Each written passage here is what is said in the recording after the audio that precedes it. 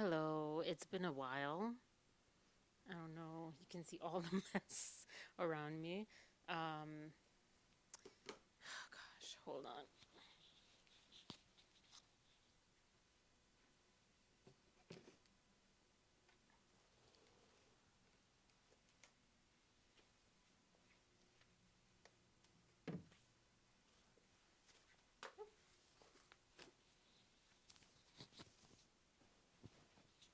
Had to remove, there were two wooden framed art pieces on the wall that Aaru is like full on going for all the time. So, can't tell how much you can see. I think this is messy, but it is what it is. Decor. Um, I decided this time around to read this lawsuit thing by myself. I'm so out of shape, or I'm overeating, and I'm so out of breath all the time in the past, I don't know, few days. I think part of that is also because I'm like more stressed, nervous, so I'm not taking full breaths as well. So I'm not a lawyer or even close to that world. I don't know how to read all of this and what to make of this. I am completely a layperson, like most of us online that are really interested in this. I had a couple of videos before talking about this. I will try to post them, but I don't know if I will. And I'll try to not emphasize I all the time that I'm saying it. So, oh gosh. I had more of an open mind before either Wayfair or Justin sued the New York Times. After that, I was a lot more on his side of things. And then I got more and more into the dialogue of what it really, all of this, what this all kind of means as a whole for the industry, for people who want to do filmmaking or are filmmakers and that whole world, and also for the public and their perception and their expectations of celebrities right now. And I feel like this is all going to be opinion except what I read directly from this file, from this lawsuit. But as an opinion, I think that a lot of us, if not all of us, like the general public is mostly fed up with PR, PR people. You know, yes, we are living with a lot of influencers and YouTubers and Instagrammers and TikTokers, and everything's curated to sell, whether yourself or products that give you money for yourself, whatever. So it is very manipulated image wise, that we live in this like consistent manipulation of image. And if you're not an influencer, also if you're just using social media as a just a regular person, don't have more than 100 followers, let's say, or you do, and you're just posting about your life with no intent of influencing, of getting money from it, etc., you still are curating an image. You're still manipulating the image that you present. Even if you're posting just negative stuff, it doesn't apply. I don't mean like you just manipulate your image just if you're presenting the positive stuff. It can be negative stuff, whatever, but it's not your whole life that goes on there, unless you are filming every single day of your every single day, every single moment of your every day. um, there's always more to everything, right? And I don't think it's useful for anyone, me speaking about this is like maybe telling, but I don't think it's useful for everything to be broadcasted. I would find it very hard to just watch someone's life 24/7 or even like check in. I think Katy Perry did something like that before one of her albums or as a result of one of her albums or something. And I actually didn't watch it at all. I think I watched a clip in some other video or something of it. Um, but I respected that art form. I respected that intention. That was really cool. I just feel like we need to live our own lives and to watch other people's lives. I think social media gives us the amount that we can, and maybe even we overdo that. Um, yeah. Before I talk about this, I also want to say that um, I was woken up to some confusing news that Matt James and Rachel Kirkconnel broke up. I'm saying it in this context with before this lawsuit and after what I just said because it goes into that dialogue or conversation or monologue or like reflective whatever og of this. I don't know so much into the conversation, but I guess I just want to add it's confusing, and it's not confusing for why many people seem to be confused because everyone's like, well, you just posted your pizza date in London together not even a whole day before you posted this. It's like, well, one, yes, things can happen that fast. If it happens that fast, it's probably not going to last as a breakup, or it wasn't a good breakup, or it wasn't a real relationship. But I think their relationship was real, but usually I feel like it's not overnight. It's not like in an hour, okay, we're broken up. That's like first boyfriend, girlfriend, high school, middle school type of stuff where you're not even like really understanding what that stuff means. You're like, oh, well, I don't feel like, I don't like him or I don't like her anymore, so I'm going to just break up. Like, it's not real a breakup and stuff. And so that's one. And two, because maybe those were in the queue. When you're doing social media, you don't actually, unless it's a story, but even stories, for the most part, are queued up. They're not live. I'm like sitting here taking the picture and posting it, even if it might look that way and it's meant to look that way. And so I think his cue was probably like, okay, this is what's, coming up. Because especially for his social media, he has it a lot more as an influencer in the terms of like everything's like a business post, whether it's food, whether it's marathon, his marathon training or running, everything is um, ultra business feel to it. Um, and so that London trip might have not happened that day that, they broke up or whatever, or it might have been.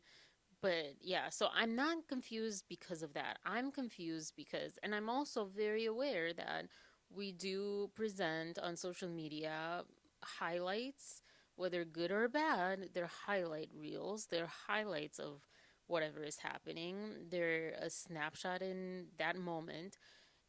And so like I'm also not confused because oh well on social media you don't see any fights or whatever. No. However, I saw the birthday post that they did for each other and I'm basing my confusion on that. Seeing out over the years, they've been together for 4 or 5 years. Over the years, seeing consistently that and also the few podcasts that they did it sounded like very real people that really love each other and that work together even though I didn't really see it, like, but not in the sense of like, oh, I knew it was, oh my gosh, Aaru, you should see her right now. But I'm too lazy to turn the camera, but she's upside down. So funny.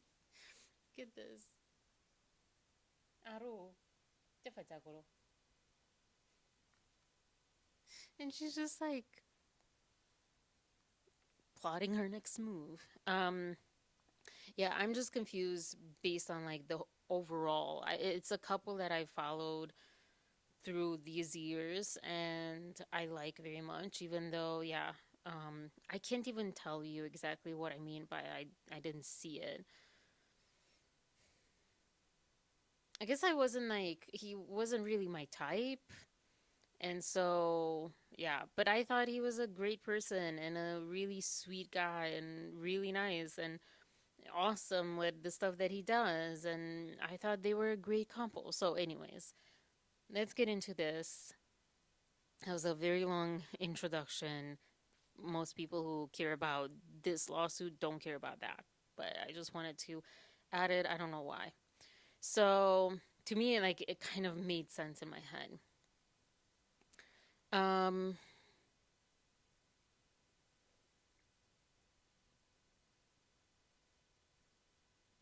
Sorry, I'm thinking like, should I? I'm gonna try to. Well, I don't know. Sit a little off center so I can put the lawsuit here. I don't know. All right. So,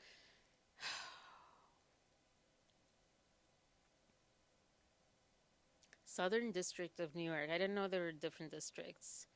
I don't. Why is that surprising to me? I don't know. Anyways, a civil action complaint. So it's not a lawsuit either. Anyways, Wayfarer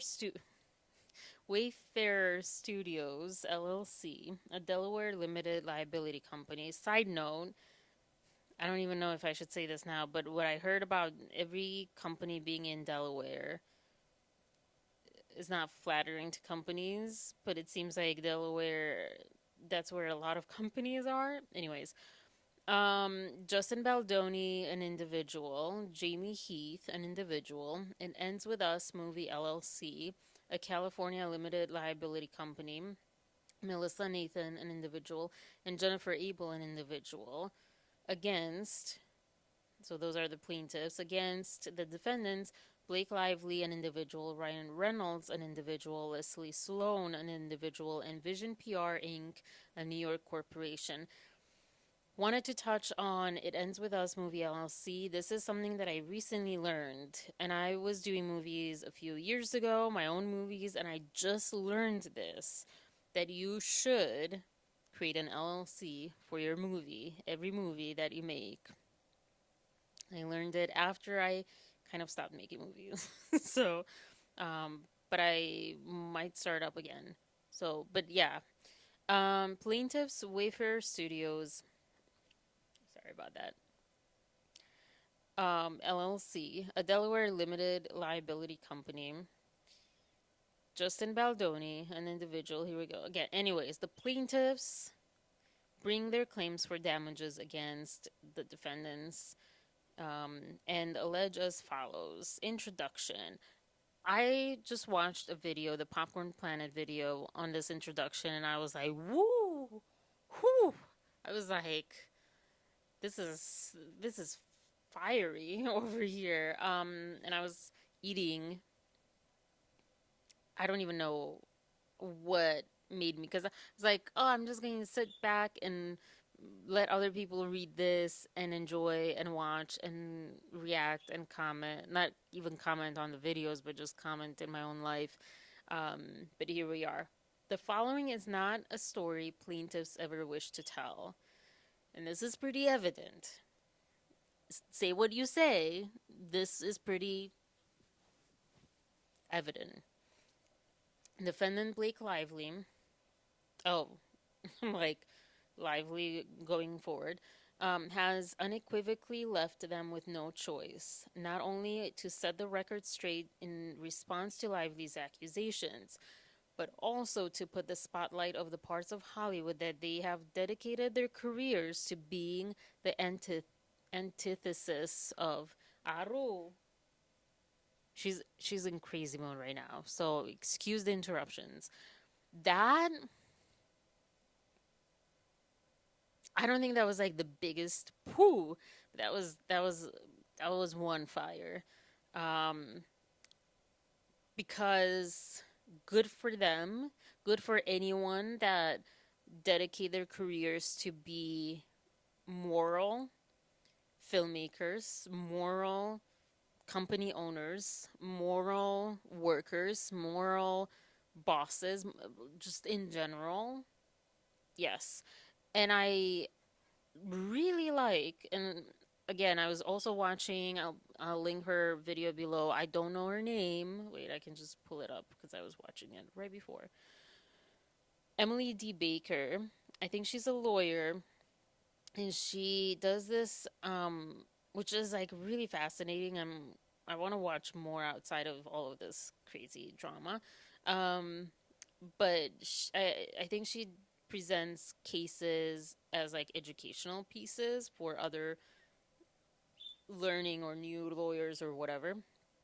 But yeah, she was saying, well, she was first of all saying that she's not going to take sides, and I can't say the same thing. I will have an opinion.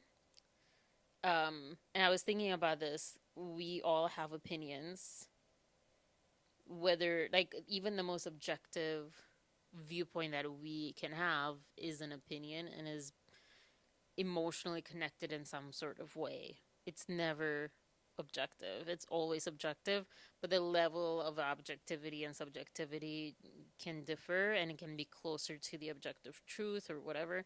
Um, I will have an opinion.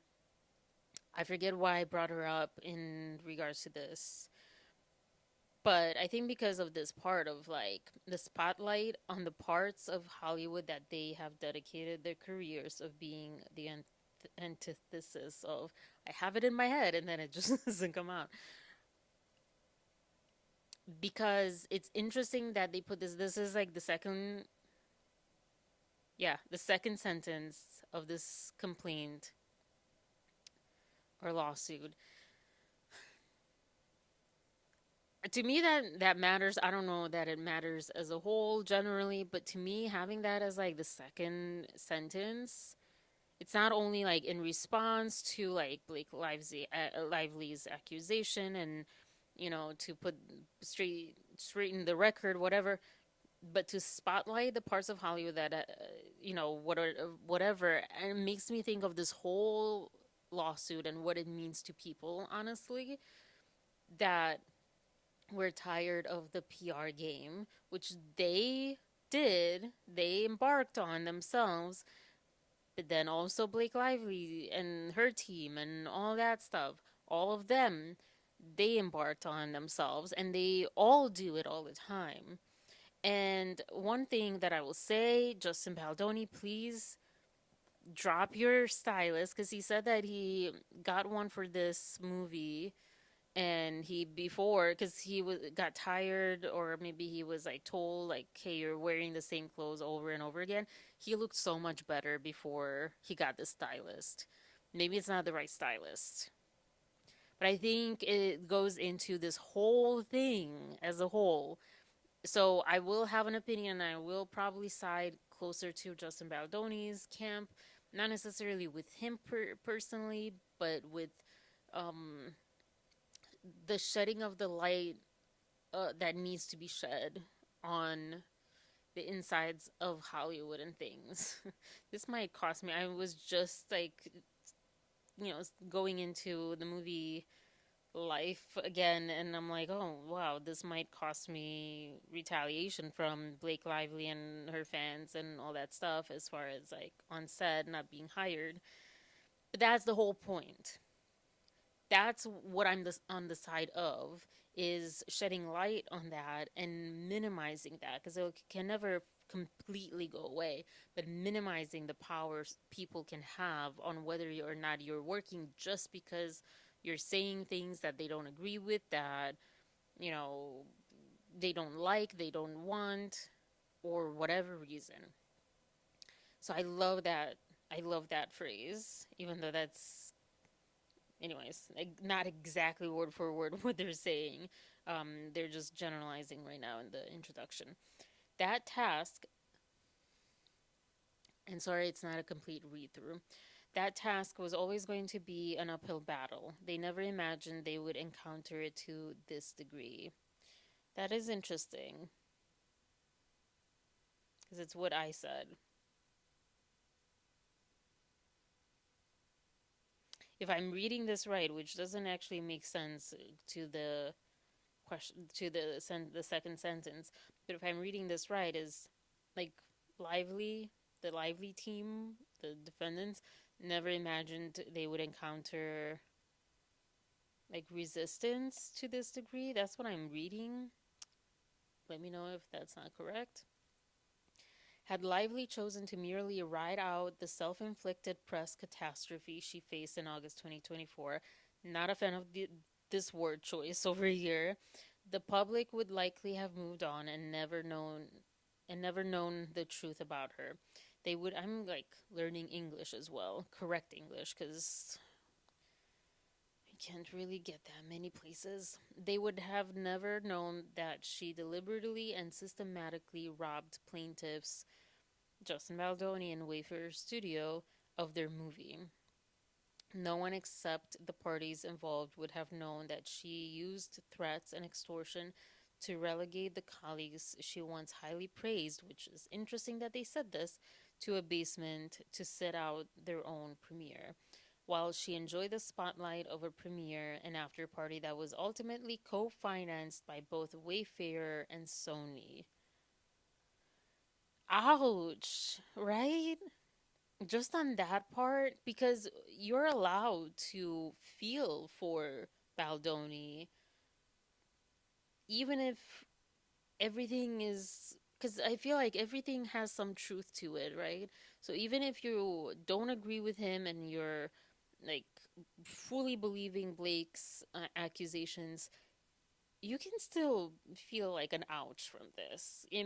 Put yourself in their shoes, his shoes, Sony, like all the people working on on this premiere and after party, putting in the money, financing. Like, imagine you're paying for a party and you're not invited.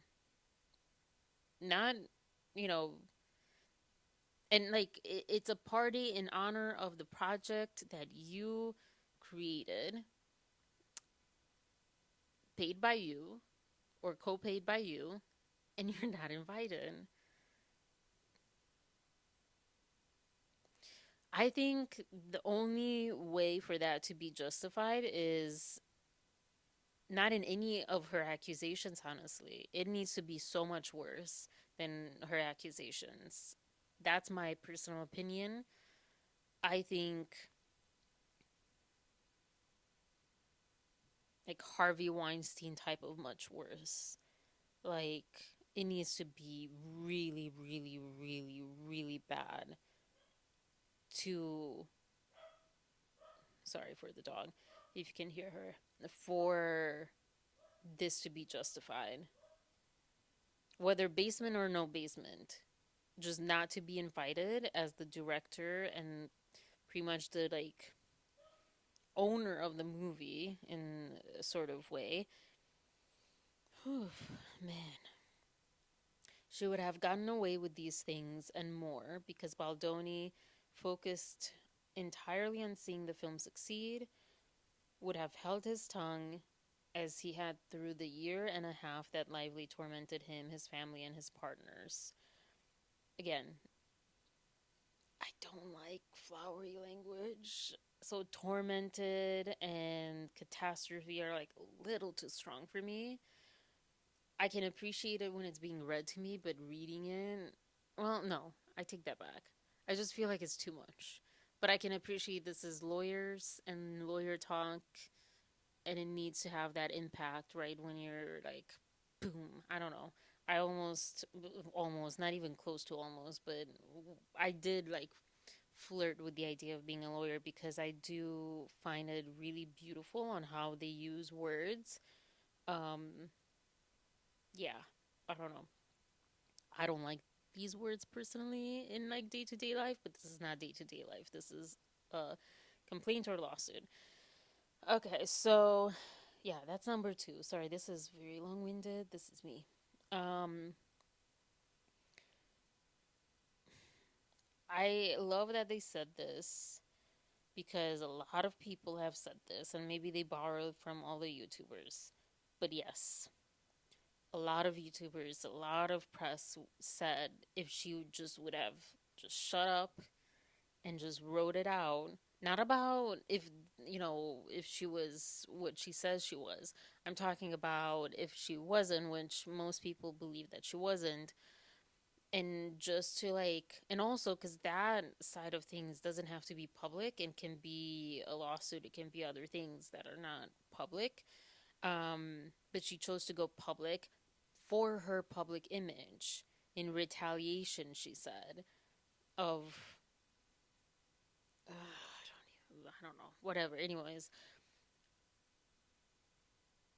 but that's kind of what it looks like right now. That she did this to regain grace with the public, to regain likability with the public, and they would have liked her again if she would have just not brought things up that she wasn't ready. I think her vision, her perception is inflated, where she didn't really understand that she didn't really have, I believe, a very strong case in public opinion or like legal. I don't know, but we'll see how that plays out. Yeah, I want to know more also about this tormented him, his family, and his partners for a year and a half. Does not sound good. Number three, only. Page number two of 179 pages. But Lively could not tolerate her publicly tainted image for even a moment, and further could not accept that it was entirely of her own making. That, for sure. I'm sorry, but that 100%, I believe, again, I'm not all seeing and all that stuff, but I fully believe that the internet just picked things up from what they were seeing and how people felt. I don't think it was a smear campaign, not initially or like overall. She needed a scapegoat. I agree with that, but that's my opinion. And rather than admit and take accountability for her own mishaps, she chose to blame, blame plaintiffs in a malicious and unforgivably public manner. When she and Ryan, when she and Reynolds could not force Baldoni and Wayfarer to read a statement she and her representatives prepared, extorting them to take accountability in defense of Lively's action. Whoa! I did not catch this when the guy was reading this. She lay in wait for months, preparing to publicly attack Baldoni by falsely claiming that he had sexually harassed her. Hold on. I just wanted to scream. Hold on. Whoa, what?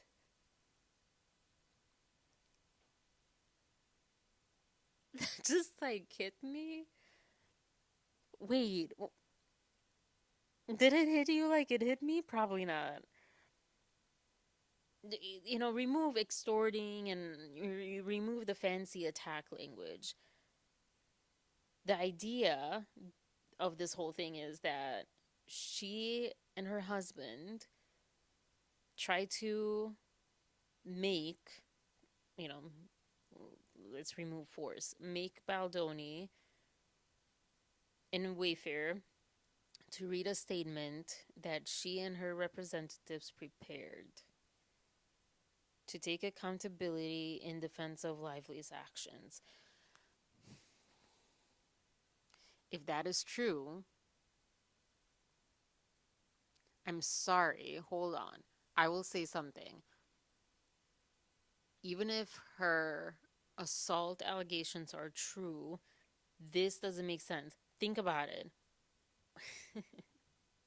What kind of person has the power to ask the person that assaulted them or harassed them or whatever All right, now we have 5 hours on the SD card, but only 20% of the battery. So I'm going to try to be fast. So to that same point, number 3, just continuing on, the same falsified stories she had calculatingly devised and used throughout the production of this film in order to take control were now being used publicly to destroy Baldoni and plaintiffs. And this is the big one that they need to prove that she calculatingly devised and used, because if they're claiming that she used this to hold over their heads throughout the whole production of the film, I mean, you need to prove that those were not real, right? Because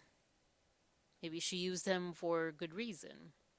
Anyways, number 4, stole store Lively stole Wayfarer's movie, hijacked Wayfarer's premiere, destroyed plaintiffs' personal and professional reputations and livelihood. That's a big one when you think about it, and aimed to drive plaintiffs out of business entirely. It further appears that Lively worked for months with the equally powerful New York Times to prepare a false and damaging narrative to deploy against plaintiffs. Another one that needs to be proven, right? That they worked for months with the New York Times. Not surprisingly, Lively prepared an administrative complaint with the Civil Rights Department in California in an attempt to use the litigation privilege to shield her behind the scenes conspiracy with the New York Times. I inserted a comma that wasn't there. In an attempt to use the litigation privilege to shield her behind the scenes conspiracy with the New York Times. But upon information and belief, that's an interesting phrase. The CRD complaint was filed only after defendants spent months feeding falsehoods to the New York Times, intending that they be disseminated to damage plaintiffs. Lively delivered. That's English. I don't know right now. Disseminated. I've heard that word before. Lively delivered the CRD complaint to plaintiffs over the Christmas holiday, and rather than promptly file a lawsuit, Lively, on information and belief, leaked the typically private CRD complaint to the public, utilizing the New York Times as conduit for her revenge.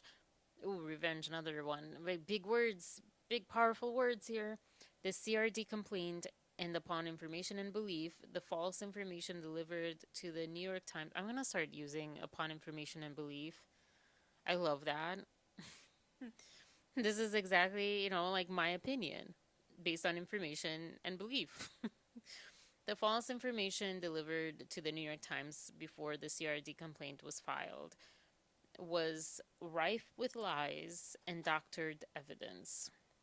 And the doctored evidence part, the emojis, that one's like, well, because they used a different type of software and they didn't extract the emojis with it. But it is kind of useful information, right? When you have emojis, a lot of emojis are used to communicate how you actually feel about what you're saying, like sarcasm mostly. Lively then waited 11 days to file suit against plaintiffs in what seemed to be a desperate move after the public questioned why she had never filed a civil lawsuit. On information and belief, man, this phrase is like just loved.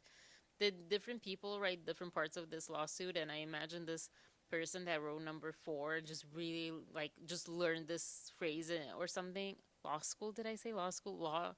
Lawsuit from law firms, and this person just really loved this from on information and belief phrase. Lively never intended to file a civil lawsuit, which would have triggered plaintiffs' right to discovery, including obtaining evidence and deposing Lively under oath. By the time Lively actually filed a lawsuit against plaintiffs, the damage to plaintiffs was done by virtue of Lively's months of colluding with the New York Times on a false, malicious narrative, unshielded by any privilege. Make no mistake, these actions were deliberate. What was the thing in here? Shoot. Yeah, Lively never intended to file a civil lawsuit is something again that has circulated through YouTube videos a lot, that I think people just, well, she would have filed the lawsuit directly, or she wouldn't have leaked the complaint before the lawsuit. She would have filed a complaint and then just jumped on the lawsuit. Um, but yeah, that people, a lot of people have speculated she never intended it to actually go into legalities like that, this far into lawsuit legalities. Well, we're there now. Number five. What was that? Number five? Number five. Plaintiffs now have no choice but to fight back armed only with the truth, and the mountain of concrete evidence is proving Lively's allegations. Blah, blah, blah, blah. I mean, what lawyer wouldn't say this, right? Heartbreakingly, a film that Baldoni envisioned years ago would honor the survivors of domestic violence by telling their story, with the lofty goal of making a positive impact in the world, has now been overshadowed beyond recognition solely as a result of Lively's actions and cruelty. Oof, another big word, cruelty. But yeah, I mean, this is true. I believe this is true. If she intended for her edit to come out because she wanted more of a Hollywood movie than the movies that he's typically done, that's, the initial one, and then everything else following up after that. Number six, Lively wields immense power as one of the world's best known celebrities. In 2024, she used that power to seize control of the film It Ends With Us, further known, or what's that phrase? From henceforth known as the film, produced and co-financed by plaintiff Wayfair and directed by Baldoni, who also portrayed the lead, Ryle. She set out to destroy plaintiffs' livelihoods and businesses if they did not bend to her incessant demands. And when they refused to give way, she did exactly that, accusing them of foul and reprehensible sexual misconduct. Wayfair was blindsided when Lively, upon the conclusion of the industry strikes, refused to return to production, absent the companies agreeing to her non negotiable protections for return to production. The return to production demands, known henceforth forward, that insinuated misconduct had occurred during filming. Wait, I read that. I lost you, I'm sure. Refused to return to productions absent the companies agreeing to her non negotiable these things that insinuated misconduct had occurred during filming, which, as evidence will establish, did not. Wayfair was equally blindsided when Lively leveraged this document, essentially signed under duress, to seize control of the film, ultimately getting her own cut of the film and a coveted PGA mark, and at her command, ousting Baldoni from all marketing and promotional efforts with many of the cast members and the author, all of whom he, until then, had long standing positive relationships with, which also is something, right? I mean, if that is true, again, and someone, I just saw a video, Colleen Hoover and him were, they were saying best friends. I'm sure they were not best friends. But they were very friendly. They knew each other. She trusted him and trusted him with her book that is based on her sister, or no, her mom. Um, and all this stuff. So like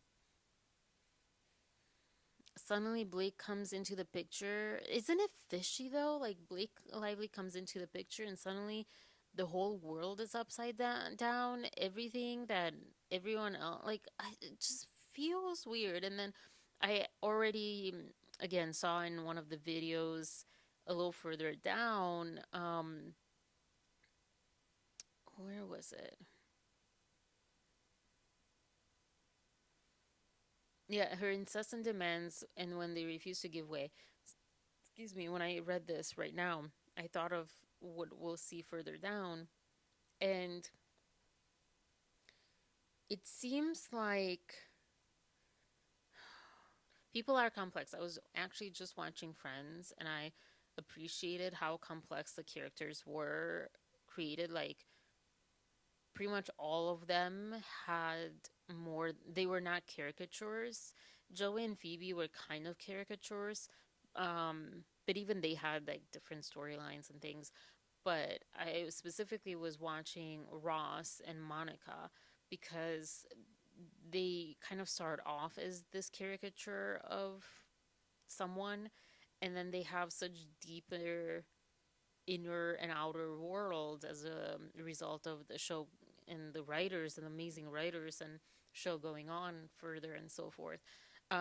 So she can be weak and strong at the same time is what comes to mind with this, because further down she refers to Taylor Swift and Ryan Reynolds as her dragons, and basically painting herself out to be this helpless damsel in distress, and kind of like dumb in a way, people might say.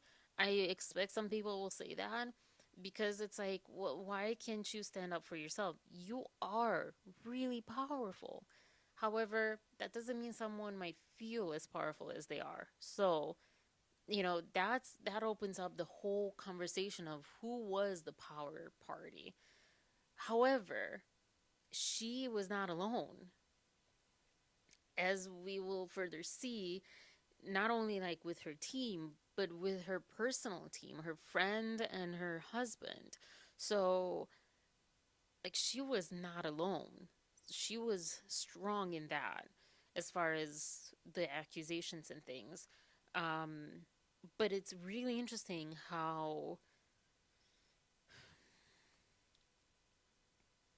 it almost gives, again, with such limited knowledge, what we're on page 4, okay. um, it almost, oh, and the other knowledge that I have from further down this document, it almost gives an impression of her um,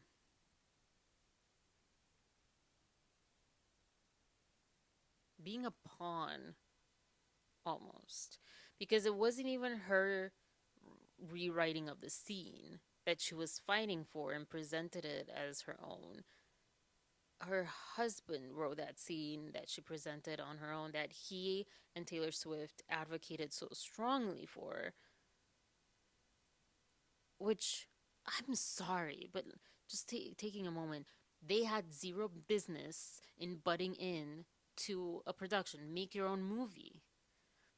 None of them had any business making this movie their own. Not Blake, but she was the closest because at least she was an actress on this movie. Not her husband, not her best friend. I don't care who they are as people. And that's like my personal kind of bone in the game. That is not, that is not an analogy.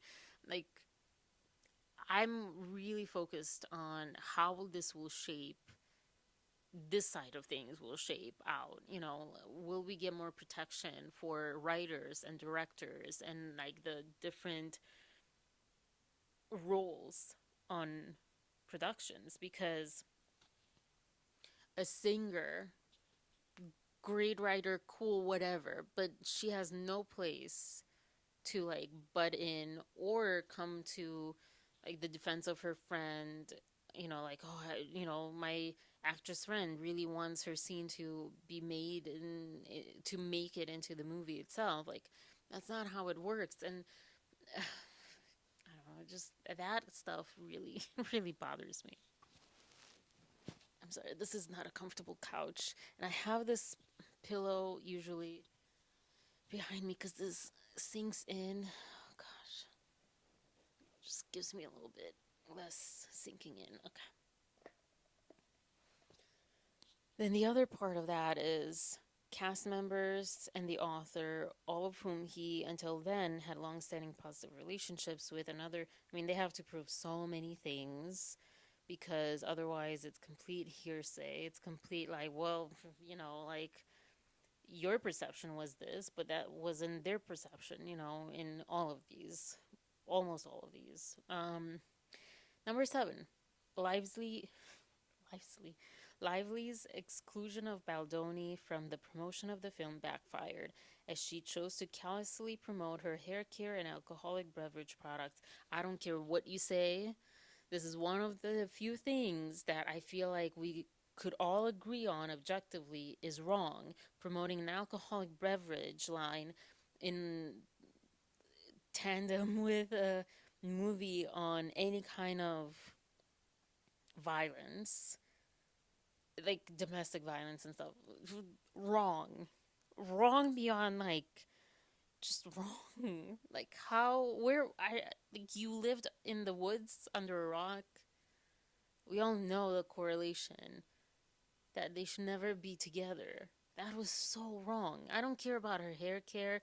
Every celebrity does that, whatever. I mean, it's not in the best taste with such a topic, but that probably wouldn't have been a huge one. Alcoholic beverage? Mm-mm. Rather, so promoting these rather than bring attention to survivors of domestic violence, the entire premise of the film. Not for her, but anyways, she she her idea of the film was not about that.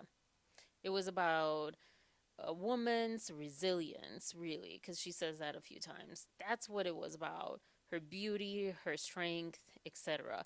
It was not about survivors.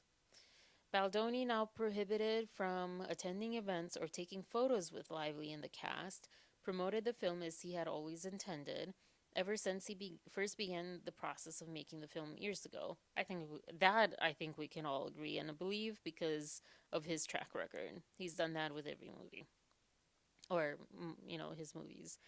When Lively faced significant public backlash from what was often referred to as her tone deaf and insensitive press tour for the film, she doubled down on her false and misleading accusations against Baldoni.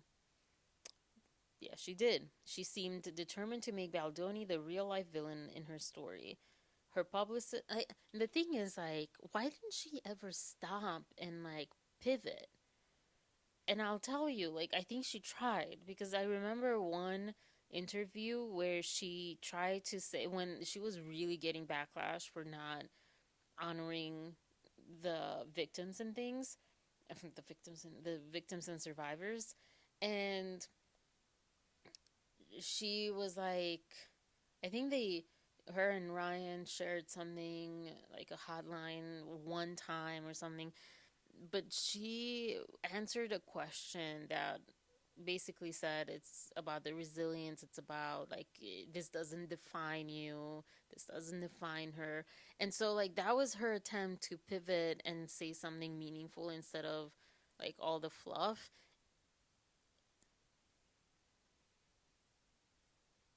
So her tone deaf, insensitive press tour like approach pivoted to another type of tone deafness. Her publicist, Leslie Sloan, went so far as to propagate malicious stories portraying Baldoni as a sexual predator. I'm so excited for the evidence. A term like, not excited. This is actually really sad, but I'm excited to see, like, I'm really curious, and I am very still quite cautious about all of this. Like, I need to see the evidence. That's what I meant by excited for the evidence. Like, they better come through with the evidence because these are like strong allegations themselves. Um, Ooh, yeah, sorry, cut that short. Her publicist, Leslie Sloan, went so far as to propagate malicious stories portraying Baldoni as a sexual predator, a term Lively's husband Ryan Reynolds also used to describe Baldoni when he called Baldoni's own agent. Oh, if Baldoni isn't that, can you imagine? That's what I'm like, ewing at, because I don't believe he is. Maybe we'll be proven wrong in that case. Us people who believe that he's not, that Baldoni is not. Um, but for now, like, just imagine if you're not and if he's not, and to go that far. Oof. And the other big reason why people don't believe that he is, or that even they believe that he is the mocking, that nice bull mocking situation. Modern society justly reviles sexual harassers and abusers, and Lively knew full well that making those allegations revile. What is that word? That making those allegations would be a career death sentence for plaintiffs, especially given that Baldoni has lived his private and public life as an impassioned advocate for gender equality and healthy masculinity. That was his everything. Not just, I love that they said, like, his private and public life. I need to look that up, though, that word, the revile or whatever. Let's see. Define revile. Also, it would be great to know how to pronounce it. Reveal. Oh, you're letting me down, Sony. Come on, you're better than that. Criticize in an abusive or angrily insulting manner. He was now reviled by the party. Revile. Revile. I don't know, whatever, old French. But yeah, I still don't really know how to pronounce it because I never learned the pronunciation guide. Okay.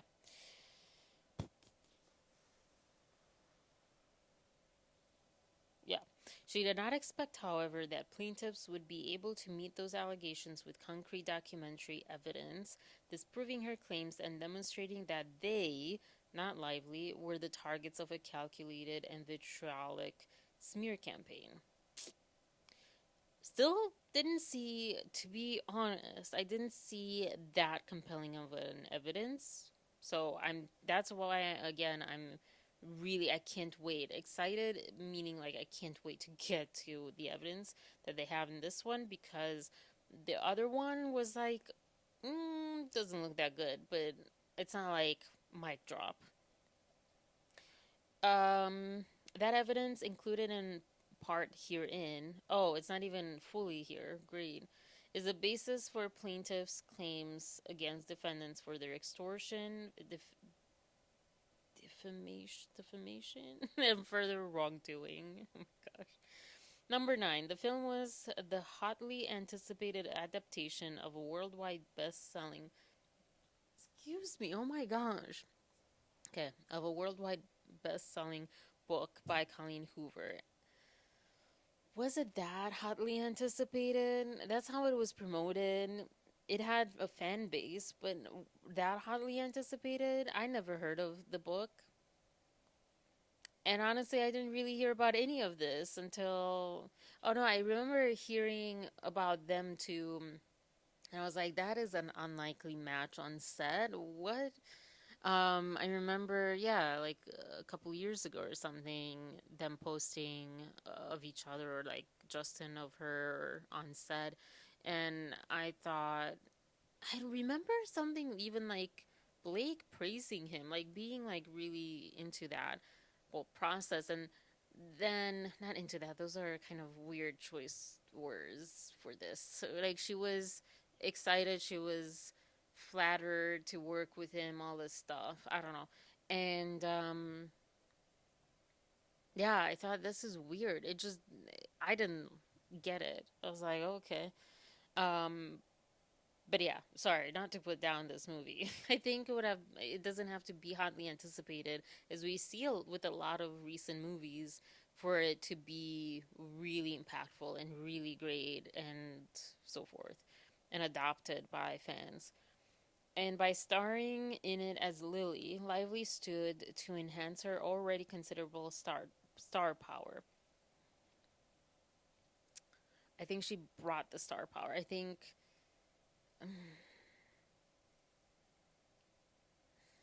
she kind of ruined the film, honestly. I think a lot of people actually have said this, and I didn't really understand why they said this until now, because I'm like, well, but she's so, like, yeah, she has star power. She's so known, and she, I believe, is a good actress, at least like emotionally. She can display emotions really well that kind of are required of this movie as far as like crying and sensitivity. So that's why I thought, oh, this is a pretty good choice. But a lot of people didn't like that choice from the beginning, the people that were fans of the book. So, and now I kind of understand before this whole lawsuit and everything. But she was not content merely to headline one of the year's biggest movies. Instead, this bothers me because I don't think this movie would have been as big without this, which makes you also think of like how messed up that is. But, anyways, instead, apparently driven by overweening ambition and a need for control, Lively eventually leveraged her power as a wealthy celebrity to wrestle the reins from her co star and the film's director, Baldoni, insisting on total control over every aspect of the film she could get her hands on. From wardrobe to marketing strategy to music, even creating her own cut of the film.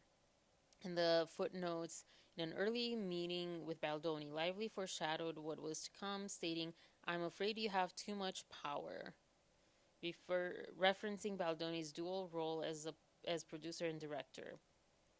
How many people do that, though? The statement made an early impact on Baldoni, who felt compelled to reassure her the relationship would be collaborative and went above and beyond to make it so. I mean, he went above and beyond because no director owes any star of the movie anything, technically. This was not an invitation to sideline him and his producing partners. I'm afraid you have too much power. That is such a messed up thing to say to a director. I think she came in and just saw him as like, you know, that she was above him because, and I wanted to actually say this. Paul Feig, I think, is the director for the Martini movie because that's how it was like promoted. An Affair to Remember? No, that is not at all that movie. Oh, gosh. I don't know. Her movie with Anna Kendrick. And he started stating that like there was nothing unsaid. Blake was super lovely, super professional. But also, Paul Feig is older and I think is like a bigger, director. And people who like control know when to take over that control and when to not take over that control. They know when someone's like too powerful to like overtake and when someone's not powerful enough or seemingly not powerful enough. Um and so that's a big one where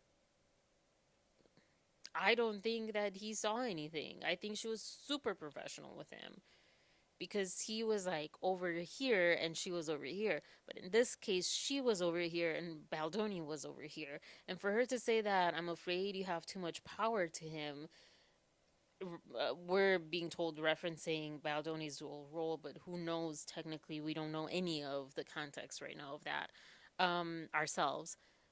But for her to state that is really icky. Just already feels undermining, right? Again, we have to keep the perspective that she's just an actress, no matter what you think about women and um,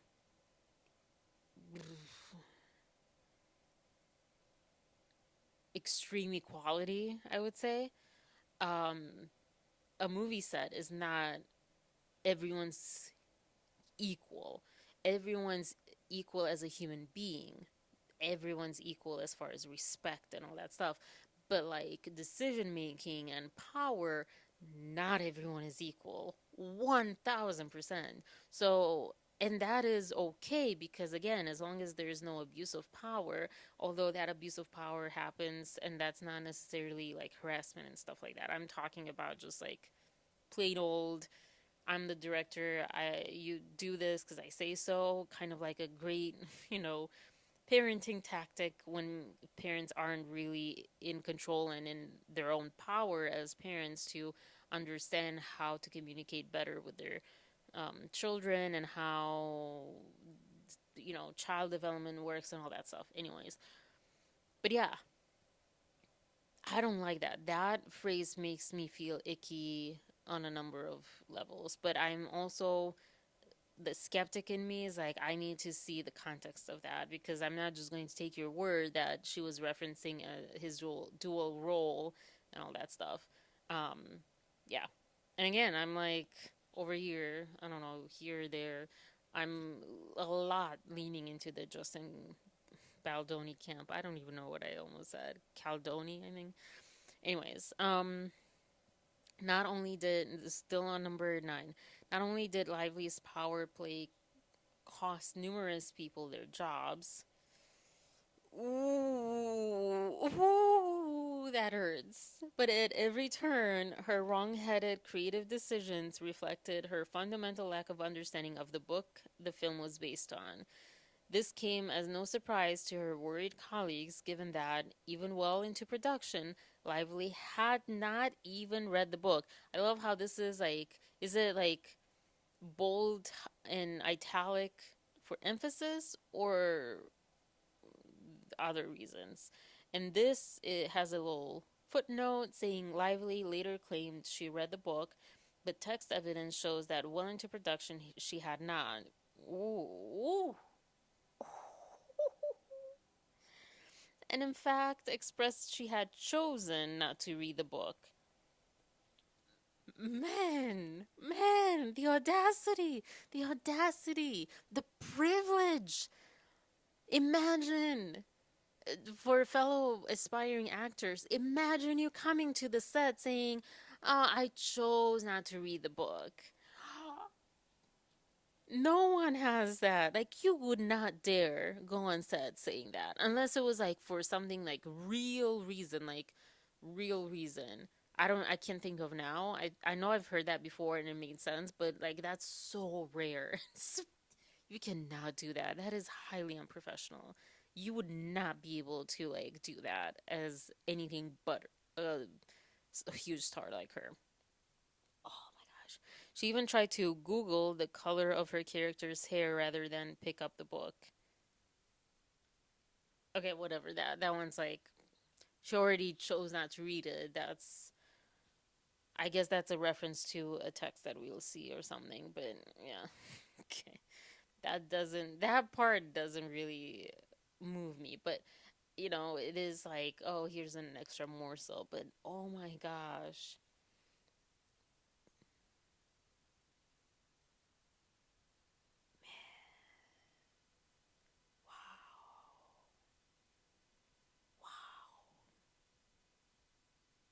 Wow. Cuz this is a heavy movie.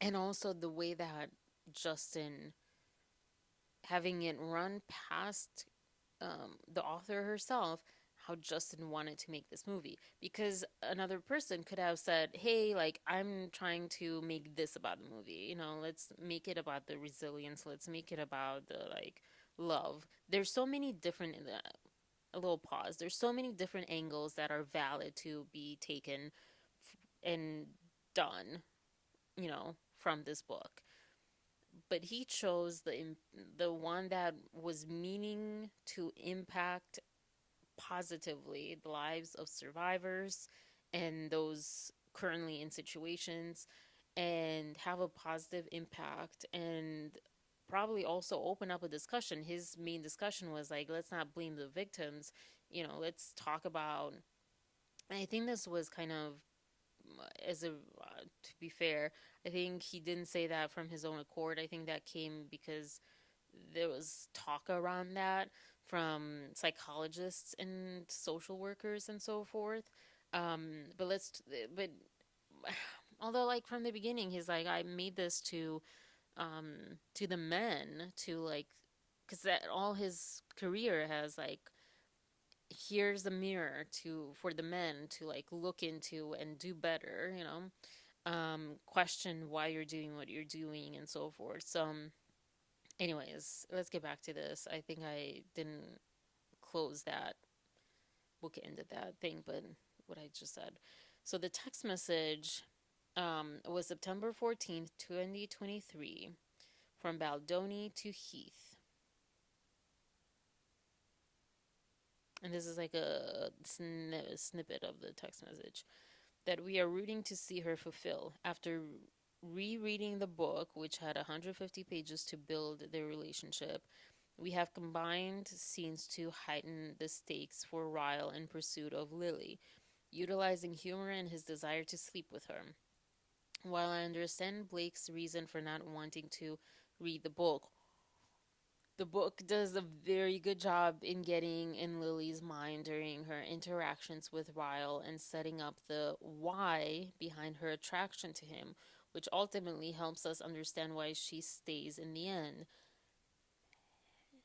Again, my skeptic, my open mind is like, hey, we didn't see it from her.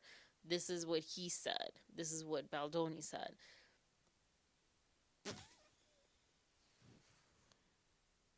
But if that's true, which I feel like it's a fair assumption to assume that it's true, that he didn't just say that out of thin air, right?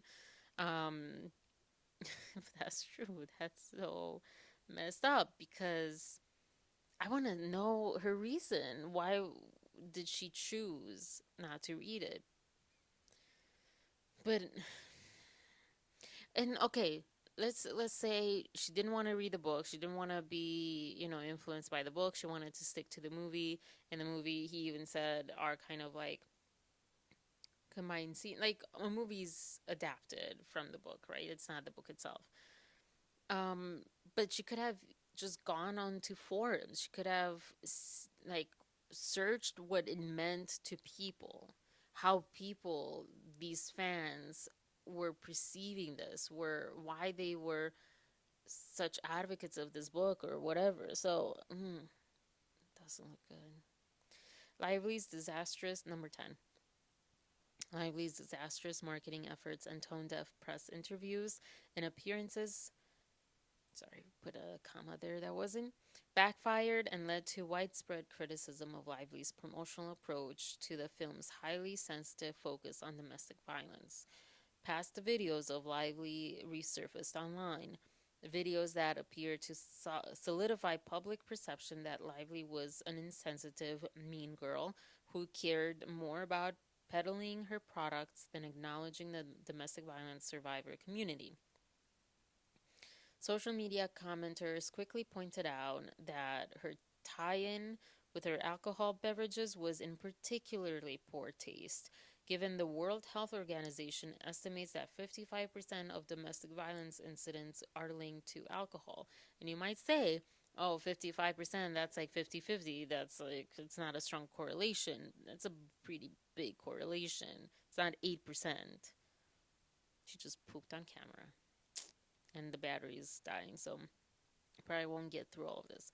Unbelievably, Lively made this harmful and irresponsible message worse by naming a drink at her premiere after party, Ryle You Wait, after the character who committed domestic violence in the film.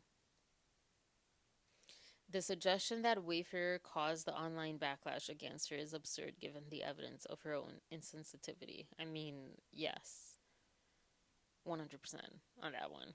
That one's pretty solid, objective truth, kind of. Sadly, this backlash could have been avoided had she not refused to meet with the film's domestic violence partner organization nomore.org, as Baldoni had offered. What I said about going to the forums, community, whatever, this even more so. This is not even like being influenced by readers of the book, but this is just the message of the movie. It's like doing your homework for your character for the movie. Even a brief visit on their website or a simple online search would have readily uncovered this and other information on the topic of domestic violence.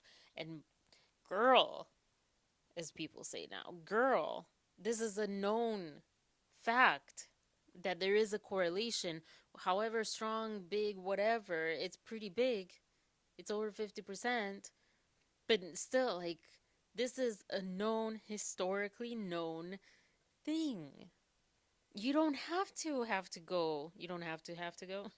to nomore.org, and you don't have to go uh, searching on Google or their website or whatever to like understand the correlation. You should know this. Mm. However, like, and I think she's my age or a little younger. She looks older. Maybe she's older a little bit. Maybe it's that because I know so many people joke about alcoholism right now, and they are displaying classic behaviors of that. Everyone talking about like, oh, I had such a long day, need to grab a drink, or you know, Netflix and chill wine parties or whatever. Like when I gone on BFF, Bumble BFF, like a lot of women are looking for like wine and chill or whatever, or wine and Netflix or whatever they call it.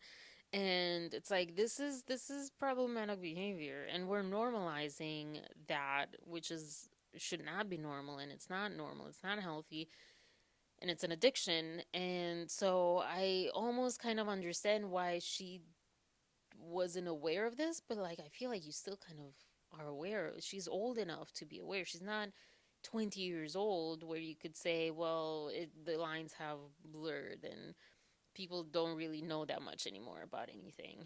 She's old enough to know, to have known this, period. She either chose to ignore it or is just so far up in her privilege cloud nine kind of world that she didn't pay attention to that at best. Number 12. Meanwhile, Baldoni, whom Lively herself had ensured was excluded from participating in her marketing efforts, was safeguarded from this backlash as he focused on amplifying the voices of those affected by domestic violence, as originally intended when he reached out to author Colleen Hoover 5 years earlier, and documented by his partnership with nomore.org dating back to 2022. Baldoni's sincere efforts were all well received, even more so in contrast with Lively's campaign to downplay the premiere of the film and sell hair care and alcohol products. Lively, enraged that her plans were foiled and armed with proof of alleged SH, as people call it, in the form of a 17 I have said the words themselves because I'm literally reading from this document, and I don't know what it means when you're saying these words because I hear some YouTubers say them, some don't. I don't know. I'm not trying to do anything, bad. I'm just literally reading, and I believe most of us are adults, but I guess not everyone is an adult. Some children are allowed to watch YouTube, so I guess that's another big thing. But this is made for adult content, like, 18 years or older. Like, so I think we're adult enough and mature enough to be able to welcome back, or for me, welcome back, because this will be a full video for you, a continuous one for you. But for me, it's oh, I always wanted to do this, to be able to do this, and now this is probably even better. Oh, gosh. All right. But yeah, this for you will be a full video. For me, it's the next day. But I'm I'm wearing the same things, kind of. Different pants, same sweatshirt. Yeah. Anyways, so I believe we left off at number 12. So I'm going to, yeah, I'm going to resume from there. If this was a reread, sorry. Okay, so meanwhile, Baldoni, whom Lively herself had ensured was excluded from participating in her marketing efforts, Interesting. I think I caught this the first time, but that they said her marketing efforts when she claimed it was Sony's marketing efforts um, was where am I?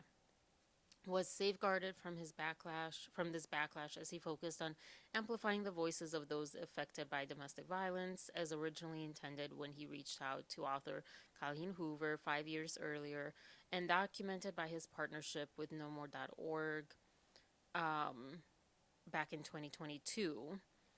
Baldoni's sincere efforts oh my gosh, were well received, even more so in contrast with Lively's campaign to downplay the premise of the film and sell hair care and alcohol products.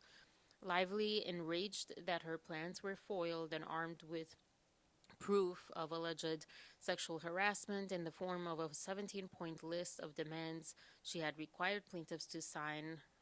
I think that was actually even more. Anyways, just months earlier, focused her rage on Baldoni, blaming him for the consequences of her own missteps. Number 13. Meanwhile, Stephanie Jones, founder of Jones Works LLC, which, when I heard this, sounded like an awful name. You're a PR company, and that's the name you came up with? This is independent of this whole lawsuit situation. It's an awful name. Okay. Wayfarers and Baldoni's erstwhile PR firm. Erstwhile? Where did they pull that one from? Erstwhile PR firm was embroiled in a personal and professional crisis. Her increasingly erratic behavior. Ooh. I don't like how. I don't like that part. Some of these words. Oh, goodness. Her increasingly erratic behavior had driven away. Like, I don't like how they phrased it. Had driven away not only high profile clients, but also her right hand woman, plaintiff Jennifer Abel, who oversaw the Jones Works Los Angeles office. I mean, again, what else would they say? Because there was a breach of contract, I believe, and stuff. So, you know, Jones's behavior grew more and more bizarre as she lashed out at loyal clients like Wayfarer in rage-filled rants and veered away from professional experience and strategy when making critical decisions affecting Jonesworks clients. That's also a big claim. I say that a lot, I feel like, in this. After a final outburst against Wayfarer, in which she outright refused to comply with their direct instructions, Way- hmm, Wayfarer had no choice but to cut ties with Jones and Jones Works rather than leave their public image in the hands of what appeared to be an out of control Jones, whose actions were not aligned with Wayfarer and Baldoni's worldview and wishes. That's fair. Jones was filled with impotent rage at Wayfarer and at Abel, who a month before had announced her decision to leave Jones Works to form her own company. Jones saw an opportunity for revenge. She took it. And the little knowledge that I have is that this wasn't the first person to do this to Stephanie Jones. Or was it just the firing? That people are often fired with like police guards or whatever. I actually saw that or heard about it at American Greetings. It's like, okay, necessary. I don't know. Sometimes I remember my first, my first job, my first like real job. I'm not gonna name the place, but I was doing accounting part time, and I had a wireless mouse because I kind of always had something with wires, but not a huge thing, but why not? Anyways, I had a wireless mouse. This came like months into it, I think. And I had plugged it in and it looked like a USB, But I also never took it out. The USB stayed there overnight, stayed there the whole time. And the controller or like her boss was like freaking out because he passed this, I guess, and thought I was like stealing information. And if I would tell you the company, or it's not even a company, I guess, but if I would tell you the workplace name and what they did, you would be like, what would I be stealing? I just got out of school for accounting. I didn't even really want to do accounting. I don't think they knew that, but what in the world would I be stealing? I kept thinking, like, wow, they're so full of themselves. They think they're so important. No one cares about you. I for sure don't care about you and your company and anything. Like, just relax. And this is kind of what that feels like. People who are either like go getters, they feel like they need to prove themselves, they feel like they need to have high status, and or like they came into that.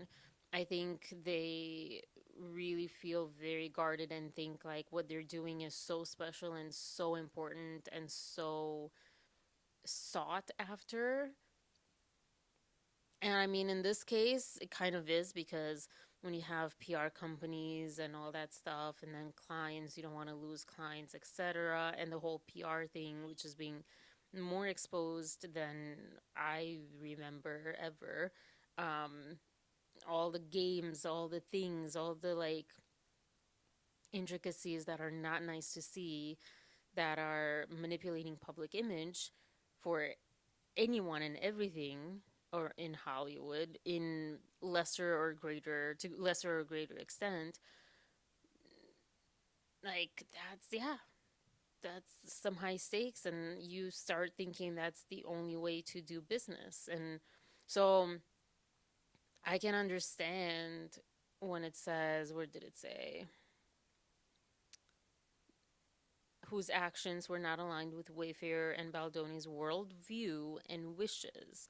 And yeah, like, I think, okay, you can play somewhat dirty, but you can have your own limits. And I don't think PR companies have limits, especially, I think, from what I hear, Jones Works and Stephanie Jones, like, doesn't seem to have those same boundaries. And, in a way, good for her, because a lot of actors, actresses, etc., they want that. They don't want someone, they want themselves to be moral and go to bed like, okay, I did a moral thing. I didn't do anything immoral. I can go to sleep. I can, be at peace, because they outsource that to these people, you know? And so they want someone who isn't necessarily that moral, or who is like very vicious or whatever. So that's what I'm getting. I want to reiterate, this is not necessarily the only facts I'm reading are that I'm actually reading from this specific case, and or whatever, and the only fact is that these are the exact words from this case. Other than that, is it's all my impression, my interpretation, my opinion, or even just like food for thought, even like devil's advocate kind of stuff. So just wanted to reiterate that. Just brainstorming or whatever. My mind's working. Um, okay.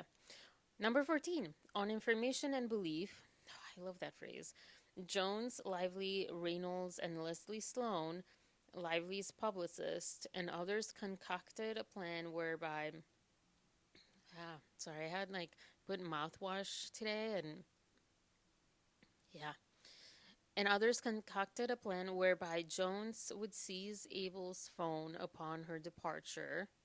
Number 3 in a second.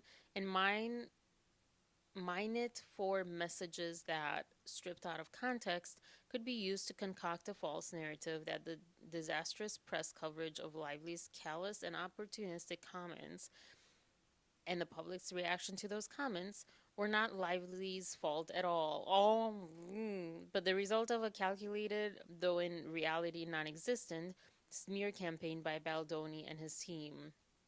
I mean, for her to have the audacity to say this was a smear campaign, like, okay, let's say there was a smear campaign, but for her to say that the words that she chose in interviews, the way that she conducted herself in interviews, even the way that she was sitting, and I have a huge problem with this because, okay, that's how you want to sit in like casual movies, cool, but this, you were there to show respect to victims and survivors of some really nasty things.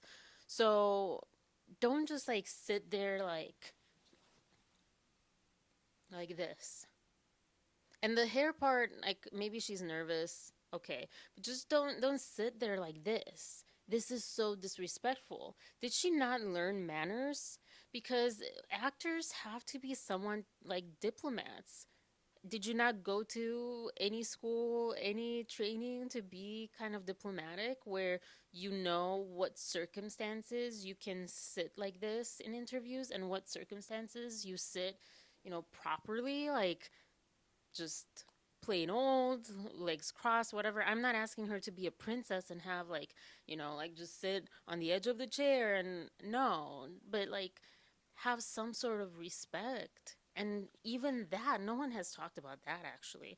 But even that, like, sorry, that alone was so disrespectful in the way that she was answering. She was just too casual and too just disrespectful. She was just so disrespectful. Um, sorry, got out of that. But yeah, like her comments were like no one put words in her mouth. Even if, let's say, Wayfair, Baldoni, Sony, whoever set her up to fail, saying, hey, this is how we want to market florals and all that stuff. Okay, you did that. Cool. People would have forgiven her for that first thing. Like, okay, it was a marketing strategy that she was an employer there, so she had to carry out that way. But then once that started and the feedback, I'm pretty sure that Sony, Wayfair, whoever was signaling to her, let's say that this was the case, signaling to her, hey, this is the marketing strategy, they are supposed to check, like, oh, we're not receiving good feedback, change, pivot, change of course, and say something else, address victims, address survivors, address like resources for these people, address the heavy matter. I recently saw her talk about when she played this blind girl that got her sight back. It was the title. Sorry about that.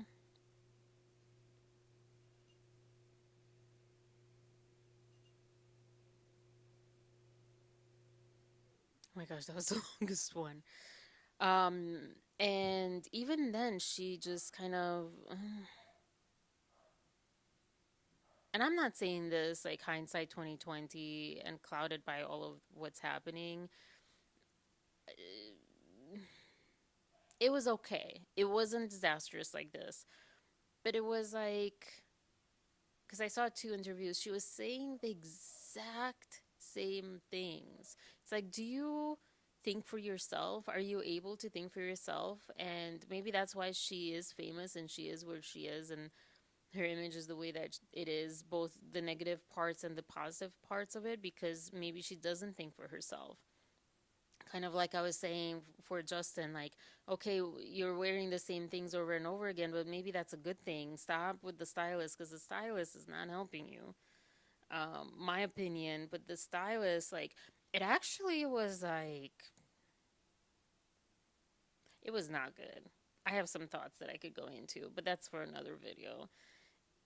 It was a little bit, I'll just say that to me, the style choices that he was like he had put on him were, for the premiere especially, were kind of contradictory almost to his message, but more aligned with his character. I don't know. And maybe that was the point, but this again was just such a missed opportunity from everyone, honestly. It was just like he tried his best to kind of keep it on track with the message, but like it was just a mess. Okay. But we can all agree that no one put words in her mouth. She's not a puppet, at least that much. She is an adult, she's a mother, so she is an autonomous human being that can make her own decisions and her own choices and can speak up about things. And at least we should have seen a little bit of change to that. Maybe she didn't have that much power, let's say, which is crazy to think about because she has a lot of power. Um, but maybe she didn't, let's say that. Like, we would have seen some sort of empathy that we didn't see. Anyways, um, still on number 14. On information and belief, Jones, I hate English, like possessive, when you're making a possessive word, or usually it's a name that ends in S, is so difficult. Okay. Jones's role in this scheme accounts for her conspicuous absence from Lively's retelling of events. Yeah, they said that, so I'm really curious to get to that part. Plaintiffs are informed and believe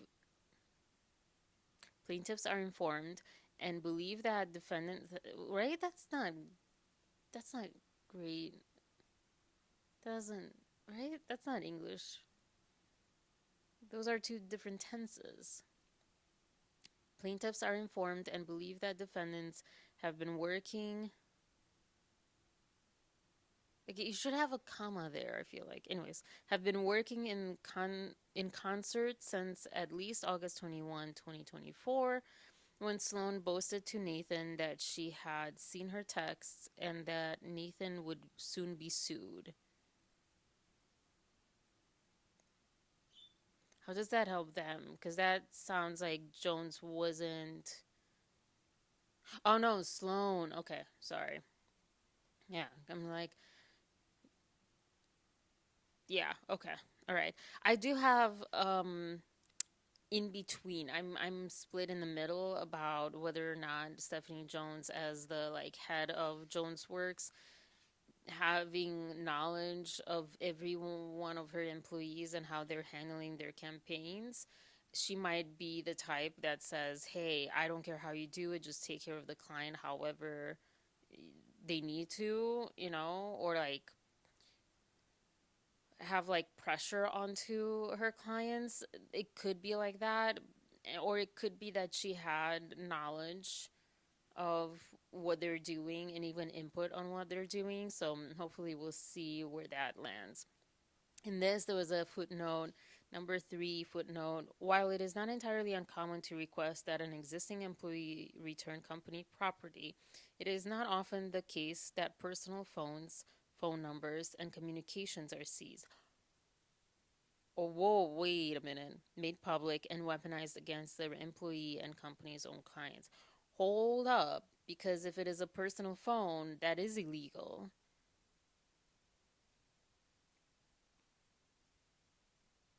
Oh, I cannot wait to get through. We are only on page 8. I told Nelson yesterday that I was on page 10. I lied. That really was wishful thinking. Number 15.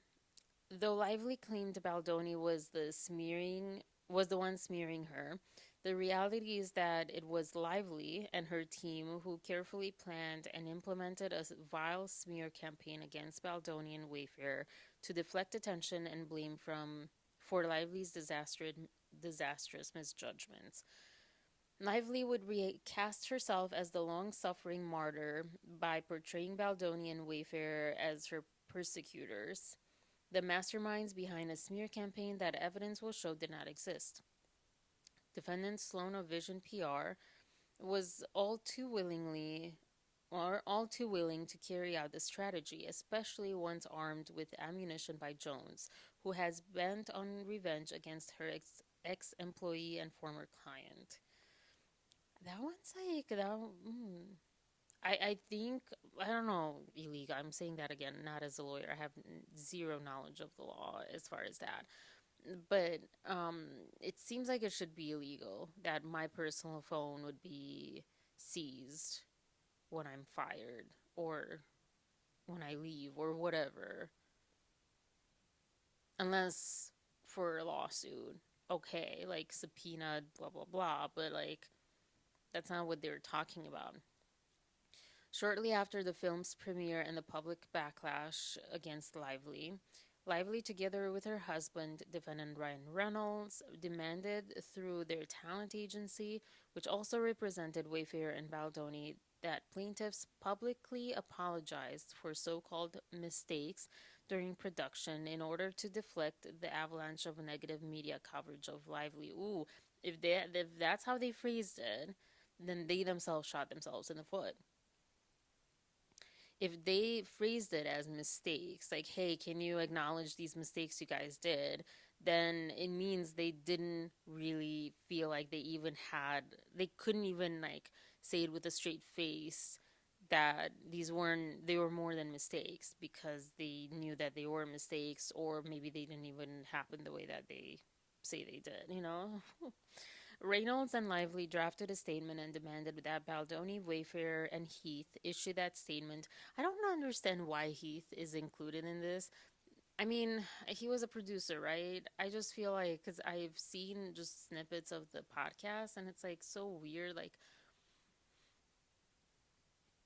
and also when I think of like a set, I feel like, why was he so there? But that's not even a point that I've heard about. Um, because I guess, yeah, he was a producer and that's what happens. But yeah, I'm like, why is he roped into all of this? It sounded like he really roped himself into it. He reminds me, just from the podcast, he reminds me so much of one of my previous bosses that just I always felt like had some anxiety issues the way that he was talking, and I don't know, he was worrying a lot about a lot of things all the time. So I think he had a lot of anxiety or anxious attachment, even, or something. But that's what Jamie Heath reminds me of. They also kind of look quite similar, too. Maybe that's why. Okay. So Reynolds and Lively drafted a statement that demanded that Baldoni, Wayfair, and Heath issue that statement, requiring them to apologize to the public and fall on their sword, despite having done nothing wrong, or else the gloves would come off. So I'm guessing the quotes is things that are quoted from the texts and communications. Multiple WME executives acknowledged that, in their experience, Lively and Reynolds' threats were not to be taken lightly. Though admitting to false, vague, and unspecified mistakes would be tantamount to, oh, I like that word. Well, I hate it because it's hard to pronounce, but I like it because you don't hear it often. To admitting to career ending misconduct. Yeah, Baldoni, Wayfair, and Heath refused to apologize. Also, if WME basically advised Baldoni and Heath and Wayfair, which is them pretty much, um, they had said, hey, Lively and Reynolds, they don't joke around. Like, you better not take this lightly. But also know that you're basically ending your career if you do this. So if they're advising them, why did they drop them? Cowardly? If this is all kind of true, and if this side of things is like more on the true side, WME basically is like super coward kind of thing, right? Like, yeah, just be scared of Lively and Reynolds. Or like maybe they also could be seen as like,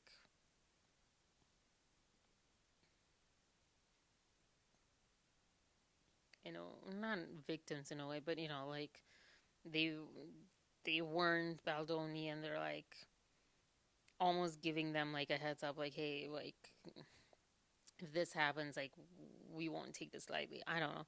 Anyways, Baldoni, Wayfarer, and Heath refused to apologize for sins. Another, come on with these words.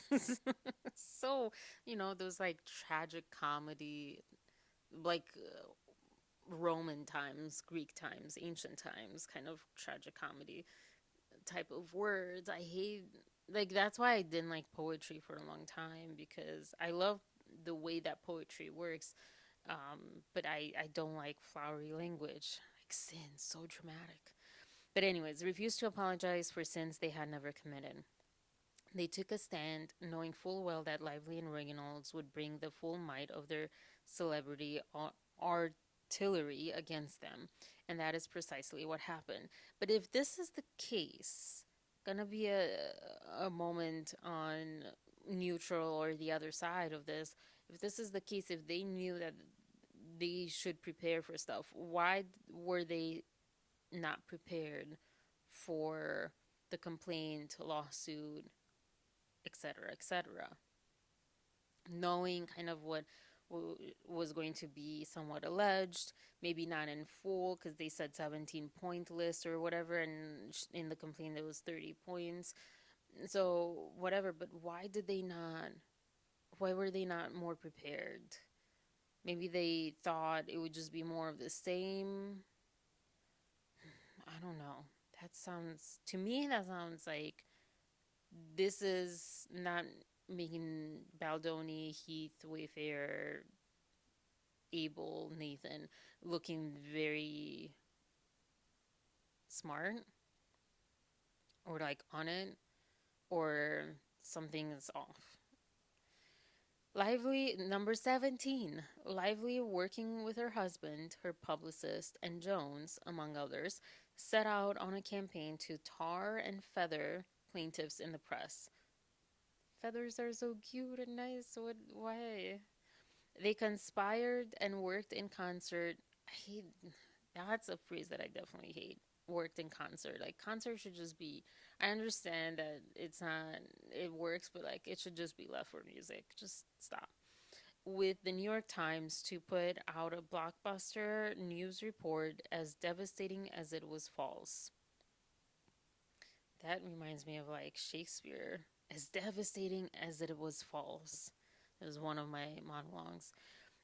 Well, I mean, not exactly those things, but as blank as it was or is blank. They advanced a fabricated narrative in the press that plaintiffs had sexually harassed Lively, then embarked on a calculated and malicious smear campaign to destroy her reputation as retaliation for daring to complain about the harassment.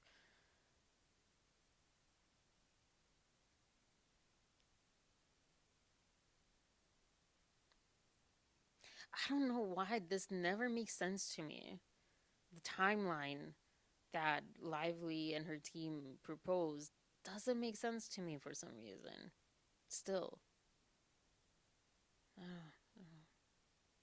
Oh, the parakeet upstairs is like super lively and Aaru's sleeping.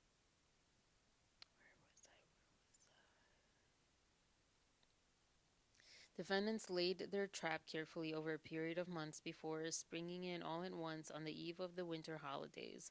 Just as plainly, they knew full well that their claims were entirely baseless because their own wrongfully obtained evidence proved that neither the alleged sexual harassment nor the accompanying smear campaign against Lively ever existed.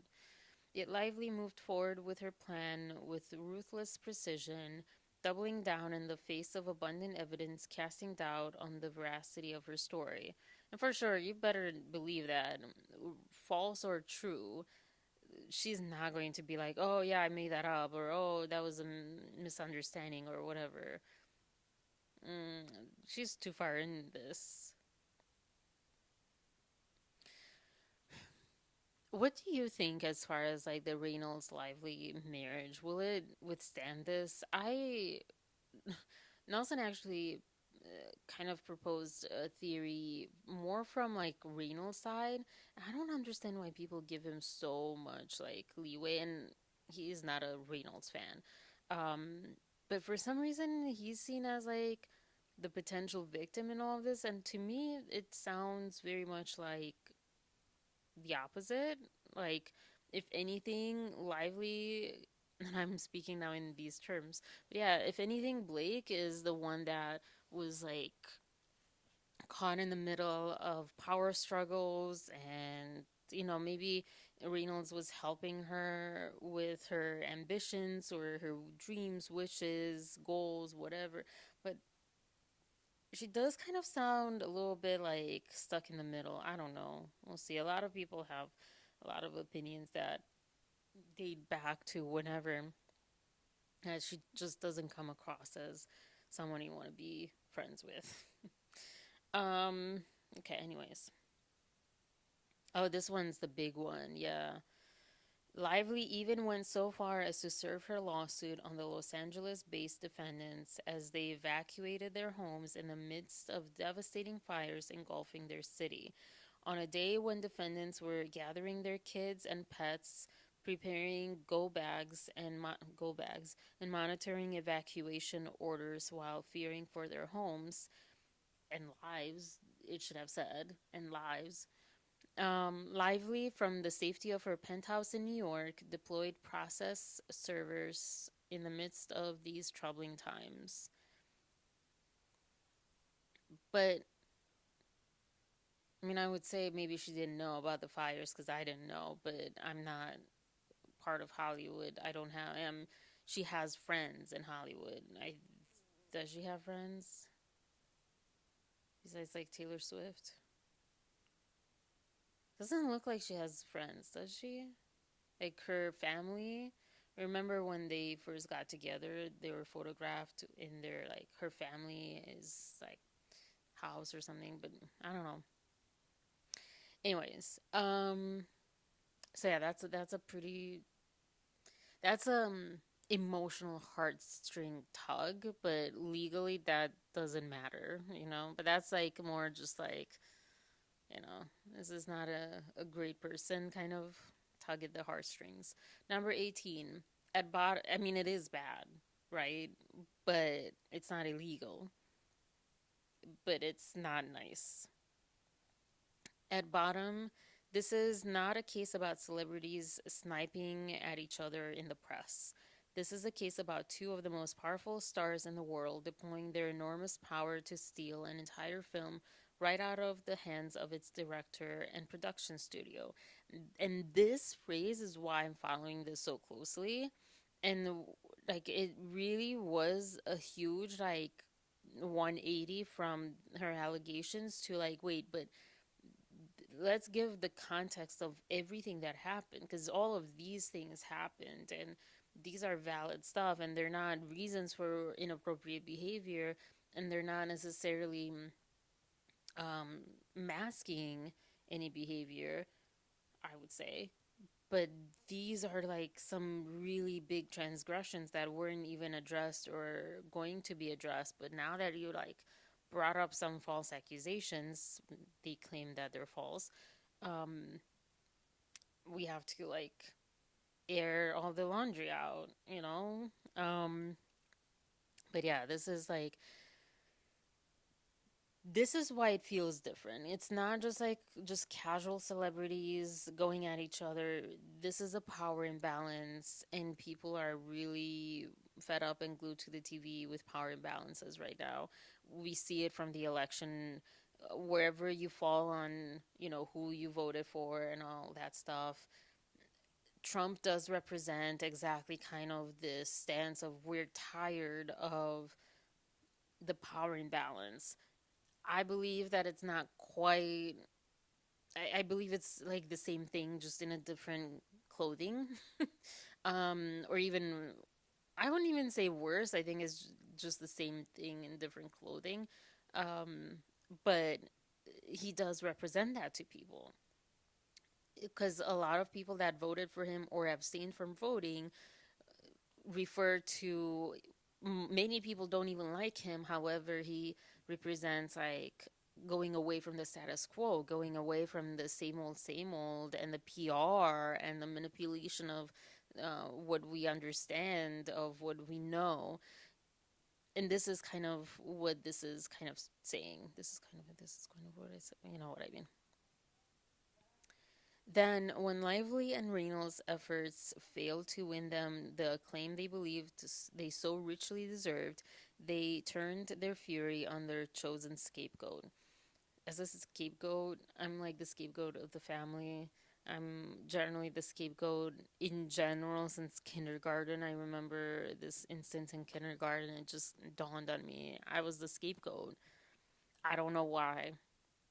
Some people just fall into that.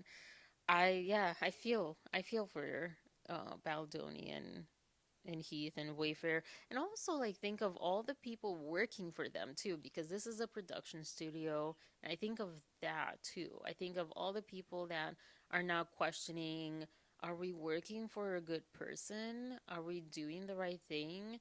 Um, and how they're perceived for working there. Maybe not maybe, for sure not to the same extent, but I think, it's like the name is kind of tainted potentially. So I'm getting kind of cold.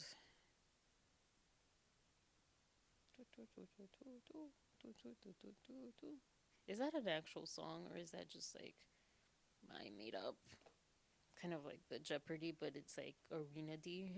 Where was I? Okay. No, just kidding. Yeah. Then, when Lively and Reynolds' efforts failed, sorry, I already read that, tolerating a year and a half of their behavior while remaining polite and professional at every turn offered Baldoni and Wayfair no protection. I mean, yeah, like, it's like the goalposts seemed, from their perspective, seemed to keep moving. Like, well, now you have to say this public and apologies to make us look better. And now you have to do this, and now you have to do this.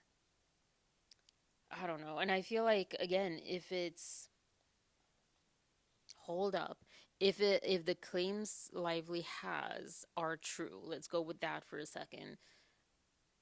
Imagine using that for your power advantage, because that is kind of all that's looking like. Um and that's not okay, because then whether or not those claims are true, it means you weren't really a victim, were you? Because you didn't use it to, like, because it's different than when you're suing someone and you get re- uh, recompensat recompensar compensation. It's different than you getting compensation because you had damages emotionally, physically, etc., etc. It's more so using it for your advantage is very different and gross. And that's what the mocking with Nice Pool in the Deadpool movie, that's what that is too. It's like, oh, I'm gonna take this. I don't like it. I don't like that we want to get our way. We want to get more power. We saw some weakness in someone, and this is an opportunity to get more power. That's really what I feel like is happening or has happened based on what we know so far. That is not truth. That is not fact. That is my opinion, my interpretation, excuse me, my viewpoint, what I see. Um, okay, number 19. By bringing this complaint, plaintiffs commit themselves to seeking and proving the facts based not on insinuations built from selectively edited and context-free text snippets, but by putting all the evidence before the court and the public. When plaintiffs have their day in court, the jury will recognize that even the most powerful celebrity cannot bend the truth to her will. A. Baldoni and Wayfair purchased the rights to It Ends With Us. Wait. Lawyers explain why this random A bullet point came up. Okay. Is that like a section? Maybe? Yeah, probably. Like the rest of the points are like to do with that. Baldoni co-founded Wayfair in 2019. From the beginning, Wayfair was dedicated to being a different kind of studio, one that produced world-class entertainment driven by a powerful vision for change. And he mentioned recently that, or like at one point, he mentioned that they do chocolate covered broccoli, which sounds disgusting, but the point is there. And the other part was that he doesn't like the idea of like broccoli type of movies. So maybe that's why he like said, well, okay, yeah, but it's like chocolate covered. Um, but it's fun because this is exactly, I watched this one movie with George Clooney, and it was like the underworld of or Disney World. Um, I Tomorrowland, I think. And I remember like this is what I want to do. For some reason, I don't even remember the movie. I remembered it was kind of creepy actually and all that, but my takeaway from that right in that moment was I want to make movies that are chocolate covered broccoli. I didn't say that in at that time, but that have powerful messages that make you think, um, put ideas in your mind as far as like open your mind, put ideas in your mind, like put ideas that you might not have because of what now we would say algorithm. Back then that wasn't a typical word or not, information or knowledge or whatever.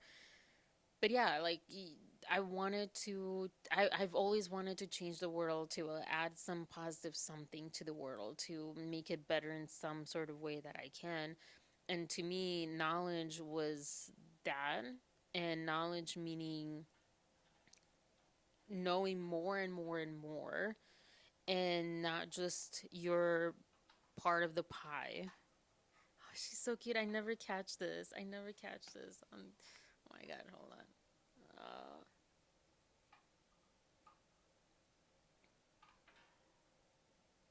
She brought her. She brought this like thing that like she chews on, this like little stick from the bottom, and she tries to put it in her food. I don't know what she tries to do, but yeah, she's so cute. Oh, all right, let's keep going. Okay, but yeah, so I really admire this, and I love they've done a pretty good job, even though none of the movies that they do really inspire me to watch them because they're like Evan Hansen. Was that a movie of theirs? Probably not. But that one I watched and it was moving and touching and all this stuff, all the feels. Really great movie. But lately I'm just so burned out. I just want to watch nothing TV. So it's like, yeah, I don't know. But um yeah, I love their vision, and I that's like one thing, like, because okay, you were trying to tarnish one person, but the production company, the mission of this person's founded company, production company, that is so amazing and so good is also tarnished, and that's not okay. That's not okay. Like, I wish she would have attacked Baldoni directly and solely versus Wayfarer Studios, because I think she sued Wayfarer Studios and not him, or maybe she sued him too. I don't know, but anyways, number 21, Baldoni, whose film career was dedicated to producing and directing meaningful films to have a positive impact on the world, was deeply moved when he read the book It Ends With Us and genuinely believed he could make a film that could save lives. His last two films were created as a result of a deep sense of responsibility to share meaningful stories. Baldoni's feature film directorial debut, 5 Feet Apart, was based on a young woman, Claire Wineland, who lived with the cystic fibrosis and why did I put the with cystic fibrosis and courageously documented her plight on YouTube. Baldoni, his family, and friends developed a friendship with Claire, whose journey deeply inspired Baldoni. Before Claire passed away, Baldoni promised he would tell her story, and he did just that in the film he directed. The film had wide impact on the CF community, cystic fibrosis community, and Baldoni still received messages about the film's impact. Still receives messages, sorry. Baldoni also supports her foundation yearly and remained close with Claire's parents. even bringing her father as his guest to the premiere of It Ends With Us. Wow. Baldoni's more recent film was the Wayfarer film Clouds, a true story about a teenager. Sorry, she's still doing that. I like that she's at least like being playful and entertaining herself. A true story about a teenager with cancer, Zach Sobiek, Sobiek, who finds joyful purpose and inspiration in music. In pursuit of that same vision, in 2019, Wayfarer acquired the film rights to It Ends With Us, a Colleen Hoover novel published in 2016. Though positioned as a romance novel, the book explores themes of domestic violence and generational patterns of abuse, and these messages resonated deeply with readers and drew a passionate fan base. In 2021, the novel exploded in popularity thanks to the social media phenomenon Book Talk. Many fans, so he got that he got the film rights in 2019, 2 years before the novel exploded. So he didn't even, you can't even say like, oh, he got it for the fame of it. He was just simply moved by the book. Many fans expressed how important the book was to them as survivors of domestic violence and intimate partner abuse. When It Ends With Us, author Colleen Hoover watched 5 Feet Apart in theaters, she told Baldoni, "You are the right person to make this movie," referring to It Ends With Us. Baldoni's early emails to Hoover, which we have one, finally, the first piece of, second, I guess, technically, piece of evidence. Baldoni's early emails to Hoover demonstrate his commitment to doing so in the manner he envisioned would be most impactful. In fact, it was Hoover who suggested Baldoni portray Ryle. Okay, so email from February 1, 2019 at 10:43 and 45 seconds p.m. Pacific Standard Time. Hello, Colleen. Thank you for the intro, so and so. Wow, it's such a pleasure. Why is this so much harder for me to read? I think I'm putting too much pressure on myself to sound like enthusiastic. Like, wow. Okay. Wow. Hello, Colleen. That was so robotic. Yes. Hello, Colleen. Wow, it's such a pleasure to meet you, and thank you for being open to having me potentially option your book. Some quick backstory. My purpose and intention in this insane business are simple: create impact by making content that helps us remember our shared humanity. Oh, I love this. I love this mission. I love this vision. Content that asks us to be better, to make the hard choice in the moment that. What is going on? Oh, weather. Um, to make the hard choice in the moment that one day on our deathbeds we will be grateful for. It's been a tough road, but an incredible one, as our industry doesn't often reward those of us trying to change culture. Luckily, it's the messages of those that watch the content that are the reward, and the lives we have affected. Affected? Yeah, affected. It should be affected, right? Yeah. I've always believed the financial reward will come, but it's not the primary motivation. As Joanna may have told you, I am building. Why didn't they cross out that name? Anyways, as Joanna may have told you, I am building. I'm guessing Joanna was the person that they blacked out at the beginning. I don't know, maybe not. As Joanna may have told you, I am building. Saying her name the third time. I am building and got funding for a company whose mission is to tell high and meaningful stories. And I just finished my first film with my second setup. With my second setup at WB going this fall. Oh, with my second film set up at WB going this fall, based on this, and it's a link, short documentary, short doc I directed 7 years ago. Also, if you'd like to see an early screening of 5 Feet Apart, I'm sure I could make. Oh, so the Cloud movie is based on the. Oh, what was the documentary series, right? With the guy that, like, people sing for in. like on his birthday or something. I don't know. Anyways, sorry. Also, if you'd like to see an early screening of 5 Feet Apart, I'm sure I can make that happen as well. Sorry about the parakeet noise. Where are you based?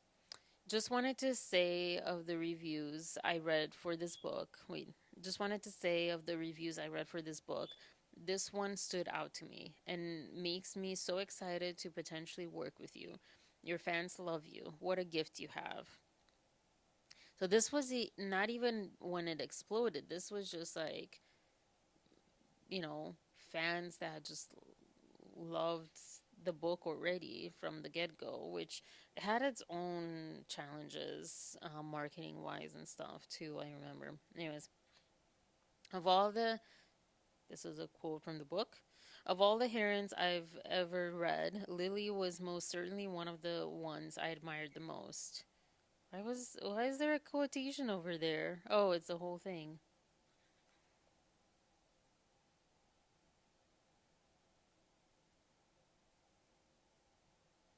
This is like a fan quote.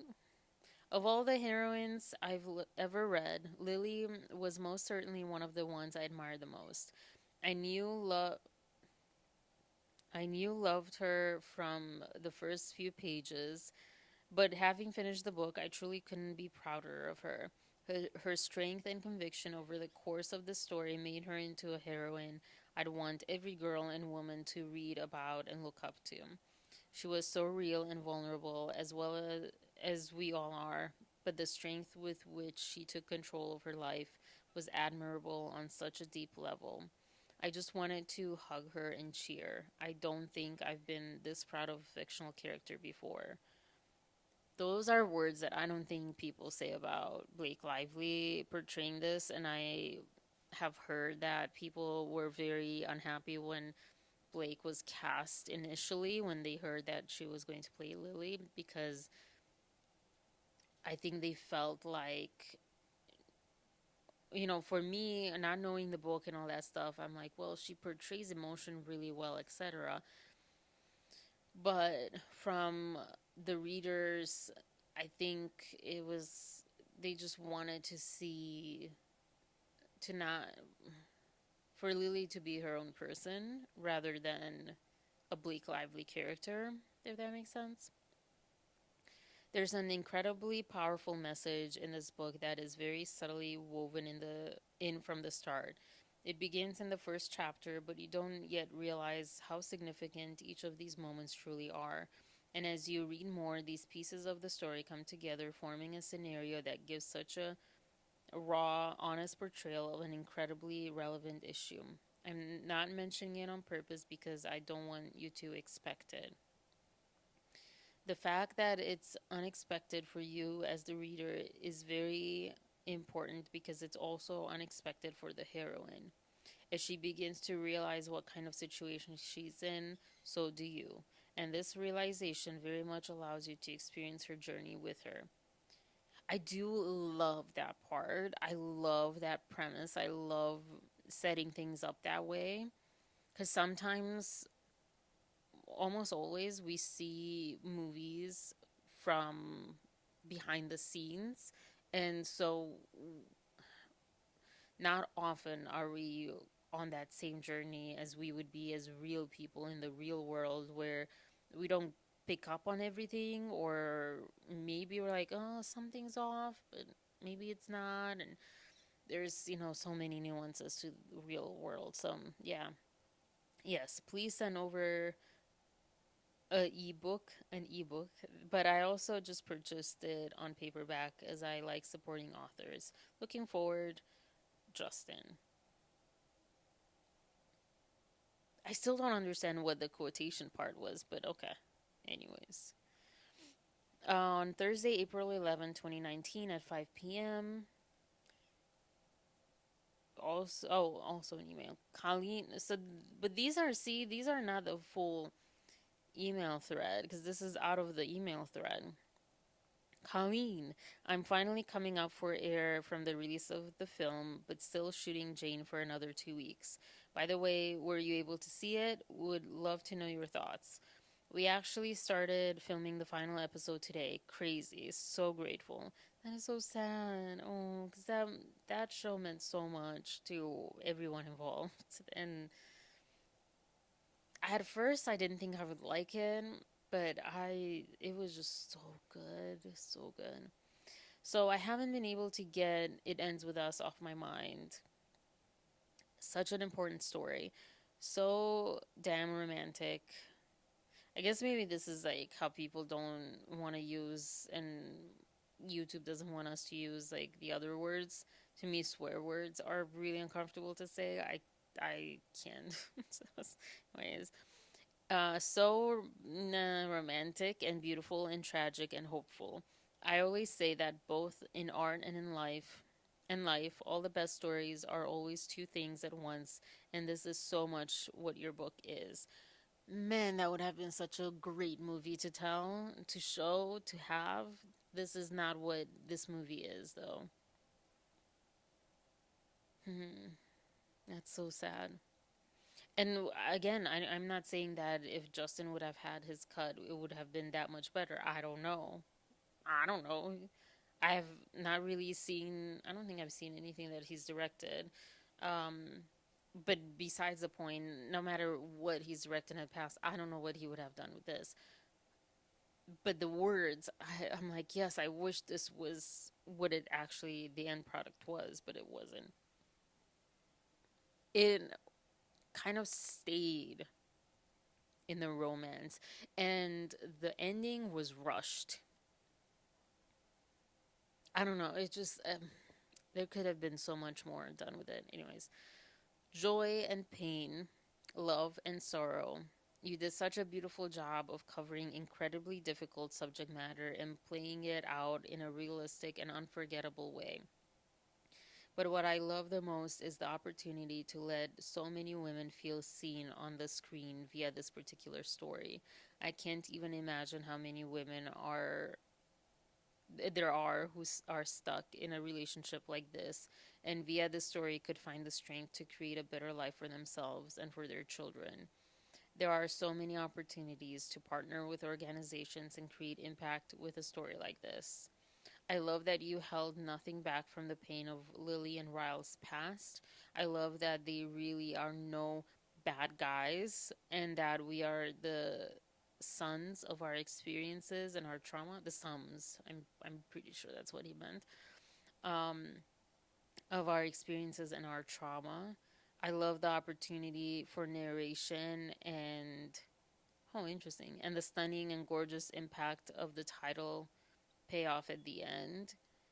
These are the kind of stories that change and save lives, and I believe this story in particular can continue to have a huge impact on the world. So, if you will have me, I would love to option it from you. On a separate note, the screenplay for 5 Feet Apart was adapted into a novel and has been on the New York Times bestseller list since before the release of the movie last month. I know you have your charity, and I would be happy to donate some signed copies for the bookworm box. Let let know what you think. Let me know what you think. Much love, Justin. I believe that he has ADHD from the words that he missed and stuff. Um, what did I want to say? Oh, I remember again. I forgot about this, but yesterday I remembered seeing on social media some posts of the collaboration and the movie and the premise of the movie, and It Ends With Us. And I remember seeing the trailer, and I thought, such a smart title and such a smart premise, and the movie disappointed. I'm not saying because I'm not sure. You know, Justin himself, I think, said it was a combination of both of their edits or whatever. Um,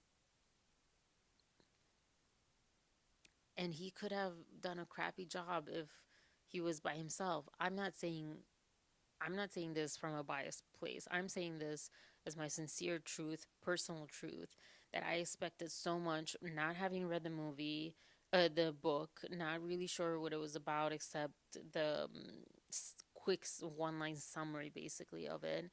Um,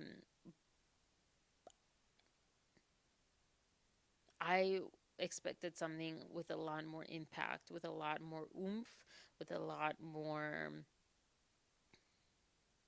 honestly, with a lot more drama.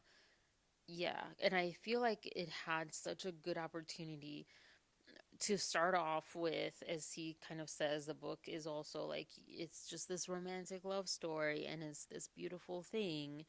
And mm,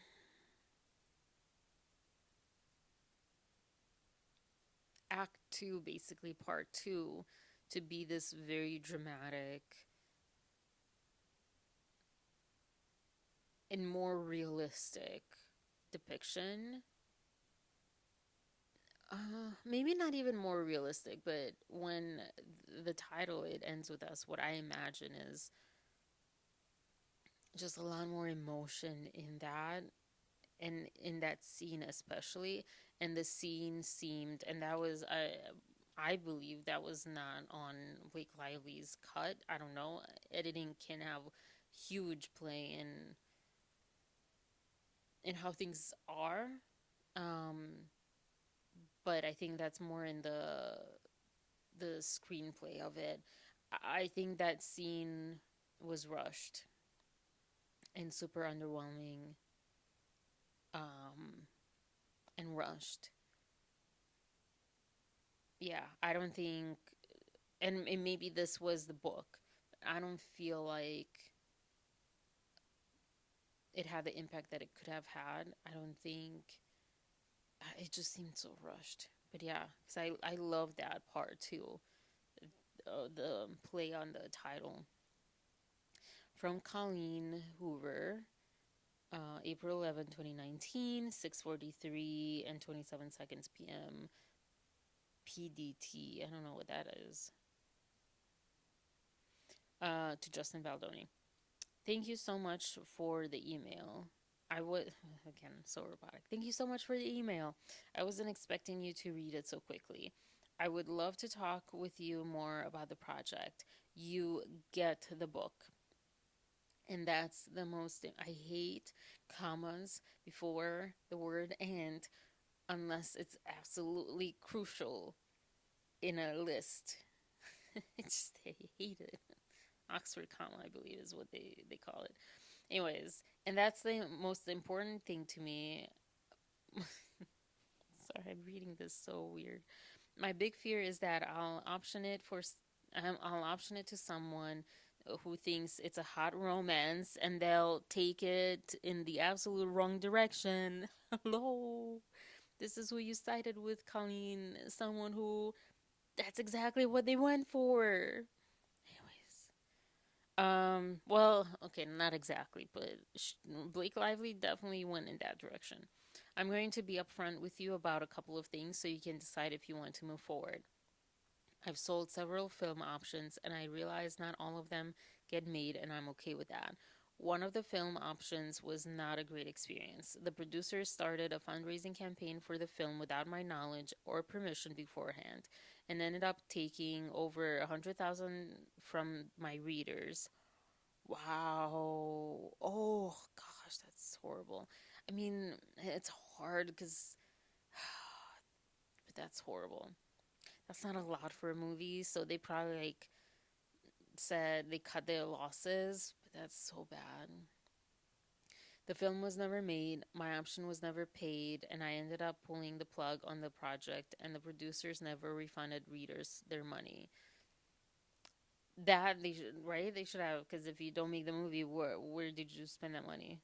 I felt terrible that my readers were the ones punished, so I mailed out $15,000 worth of free products to those who donated to their campaign. I want, might as well, like, why did you not donate the money back? Like, what are they going to do with books and things, you know? I want to be positive that crowdsourcing is not something that will be done when it comes to this film. Fair enough. It's important to me that a funding plan is in place that won't affect the supporters of this book. Super fair. That's really cool. That she like that's really cool to like read this and learn this that this happens. While that experience wasn't a positive one, I had a wonderful experience working with a producer on Confess. It was a 7 episode series that was picked up by Awestruck and Go 90, but unfortunately, right before it released, Go 90 declared they were shutting down. Because of that, Confess released on an already defunct platform just a week before. I've never even heard of these. Just a week before they were scheduled to shut down. Luckily, my readers got to watch it, so not all was lost. And the overall experience was so much fun and very surreal. I didn't really have a lot of involvement beyond reading the script and getting the dailies. I just handed it over and let them do their thing because I was immersed in other projects at the time. It Ends With Us is important to me, though. I would love more involvement on this film.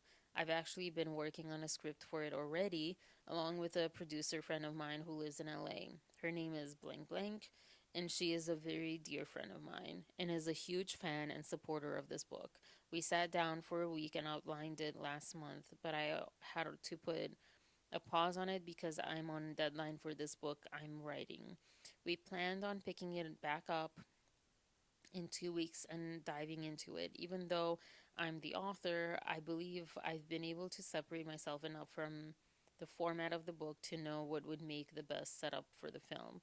While I do want to please the readers who have read the book, I understand the need to make a film that will equally touch those who haven't read the book. Are you based out of Los Angeles? Maybe we can meet and have a chat about our vision for the film to make sure we're on the same page. I'm based out in Texas, but am in LA a lot. I still don't know what PDT time stands for. Anyways, because, like, there's mountain time, right? Isn't that Texas or Central Time? So not relevant, so not important. Relevant, but not important.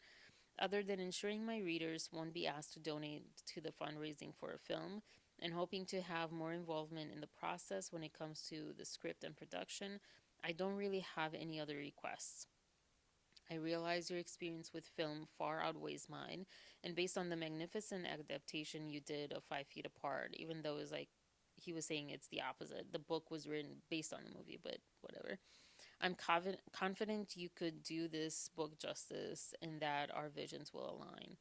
I watched the film 2 nights ago and immediately started the book yesterday. Sometimes I like to do it backwards. I think you did a wonderful job. Wait, what? I watched the film 2 nights ago and immediately started the book yesterday. Oh, okay. Started reading the book. Sometimes I like to do it backwards. Wink face. I think you did a wonderful job, and even though I'm not finished with the book yet, I feel like the essence of it was captured beautifully through film.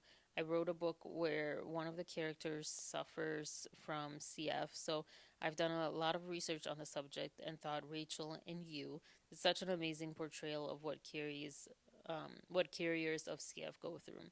In fact, our very first donation through the Bookworm Box was to the Cystic Fibrosis Foundation. We donated in honor of the child of one of my readers. His name is Blank, and he's just an incredibly inspiring kid. Check out his video. Also, people, whoever blanked out his name, why did you not blank out the Facebook link?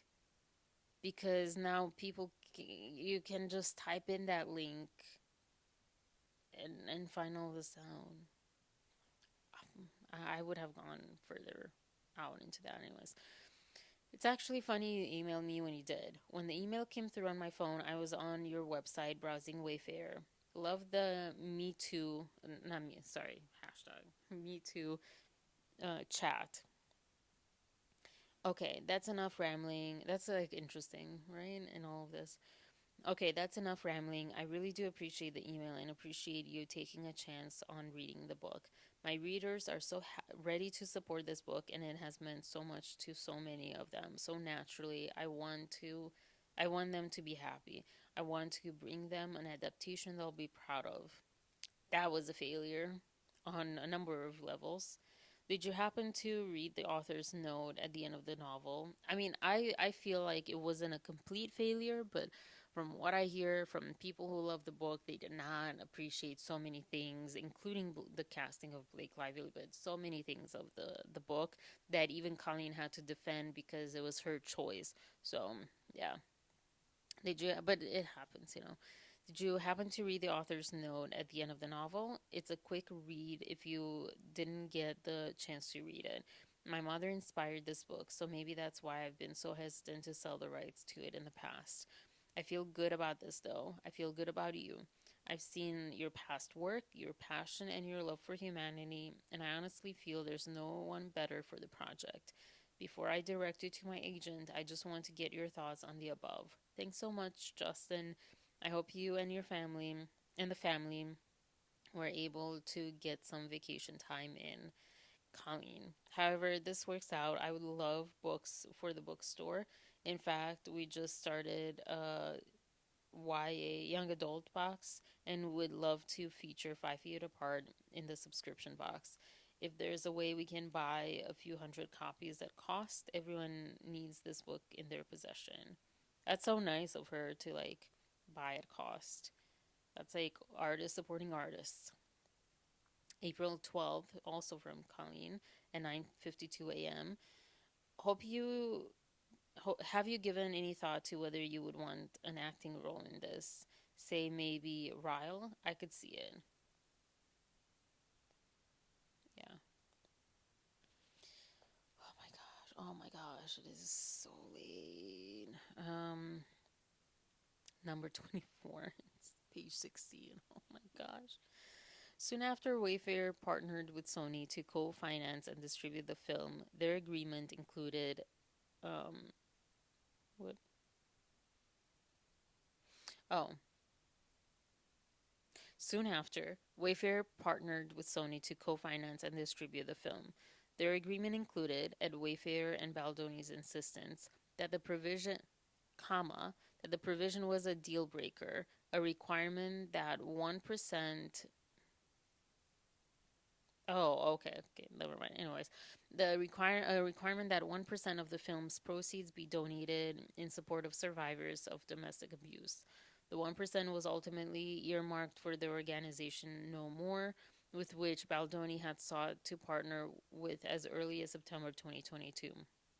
In a footnote, stunningly, later in the process, Lively refused the opportunity to meet with No More, despite playing the lead role in a movie centered on themes of survival and resilience in the face of domestic abuse. Girl.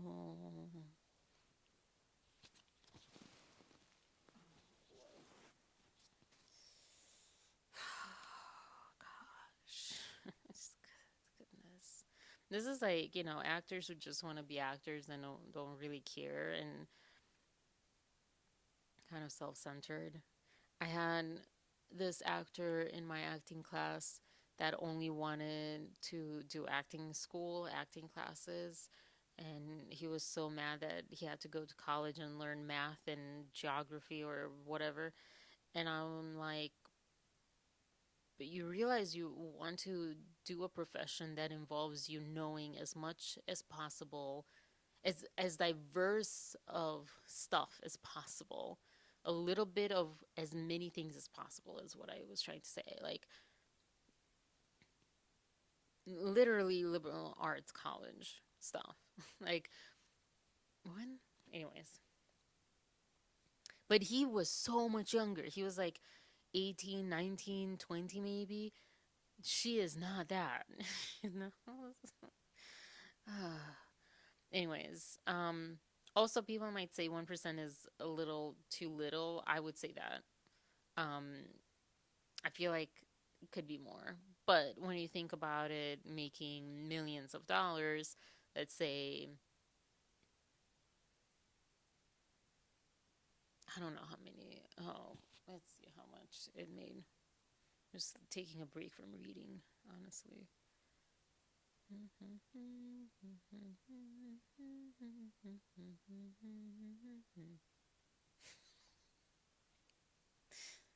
Okay, that song is not at all what I thought of.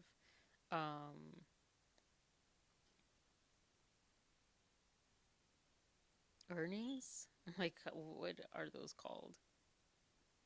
Okay, so it made 351 million worldwide against a budget of 25 million. So let's do this little math. So how much? 351 million minus 25 million is 326 million. And 1% of that is 3,260,000 dollars, roughly. So 1% is not that little, you know. But yeah, you could have been like, why not 5%? Why not 10%? But also like thinking about, like, you have the budget, people get paid, and then you also have like continuous payments that you have to do. And you do need some sort of profit so you can make other movies. I think a lot about, um, but I'm not saying this is right or wrong. The 1%, that it's not too little. I don't know. I don't know the math. Maybe I should do accounting for movies for a little bit. But I where did you go?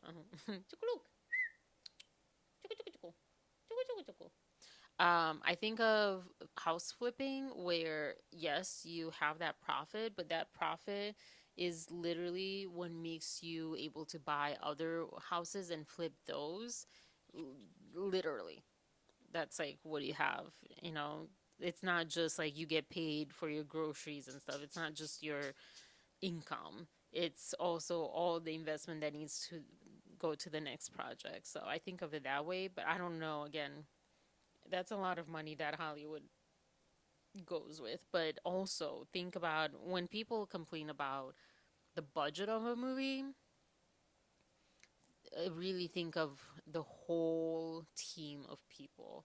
And I'll put up maybe like a chart of kind of the roles involved, but know that there's sometimes hundreds of people in one role. For example, editors have like not just 100, but hundreds of people at times in that role that also need to be paid pretty well, by union standards and stuff. And so, and not everyone, because like they're editors from outside of the country and just like different things, but it's a lot of people.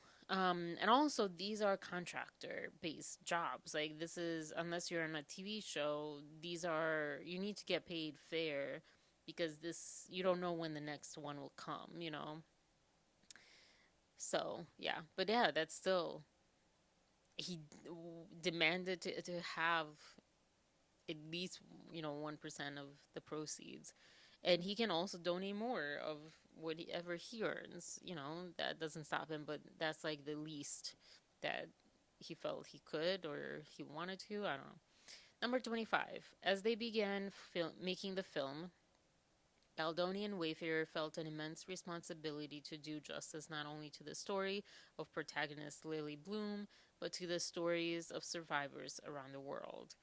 Plaintiff Heath, CEO of Wayfair, expressed to Forbes on June 28, 2024, his high hopes for the film.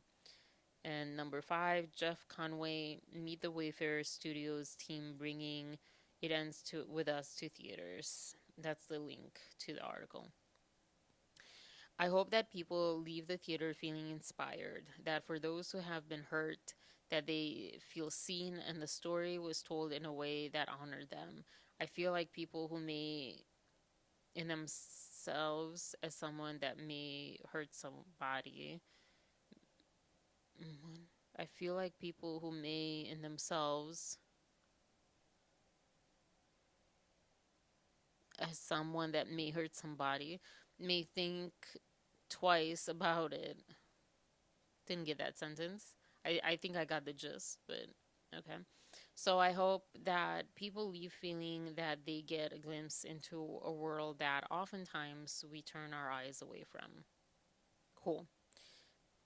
Why did I include this? I don't know. Cool. Anyways, in casting Blake Lively, a world renowned actor with talent and charisma in the leading role, they entrusted her with that vision to bring Lily to life. Although Wayfair learned that Lively had a reputation for being difficult to work with, oof, that was a burn. Baldoni at the time was not dissuaded and found her to be genuine. I'll say this. I think every single person, maybe not every single person, but every single of these people regret ever meeting each other and making the choice to work together. I think we can officially say that. That's just an opinion, a thought, a hypothesis. Oh man. During pre production, Baldoni and Lively began a promising and close collaboration. Section B. Cool. Number 27. On or about December 31st, 2022, Lively agreed to take the lead role of Lily Bloom. As on or about, as part of the subsequent negotiations, Lively was granted an executive producer credit, a title often given to talent of her stature. Lively had requested a producer credit, but Wayfair and Sony demurred, given that such a title would not accurately reflect the role she was asked to play in the production. Wayfair did not request nor require that Lively contribute to the film in any capacity beyond her roles as actor and executive producer. And people might not understand this. I don't fully understand this, but executive producer credit, I think, is more like putting money in or like finance or something. Producer credit, however, and I just recently learned the producer credit is the big one. Like, producers are like, there's different types. There's like line producers, all that stuff, but those are, it's kind of like the assistant director, which is not a director and it's not the assistant to the director as you would think. They do their own part and they're more like the logistics of things happening and stuff. So it's kind of like that. Anyways, sorry, I can't explain it better. My brain's kind of mush from reading this, honestly. So that's not helping. In the beginning, it appeared that Baldoni and Lively would have a positive, collaborative, creative partnership. Baldoni and Lively worked closely in the early days of the film, trading ideas about filling key roles in the film's cast and crew. Wait, I just total ADHD tired moment. I did not actually read that in with my brain. I just read it out loud. In the beginning, it appeared that Baldoni and Lively would be a positive, collaborative, creative partnership. Baldoni and Lively worked closely in the early days of the film, trading ideas about filling key roles in the film's cast and crew. Cool.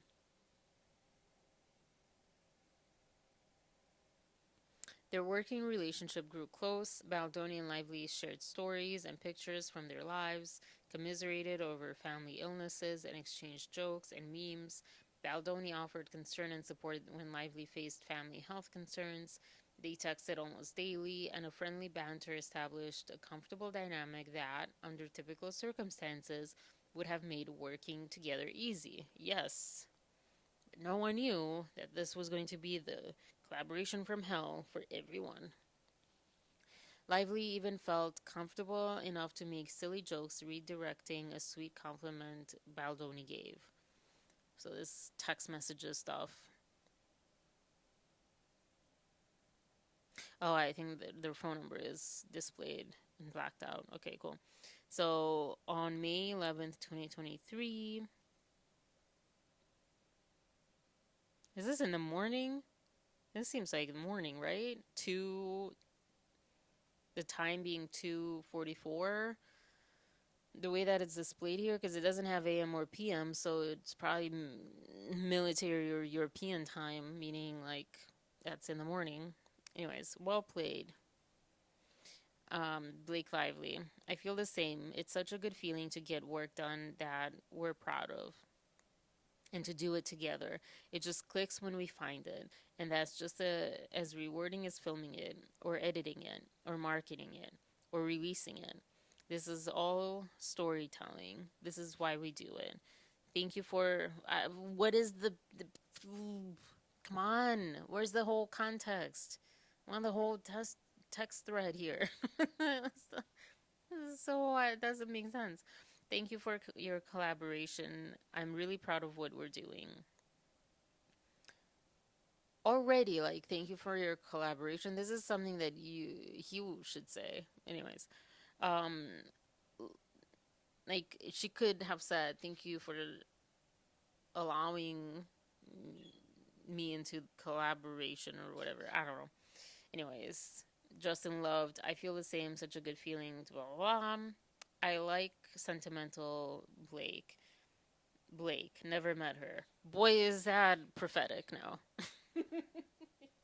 Based on what people say working with her and stuff. Like, it's one of those moments like when people show you who they are, believe them, even if it's kind of disguised as a joke. Justin, I also like a hole Blake. Don't worry. Okay, good night. Um, Blake also said, never met her. I've never met her.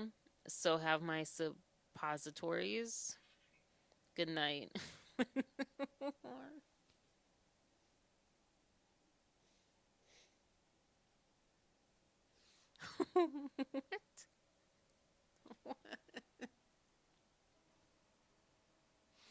Why are we reading this? This is so stupid. Okay. Yeah, I don't get it. It's clearly banter between two people. Uh, we also clearly see that she had a dark side, because that was a joke. Um,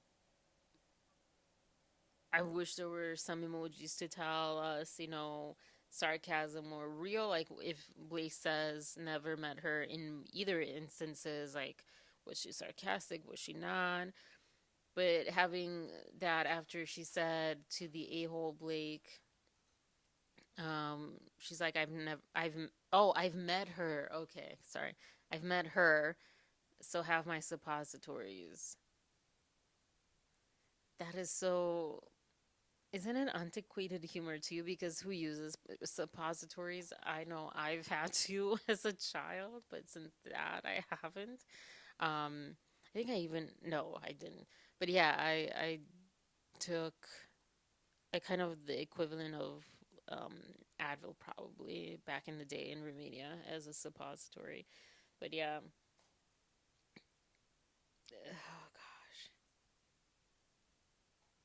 So, but this also, see, because it says laughed at whatever, like this is also not a screenshot of a conversation because it has stamps and everything. So, some emojis might have also not come across here, but I don't know. I mean, why would they do that to themselves after they, so boldly had a problem with that in the first iteration of stuff? This was the nature of their relationship, which made Lively's later allegations all the more baffling. I mean, and the first time I read, never met her, the sentimental Blake, and the a hole Blake, I've met her, I misread that at the beginning. And now it makes more sense. Need I say more to that?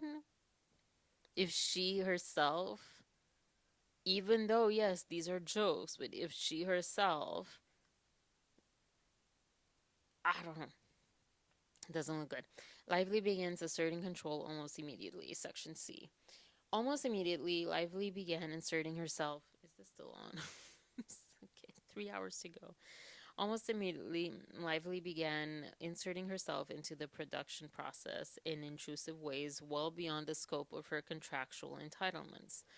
For example, Lively began to insist on creative control over her character's wardrobe, which everyone had a problem with. I thought the wardrobe was creative and interesting as far as visuals, but when she said that she borrowed her model's friend's wardrobe for such a character, first of all, she clearly didn't understand, and based on her lawsuit, also clearly doesn't understand the power dynamics in such a relationship and such a thing that people have talked about a lot. Um, that leads to this, but also like it just screams vanity. Why?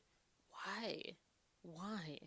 Why? Why not be humble? This is a moment, this is a character that you should be humble about. Like humbled. Like I'm curious of her process, her thought process, cuz maybe it makes sense what she how she thought out the character and stuff. But like start off humble.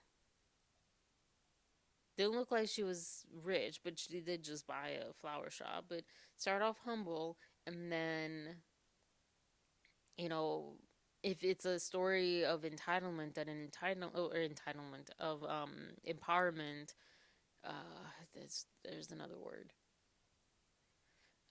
empowerment, resilience, then have that arc be like at first she wears humble clothing, blah blah, and then at the end she's like strong and all that stuff, but it kind of went backwards, which I guess that could work too. But yeah, I don't know. I thought that was like insensitive to at least don't say that stuff was like borrowed and all that stuff. People pointed out that it was expensive stuff, but honestly, no one average would probably know that.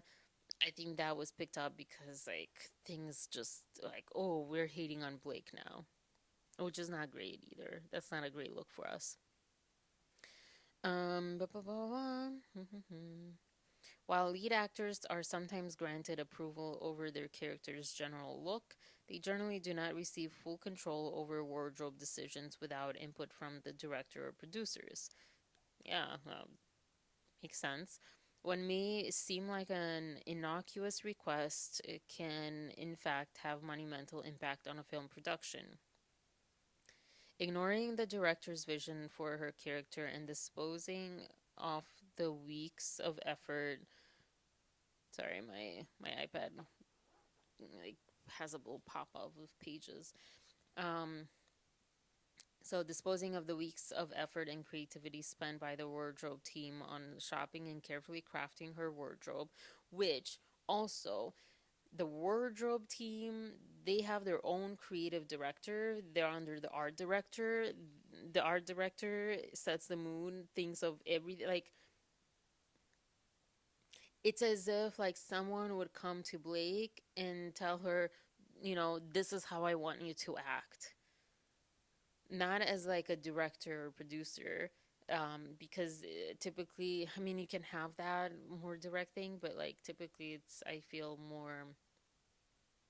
This is what I need from you. This is what this character is about. This is what the vision is, etc.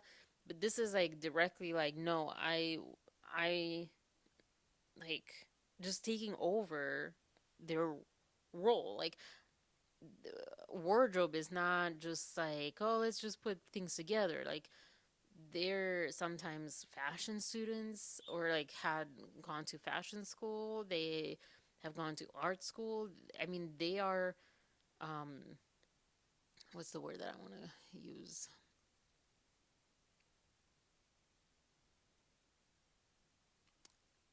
They have like they're a career.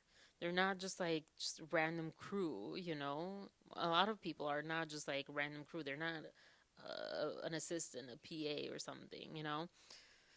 So that's sad. Um,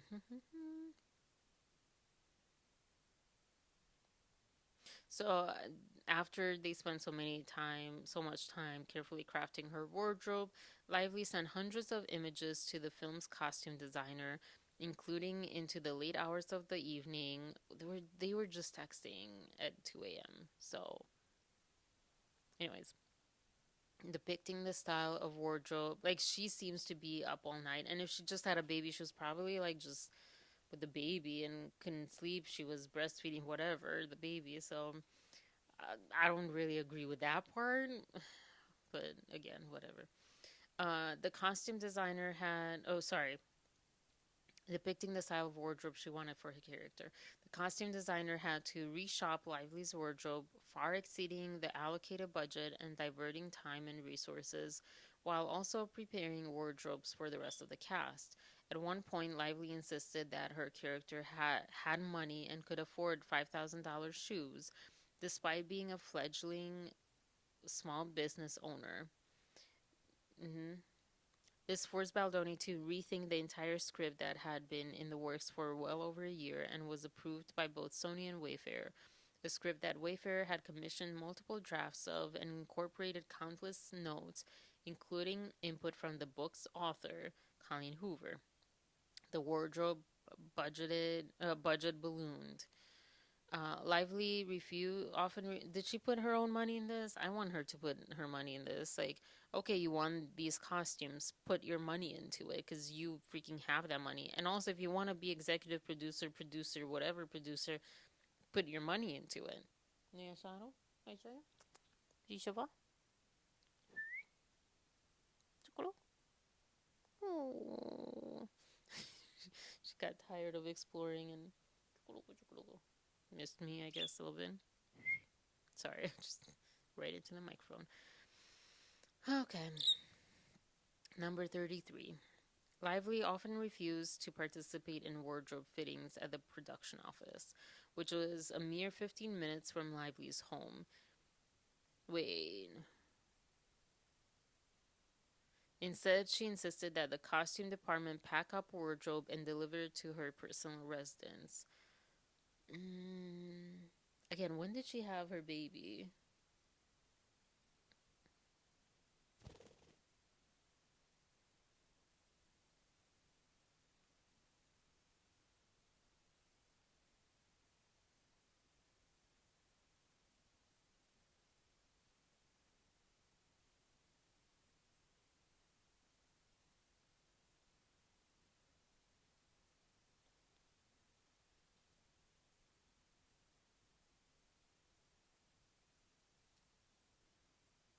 November 22, 2022. This was, we don't have like the time. I'm a little bit foggy on the timeline of all of this, but yeah, so was she still pregnant? Did she just give birth? And also because it was only 15 minutes away, maybe she thought, hey, could you accommodate this for me? But it could also be entitlement and, I have the power. Now I can afford to ask this of them and demand this. I don't know how I feel about this. Obviously, these are just notes. I want to see proof and evidence and all that stuff, like actual words. Um, Loading the wardrobe department on trucks and delivering the contents to Lively's home in the middle of congested Manhattan for fittings costs time and money. Always in short supply on any major film, especially like they didn't have a big budget. I mean, this wasn't a blockbuster Avengers movie, right? Like they weren't expecting to spend that much money on this. This was not a big budget film. Relative big budget. I mean, it was what some million, $25 million is not a small. I actually have this right here. Okay. Wait, no, the tier. Oh, it's in my phone. But yeah, like there's different tiers based on IATSE at least. There's different tiers of like small, micro budget, blah blah blah. 1 million is like micro budget. 0 to 1 million is a micro budget. Um, and 25 million, I would imagine, is sort of like a small budget. Um,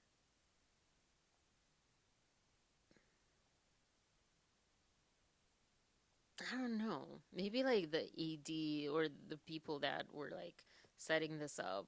I don't know.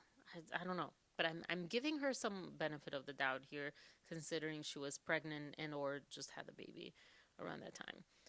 Um,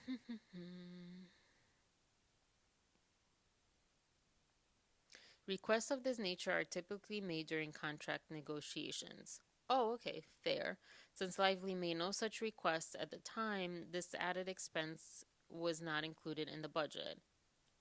Lively, who had a greater obligation to the studios as an executive producer, paid no heed to budget constraints, let alone to the months of planning that had already been completed. So yeah, like I know that I don't know why I kind of have this idea, this understanding that executive producers are like around the money situation. Um, yeah, an executive producer is a high ranking producer who oversees the financing, marketing, and production of the film. Oh, ooh, ooh, hold up. Whoa. So, mm, so when she says that there was a marketing um, strategy put in place that she was simply following, well, she was one of the people in charge of deciding that or altering. She had the power basically that, okay, you start off with one marketing campaign, one marketing strategy. She, as an executive producer, and then leader as a producer, by force or whatever, or allegedly, she had the power to say, hold up, that is not how I want to market this anymore. We need to pivot because I'm getting, bad feedback. But also, she oversaw the financing. Where is her money? Where's her money? For demands that exceeded the budget and the contract. Okay. I'm not saying that's how it usually works. I don't know. But I feel like that's a fair way for things to work. Number 34. In an effort to maintain harmony at the start of their working relationship and to avoid further delays caused by wardrobe conflicts, Fair, Baldoni and the studio reluctantly ceded full control to Lively over her wardrobe. This concession quickly proved regrettable. I mean, wouldn't you? You're in charge of this movie, you're in charge of this project.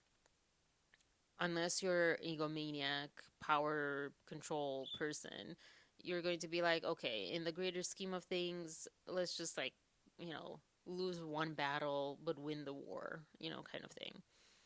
On the first day of principal photography, paparazzi captured and published photos of Lively in character wearing her hand picked wardrobe. These images were widely reported as unflattering. Notably, Lively herself, this is a footnote, notably, Lively herself had voiced insecurities about the public perception of her casting as Lily Bloom. Lily is described as a 23-year-old young woman who I feel like Blake Lively could pass off for. Like, it's Hollywood, you can make that work. But anyways, and recent college graduate within the first few pages of the book, which Lively would have known had she read the book before production, despite having admitted to ordering a copy months before, which remarkably she ordered only after she had already committed to the role on December 2022. Okay, so she had the baby for at least like a couple of months before this whole stuff happened.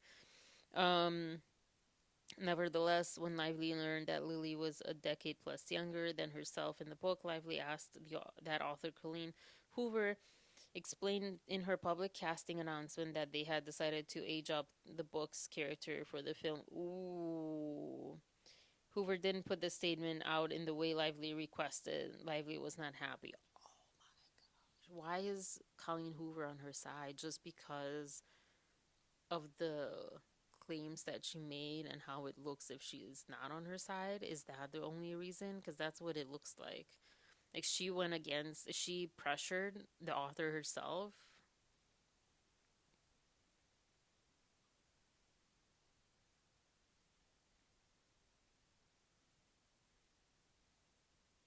Again, these are the words of the opposite party, right?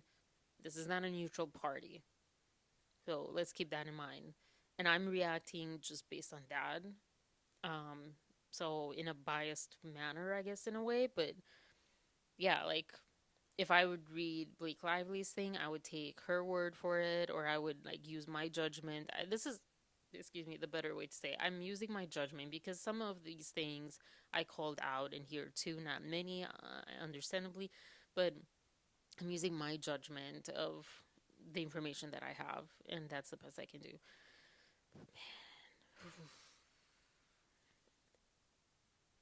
These images were widely reported as unflattering and sparked a backlash from Sony. Baldoni received direct criticism from Sony, who voiced serious concerns about the impact of the photos on the film's public reception. So, this is kind of a bit confusing with the footnote because the footnote talks about her age and the photos being unflattering. The backlash, my understanding of back then too, it was around the wardrobe choice, um, which would also make sense why it sparked a backlash from Sony because Sony knew that Lively was signed up for this. So it's not for, the backlash I don't think was around the age. Again, from my understanding, from what would make logical sense. So hopefully that's what it is.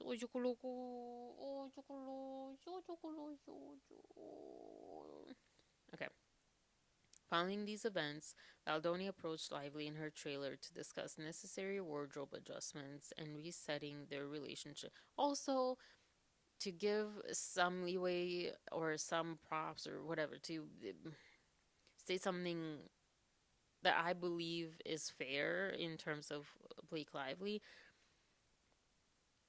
Would it be useful to read the book before agreeing to the role? Sure. But if she just wanted to do this role regardless, like she wasn't buying into the rights for the movie at this time. She wasn't, she was just like, "Ooh, I like the idea of this role. Yeah, I'll go for it."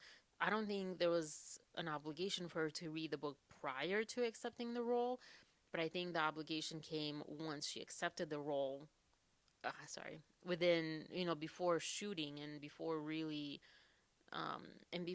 even getting the script and stuff. I feel like that was an obligation, an unsaid obligation, probably not in the contract because people just kind of know to do that, but I don't know. Following these events, Baldoni approached Lively in her trailer to discuss necessary wardrobe adjustments and resetting their relationship to assert his role as director and his need to have approval over her wardrobe. Which is fair. It's fair. But you can also imagine not comfortable and not welcomed. I mean, no matter who you are, you're like gaining more control, more power, you're feeling empowered, and suddenly the director, your boss, tells you, hey, I'm actually your boss. I kind of need to approve what you're doing. And I've been in similar situations, and yeah, it's not comfortable. It's not. It does feel like, oh, I'm starting to feel micromanaged. It's not micromanaging. It depends. I've been in both cases where it has been micromanaging and it hasn't, but it's fair for the owner of the vision, the person whose movie this is, to have the last say over stuff like wardrobe or whatever that includes in the vision. The conversation, while professional, took considerable time and was later grossly misrepresented in Lively's CRD complaint, which falsely characterized the exchange as a lengthy outburst, which, whatever, okay. That delayed filming and caused the crew to wait for hours while Baldoni cried in Lively's dressing room. On information and belief, Lively circulated this false account to the New York Times with the intention and result that it be widely published. This whole thing, if a man is crying in your dressing room, I'm sorry, how is this being turned into him being bad to her on that basic level? Men don't often cry. He has worked on himself, and there are men who undo the trauma and the baggage that holds them from crying and are expressive in that way. But why do people cry? They cry because they're frustrated, they're like overwhelmed, kind of frustrated. It's always kind of like a sadness. Crying is usually not a threatening, it's actually the opposite of a threat, of a threatening behavior. So it's really interesting. That was really interesting for me to read initially too. Like, why is this used against him? What? Anyways, right? You get what I'm trying to say, right? Like, a person crying, exclude the gender stuff, but unless you want to say it was manipulative, but I don't think that's what she said. I'm pretty sure that wasn't what she was saying. So, like, I don't get it. Oh, great, she left to poop. This conversation did not take hours, and also, it happens. It does happen. You are on set, things come up. Yes, ideally you hold off until that day is done, and then um you address, the person privately, which she did address her privately. It wasn't on set, so that's like huge, because there have been instances where people, directors, and I'm kind of at fault. I think, well, no, but I learned really like early on, like, you don't do that in front. Like, you, if you anyone has a problem with you or you with them or whatever, as a producer, you take those two people or however many to the side, and you don't stress out the rest, because it's a creative process. It's a vulnerable process. It's a safe space, so you need to protect that safe space, and he did that. He protected the safe space. Whether or not the crew and cast waited for hours, that's not really that relevant. Yes, it plays into, like, well, all this money wasted. But also, if you think about the problem itself being the wardrobe, he's like, we can't keep filming. We need to stop and pivot, and how I have to have this conversation, and we need to rethink this wardrobe situation, and maybe even pause a few days until wardrobe like gets back on track, with the vision. So I'm not seeing what the problem is that she was saying the problem is, on top of the crying. This conversation did not take hours, and any length of time it took was not because Baldoni cried for hours, which also, how is that threatening? In truth, rather than take heed of the concerns of the film's distributor and director, Lively took this time to, among other things, suggest to Baldoni that he was being gaslit by Sony, by Sony, Heath, and the other producer, and tried to convince him to let her continue to take the helm. Baldoni did briefly become emotional during the conversation, but only in response to what he believed was a genuine compliment from Lively, praising his work as a director and actor.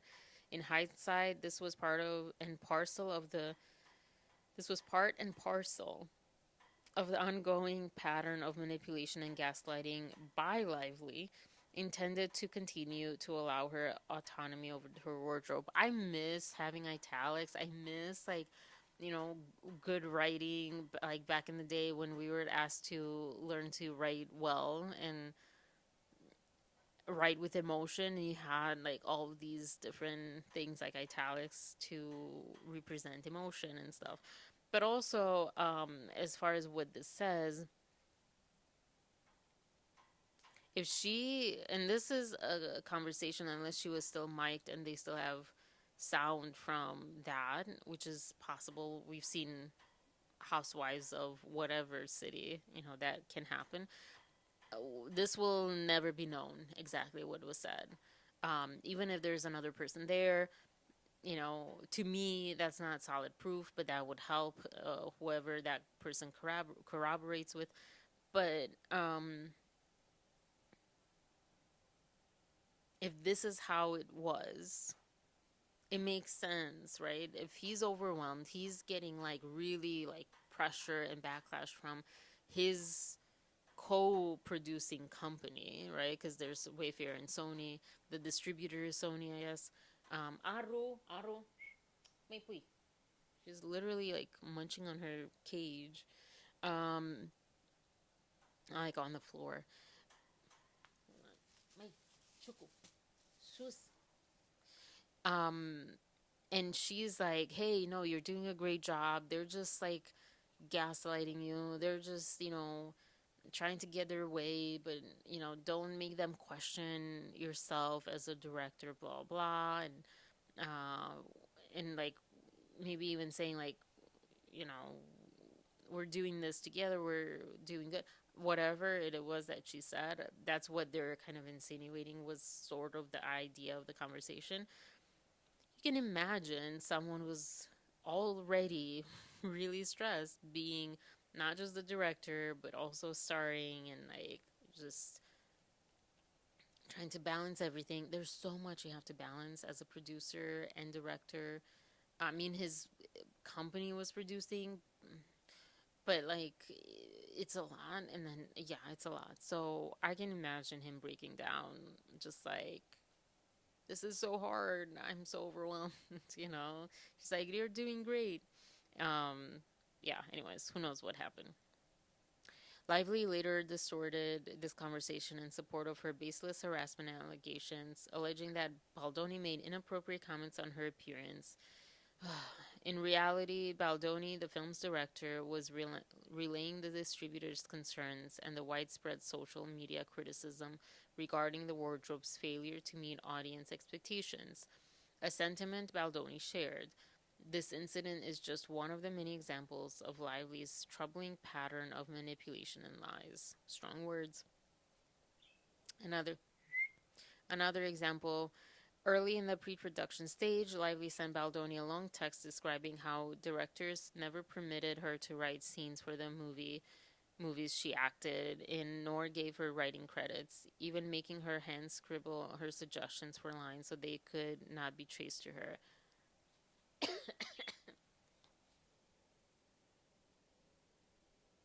I'm sure he knows that actors do have their own place and they're not writers. They can make suggestions, but that's it. So I'm having a hard time with why, maybe we'll read more, but why did he believe her that she was in any form entitled to not just writing credits, which is absurd, but to rewriting scenes of her character? Like,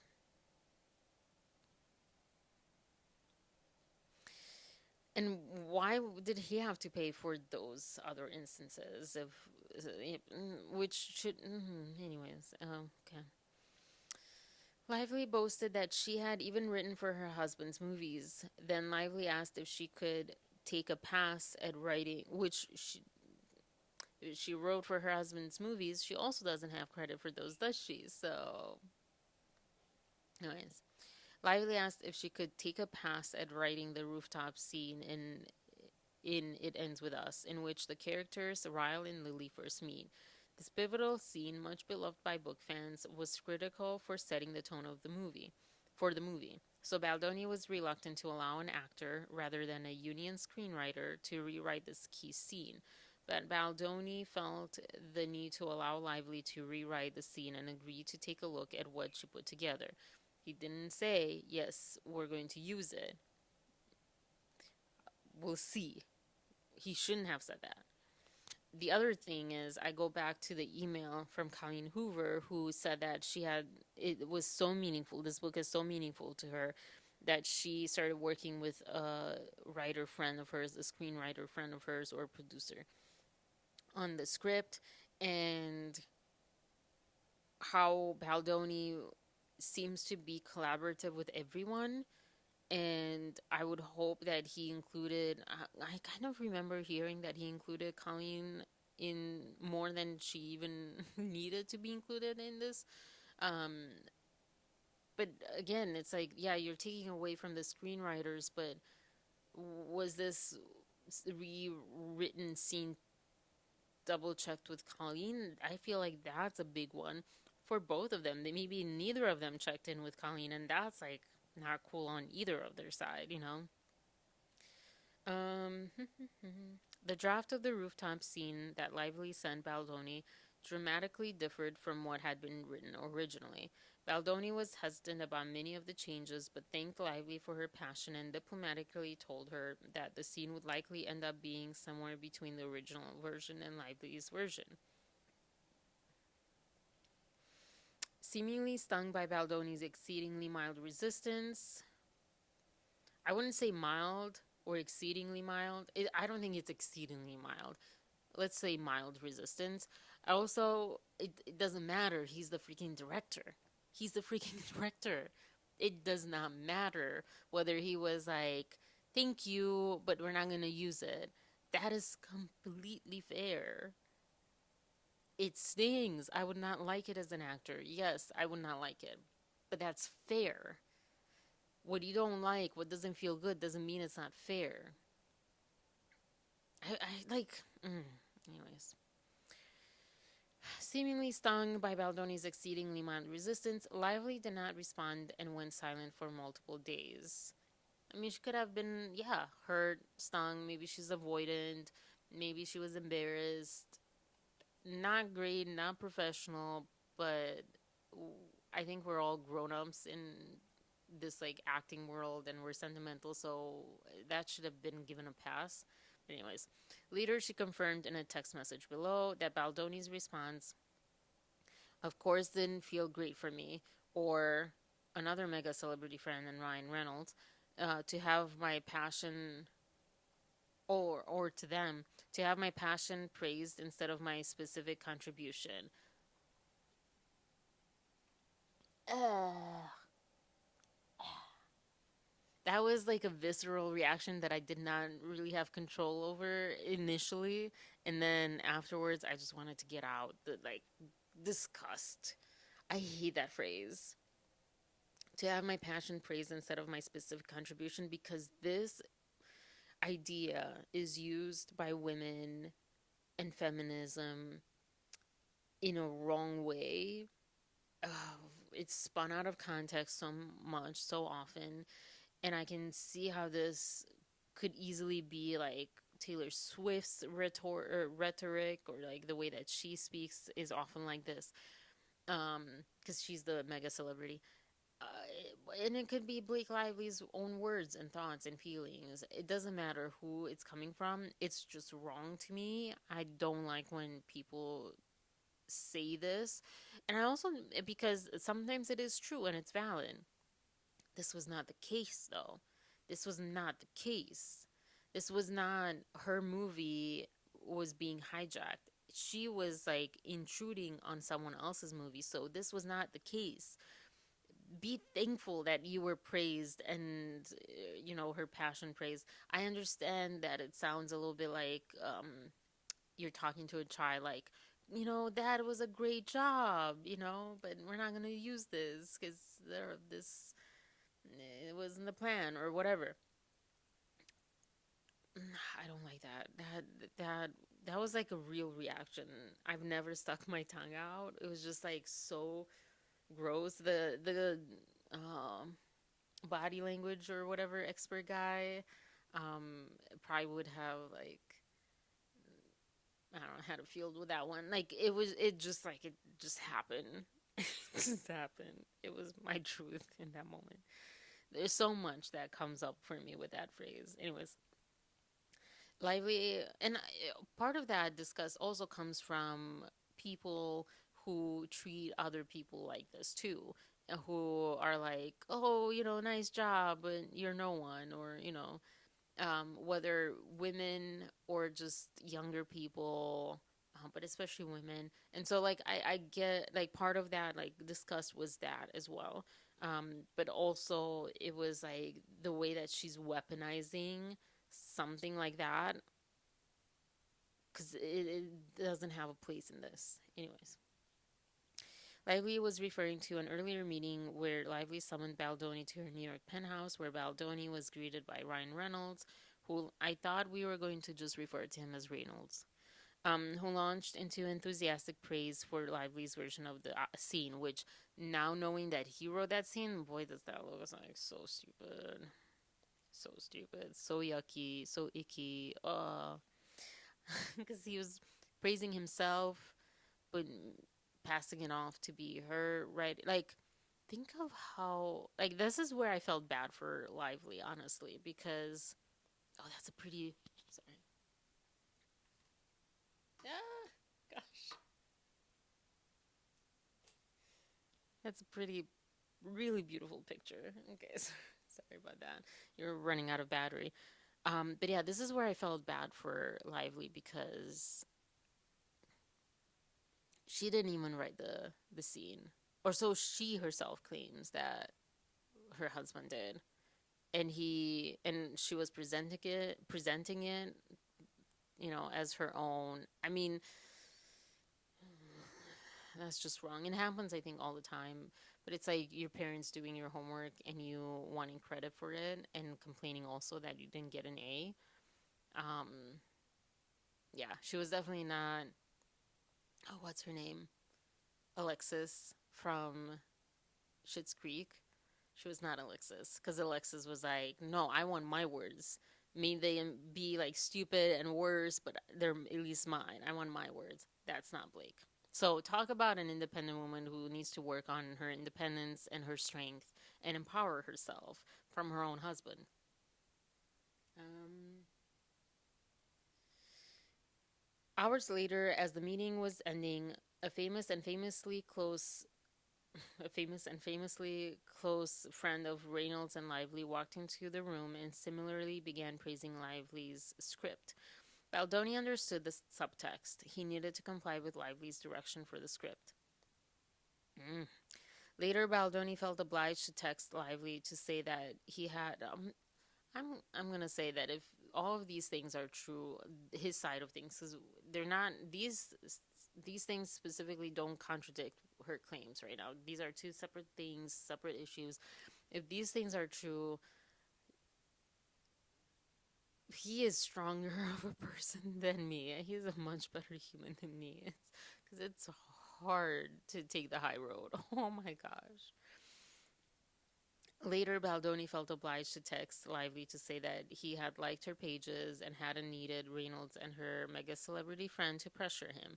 Lively responded that the two were her dragons. Lively went on to say they, Reynolds and Swift, let's say. I guess this is why they left her name out. I don't know, whatever.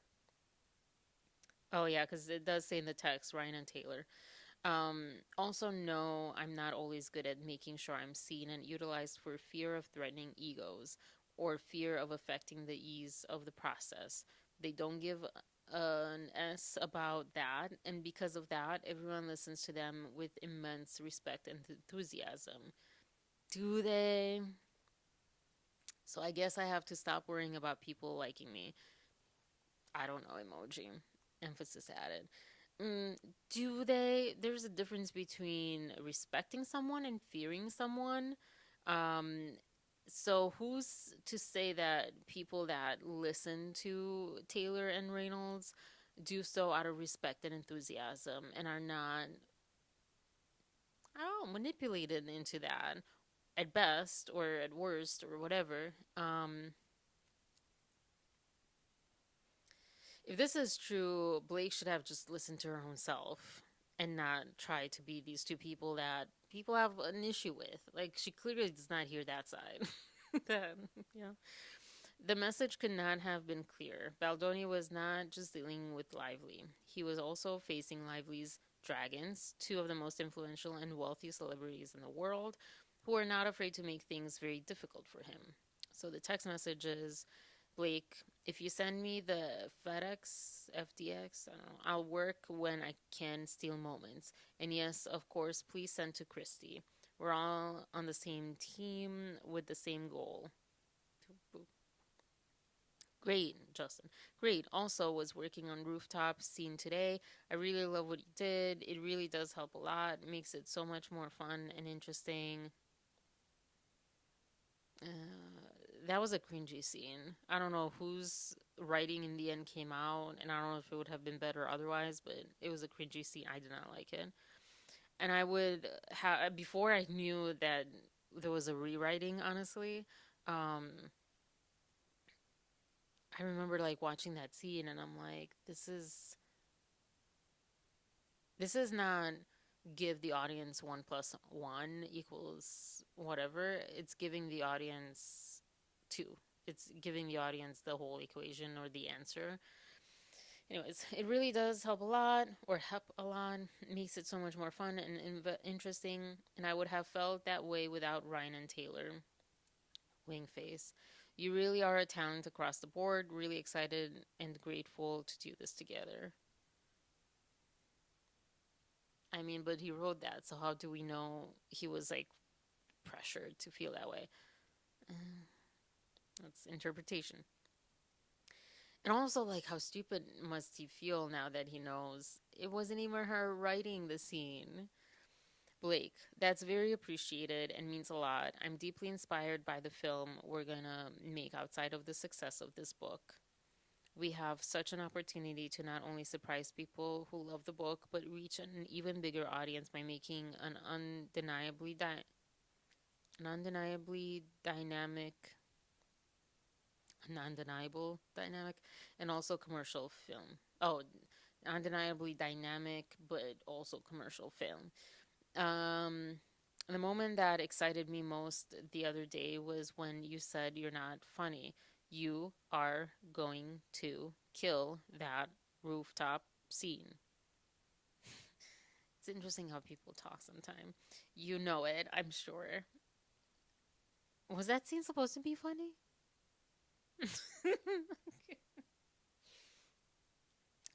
Even though it was said to in playful self deprecation, that we all participate in. It made me think of the process as a whole. Please know I trust that on the day you've got me. I trust that on the day you've got me. And I hope that you trust that I've got you if you want it. We're in this together, and we are two of this most determined people I know. We also have very high bars set for ourselves. To collaborate with that type of partner is a gift that neither of us will squander. Sure, boy, they did. Because we both cared too much about the result and also the experience. Doesn't seem like she cared that much about the result. I have no motives except for you to win as a director, as an actor, as a studio, as a writer. If you win, I win. If you win, our movie wins. We are aligned, and I will bring everything to have this. Everything I have to this. Doesn't look like it. This is where I feel like who's lying, right? Like when these are both saying like they're the ones basically saying this and having this, and the other person wasn't. Wow, this is one. This is an arena long text message. It keeps going. As for blank and Ryan, and blank for that matter. Wait, why was Taylor initially included and now not included? So there's like two other people, not just Taylor and Ryan. I'm the luckiest MFer on the planet to have them as my dance moms, level stage moms. That's not dragons, is it? Mm-hmm. Hole in this case. Anyways, as my dance moms, level stage moms. They are embarrassingly effusive. That said, they're also my most trusted partners and the people I go to first with anything creative I touch. And I'm the person they each go to first. That reciprocal creativity and support has been one of my life's greatest and most fulfilling gifts. Good if that's the case. When they loved and signed off, I mean, it's good and not good. Also, see, I'm not gonna change the camera again, but a beautiful picture too. It's good and not good because when you're signing up to do a project, I don't want to. If I want to hear a Taylor Swift song, I want to hear a Taylor Swift song. If I want to see a Blake Lively movie, I want to see a Blake Lively movie. Unless they're crediting each other, I don't think they should have any place in collaborating and contributing. That's not fair to the people involved and so forth. So, lines blurred a little too much. Yeah. Like when I do my song, I play it for Nelson. I ask for his input, but not really. It's like mine. It's mine and the producers. Unless like I'm really like I'm stuck between these two options. I don't know, and I need someone who's never really listened to the song before, like clean ears, and who has like musical inclination to some degree and stuff. Like, yeah, but yeah. Anyways, but I can also see how this kind of happens. When they loved and signed off on the pages, I felt good to send them to you. They asked what you thought specifically after. They checked in so many times. I told them that you laughed a bunch and said it's probably a blend, but you appreciate my passion so much, which of course didn't feel great for me. We can absolutely imagine that he said that. Like, I appreciate your passion. That's how he talks. I don't think it's necessarily condescending, but it can come across condescending, and that's something he needs to kind of look at and continue working on. Um, but yeah, that's how he talks. And also, it's oftentimes coming from a place where you want to praise someone even though you don't agree with them, or you know, so you want them to feel good. I don't know. Which of course didn't feel great for me or them to have my passion be praised instead of any specific contribution, or even just that you didn't like the pages, which was fine also. So I think like she wanted less diplomacy, which is what she also lacks. She needs a little bit more diplomacy. um So I think they wanted you and me to see how they felt about the work because they've been on my side.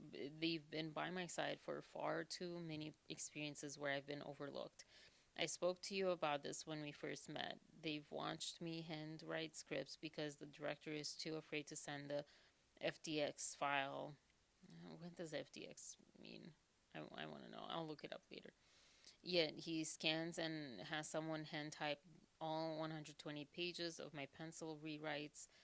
They've watched me be hired as a writer and paid a significant fee for it, but on the condition that I never ask for credit.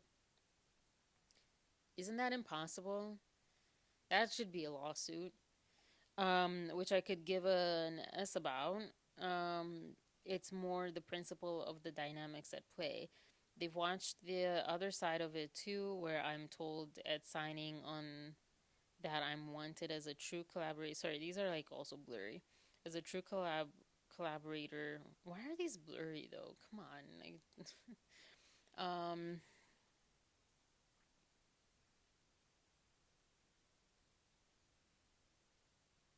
they watched the other side of it too, where I'm told at signing on that I'm wanted as a true collaborator, but once we get to work, I'm really just wanted as a yes man, audience, and actor.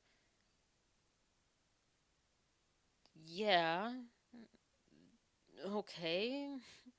Both Ryan and Taylor, T probably, have established themselves as absolute titans as writers and storytellers outside of their primary gig, just singing or just acting, or probably Taylor just directing, or Ryan. No, because she would have said, or is this is another person just directing. So we're getting into a lot more of the evidence of the text messages and everything now, and hopefully this will go so much faster. I need. Hold on, I have an idea. Maybe this will help me.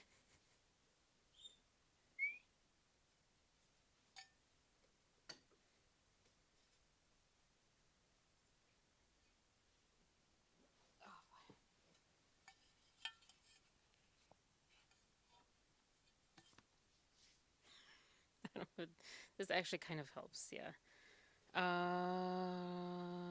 Right. Okay. So we left off at like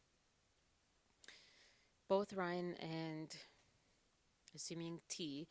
Hold on. Aaru, I have like really bad heartburn for some reason.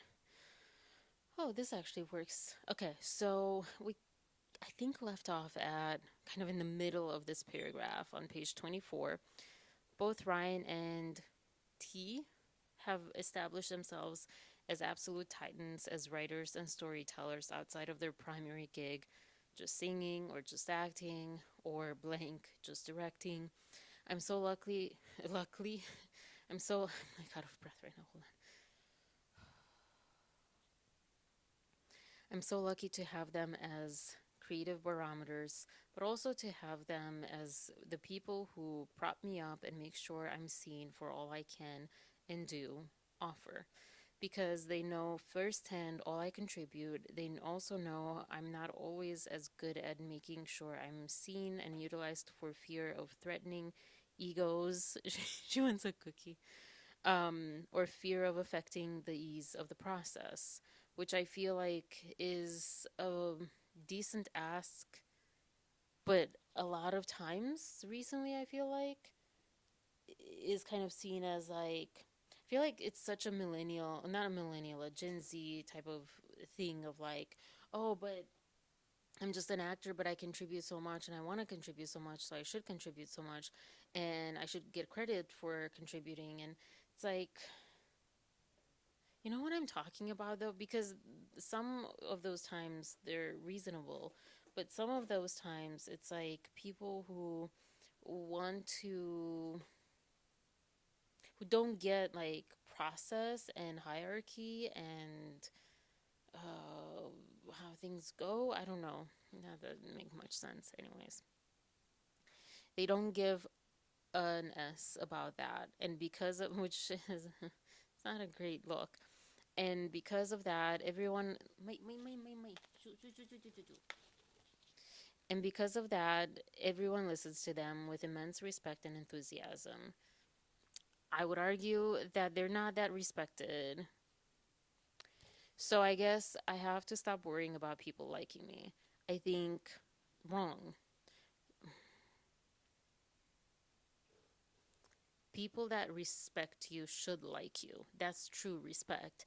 If they don't like you, that's not actual respect. Just saying. If you ever get around to watching Game of Thrones, you'll appreciate that I'm Khaleesi. Hey, another fellow late bloomer on the Game of Thrones thing. I think I watched it in 2019. Yeah. Um, anyways, you'll appreciate that I'm Khaleesi, and like her, I happen to have a few dragons. For better or worse, but usually for better, because my dragons also protect those I fight for. Hmm. So really, we all benefit from those gorgeous monsters of mine. I think it's a tongue emotion, or no, it's just like a kind of emoji. Humans do not look good as emojis. I'm sure there's a human out there that has a very good emoji face, but yeah, you will too. I can promise you.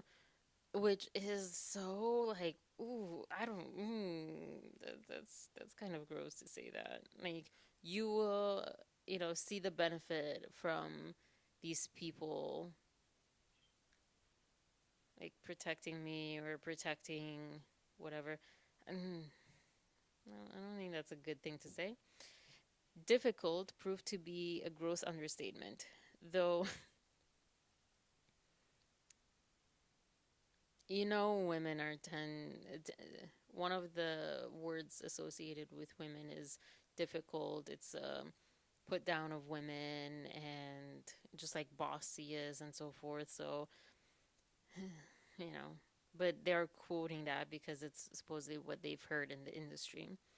Though Baldoni initially, and some women are difficult, just like some men are difficult.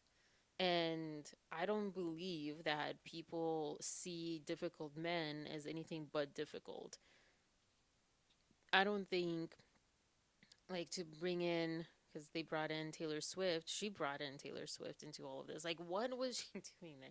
Anyways, The Man by Taylor Swift, I don't think that's like a good point to make, and sometimes that happens, maybe often that happens, but not everyone is like that. Not every, and I mean, not like, oh, one or two people aren't like that. I'm saying like a lot of people are not like that. A lot of men do not get praised for certain things that she was explaining they usually get praised for and all that, so yeah. But again, I think Taylor Swift and I mean, maybe even to an extent Justin Baldoni, but definitely Taylor Swift and Blake Lively. And then closely second, Ryan Reynolds, only because Taylor Swift was so big in a specific way and surrounded by specific notions so early on. And Blake Lively, the same thing. They're both quite privileged. They were born into privilege. And I think they don't understand and they only see their perspective, which fair enough. These industries, they do need to be more fair. There needs to be accountability for, equality and all that stuff. Um, but it's interesting that instead of joining forces with him, they're mocking him and trying to undermine him and take over him and all the stuff. Like, it's weird. It's weird. Though Baldoni initially invited Lively to make changes to the script, Lively began altering the script daily. Ooh, girl, no. The frequency of Lively's revisions alarmed the producers, director, and studio, who anticipated that her interference would persist every day of the shoot, further in the text, and disrupt the carefully planned production schedule. Yeah. Each shooting day was intricately scheduled long in advance, as you do, and Lively's constant changes placed significant stress on the production crew, not to mention financial strain on Wayfair. Let's let's take her wanting to change, alter, how give suggestions to the script. Why is she doing this daily and not, oh, I received the script, here are my thoughts and my notes. Just sus ma sus me sus. No parakeets were harmed in this, but my nervous system was. Okay. Yeah. Like, did she not read the script either beforehand? That's what it seemed like. Why is she giving, changes daily? Like, I mean, that's like, feels worse than I initially kind of had the impression of that. So there is a text message between a producer and Jamie Heath. Producer saying, "Are you listening to this? She's fixing the script. I think Angie's advice was actually wrong. Blake is now directing the movie. This is bad." Is it Angie? I don't know. Jamie Heath, "I'm listening. Talking through it is better than not. Seeing what's possible, as long as any decision is done with approval. Stop being concise, people. I don't understand that. I wouldn't understand that even if I was on this movie." Producer, "Not for something that was already intimately planned. This will be every day of the shoot." Jamie, "I know. I'm not sure that can be done, honestly, at this point in terms of Blake." Jamie Heath is not a good texter. From like previous texts too, he's not a good texter, and I don't understand that. I don't. It takes too much time for me to understand what he meant. Be less concise. Thank you. More than a year later, during a red carpet interview at the New York film premiere, Lively stated, "The iconic rooftop scene, my husband actually wrote it. Nobody knows that but you now." That was true. That was on camera and that was full her. No one forced her to just say. that. Because you could see, like, it was just like, even her saying, like, it looked like, oops, I guess that's out there now. This startling revelation directly contradicted Lively's previous instance that she had written the scene, and certainly cast Reynolds high praise for the rewritten scene in a different light. It's just funny, just comedic. He just like made himself the butt of the joke. Oh, I'm so excited. I hope. Oh, I have poop on me. Sorry. I hope.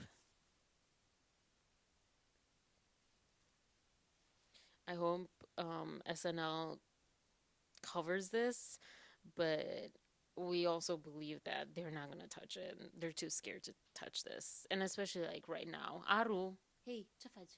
Mai, shoo, shoo. But there's some gold SNL nuggets if they choose to address this.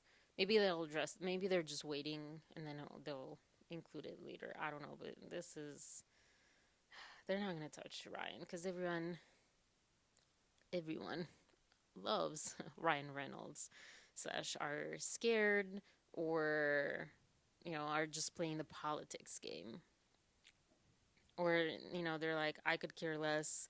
I'm just gonna be nice. I'm gonna keep in my lane, whatever. That's more or so what I mean by scared. Okay, so the film's credited screenwriter, when asked about the claim that Reynolds had written the scene, graciously responded, "So if I'm being told that Ryan wrote that, then great, how wonderful." She went on to acknowledge, "There were a few little flourishes that I did not write, and if those flourishes came from Ryan, I think that's wonderful." Is it? That's such a polite answer. My shoe. She knows. She's like purposely sometimes like, oh, I can't do this. Oh, I'm gonna do exactly this for the rest of the time. Um, so this has a footnote. See Benjamin Van Hoos and Julia Moore. Blake Lively says nobody knows Ryan Reynolds wrote a scene in it. Ends with us as a screenwriter weighs in, and there's a link to a people.com thing. Okay. This was also the first time that plaintiffs learned that Reynolds, who had no formal role whatsoever in the film's production, had made unauthorized changes to the script in secret. Baldoni, equally blindsided by this news, which he discovered in real time during a recorded interview with Access Hollywood, re- reacted by also praising Reynolds so as not to harm Lively. Reynolds, who apparently wrote the scene, and possibly others, during the WJA strike, Writers Guild of America strike, or the film. Because that was the other major bombshell part. Um, Before like any conversation of like, oh, take over the movie or whatever, it's like, wait, but there was a strike going. That's why they stopped filming. So what? Lively's remarks about Reynolds' purported contribution to the script raised eyebrows sky high at Sony, who told Wayfarer that they certainly needed some clarity on public comments made about Ryan Reynolds potentially contributing writing services for the rooftop scene. And these are nice emails. These are concise, but they make sense. They're straight to the point and make sense. But anyways, so Sony Legal Affairs on Friday, August 9th, 2024 at 11:38 a.m., which is around the time that I think the 7th, 8th, or 9th was when this happened. Hi, blank. We certainly need some clarity on public comments made about. Oh, it was the Wayfarer Council. So the two legal teams. We certainly need some clarity on public comments made about Ryan Reynolds potentially contributing writing services for the rooftop scene. Can you provide additional information on this, as there are no contracts? His services are not in the chain, nor is his name anywhere in the credits. One of the many media reports which cite this claim made by Blake Lively, and the link to that. Thanks for clarifying. If services were rendered, obviously we require signed documentation immediately. The reply: Hello, blank. Your email was shared with me by blank in order to address this issue. We are not aware of any writing services rendered by Ryan Reynolds, regardless of what is being said publicly. This is not something we are aware of. We are learning about these allegations in real time. Please let me know if you have any questions. Thank you. Cool. Still, during the pre production phase, Lively and Reynolds raised entirely false allegations of fat shaming. Oh, yeah, now this side of things, against Baldoni, an accusation that, as evidence will show, was categorically false. There's this one girl from, I think she said that she's a Broadway actress or works on Broadway or has or something. She's on TikTok. And she talks about like if anyone would make this accusation that they were fat shamed because someone asked um, like someone's weight so they can prepare better or like anything around this, like it happens all the time because lifts and things are can be heavy, and it doesn't matter who you are, you can have different injuries and different things going on with your body. It doesn't matter how you look and what people perceive of you, right? And and that's like safety. It's a safety issue, really. It's a safety issue that it should maybe there should be guidelines around and ensured that this happens. But she was explaining like that would be ridiculous and that would be unprofessional. And she also went into talking about how a lot of her Blake Lively's claims. Oh yeah, Mint Mobile. I wish I could say like, please don't show me this, but this is live TV. But a lot of these claims um, that she made sound like someone who's hypersensitive and not a super word like a strong like she doesn't work as often, because some a professional actor that works all the time will understand how vulnerable certain things are, especially a movie like this, but how vulnerable certain situations are and how being in character, because she claims that he wasn't in character, but that's so. But he was also the director, so maybe it was like he was like also trying to direct her. Basically, there is that hypersensitivity which exists. Not every person is not hypersensitive. Not, like that still exists. The fact that hypersensitivity can be used as a scapegoat or whatever, that's true, but it doesn't mean that hypersensitivity doesn't exist. Anyways, but I love the point that she made. Like, yeah, a working actor that is used to sets and vulnerable situations and has the knowledge, experience, and I would say even education in this, would understand that things can make you uncomfortable, but it doesn't make them wrong, and would also understand how to navigate that and how and when to take things personally and when to not take things personally and understand the process. And I thought that was like a really bold attack, kind of, but a factual statement. I agree, and that was my first impression when I first. Okay, we had a brief interruption. I forget what I was saying, but anyways, yeah. Baldoni had been introduced. Oh, when I first read the claims that she made, I also thought like these seem to be one-off instances, and they seem to be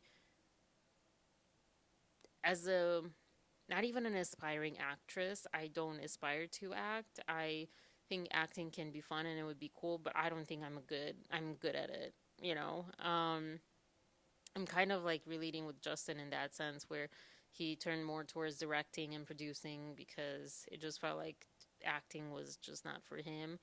Um, but even less than him, I think I really suck generally. But I have done a little bit, just tiny bit of Meisner training, um, like a year and a little bit. I don't know. I don't know. And it wasn't just that, but just being on set and stuff, like lingering kisses and all this stuff. It's like, it's so subjective. And I feel like she used subjective things trying to make them sound objectively bad. And a lot of the things that she said just to me, to my eyes, looked like exaggerations. Not that they didn't happen, but that they didn't have the intent that she was saying that they did. And because also they were one off things, and um, they were things commonly safe. Like, it happens often, but it's usually safe when people trust each other, and like, it happens all the time, but not in a bad way. Not in a, oh, we need, to have more guardrails or whatever around this. Like, there's nothing harmful about those. Unless you have. So, I auditioned recently for a play and a musical. So I'm not gonna get that, but I auditioned for it, and in the second application, we were asked different things like even allergies, and also it's like, do you have any specific traumas? Like, this will be kept completely confidential with the stage manager, but do you have anything that we would need to know about for that might affect? Because if you have a specific trauma, that hypersensitivity is valid, but it's hypersensitivity and it can affect you, and it's bad for you to be in those cases, because you will have to, even if you're not method, and especially in those things, you have to be very careful with method acting, but you have to put yourself someone in that emotional space, and it will be hard for you to not go back in any way to that trauma. So if that's what happens, then you need to be upfront about it, and you need to like choose stuff carefully and stuff. So anyways, all right. Baldoni, who had been introduced to trainer Dawn. Why did we have to quote that? Anyways, is that not his name? Who became Baldoni's personal trainer by Lively. Wow. Don direct so like he knew this. I don't know, whatever. Don directed Baldoni's preparation for the film role, including his nutrition and exercise, making special accommodations for Baldoni's back injury. Baldoni even paid to receive Don's delivery service. Um, so at 1:05 p.m., a.m., whatever. Um, oh, that's the screenshot, but the conversation February 21, 2023. So after, like, close to when they started or whatever. Okay, speak later today. I can get you a program this week. Justin, sure. Just got to NYC for the day. And then later that day, hey bud, tried ya. Call you in a few. Cool, standing by. And then the trainer Dropboxed the program. And then he said, here you go. 4 things. The jumps are to be low intensity, and this is to improve performance. Go 50% intensity for the first few weeks. 2. Let's sub the dead stop rows for chest supported rows. 3. Stay out of lumbar extension. Your low back should not arch. 4. Week 1 should be 70 to 80% intensity. Do not push and add the cardio the cardio like we discussed. Let's jump on a call after you review. And then a couple of days later, oh no, this is a couple of days later. Okay. Amazing, can't wait to check it out. Thank you. Cool. Doesn't really say anything except that they work together. None of this screams, oh, there was back problems. But that's probably, they just wanted to establish that they were communicating. Privately, Baldoni reached out to Don as his personal trainer to ask what Lively weighed so that he could train his back muscles in preparation for a lift scene. This was important to avoid injury not only to Baldoni, who suffered from lifelong back injuries, multiple bulging discs, and chronic pain, but also to Lively if the lift could not be completed successfully and safely. Notwithstanding Lively's recent attempts to deny the existence of any such scene, it was which, I mean, they have to have the footage, right? It was only nixed at her insistence after having been planned and rehearsed. So maybe they don't have the footage, but they need to have categorical, right? That's the word, like intact proof that this scene existed before all of this.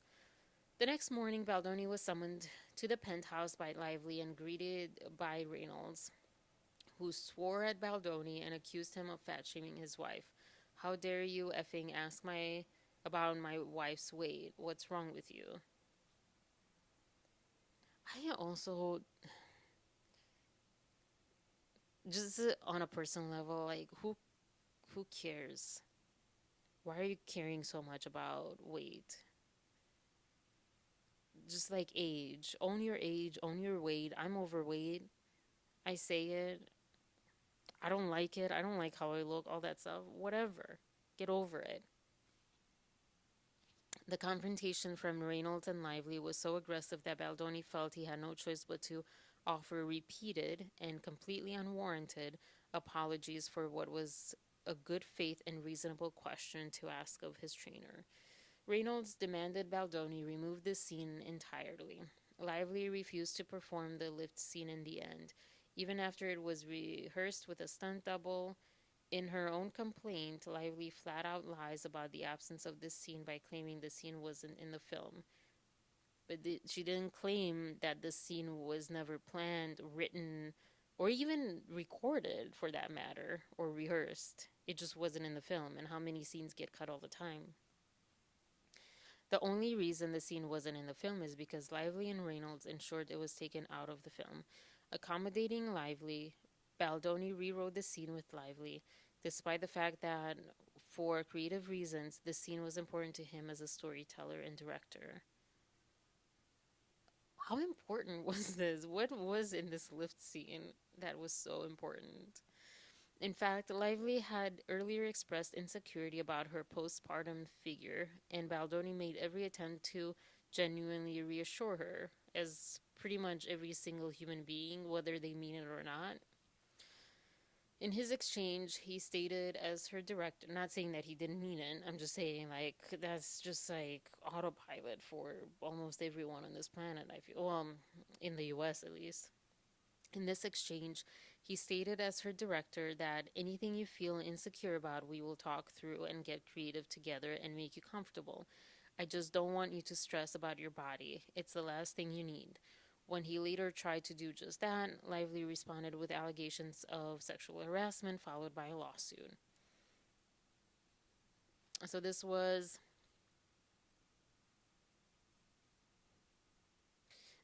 before the trainer part.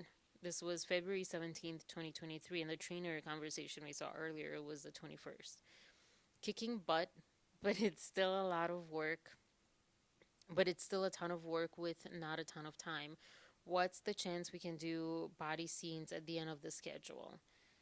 Um, so Justin said in response, I'm sure you are. Honestly, there's a 1 billion moving parts to the schedule right now. I just turned in the rewrite, and so they are hard at work. So much of it comes down to locations and the other cast availability, etc., which is like filmmaking schedule 101. He didn't need to say this to her. So, to be really honest, I have no clue. This is so. Is there an equivalent of the word banal in English? Is it the same word? This is so ridiculous. I mean, you learn this before you're even anything as far as like filmmaking. Like, why? Hopefully, I guess maybe not all people, but like all the schedules are accommodating so many moving parts: availability of actors, locations, budget, weather, so many things. Anyways, I want you to know you will look amazing. Anything you are insecure about, we will talk through and get creative together and make you comfortable. I just don't want you to stress about your body. It's the last thing you need. As soon as I have a rough schedule that's even remotely accurate, I'll share and I'll make sure the team keeps this in mind as well. Heart. So I want to know though,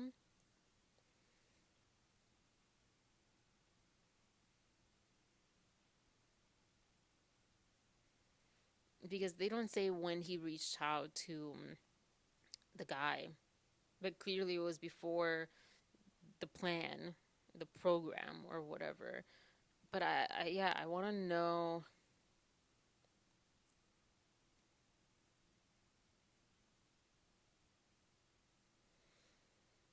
the penthouse moment versus this text. So this text being on February 17th, when was he summoned to the penthouse and screamed at?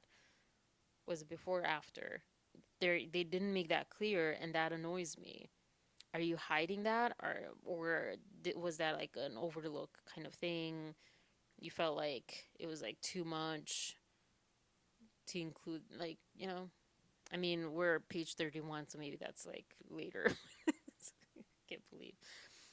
So on February 18th, Blake, thank you for your voice memo. It is deeply appreciated. You are everything you promised to be as a collaborator. Thank you. I know my job here, and this piece is in big part my job here. We both understand the assignment. I didn't understand that phrase.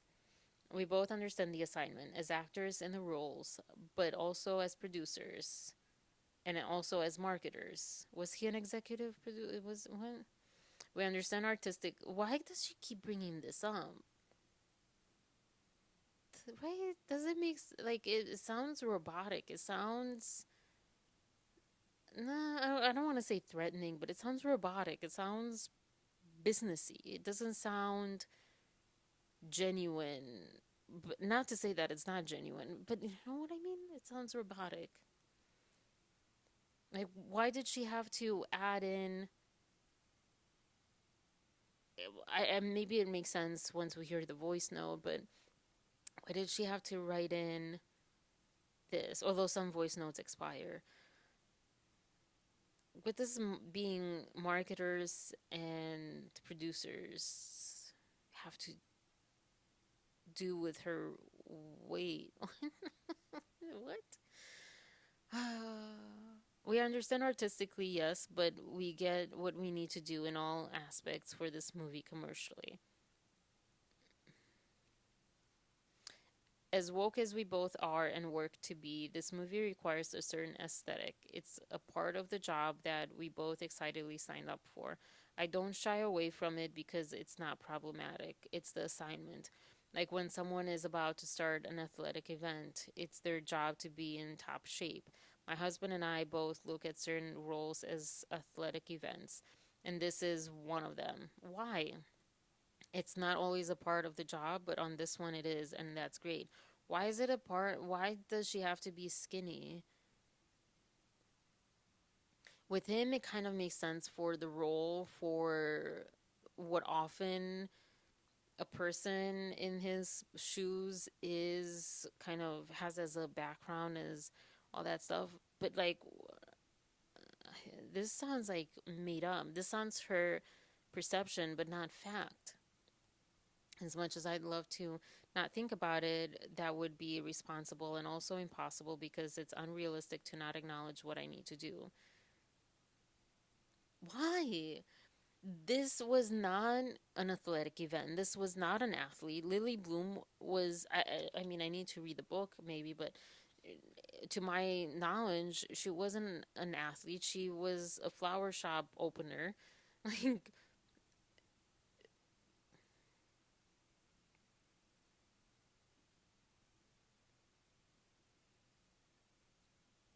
this doesn't make sense. She's making this vain. This is so annoying and so frustrating. This is my job here, and I meet my responsibilities with extreme work ethic. I look for solutions to achieve my high goals instead of lowering my goals. We all win when we're each firing at our highest capabilities. And you and I both are, and will continue to. I just need as much time as possible because I just had my fourth baby. I understand that you will never personally know all the nuances of the challenges unless you live this physical moment in time I'm in with this physical road ahead. So having you understanding and supporting to help me pull this off is critical. and very, very appreciated. Not just in my experience now, but also healing from experiences past. Mm. So thank you. We're gonna kill it and be so fit they have to Lola us to look less banging.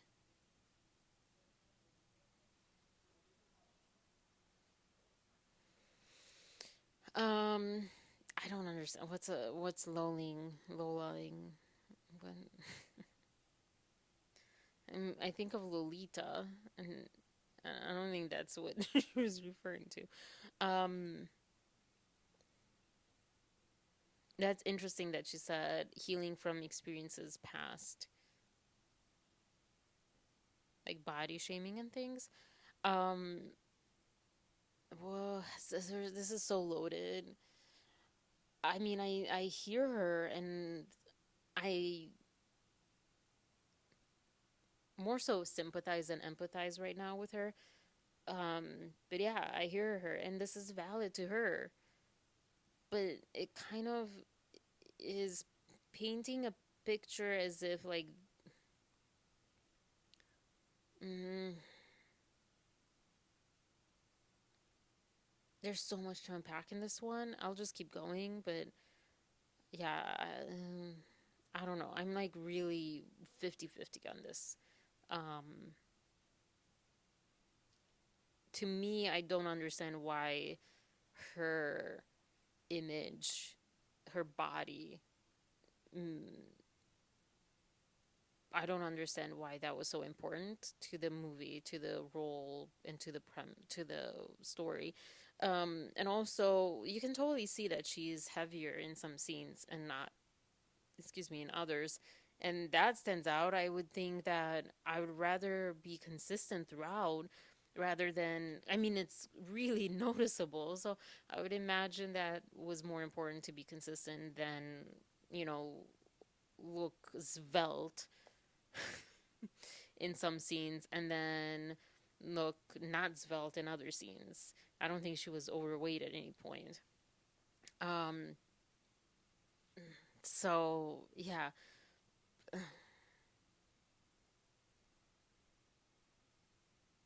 don't know. Oh, that's one thing I wanted to acknowledge and appreciate. She said, "As woke as we both are and work to be, this movie requires a certain aesthetic." Who says, but also as woke as we both are and work to be. So she acknowledges on February 18th of 2023 that she recognizes he's woke and working to be more woke, as the kids say it. Well, the kids are growing up. They're not kids anymore, probably. Lively delivered an ultimatum. If Baldoni could not get on board with her work methods, he had 2 weeks to recast her. Why didn't he recast her? Why didn't he recast her?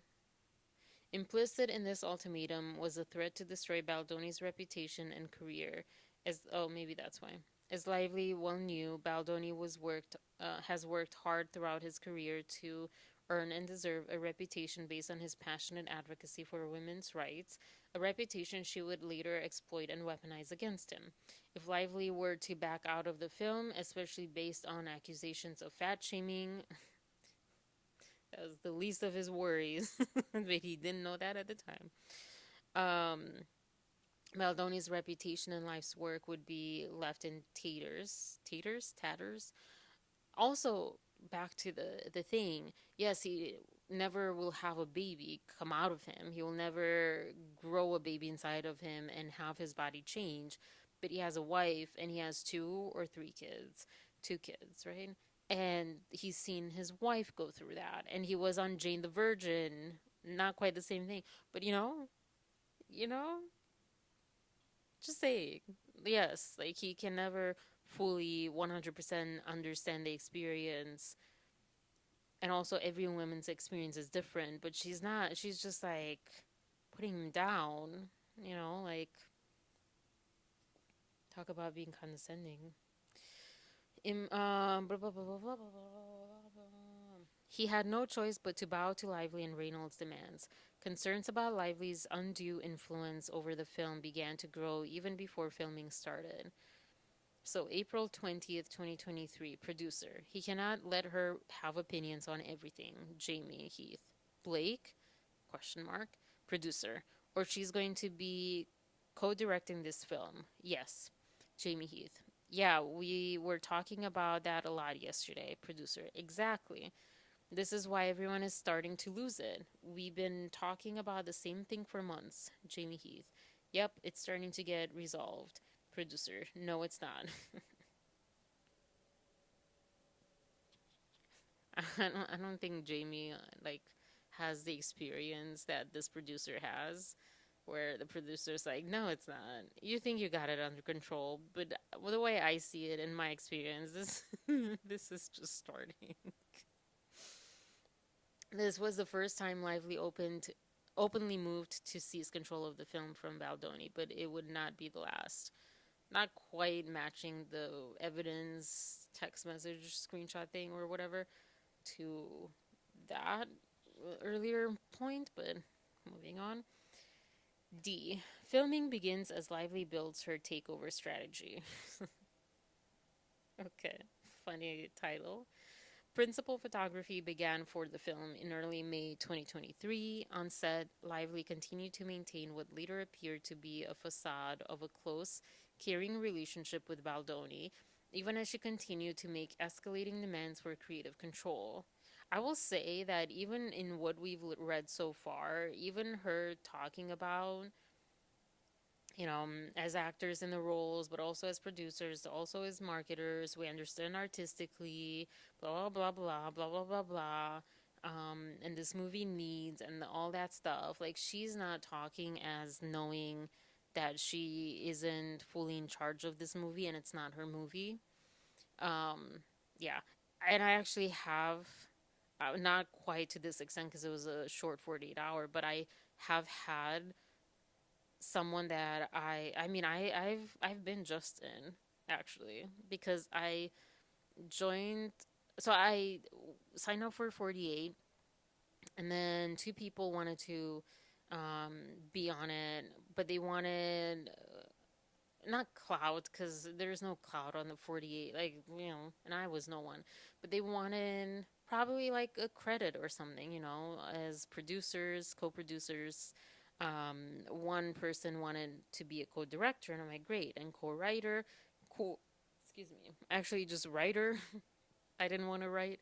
And that person really took over my whole project. And I will say that similar things mirroring this, again, of like tiny sand granule compared to this, which is like a mountain, right? So it's so much smaller, so much more insignificant.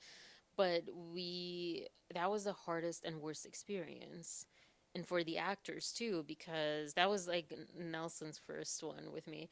And I'm glad that he he came back after that, and many people came back after that to work with me because that wanting of taking over my project just to like take over it um cost us a lot of time. We didn't have money, but it cost us a lot of time. We ended up shooting basically 24/7 almost. Nelson had to go to work during the day at one point, but outside of that we were shooting all the time. That oh, there. And yeah, and the time like went, oh, I was like, oh, the oh, the oh, the yeah. Anyways, it was a nightmare. It was a nightmare. It was the worst project I was on. And that's saying a lot because the very first project I was on, I ended up being Blake Lively on that one. I took over, but that was not because I just had creative ideas. No, I was quiet. I was there to learn. I was there to assist. I was, you know, hands off. And then I was also noticing these people are not creating a script. And then that was Friday night. Odette, Vinay. And then Saturday morning, it was 11:30. People, Vino, Odette. People were, um, what do you call it? Sorry, this is just like really annoying, and it happens often, often enough to just really get under my skin. Um, Vino, Odette, Vinay.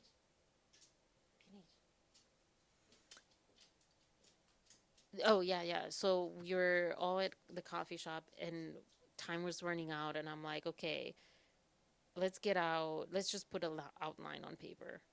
And so I put an outline on paper. I'm like, hey, I have this one location on standby. Do you want me to call them? Cool. I called them.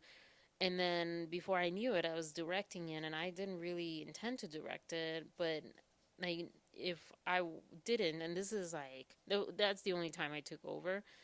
But if I didn't really, literally, that was the one time where nothing would have gone down. And also, furthermore, like once we stopped filming, I was like, okay, cool, guys, like this is on you. Go edit, whatever, because it wasn't my idea necessarily. And so like the producer guy, he easily knew what he wanted. I was just facilitating his vision, and I was facilitating him. So anyways, like it was in no shape my vision or my idea or anything. He came up with the outline, he came up with the idea, all that stuff, and I was just like the first AD, really, like, okay, let's execute this, let's do this. And then um I left I left them to edit. I had to go somewhere with my family and I get phone call saying, "Hey, like can you come back and help us edit?" And I was like, why is it not edited? Because there were two directors in this, and one was supposed to work overnight, I think, and something. And I'm like, okay. So I went back. We stayed until 4 a.m. on Sunday or on Monday morning editing, way past. Like we were supposed to turn it in at 6:30 or 7:30 on Sunday evening. Um, and I was there editing with them, and it was me, one editor, and him, the producer, and we got something. It was a bad one, but we got something. And but I almost wish that I would have just been like, sorry, uh, I can't come back. But so I've been on both sides of this, like that side of things. Okay, hi, Vino. Filming begins as okay. Principal photography began for the film in early May 2023. On set, Lively continued to maintain what later appeared to be a facade or, oh, sorry, read that. By the time production began, Lively and Baldoni had worked closely together for months, and Lively expressed warm gratitude for her collaboration with Baldoni on the eve of filming. This note means so much to me.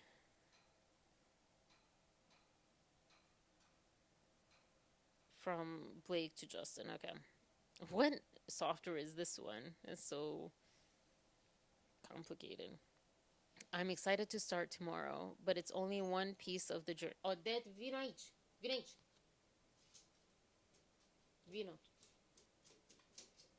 Hi, Vinage. Sus, sus, she stay. Good dog.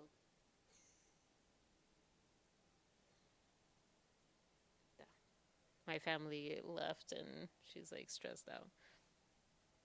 I don't know why they sent her down here because I would have gone upstairs when I'm done and she would have probably been more like at ease there. Okay, so this note means so much to me. I'm excited to start tomorrow, but it's only one piece of the journey. We started months ago, and I'm grateful for all we've built so far. Thank you for caring so much and for putting every bit of you into showing it.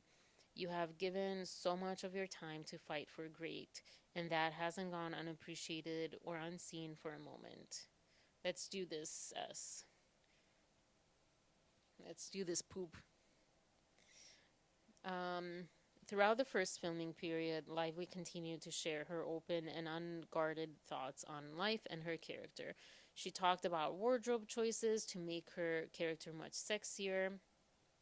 This other message will show you both ways, but Beanie is much sexier. It's the look. Again, where's the one before? Like, this is also kind of out of context, right? It's the look, feels TV without it, especially with a crop top in the snow. It justifies the rest of the skin, and also if a girl, and also is a girl, I as a girl probably I would check out walking down the street because it washes the effort off the rest of the look. What words? Words. I don't understand. But okay. Lively continued to express her warm appreciation and respect for Baldoni as filming continued, even as she acknowledged she could be difficult and critical of others, using the kind of language she herself would have alleged to be inappropriate. Lively's use of the word ballbuster would certainly have made it on her 17-point list had it been Baldoni who said it. Would it? I mean, that's a huge that's like what's not allegation, what's the word? Assumption? um Justin, I'm not going to tell you that you are amazing because you tease. Oh, because you tease me for being so sentimental, but you were amazing today. Blake, thank you. I do appreciate it. I'm just a ball buster, but it means a lot to me. Stay with it. I care a great deal and always want to deliver. You are terrific. I'm proud of everything we did today, but really every day. Justin, loved that. Thank you.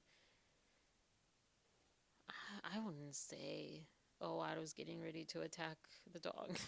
I wouldn't say the use of that word. I don't think she would have put it on the 17-point list, but we'll see. Lively's intimate comfort. I mean, I guess so. When you think of like the song The Man, you think like, oh, this person can say this word. Like, yeah. Anyways, okay. I kind of see where they're coming from, but I don't. I think that's a stretch. Lively's intimate comfort with Baldoni continued as filming progressed. In June of 2023, after the alleged harassment and uncomfortable situations allegedly occurred, she even invited Baldoni to her trailer to rehearse while pumping breast milk. Oh, this was after we read this before. I'm just pumping in my trailer if you want to work out our lines.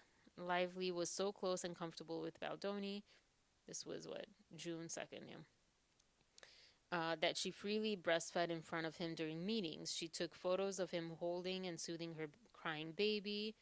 Out of respect for Lively's privacy, this complaint does not include any images of her family. That one's good. That's good. In her penthouse, they laughed deliriously during late night, right? And this is where it might be private and not public, like Johnny Depp and Amber Heard and other ones, because of the sensitive nature that they will probably need to show things that are sensitive in nature and privacy, you know. So, uh, they laughed deliriously during late night writing sessions. All of these events took place after the alleged sexual harassment. Lively's accusations seemed to come out of the blue. She even knew this. She even knew his tea order. Okay. En route to you. Can I get you anything? From Justin to Blake. No, all good. Thank you, though. I'm getting you a hot matcha, and do you know what Brandon likes? Um, Okay, that sounds like just normal human beings. You would not think they would have had those exchanges based on this, but we also recognize that, people are complex, situations are complex. Lively herself set the tone for personal discussions on set, including what language was acceptable. For example, on one occasion while filming a restaurant scene, Lively sat on the floor in painfully expensive shoes while discussing with a group of male cast and crew how sexy her shoes were. This is evidence in film footage captured between scene takes. Awesome. Love to see that stuff. Lively had no issue, versus, just the scene that was filmed for purposes. I have like really bad heartburn today, and I don't know why. Before I ate fruit or anything. Lively had no issue using the word sexy herself, but apparently took note both times Baldoni said the word in her presence. This is not like the N word. Like, excuse my like frankness with that, but sexy is like not a terrible word. Because I feel like the only that's like what's kind of implied, right? Like, well, I can say sexy because I'm a woman, but you can't say a woman sexy or my character is sexy or whatever because you're a man. No, that's not how it works. That's not the same type of word situation. Though she was like, anyways, though she was loose and relaxed in her speech on set, she was increasingly stringent in the demands she imposed on the production. She rewrote her own dialogue constantly and took it upon herself to make unilateral changes to other characters' lines. That's awful if that's true. Effectively rewriting the script day by day. How horrible is that? How horrible is that as an actor too? Like, I'm sorry. It's amazing when actors can like here's the material, go. But you prepare for months and then you're like, no, here today, surprise, we changed your lines or one line or whatever. A lot goes into that, and yeah, professional actors, but like, you didn't need to. Again, she could have done this like before they started filming. This pattern of domineering interference caused unending interruptions to the production process, leading to entirely unnecessary stress, chaos, and delays. It is well documented on film footage how frequently she requested changes and how at every turn Baldoni took her thoughts and, out of fear of repercussions from Lively and her allies, he consistently tried to accommodate them. Mm-hmm. And I would say also because she's a woman and he was trying to be mindful of that too, which I think this series of lawsuits is going to help a little bit maybe on that because we can't take it to the other extreme. Just because you're a woman, it doesn't give you carte blanche or whatever to do whatever, and to mistreat others or intimidate others by you being a woman. Because then we're basically doing the same thing that we're trying not for men to not do, you know? During labor strikes, Lively moves to seize absolute power. On May 2nd, 2023, the Writers Guild of America went on strike. Man, someone needs to do a timeline. I know I should be the one, but I'm only on page 37. How is this so long? Um, I'm confused with the timeline. This is obviously not in timeline form. So, on May 2nd, 2023, the Writers Guild of America went on strike. Production on the film halted temporarily on June 14th, 2023, due to WGA picketing. The next day, the production was notified that the WGA, Writers Guild of America, had agreed not to picket their set, allowing production to continue. But Lively was already gone and refused to return to the production immediately. That sounds like one of those kids in college or whatever, like, oh, well, I'm already on vacation, so I'll return when I'm done, too bad. um, Again, that's neither here nor there. However, I would say that no other actor that's not that high on the popularity, income, getting, all that stuff would ever dare, dare to do that. No, no one that's not that high up would be able to say, like, oh, well, I don't feel like returning immediately. And I thought we were going to go for a longer period of time. Mm-mm. Wayfair reworked the shooting schedule at great expense to film the scenes with the younger versions of the characters instead of footage requiring lively. It happens, but again, in the whole context, this is hard. But if that was the only thing, it would be like, ugh, this is inconvenient. But yeah, but again, like no other actor would have been able to do that, and that is a huge unfairness. I, as an actor, would not be able to do that. Whether I would get cut, I would get like, I would never work again because I would have the reputation for not being professional. Yeah. On June 27, 2023, production shut down entirely for the pendency of the strike. The SAG-AFTRA strike soon followed, beginning on July 14, 2023. To make the most of time during the strike, Baldoni began editing the footage that had been captured to date, starting the director's process of turning footage into film. Lively, ex- uh, yeah, because Directors Guild, okay. Lively expressed excitement over returning to shoot in the fall in New York, making no mention of any discomfort or harassment that would be brought up only later, after months of being apart, on the day the strikes ended. Both before and during the strikes, Lively's eager involvement in the production took a more insistent and manipulative tone, and she asked for access to the dailies and early cuts of scenes, both inappropriate and unorthodox requests. Yeah. Dailies refers to raw footage of what was filmed that day, including the many takes, like take one, take two. This is not shared with cast. No. Hey, would you mind giving me access to dailies? And I'm curious which takes you liked of the scenes you showed, blank. My manager, blank, flew out to visit set and leaves tomorrow a.m. He heard all about it from Warren, and I'd love to show him. I appreciate you may be too slammed right now to make this happen, but maybe someone else can facilitate. Thanks so much. So she made it sound like, hey, I just want to show my manager, what we have so far, just for him, because he's excited to see or whatever.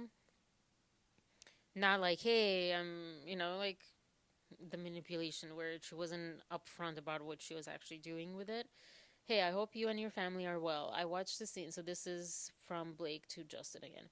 I watched the selects you sent. So great. I was happy and energized. Such solid work from everyone on and off camera. It was really cool to see. We were working so quickly, there was never the time to look back. So it was nice to revisit from an audience's perspective. Please let me know how to reach out to get to access to the full gallery of dailies. I'm so looking forward to seeing all we have in the can. And of course, any scenes you cut together, I'd love to see. Hope you're having a good summer and hopefully a good edit. Will your assembly be done soon? Kisses.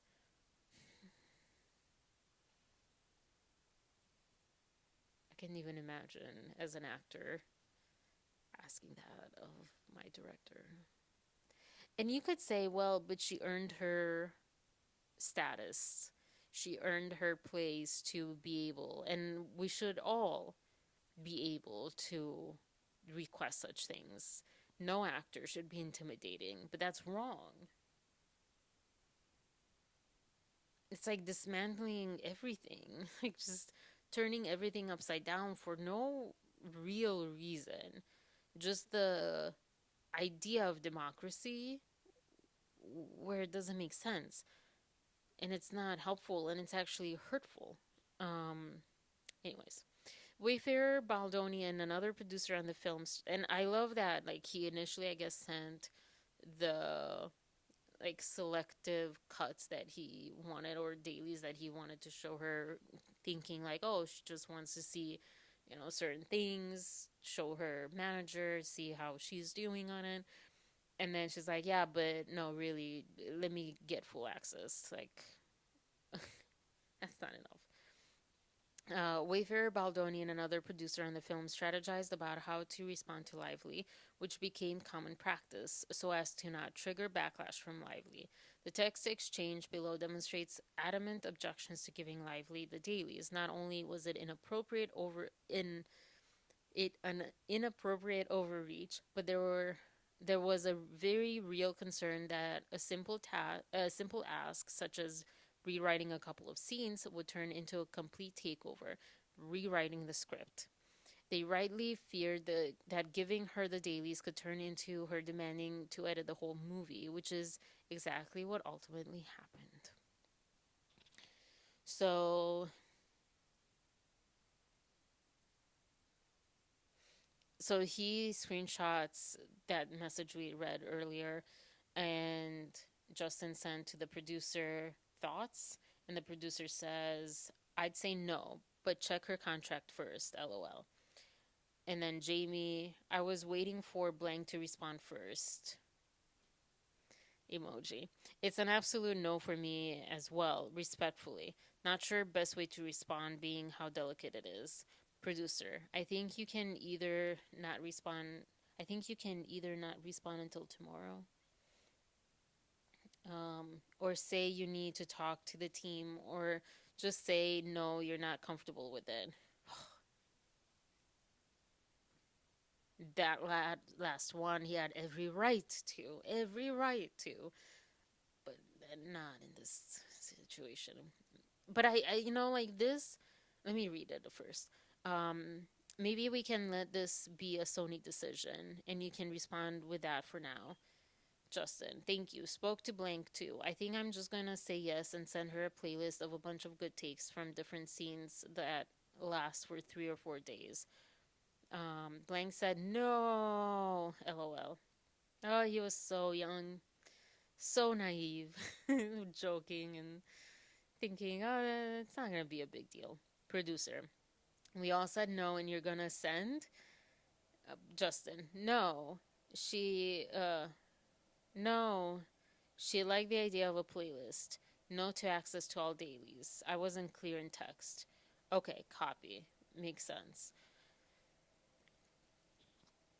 When Jamie Heath said, not sure best way to respond being how delicate it is, they could argue, well, it was delicate because he did inappropriate things.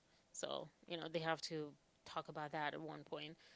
Um, Justin, basically send her a playlist of what I showed her agent. And then if or when she responds and says, can you send me everything? That's what I'll say. I'm not comfortable with that, as I haven't even seen everything. Blank believes that she will then start to edit the movie and tell me which takes to use if she has access to everything. Mm-hmm. Producer, yes, I agree with that. Also, this is exactly how the writing process started. She asked if it was okay if she could take a pass at some dialogue tweaks on the rooftop scene. Just talked to Blake.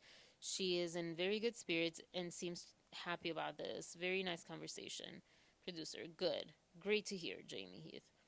Um, and then, like, another thing. Am I hearing Blake is not available? Yeah, probably more for later.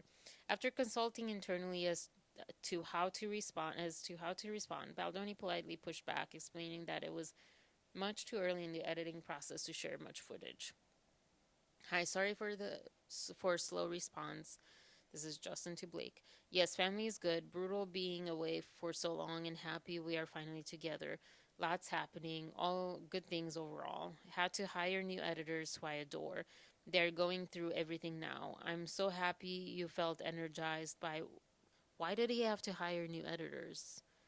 I'm so happy you felt energized by what you saw. Maybe like conflict, like schedule conflicts because they got pushed back. I don't know. Your performance is really, really beautiful, stunning actually. Read dailies. Obviously, you know I want your input. That's why I send the 5 hour playlist. I like how he specified the 5 hour playlist. So be grateful. But at this point, that's not gonna help him. That's not like a condescending because she's a female thing. It's like, he's too nice. He's too patient. But at this point, it's too early for me to share all the dailies. I start my cut in early August given the new editors and still going through the rest myself. Also, figuring out our shooting plan as I have to cut and combine and find ways to scale down for budget. Once I am physically in the edit and I have touched scenes myself, I'd love to share with you. I hope you enjoyed this time off with your family. Talk soon. So that's July 20th, 2023. At that point, Lively reluctantly. Oh gosh, this acid reflux. Um, Wait, are you? Yeah, you're all. I'm still recording. At that point, Lively reluctantly paid nominal lip service to the notion that Baldoni, the film's director, was entitled to the time and space needed for his directorial cut, but continued to push. I don't want to infringe on your time with your cut, of course. I don't feel the need to send me cut scenes. I was just excited to see. Read dailies. None of the producers have had access to dailies. It's just you. Again, she wasn't a producer at this point. Does she understand the difference between an executive producer and regular producer? Because it sounded from a few text messages above that they understood different things about what producer she was. Baldoni shared limited scenes with Lively, feeling uncomfortable all the while, yet he already knew that he had to bow to Lively's demands in order to get out the film and its powerful message. Finally, he put his foot down, sending Lively one final scene and then telling her he would not be sending any more cuts until he was finished. He was finished with his editorial process.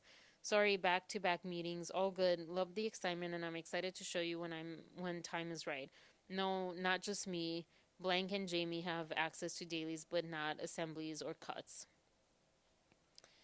Um, Happy birthday. So that was July 20th, and then we skipped to August 25th. Happy birthday, Blake. Coincidentally, today is the last day of my edit as we are closing the room until we shoot again. It's been wildly successful and I'm so happy. You are so fantastic in the film. I'm sending you over one of my favorite sections. I won't be posting or sending anything to anyone after this, but I'm excited to show you more in person when we come back.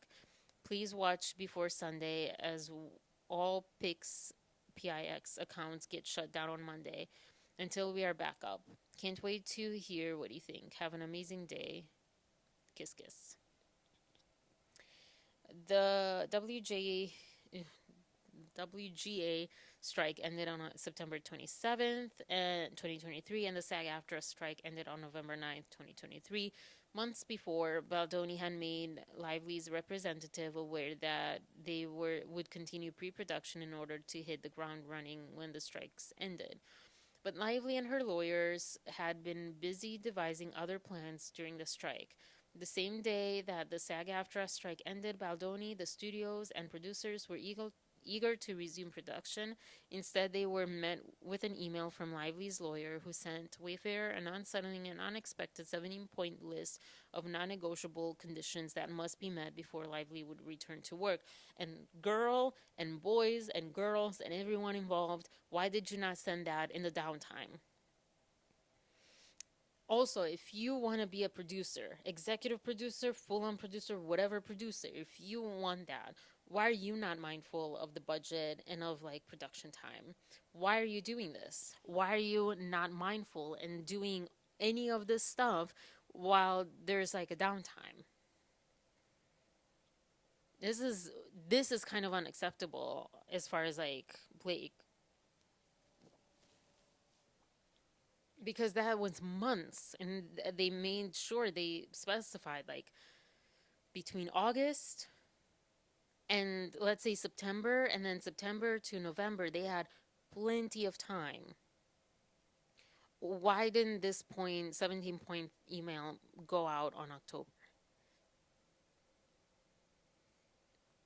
Mm-mm. No, that's not acceptable.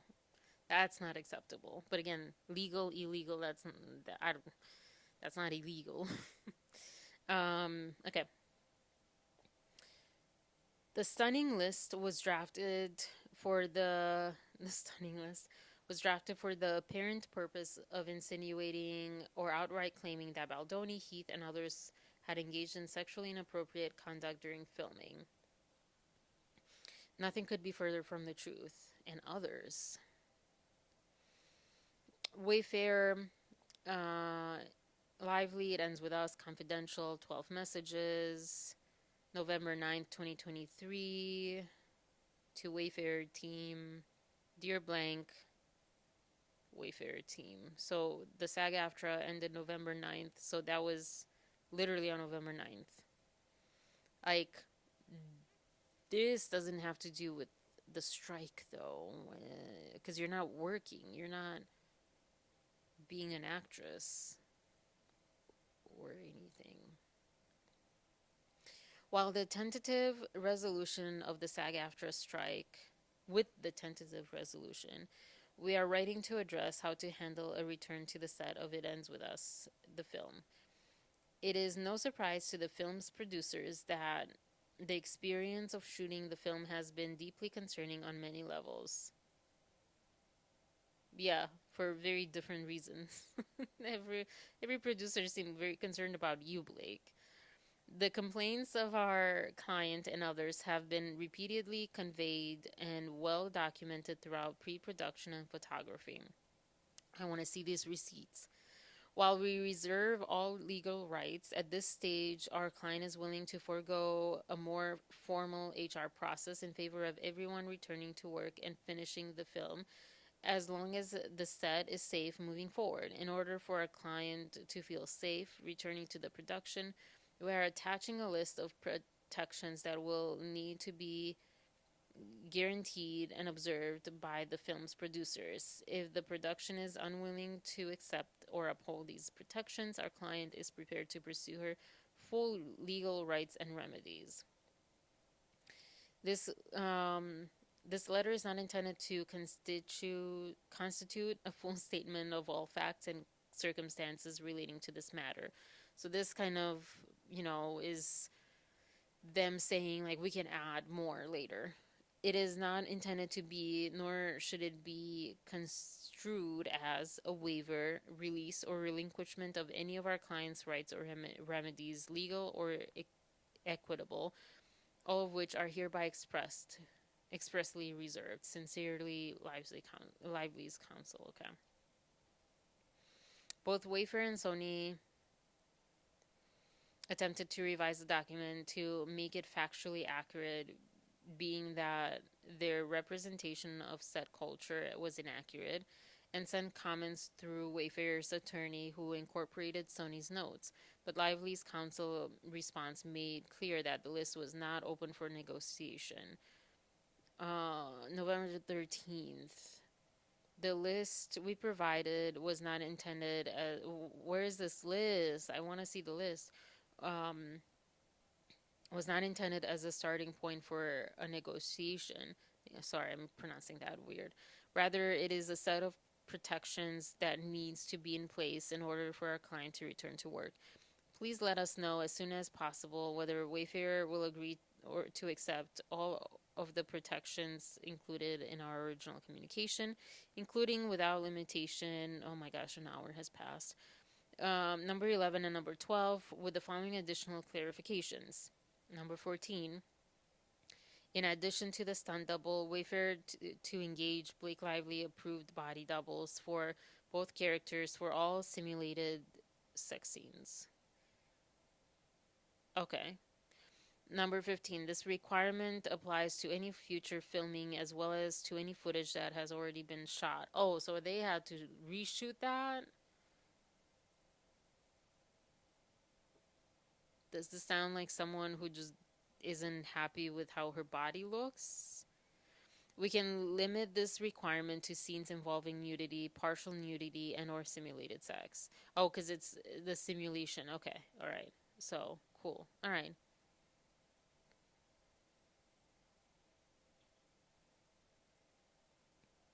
But she knew what this entailed. I don't know. Okay. Keep an open mind. It was clear that Wayfair would have to sign the document as is, despite the falsely. Sometimes I just want to skip through some of this, and I feel like this one I'm going to skip through. No offense. To illustrate the distorted and downright fictional basis for the 17-point list of demands, each of them is addressed in turn below. Okay, here we go. Point number one, intimacy coordinator. Lively demanded that an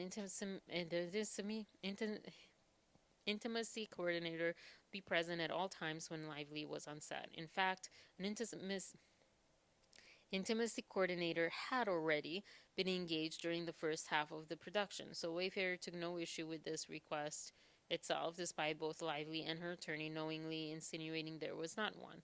On or about March 2023, nearly 2 months before filming began, Baldoni met with the intimacy coordinator, and in early April of 2023, more than 6 weeks before production commenced, she was engaged.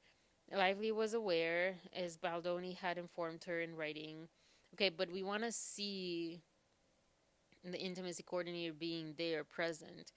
Was also aware, as documented on May 8th, 2023, emails between her and Wayfair's attorney, within which Wayfair provides her the intimacy coordinator approved nudity rider, followed by written confirmation of said approval. So, um, from Wayfair to Lively's counsel, hello, May 8th.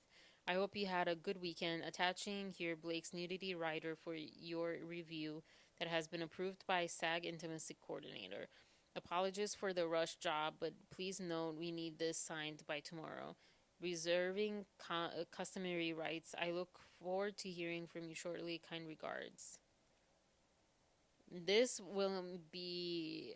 I am not someone to speak to this at all, to react to it, because,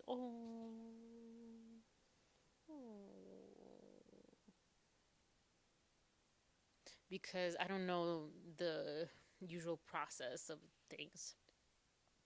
Hi, blank. Do you have written approval from the intimacy coordinator for the exhibit that you can share? Hi, confirmation for blank attached here. Let me know if you need anything else at the moment. Thanks. And then, yeah. This doesn't really say much to me at all. And why was it rushed? It doesn't say so much. It doesn't say so much. Although the presence of an intimacy coordinator is not a Screen Actors Guild rule, but rather a recommendation, Baldoni was eager to engage one from the start to ensure talent, himself included, felt safe during intimate scenes. It was also important to him and the intimacy coordinator to be a woman. To help craft sex scenes that would speak to the mostly female audience of the book, i.e., be written from the female gaze, a fact Lively later mocked in both her complaint and her CRD complaint. Oh. Given both Lively and Reynolds' first-hand knowledge of these facts, Lively's insistence in her November 9th, 2023 return to production demands on the constant presence of an intimacy coordinator was baffling. However, because Wayfair had already engaged an intimacy coordinator and had no issue. Okay, this is like repeating. But I didn't see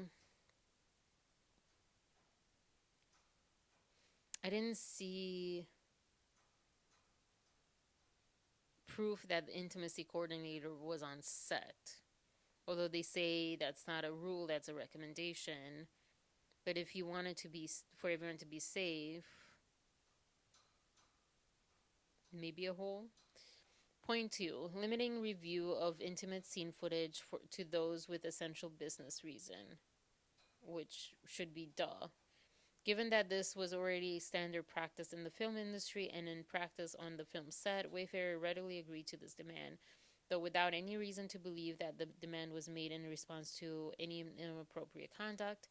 Despite having filmed for over a month and despite having been provided a nudity rider, which I don't know what that is, and the opportunity to negotiate, finalize, and sign, Lively had never asked for a closed set.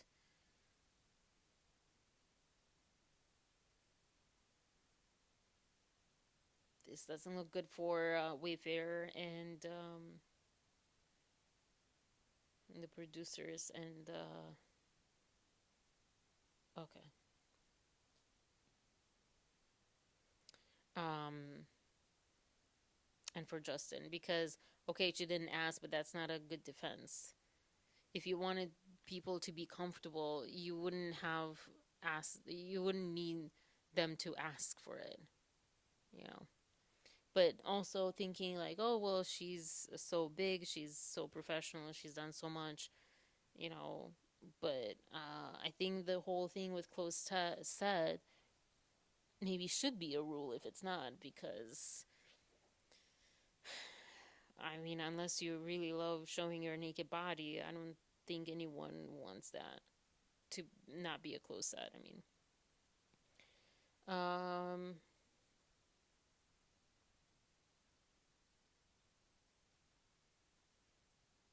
oh, so the nudity rider is basically a closed set request.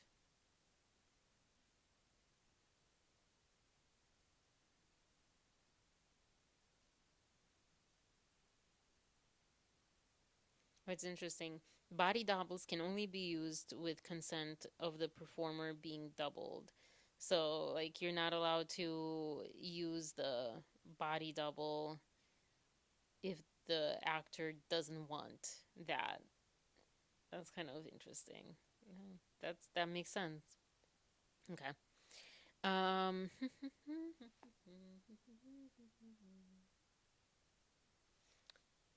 For clarity, no. Okay. However, production had already adhered to this and had no problem agreeing to this demand. For clarity, no intimacy scenes were ever even shot prior to the November 9, 2023 return to production demands.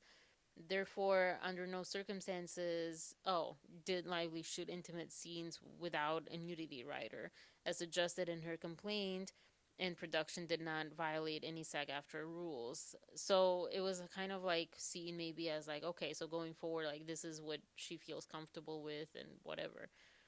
Um, the one simulated nude scene filmed prior to the strike break and the November 9th return to production demands was a scene that Lively wrote. Hmm.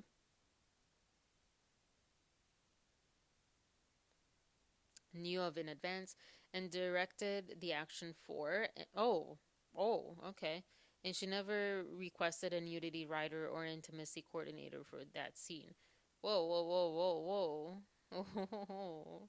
So this is where people were saying, I don't think this specific one, but that goes into what people are saying, that she was the on-set intimacy coordinator because she directed the action for that scene, wrote it. Hmm. Another one where they better have footage of that. This demand, as written, suggests nude or intimate scenes were filmed with non essential personnel present. Later in her complaint, Lively alleges that during a scene, the birthing scene, she was mostly nude with her legs spread wide in stirrups and only a small piece of fabric. Yeah, blah, blah, blah. We read that. And that there were non essential persons present. This allegation is knowingly false. To begin with, to describe Lively as mostly nude and naked from below the chest down area is dishonest. Lively was wearing black briefs and a pregnancy suit that covered her midsection, and her top was covered by a hospital gown.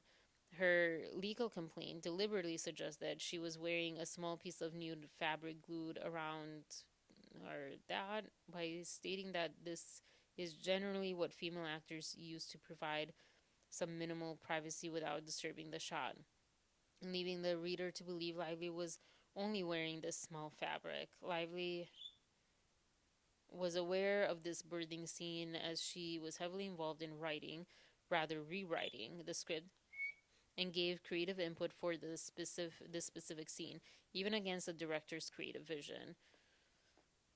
I'm confused. How was she wearing briefs, but only that? Because briefs would obstruct. What? This doesn't make sense. We need that again. That proof. I don't know what proof would be in that sense. Just more clarification on that. Moreover, the film footage clearly demonstrates that the set was not chaotic, as she alleges, and only essential individuals, film crew, talent were present for the scene and doing their jobs. Importantly, Lively knowingly and falsely alleges that the film's financier was present during these scenes and insinuates he was watching her nude, which he had no desire to do. He was not even on set during the filming of that scene. He arrived later, merely stopping by for a brief moment amid his busy business schedule, and was present during the filming of a scene in which Lively's character spoke with a female OBGYN doctor, a scene in which she was fully clothed. Um, Point number 3, no spontaneous. I'm assuming there's some text messages saying, like, hey, I'm here, I'll stop by, or something.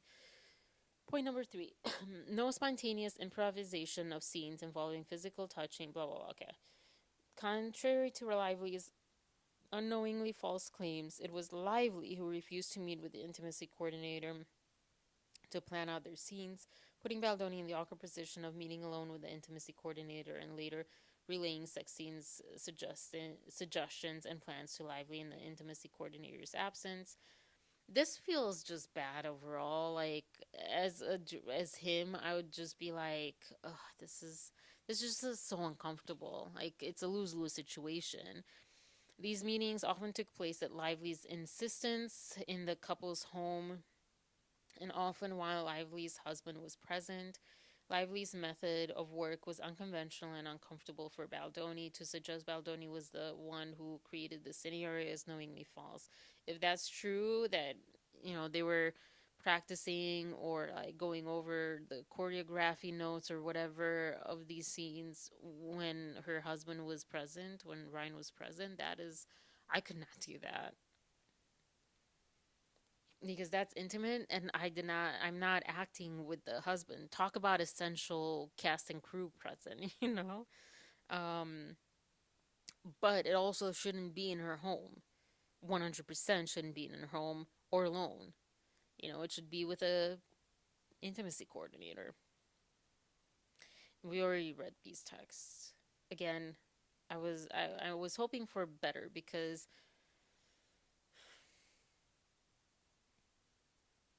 I don't know. It doesn't say much, that text message saying that, oh, she wants to meet, later on. As a result, many of these scenes were not written with simultaneous collaboration and input from both Lively and her intimacy coordinator and the intimacy coordinator, as Baldoni had long intended. The female gaze that Lively's distorted in her complaint. On information really circulated in your time. What? In the end, Lively rejected all of the intimacy coordinator's proposals to rewrite the scenes herself. And she spoke about how, like, it sounded like she wanted to have this romantic, like, she had an idea. Oh, that. She had this idea of, like, what she wanted. Like, oh, anyways. Most egregiously, Lively later used these circumstances created entirely by her to accuse Baldoni of insisting Lively to do uncomfortable or gratuitous scenes that were in fact proposed by the intimacy coordinator and by all accounts very typical asks of any actor performing stimulated sex scenes. This is well documented in handwritten notes Baldoni took during meetings with the intimacy coordinator and later read to Lively. Lively, in her recent allegations, misrepresented these ideas as personal, despite the fact that they were workshopping scenes for their character. Lively's inability to discern the basic premise of the divide between collaborating on a film and personal interactions with her co star and director is woven throughout her claims of the harassment. In support of what Lively positioned as the impetus for these demands, she alleges Baldoni personally added graphic content, including a scene in which Miss Lively was to orgasm on camera. This is false and also uh, not an unexpected ask too, to be just again frank. But this is false anyways. During a creative meeting which Lively requested to take place in her home, Baldoni read to her his notes from the intimacy coordinator, including a suggestion that Lively's character orgasmed during the scene, similar to the book. Lively remarked, and like the big Bridgerton, like that's what they do all the time. Lively remarked, "Oh no, I'm too old for that." And Baldoni offered another suggestion. What? Another suggestion instead, also from his notes from the meeting with the intimacy coordinator. Baldoni then moved on. What do you mean I'm too old for that?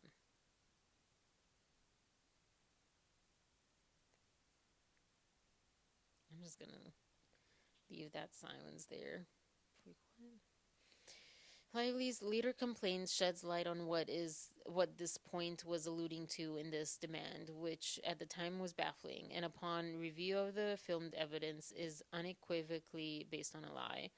So they have film evidence. Production was filming a romance montage of Lily and Ryle on their date. One of the producers played music to set the mood for the characters so the characters could slow dance. Lively, consistently unable to take direction, what? Insisted she really liked the idea of the characters constantly talking because, as she described, she and her husband like to keep talking and talking and talking. So you don't have any intimacy between you. You can't shut up and just like be with each other. Because I know that, like me and Nelson talk all the time. If we're like together or whatever, we talk. We have always so much to say.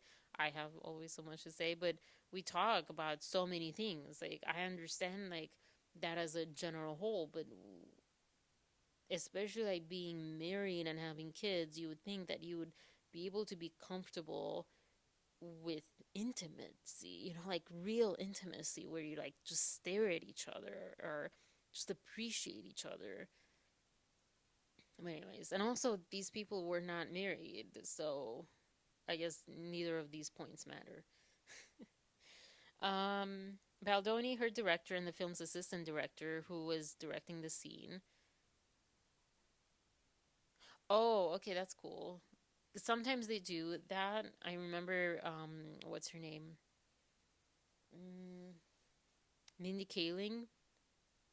How when she was directing the show that she made, like she created the show, she was starring in it, she was directing it, or she directed at least one episode or something. I remember that she had an assistant director, like not an ED first ED, but like an actual assistant director that can look, knows the direction, knows like what she was looking for, and then can like actually be the director because she had to be in the scene. So I think that's what they're referring to. In an attempt to encourage her to take his direction, Baldoni offered up that he and his wife often just look into each other's eyes silently, to which she responded, like sociopaths, and laughed.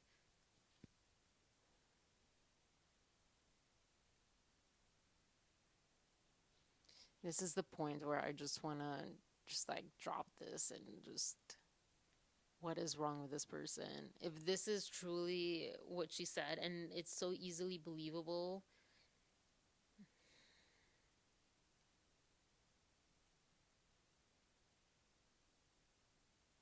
So yeah, you don't actually have true love and intimacy with your partner, Blake. Cool. Good to know. And yet you're calling, first of all, first point, you don't have that and you're calling other people who have that sociopaths. Second of all, what? How horrible is it to call someone and someone's wife that word? Talk about harassment and all that she said. That is just. Oh. That is just horrible. Wow. Wow. Oh, right. Okay. Man. Oh gosh, I just imagine him hearing that and just having to like play it off. Baldoni laughed and shook it off while Lively once again started talking about how she and her husband can't not talk. But girl, you're not this character. You're not everyone. Odette.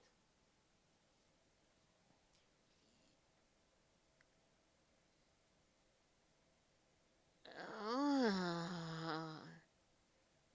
First of all, it's the director's vision. If he wants to apply his personal life, like, oh, this is so meaningful to me, this is what I like, I want to see this in this, scene, this montage, blah, blah, blah.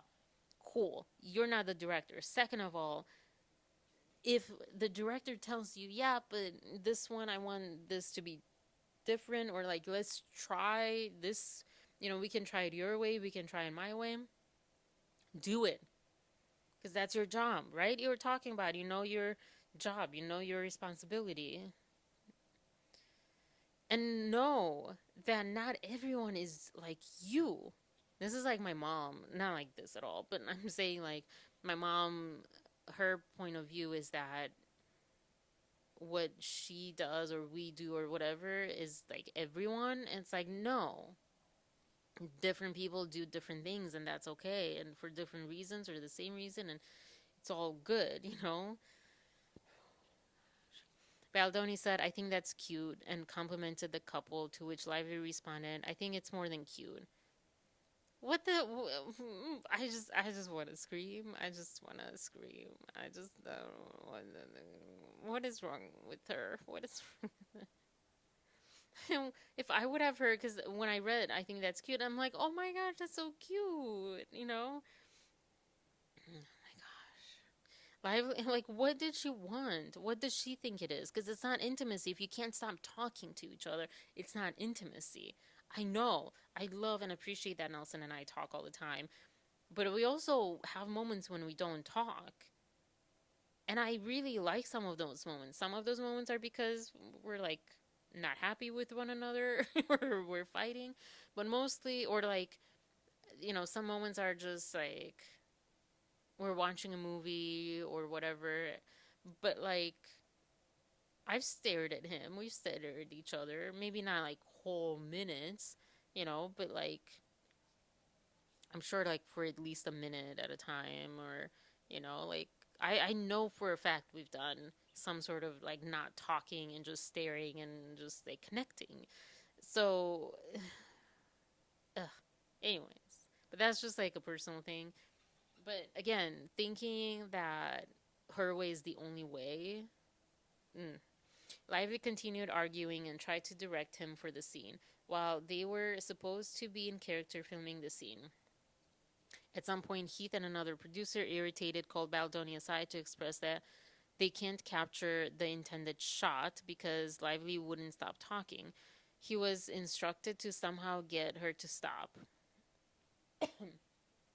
While there was a brief verbal exchange, Baldoni, heeding the instruction of their assistant director and producers, continued to try to bring them back into character. As they were acting in this montage scene, Lively continued to break character and speak as herself rather than as Lily.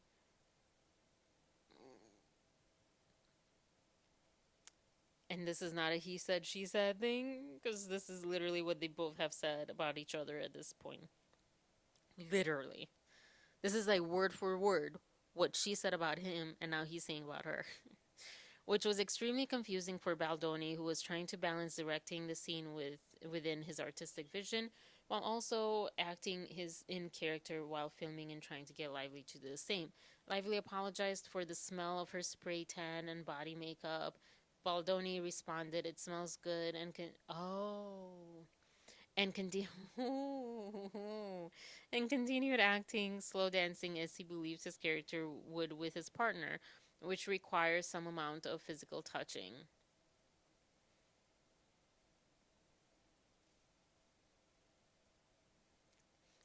She left that one out, right? She made it sound like he just said, "Oh, you smell good," or "It smells good." I think she did say "It smells good." And all of this is captured. Even though they're not filming with sound, I believe they record sound anyways. Okay. Lively took them out of character again and began to joke about Baldoni's nose when he laughed off and joked in return. What the heck? Even as Lively joked that he should get plastic surgery. What the heck? Lively alleges Baldoni inappropriately commented on her physical appearance. It was the other way around. Um, okay. Okay. Alright. Lively incorrected. This one is one of those cases where one of them is lying because this is very specifically like this person said this or this person did that, and it's very specific. It's so specific that one of them is lying.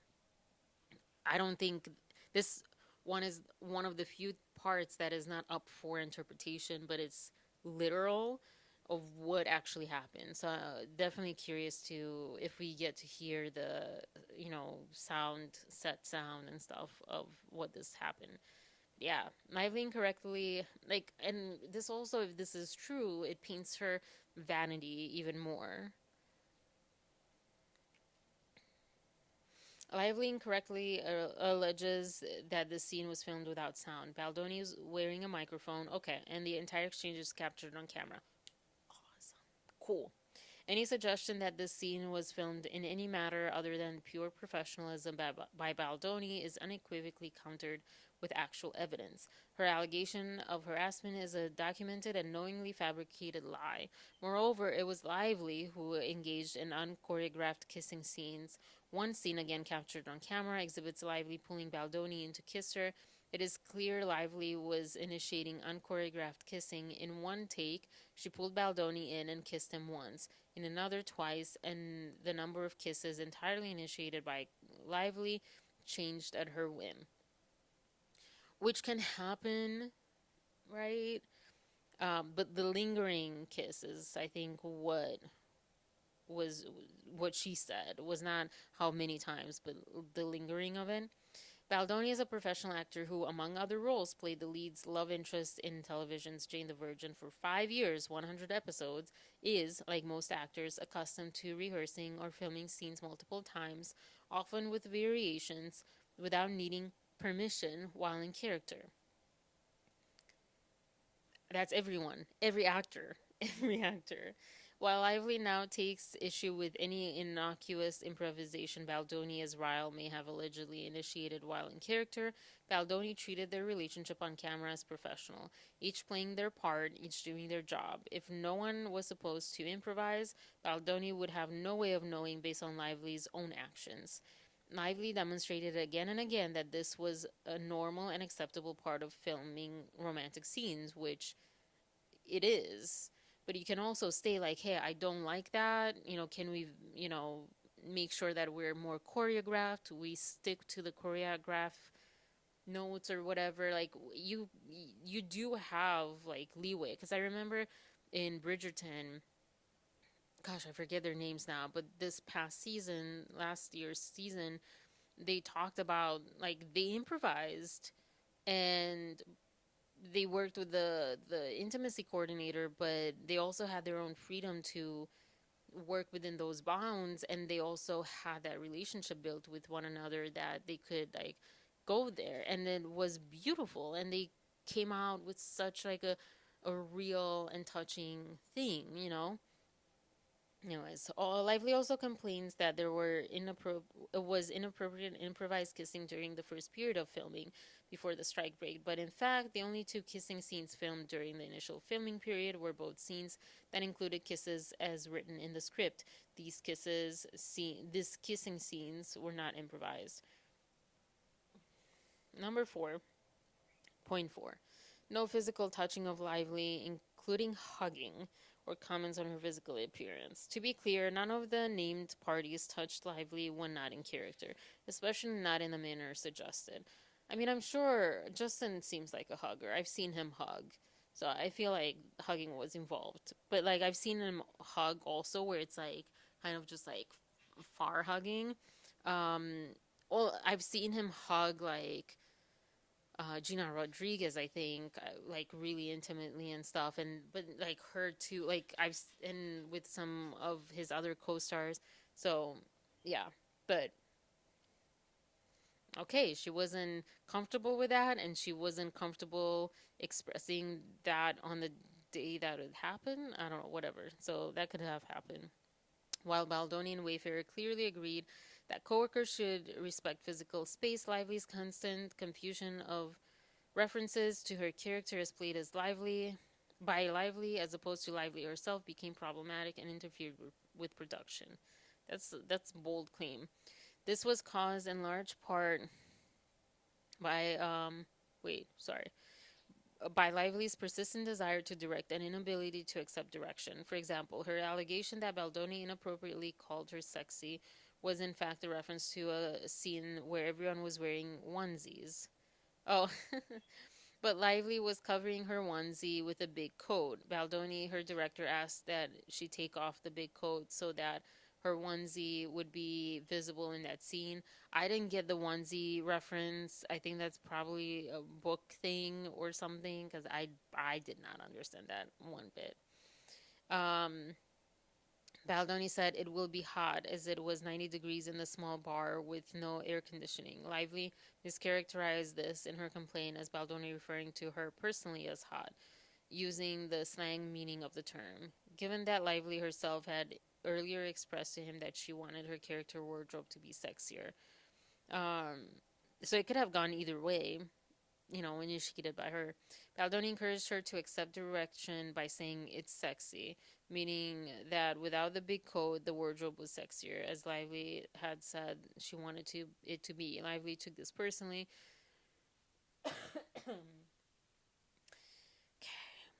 um, she was unable to take direction, later alleging his behavior was inappropriate regarding her self-chosen wardrobe, stating, "That's not what I'm going for."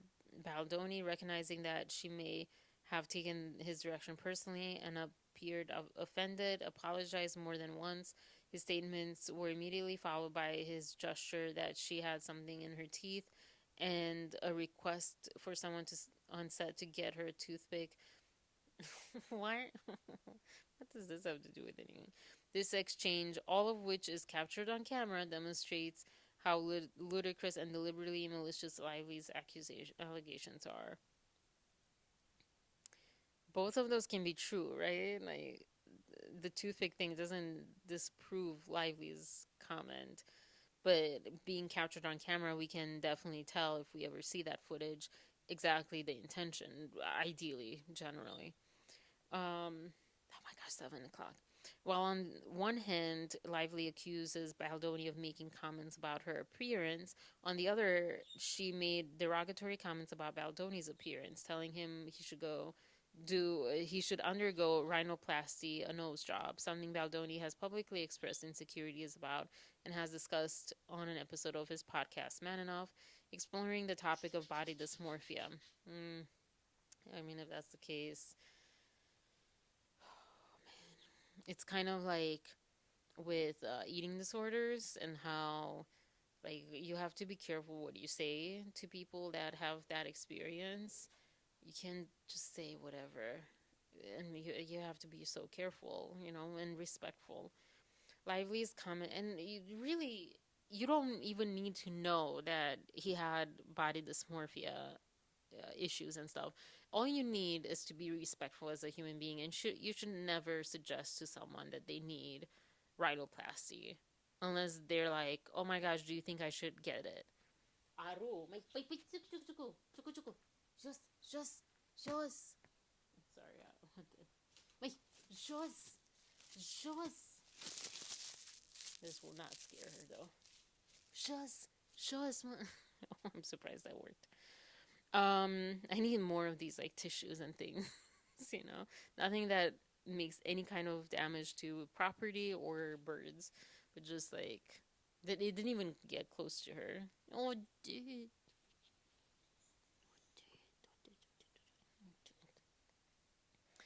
Um, but how terrible is that? Like, yeah, you should never do that. No, but anyways. Baldoni, rather than write down a list of grievances against Lively, brushed it off and moved on with the scenes. Yeah, because, you work with people that you don't like everyone. Everyone has their own problems, blah, blah. So this comment was also captured on camera. Sorry, I forgot to read that part. I hope we get to see all these, like, captures on camera. Baldoni's sincere dedication to what he has repeatedly described as holding himself accountable as a man was being used against him, just as Lively is attempting to do now. To characterize his sensitivity to her personal reaction to his creative direction, which was not only innocuous but well intended, is malicious. To then share his knowingly false characterization with the New York Times for publication months before filing any formal complaint, then waiting nearly 2 weeks to file the complaint with this court, thus depriving him the opportunity to engage in discovery before the damage is done, is inexcusable. Despite the flawed factual premise underlying Lively's demands, face of Lively refusal in the face of Lively refusal to return to work, Wafer agreed to this condition. Well, number 5. Oh my gosh, they're 17 and I'm over this. um, okay, no discussion of personal experiences. Cool, let's see. When Baldoni was faced with this demand, he was utterly confused. By the time Lively and Baldoni were developing their intimate scenes together, they had developed a friendly relationship and were communicating often over text message. Lively felt comfortable expressing herself and appeared to do so freely. She took photos of Baldoni holding and comforting her newborn in their home. Baldoni filmed her uncontrollably laughing with him as they rehearsed late into the evening, often delirious with exhaustion. Nothing about their interactions suggested Lively was uncomfortable around Baldoni, though confused by this demand and denied the opportunity to revise and return to whatever to make them the RPD. Let's call it. Why didn't they say that from here on out? Aaru, Aruchu, Chuku, just hold on. Wait, just.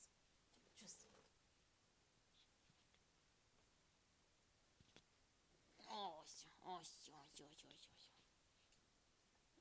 she does not like Aaru. To make them factually accurate and less misleading, Wayfarer had no choice but to sign this document and did so with no such instances, knowing no such instances occurred. Later, Lively referenced in her complaint instances that were shockingly mischaracterized and in no way inappropriate or unprofessional. For example, in response to a proposal from the intimacy coordinator that Baldoni's character, while not orgasm after he satisfied her, Lively remarked, "I'd be mortified if that happened to me." Personalizing the character's act. Baldoni, following Lively's lead and what he understood to be an attempt to connect with and develop their characters, remarked that those have been some of the most beautiful moments between himself and his wife. They then moved on. In another instance, like, okay, oh, chocolate.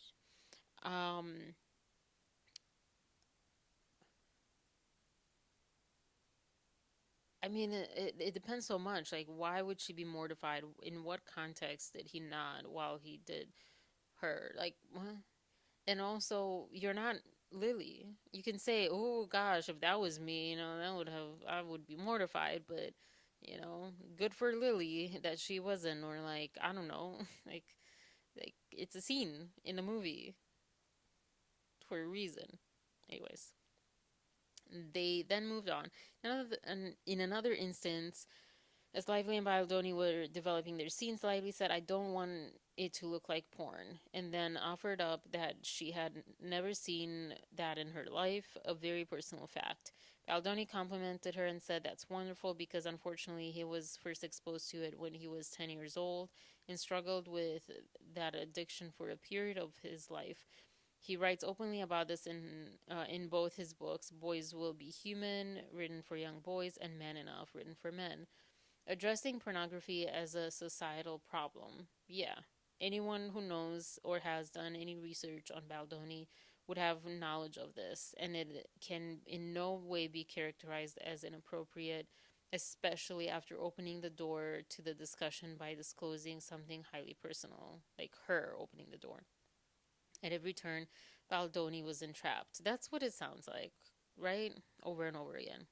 Moreover, Heath, who had nothing to do with this exchange and has never had a porn addiction or even mentioned porn in Lively's presence, was falsely and knowingly lumped into this accusation.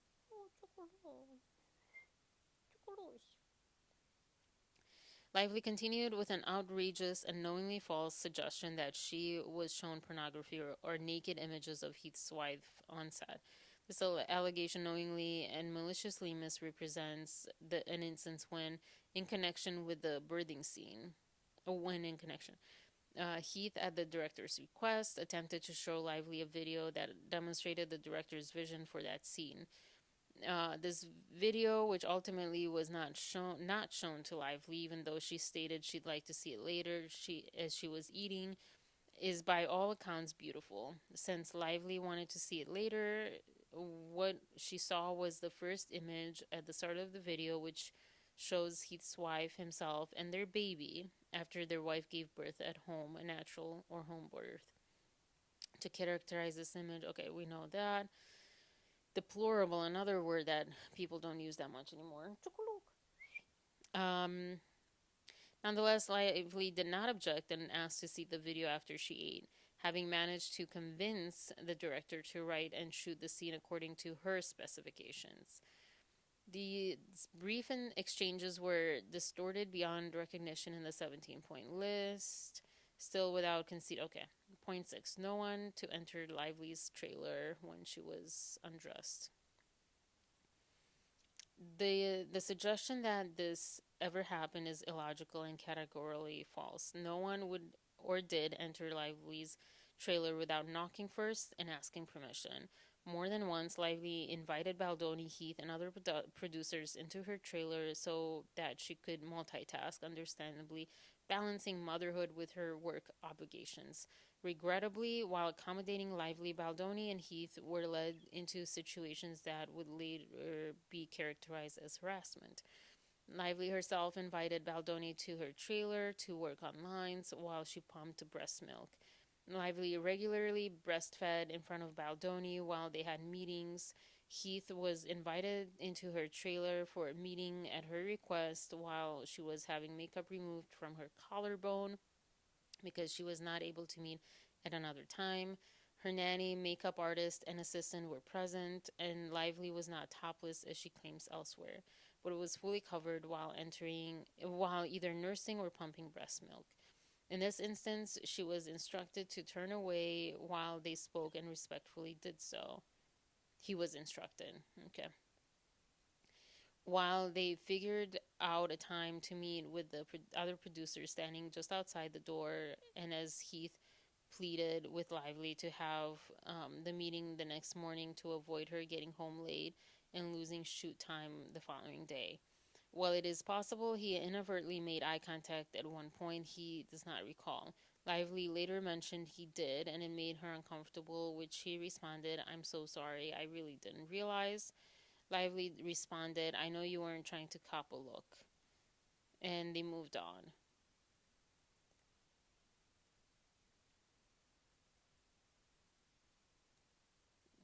I don't know, that doesn't look one way or another for either party. Lively's suggestion that not one but two professional and conscientious men barged into her trailer several times or attempted to enter pressured her to allow them to enter offends not only their long established integrity but the sanctity of their vows to their wives and their dedication to their children and families. Lively is aware that both men are incredibly supportive and respectful of motherhood, to say the least. Heath's wife is a vocal advocate for postpartum mothers. Baldoni's wife co founded a company that designed a breastfeeding garment, a prototype that originated with his mother when he was an infant. Baldoni had gifted Lively one. While those facts would never be an excuse for barging in unannounced, it is indicative of the nature of their relationship with and respect for women. I will say that with, her saying, like, wait, I want to read a little bit again. Um, Heath was invited into her trailer for a meeting while she was breastfeeding or pumping, and other people were present. And in this instance, he was instructed to turn away while they spoke and respectfully did so. Maybe she was like unlatching or whatever. I'm not a mom.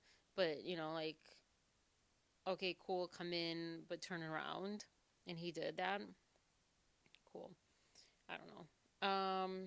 No filming of nude scenes and whatever, except nudity rider, and no use of prior nude scenes without nudity rider. So she was provided a nudity rider and was given ample opportunity to provide notes before production commenced. Despite constant pursuit over several months, Lively's attorney never produced notes, and Lively not only didn't sign the rider, hmm, um, in during the first phase of production, but never even signed her employment agreement. What? Her main concern, while Wayfair's lawyers were all but begging for signatures, was ensuring her fee was deposited into escrow in order to move forward. They had to pay her fee even though she hadn't signed the agreements. What the heck? The Screen Actors Guild, SAG-AFTRA, states the producers must provide actors at least 48 hours notice before call time to review and negotiate a nudity rider. A nudity rider approved by the SAG-AFTRA intimacy coordinator working on the production was provided to Lively's counsel on May 8th, 2023. Wayfair's attorney communicated that they would like it signed by May 11th, 2023. No. And requested they send any notes they may have. On May 12, Lively's attorney finally responded that they were reviewing the nudity rider and would come back with notes. Their focus then shifted to ensuring Lively's fee was deposited in escrow, and they became fixated on that despite Wayfair's repeated requests for Lively to sign the customary certificate of engagement first. When working with an actor who may take time to sign the main actor agreement, it is customary to send a certificate of engagement to protect the copyright of the film. Okay, Wayfair negotiated the terms of said certificate of engagement, but though it was approved by Lively's counsel, never received a signed copy. Ultimately, despite constant pursuit, it became clear that Lively had no intention of signing the nudity rider or her contract at that time. How did they start without that? What? All right, July 5th, 2023. Hello. I hope you enjoyed the 4th of July. Very confused at what's going on here. Escrow was made in good faith, and we still don't have a signed COE that has been confirmed for almost 2 months. Also, we still don't have the SAG start paperwork, which has been outstanding for over a month. Lastly, please confirm the last 2 payments are still being held in escrow. All right. Okay, I'm going to skip a little bit. Lively's entitled to personal representative on set. Wayfair had no objection to allow Lively a personal representative on set. Notice of COVID exposure. So weeks before principal photography of the film commenced, Wayfair sent crew a COVID-19 protocol update informing them that the AMPTP return to work agreement expires on May 12, 2023, and as such, there would be no pre-employment testing and no mask requirements after May 12, 2023.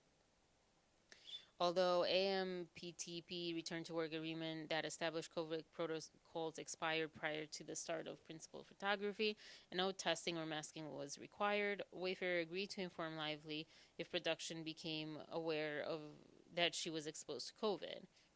Which is also kind of hard because, like, I may have had COVID if you don't feel like testing yourself and stuff. I don't know. It's hard, but yeah, yeah, not excusing anything with that one. While Wayfair in no way conceded that Lively's demands amounted to a report of genuine misconduct, Wayfair had no interest in retaliating against Lively for making these demands. Their only desire was to make a great movie in the interest of maintaining a professional and productive atmosphere on set. They agreed to meet all her demands, including a broadly defined statement that they would not retaliate in any manner, including sarcasm, which That's fair. You know, they shouldn't retaliate with sarcasm or anything.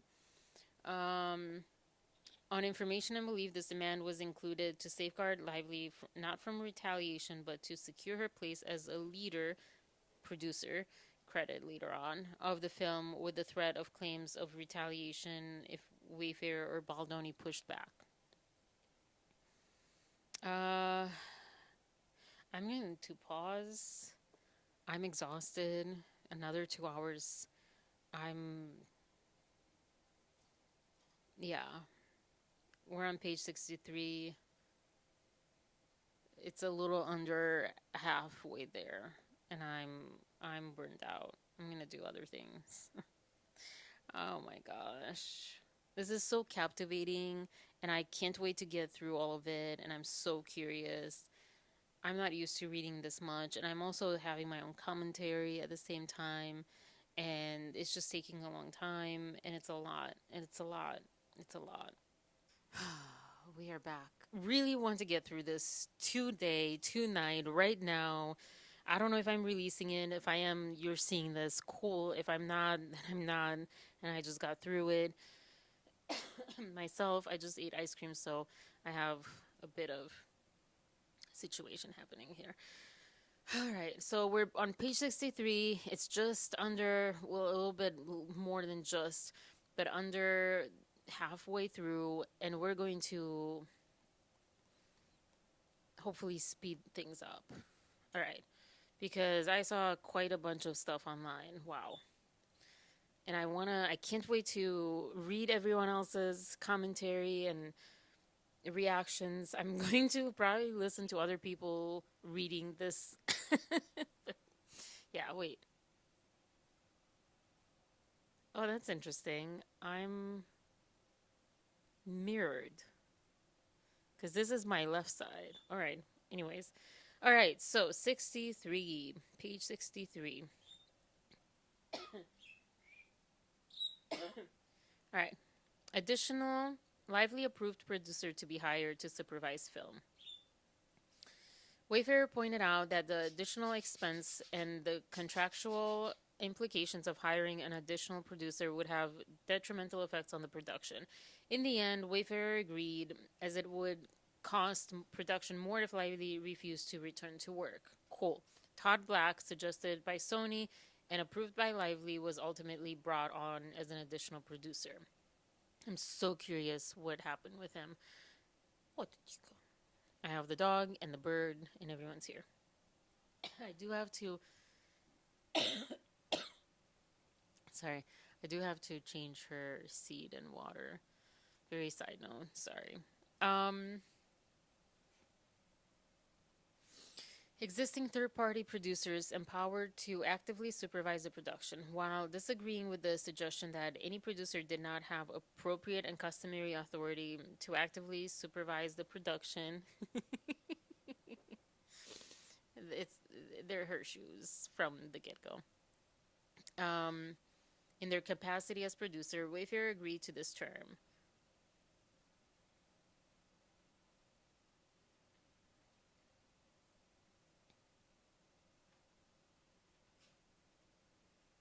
Any third party producer was already empowered to do so.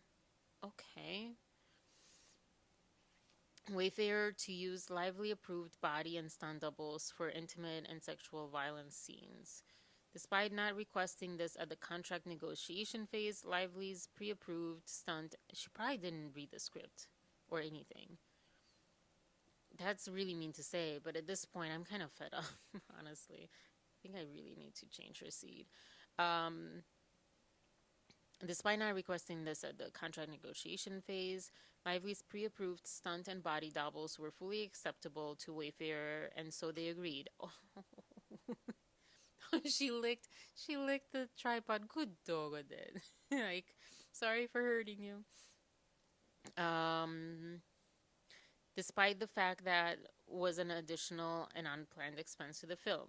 Ultimately, no body doubles were used in the film at Lively's request. Lively and Baldoni displayed a courteous and professional relationship throughout phase 2 of production.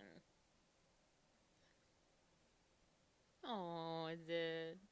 No filming of these scenes of any actor's portrayal of Lily except per nudity writer, and no use of prior scenes without nudity writer.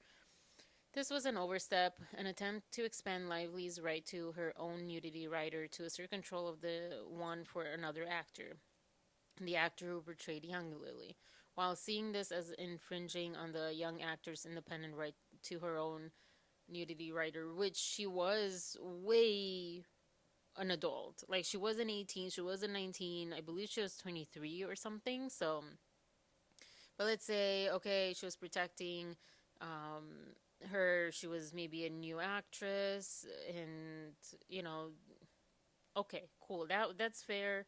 If that was the idea, doesn't mean that was Blake's idea, but okay.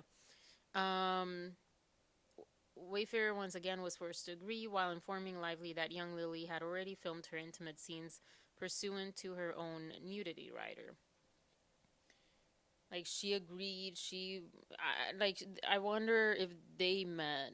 You know, she probably did meet with the intimacy coordinator because she doesn't have the audacity to not play by the rules. You know that everyone plays for her protection too. Excuse me, the young Lily. All day players must be hired through talent agencies, not personal connections.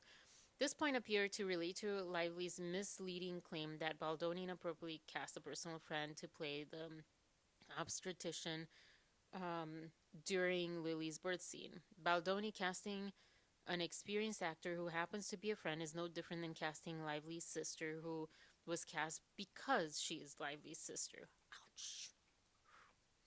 The actor portraying the obstetrician is an award-winning Shakespearean trained actor with an MFA in acting from UCLA, and in addition to appearing on numerous TV shows, has toured nationally with a Tony Award-winning acting company and attended Oxford's acting program on full scholarship. His accolades and performances speak for themselves. Lively's current complaint states she was alarmed when Baldoni introduced him as his friend and allowed him to play this intimate role in which the actor's face and hands were in close proximity to her nearly nude stuff. Emphasis added.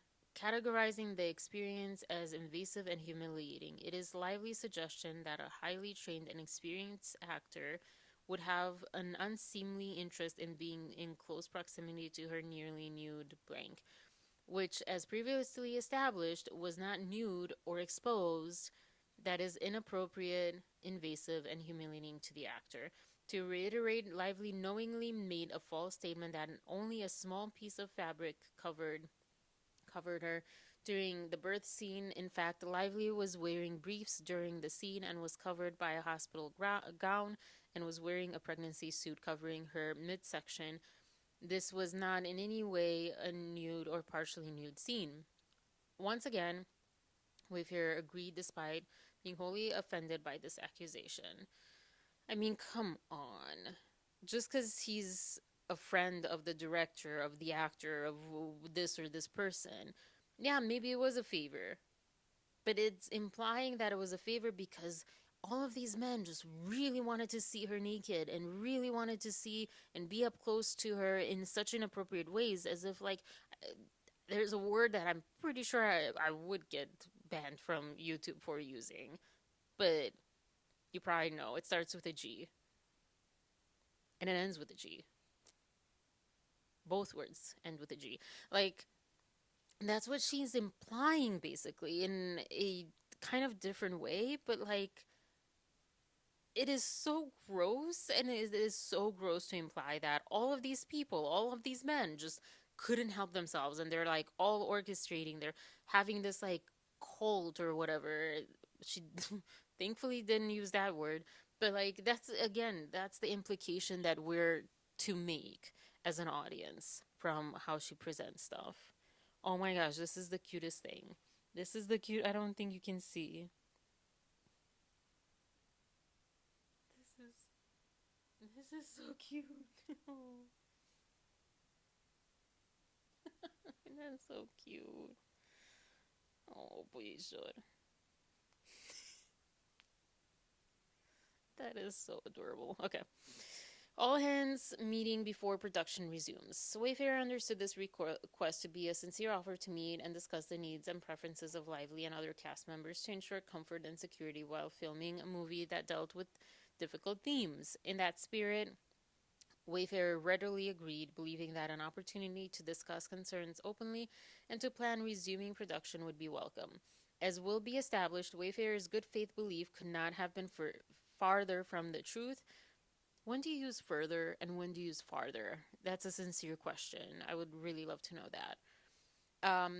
Would have been farther from the truth behind this demand. Lively, with the support of her husband, used this demand to justify an ambush of Baldoni and Heath on the eve of the first day of filming in Phase 2 of production.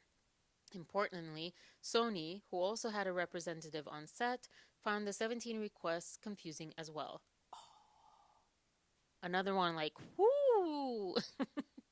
November 10th, 2023. Sony Business Affairs to Jamie Heath and other people. Hey Jamie, took a look at this following our conversation. No change in my mind from what we discussed last evening. Items 1 through 10, 15, and 17 are basically just yes, of course. I love that they said like a professional duh. Interestingly, I'm surprised that you all don't already have a negotiated nudity rider in place, given the subject matter and content of in the book. Or am I misinterpreting her comment? Items 11 through 13, I'd want to hear more about what is underlying and what she's hoping to accomplish, respectfully, of course, in the hope that some combination of the studio representative and the empowerment of Alex, presumably, whatever that means, again, hoped for clarification, might mitigate the need to engage an additional A-level producer. Item 14 is another, and also think about like these producers if they were not really warranted at all on set. They, Sony as a company, has other movies that these producers are needed, that they need producers and so forth, you know? Um, Item 14 is another question mark since it sounds like, did we get through all of them? Probably not, right? No. Oh, maybe we did. Did we get through 17 of these? Oh, wow. Oh, that went faster than I thought. 14. Yeah, it is another question mark since it sounds like she approved the engaged son double.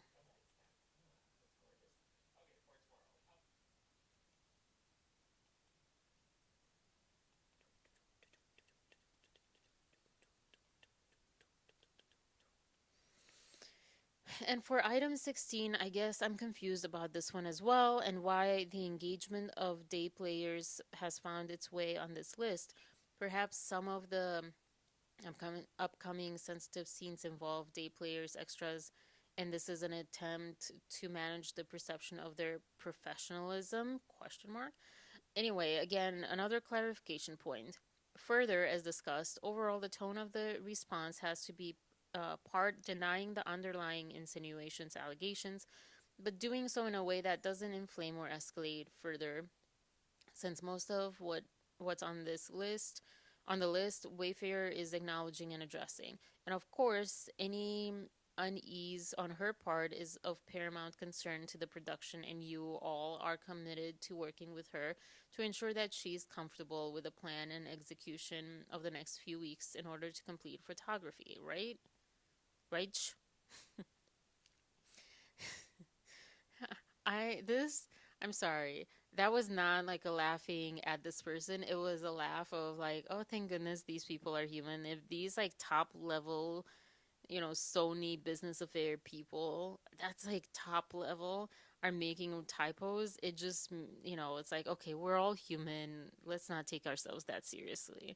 Not in this case, not relating to this case, but in relating to like how I've communicated, where sometimes you do get like, oh my gosh, I'm writing to this person, or I'm writing about this, or I'm writing an email at work, and you're like double checking any typos, and you often miss those anyways because it's bias, confirmation bias. No, I don't think confirmation bias. It's some kind of bias where you like go over whether it's a math problem or writing or whatever. If you made a mistake, you will probably skip over that mistake. You likely will not catch your own mistakes. That's why someone else should proof your work for publication and stuff.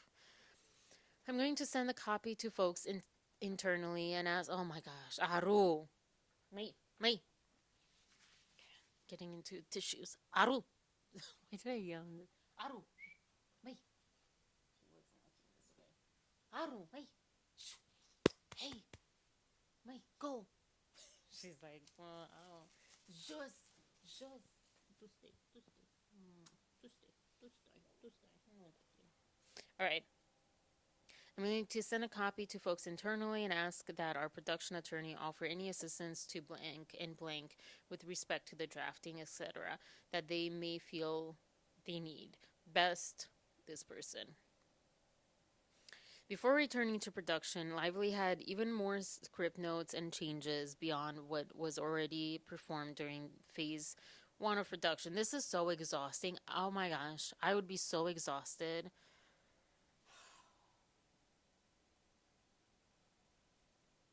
Is this what happens often? And I'm not saying as far as like an actor rewrite, but rewrites in general. I understand with soap operas and things that have such quick turnarounds, but when you have so many years and months of pre-production, does this really happen that often? Aru. She's trying to go in the black of this like photography painting thing. She's not really understanding like what it is. Oh, she's interesting. Um, in the face of these terrifying and false accusations couched as demands, as well as Lively's threat and that she would not return to production, Baldoni realized he needed to cede control of the script to Lively as she wished. His film would be taken from him by threats and coercion, and there was nothing to be done about it. In an email to his team containing the notes on his revised script, and I also will say that I don't think it, if her claims are true, I still don't think it warrants her taking over the movie. It warrants her quitting the movie. It warrants her, like, having legal action towards him or HR or whatever, but not taking over the movie. Aaru, wait. Jos. Ce ne facem? Ce ne facem cu Aaru? Jos. It's like nothing. Wait, just. Okay. Woo! Tried to protect it from one side and it fell on the other side. All right. Okay. We're getting close.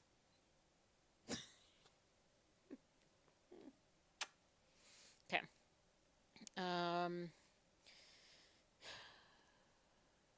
In an email to his team containing the notes of his revised script, he expressed his sadness and frustration over Lively's takeover of a film. That they spent years developing, writing, and funding. Having no energy left to fight, he sadly declared he was waving the white flag and submitting, and would give Lively 98% of what she wants. He also expressed serious, I like that he held on to 2%. I mean, I'm being like, I'm trying to lighten the mood. He also expressed serious concern over, because this really, like, I don't know, it makes me sad as someone who's a creative person, and it just makes me sad. Mai, jos. Tu ții la mine? Tu ții la mine? Tu te duci acolo. This is why it's taken forever to do this. Nu-i așa? Okay.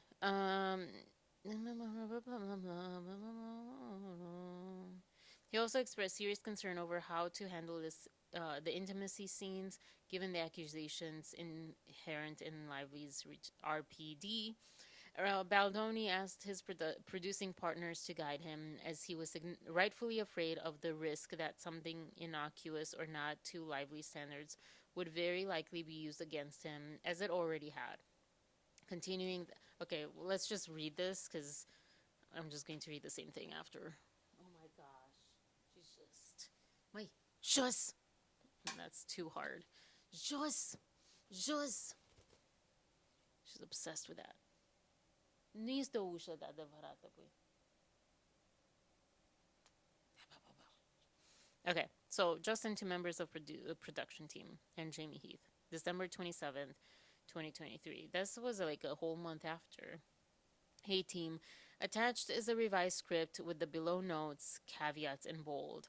This is not final as there are things we need to discuss and then implement. Also, I have added in blank your AD here to have eyes on this so he can digest at the same time as all of you. I've spent the better part of the last few days trying to figure this out. Everyone knows how I feel about all this, and how angry I am that Blake has taken over our film and somehow rewrote a movie we spent years developing. I mean, again, think about that. Let that sink in, because that's not a small thing. That is not a small thing. Writing and funding. So yes, I am furious. And also, yeah, he freaking put a lot of his money, not like maybe his personal money, but maybe even that.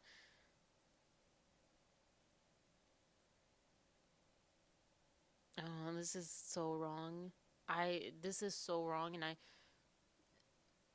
this shouldn't go understated or, yeah, this is a big one. This is a big one. Anyways, so yes, I am furious and sad, but I will continue to get back up with a goal of getting us to the finish line. I have come to terms with the fact that the only way out is through. I am waving the white flag and submitting. I am going to give her 98% of what she wants. I'm sure none of us have the energy to fight anymore. The team, sorry, but that's what he wrote, who has been working their butts off, just became my own hypocrite. Just, wait, just.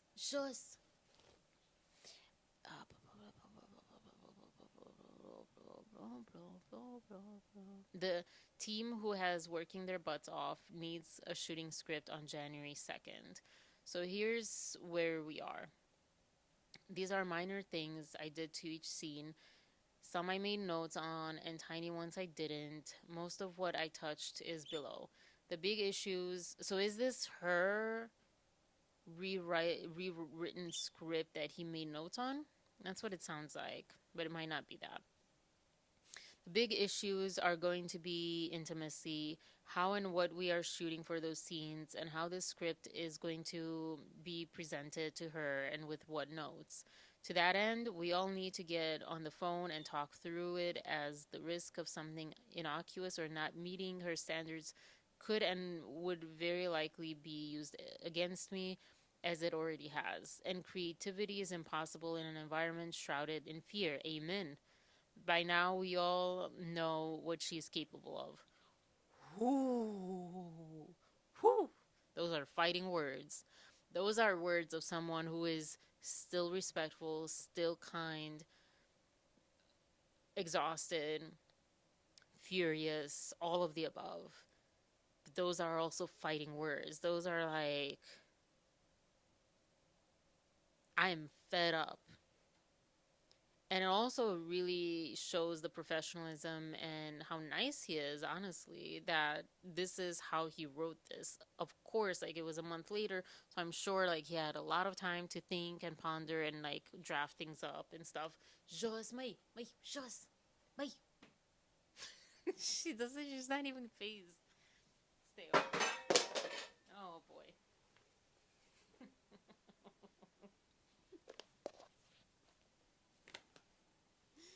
Oh, okay.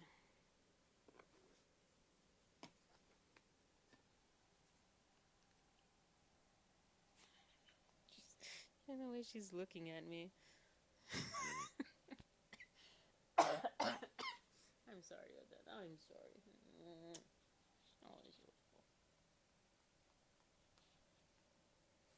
ooh, oh, went too far. All right.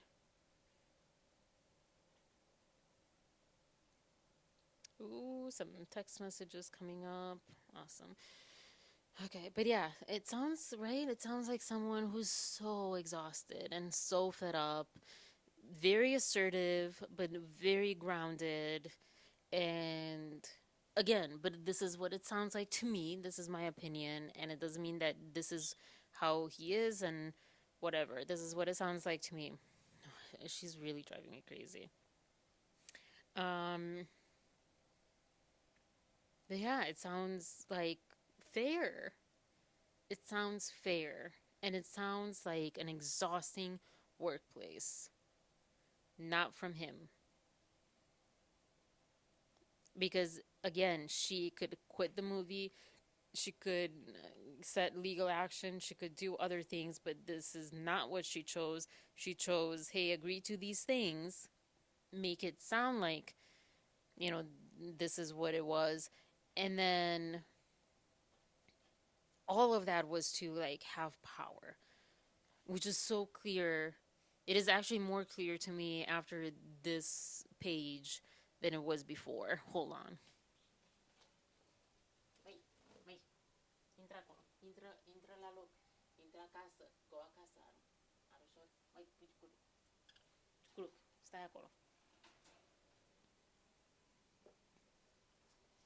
All right, gosh. But that, As a producer, thank Baldoni for his thoughtful breakdown, especially considering the circumstances on December 28th. To Justin Baldoni, Jamie Heath, and other people, thank you for this thoughtful breakdown, JB, especially this week and especially considering the circumstances. I'm free after 2 PT today or before 12 PT. As producers continue to request the final shooting script, as they were just 4 days before commencement of filming, Baldoni worked hard with very limited time to rework the script and direction to meet Lively's demands, recognizing that they would be in a negotiation for the final script, for what the final script looks like. Lively's demands continue to cause additional work and stress for the production team. So, from Justin to members of production team, or to a member of production team, and Jamie Heath. Hey buddy, unfortunately it looks like we're not gonna be able to send anything until Thursday night or so. I'm not quite sure how to handle, but I'm doing these small rewrites and I'm gonna be sending back to the producers and all of you, and then they are going to send it to Blake, and then we will be in a negotiation for what the final script looks like. Oh my god. That physically hurts. That physically hurts. I feel like I did this like audition on Wednesday where they kind of asked us to embody the emotion that we felt physically into a physical action, and now I'm like doing all of that. But oh man. Meanwhile, on the day before commencement of the second phase of filming, Lively casually reached out to Baldoni, together with Heath and the film's producers, to meet in her home. Lively's if you felt threatened, wouldn't you not want people in your home, the people that you're feeling threatened by, you would not want them in your home. You would not want them around your children. Maybe the children were not present, but you would not want them in your home. You would not want them in your home. You would not want them in your home. Period. I stand by that. I don't know much, but I feel very strongly about that. I don't know that for a fact, but I feel very strongly about that. Required Lively's RPD required a meeting before filming resumed. On the day before filming, Baldoni Heath, a Sony representative, the film's first assistant director, and two producers arrived with production binders in tow, excited to discuss details of resuming production. But Lively and her husband had a very different meeting in mind. What is that? Lively brought Reynolds as her chosen representative. Hold on. So she brought her husband as her chosen representative. Notably, she did not request any attendees from her union, the Screen Actors Guild. That makes sense, right? That would be something you would want for such a thing. I don't know. Together, Reynolds and Lively blindsided it was just the two of them. They blindsided the rest of the group with a list of grievances read aloud by Lively. Oh my gosh. That were as troubling as they were fictional. Reynolds then launched into an aggressive tirade, berating Baldoni in what Baldoni later described as a traumatic encounter. As Baldoni later said, he had never been spoken to like that in his life. Also, this kind of puts into perspective when he was asked, like, will he be returning for the sequel? And I feel like after this, he probably was questioning returning for, like, Hollywood, period. I would.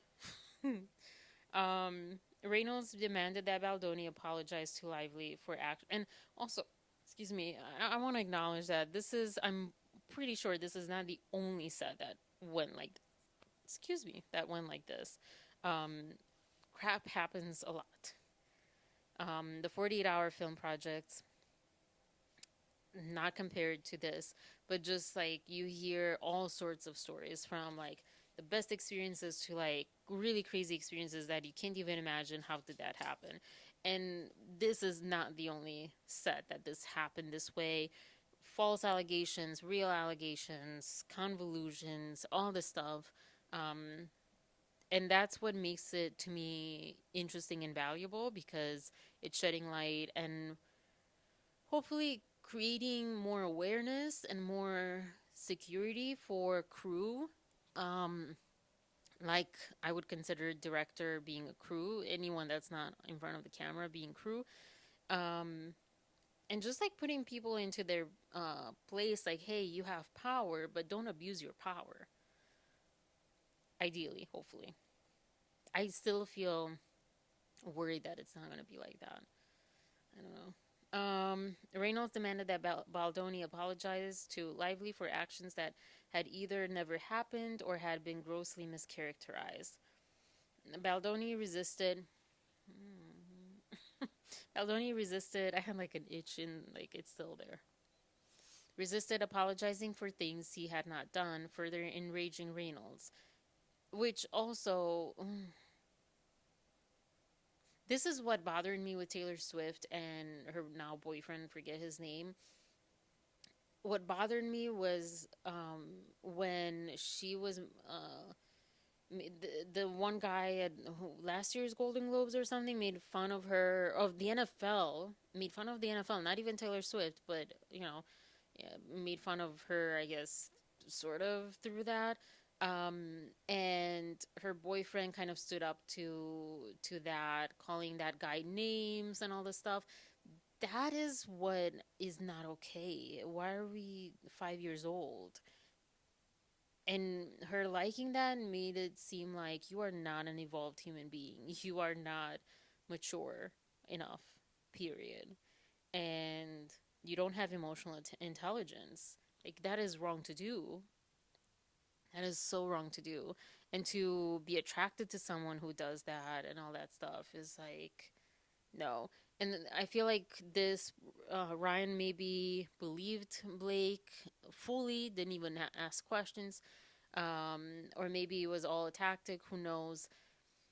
But if he believed her blindly, I think, well, fair. It's his wife, right? And why would she lie? And we know that bad stuff happens on sets and things, right? And in workplaces all around. So cool. But you would think that he would do it in a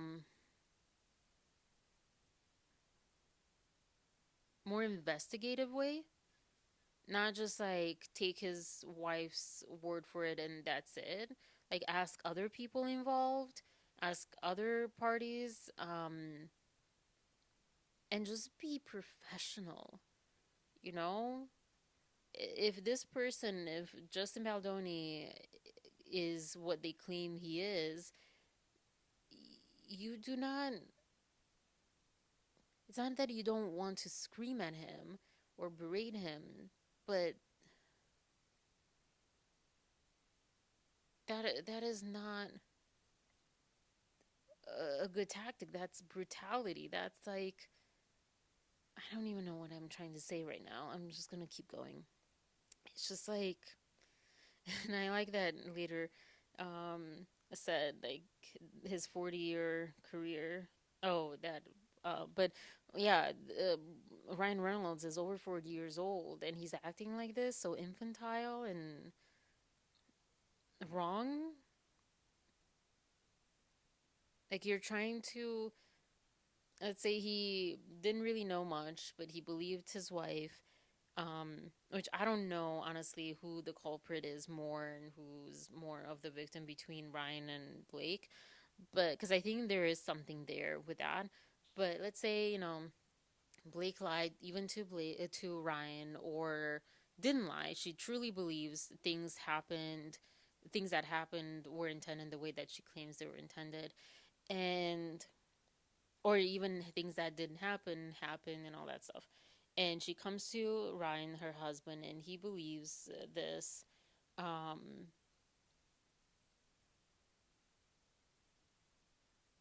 I don't know. It just doesn't make sense to me.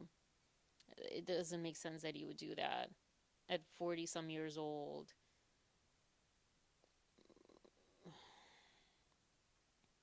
I don't know. Whatever. Anyways, I'll just keep going because I'm running out of battery.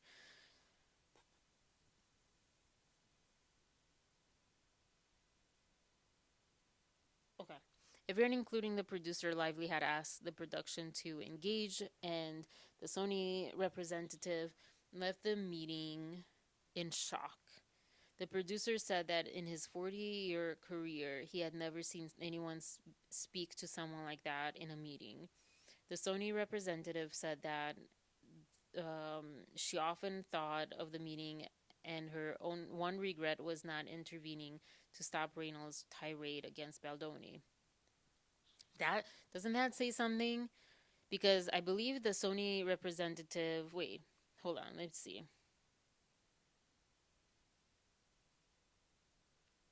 Yeah, so the producer that Lively engaged was like, "Whoa, what was that?"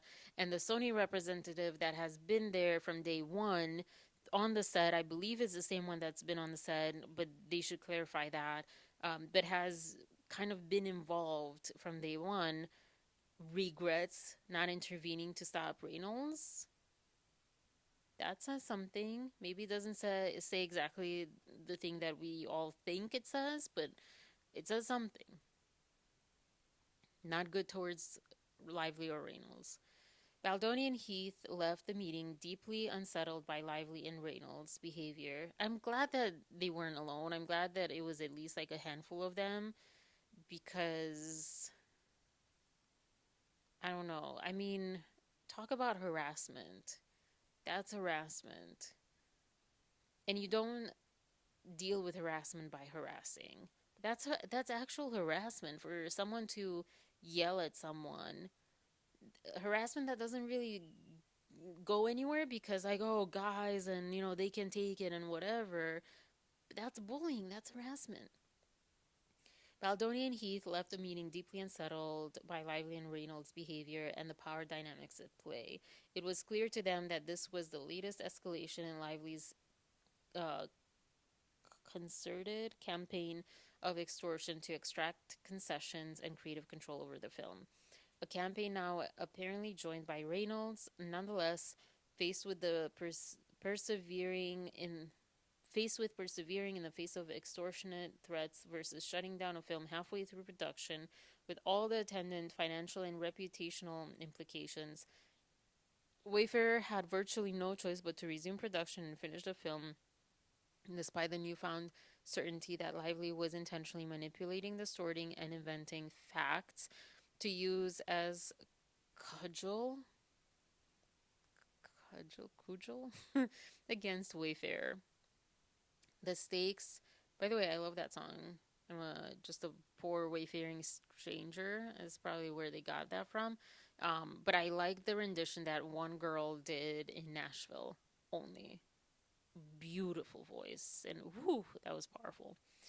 The stakes could hardly have been higher for Wayfarer. Financiers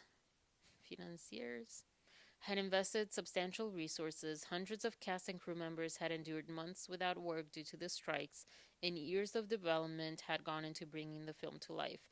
Moreover, Baldoni and Heath shared a conviction that It Ends With Us could still provide a powerful opportunity to center the voices and stories of domestic abuse survivors. It is crucial to note that the list of grievances read at the January 4th, 2024 ambush were new, separate, and apart from the 17-point RPD, and were never presented to any of the parties present. Though Lively's CRD complaint misleadingly suggests the parties agreed to a list of 30 items, many of the items listed in the CRD complaint were new, entirely based on lies, and neither read nor provided to any of the parties, let alone agreed to.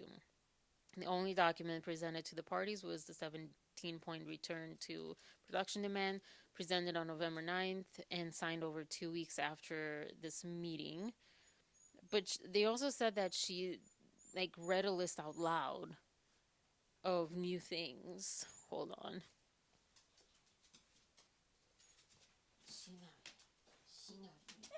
Oh, oh.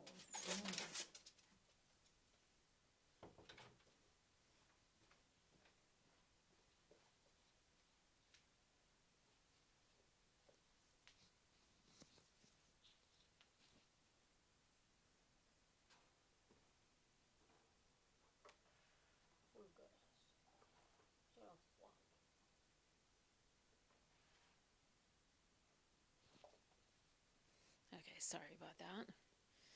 Oh boy, I so need to go to the restroom. Okay. So yeah, I wonder if she read a longer list, the 30-point list. But that's the thing, she doesn't even say that. She's like, no, they're wrong in this, they're wrong in that. They came out with, hey, no, they're wrong. See, this is proof she's wrong.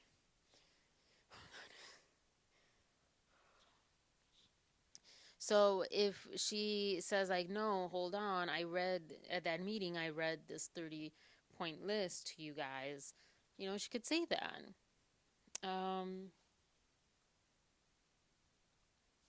As Lively admits, filming resumed the following day and then concluded without any further grievances or references to previous disputes by Lively. This is from the CRD complaint. The parties agreed to implement follow the PRD, or protections for return to production, to ensure that the film could be completed, marketed, and released safely and successfully. And it was. Production of the film resumed on January 5th and concluded on February 9th, 2024. The film has been a resounding success. Now that Lively had unleashed Reynolds on Baldoni and Wayfarer, they felt powerless to oppose the couple. Hold on, let me do that. Blah, blah, blah, blah, blah, blah, blah. Trying to save battery here. Just as Lively had warned in April 2023, 9 months before, Reynolds would ensure that Lively's demands were met at every turn. From then on, Lively would get her way, or else. Unmistakably, Lively would use her carefully constructed paper trail to destroy Wayfarer, Heath, Baldoni, and the film. Lively completes her usurpation of the film. The Directors Guild of America, DGA, just learned about them. Can't believe it took me so many years as an aspiring director to know this exists. It's sad. Requires a 10-week editing period for directors to privately edit and assemble the director's cut. This period is sacrosanct. Another word that, should be used more. Hard to pronounce again for me. But because it's not very often used, as it gives the director uninterrupted time to creatively shape the final product with the editors.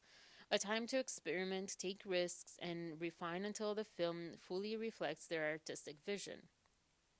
For Baldoni, this period is the peak experience of the filmmaking process, a time to immerse himself in the creative craft, free from external influences. But Lively denied Baldoni this experience on this powerful and deeply felt film. Lively requested through producer Todd Black to join Baldoni in the editing bay. As a seasoned professional with over 20 years of experience in film and television, not to mention growing up in a family deeply involved in the industry, Lively knew full well the implications of her request. But in the aftermath of the serious and false allegations that she had leveled against Baldoni, Heath, and Wayfarer and the production, and with pressure from Sony, they reluctantly agreed to grant her access to the editing bay for 2 days. Notably, despite her allegations that Baldoni made her uncomfortable, Lively insisted on working closely with him through this process. Justin, good morning, Blake. Uh, Blank and I had a great chat the other day, and he let me know you'd like to come into the edit before you leave for your film, and I think it's a great idea. I agree that we work really well together, and with all you've put into this film, I completely understand wanting to give notes and have input before you leave for your other movie. With that, I started my cut on Thursday, so tomorrow will be day three. The movie is currently all over the place, and I need a few weeks to get into some sort of shape to even present to you. What I would love to do is bring you on in on the 18th and have us work together until you leave. Did I hear first week of April that she's leaving? And then once you are in Italy, as things progress, you can jump in on any free days or even on days you have a long wait between scenes. I'm also happy to send you progress scenes, etc., with any big changes that are made, as well as we all know, things change all the time during a cut. For me, the editing process is the time to try things and throw it all against the wall to see what sticks. It's my favorite part of the process. So once you take off, we can just keep you in the loop and send you stuff to the extent you want to see it as we get closer to locking picture. Thanks, Jay. Blake Lively. Hey, thank you for the note. I appreciate it. I'd love to be in the passenger seat with you as you soon as possible. I don't need you to formally present anything. I understand you've just seen the first assembly and have a mountain ahead of you. I'll be invaluable to you in recall alone as you put together what you're looking for. So you're claiming that he what has zero experience, this guy who has directed before? You're making him sound like a film student. Like, I'll be invaluable to you in recall alone as you put together what you're looking for. I think she's trying to say what that, like, she'll remember, like, oh, it's that take, it's that day, whatever. I've also been rewatching all the dailies, tons of nuanced gems. The sooner we put our heads together, the better. Again, Blake, you are not the director. You're freaking not needed there. You should not be there. What heads together? She's like, of course, because we're collaborating on this. Oh gosh, it takes me back to that time I've had this happen to me. People who really want to be the director, but they don't sign up to be the director because she could have, go direct your own movie. Leave this movie alone. But no. Very excited to dive back into the work. Let me know, B. Justin. Hey, Blake, I hear you, and I do know how helpful you have been and will continue to be. I do need some time to get sorted with my editors and wrap my head around the film itself. I will reach out to you at the end of the week to let you know the progress I've made so we can figure out the best time for you to start with me. Thank you. Good, assertive, not bossy, not like overwhelming, not controlling, not this. He's just being assertive. He's just creating that boundary and sticking to his own boundary, which is healthy. This is healthy boundary setting from him. We should all learn, because a lot of us would just blow up and just like, a lot of us would fail this this lawsuit just because we're like hotheads. And yeah. In February and March 2024, Baldoni acceded to the request that Lively be led in the editing process. So that message, his last message was February 26th. And also, isn't it cool to think like see these dates and like, oh, this is what I was doing that day, and also thinking, wow, I thought my problems were a big deal, but they were nothing. These people were dealing with this stuff. On February 25th, so this was before his last message. It was like her last message. Editor 1, 1:32 p.m. and she wrote on February 25th on at night. Okay. But yeah, this was before these previous messages. Hey, just checking in. Hope you're hanging in there. We're going to get through this. Damn it, Justin.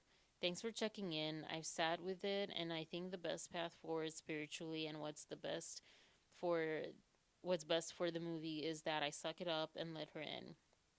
I've sent a message requesting that it starts on the 18th. Oh, and then we would just let her in until she leaves, and then her cuts and updates throughout the process. I'll let you guys know what she says. Thanks for being awesome, Dream Team. Editor, we already read this. We got you. I think that sounds like a very good plan on all fronts. Side note, I offered for her to join on the 18th, and she replied she liked to join now because she will be invaluable to me as she knows every take. That's what I, okay. I'm going to stick to the date and see how that goes and what comes next. Oi, stick to it. Um, when you get a moment, could I please get an ADR line from you for the karaoke scene and you don't do casual? I'll send you an audio reference. Cool.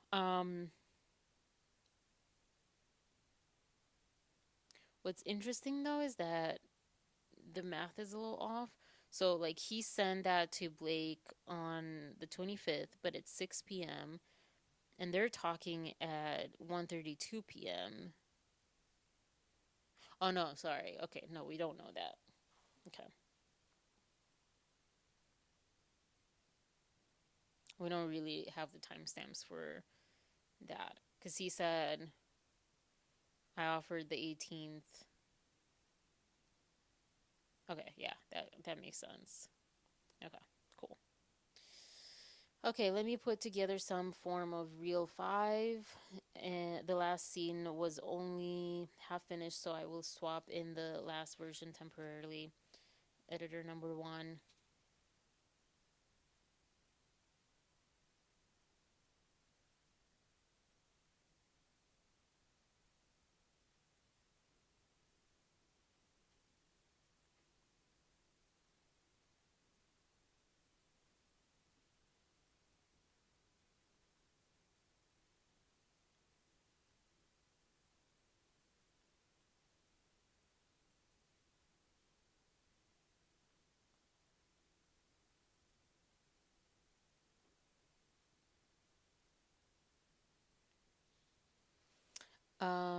Editor 2, and hopefully Blank is working on scene 11 sound past this morning. Justin. Also, I think a valuable thing to do next week is going to be to get both of your systems set up in a way that you'll be able to find all takes very quickly based on whatever you are both comfortable with, because I know for a fact that this is going to be something that Blake is going to end up doing. And the last time we can spend searching for takes, the better it's going to be for the overall process, the least. Okay. And then Blank popping into your room and something kicking at some point. And then Justin, let me know if you guys need anything. I'm in LA and at my office until preview. And this was in March. For Blake, should I say 9:30 to 3 each day? And that gives you guys 3 hours for extra notes and other things, or 10 to 3. 10. That gives us wiggle room for any powwows before we meet with her. Either works for me. It would be good to have time before and after. How's it playing? Cool. Later in March 2024, Lively continued pushing for her demands, and what had been a 2-day collaboration extended into 10, and Lively sought to work alone in the editing bay without Baldoni so that she would have full control. Isn't this crazy though?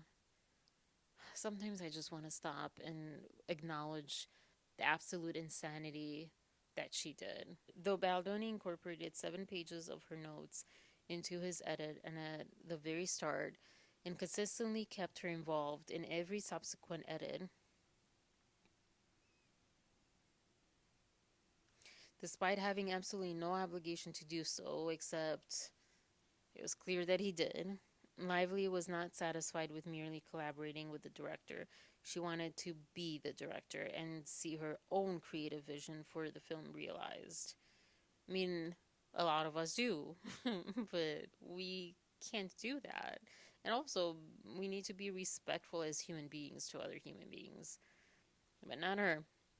Editor 1, thank you for getting those all organized like that, Justin. We should all hope, or hop, um, yeah, we should all hop when we can tomorrow before she joins. Whatever works for you guys. I let her know we tested. She's asked for all the cards and data as well. Oh, wow. I was wondering if you were going to. I think it was the right call. The Best Defense is a great movie. Interesting. I know we talked about an 11 a.m. start for tomorrow with Blake, which I think would be a very good idea.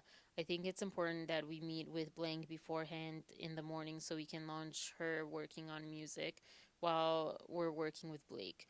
Also, she's fresh eyes, so we can talk to her about things that came up from the screening. So that was like the screening they did to see which cut is better. I don't know. Good morning from Blank. From Blank, FYI, Blake started watching movie at 8:30 a.m. today on Pix. She did not watch it this weekend. Um, yes, she just texted she was starting. Shall we meet in my room at 9? Better to meet on Blank since she will have access to yours, just in case she comes on early. She doesn't have it yet, but happy to do that. What do we want to do about the falling in love montage? Now that I've got reel 3 off to music, I'm looking through reel 4 and I see there are 2 cuts from the walk and talk first kiss scene in the love montage. The first one is obviously from that scene. The second one I think we can get away with. I just spoke to Blank, who's been through all the footage, and he said there's just no more kisses from scenes that weren't already in the movie. I just did a version of just talking, taking out that first wider walk and talk kiss seems to work well. I think we have to wait on this until we solve the other Blake note of, that and romance after Atlas. We may pull the onesie out. Oh my god. That was a scene or not. Meet in Blank. Blank Blake wants to know when you could be there next week. I can fly on Sunday or Monday, up to you guys. And would you prefer to be there or edit from home? Oh, and this is what we read. I want Blake to feel like she's getting what she wants so we can move on from this need of hers. For the record, she's been getting what she wants this entire movie. And now we see the context of that text because that was like such a snippet in the other one.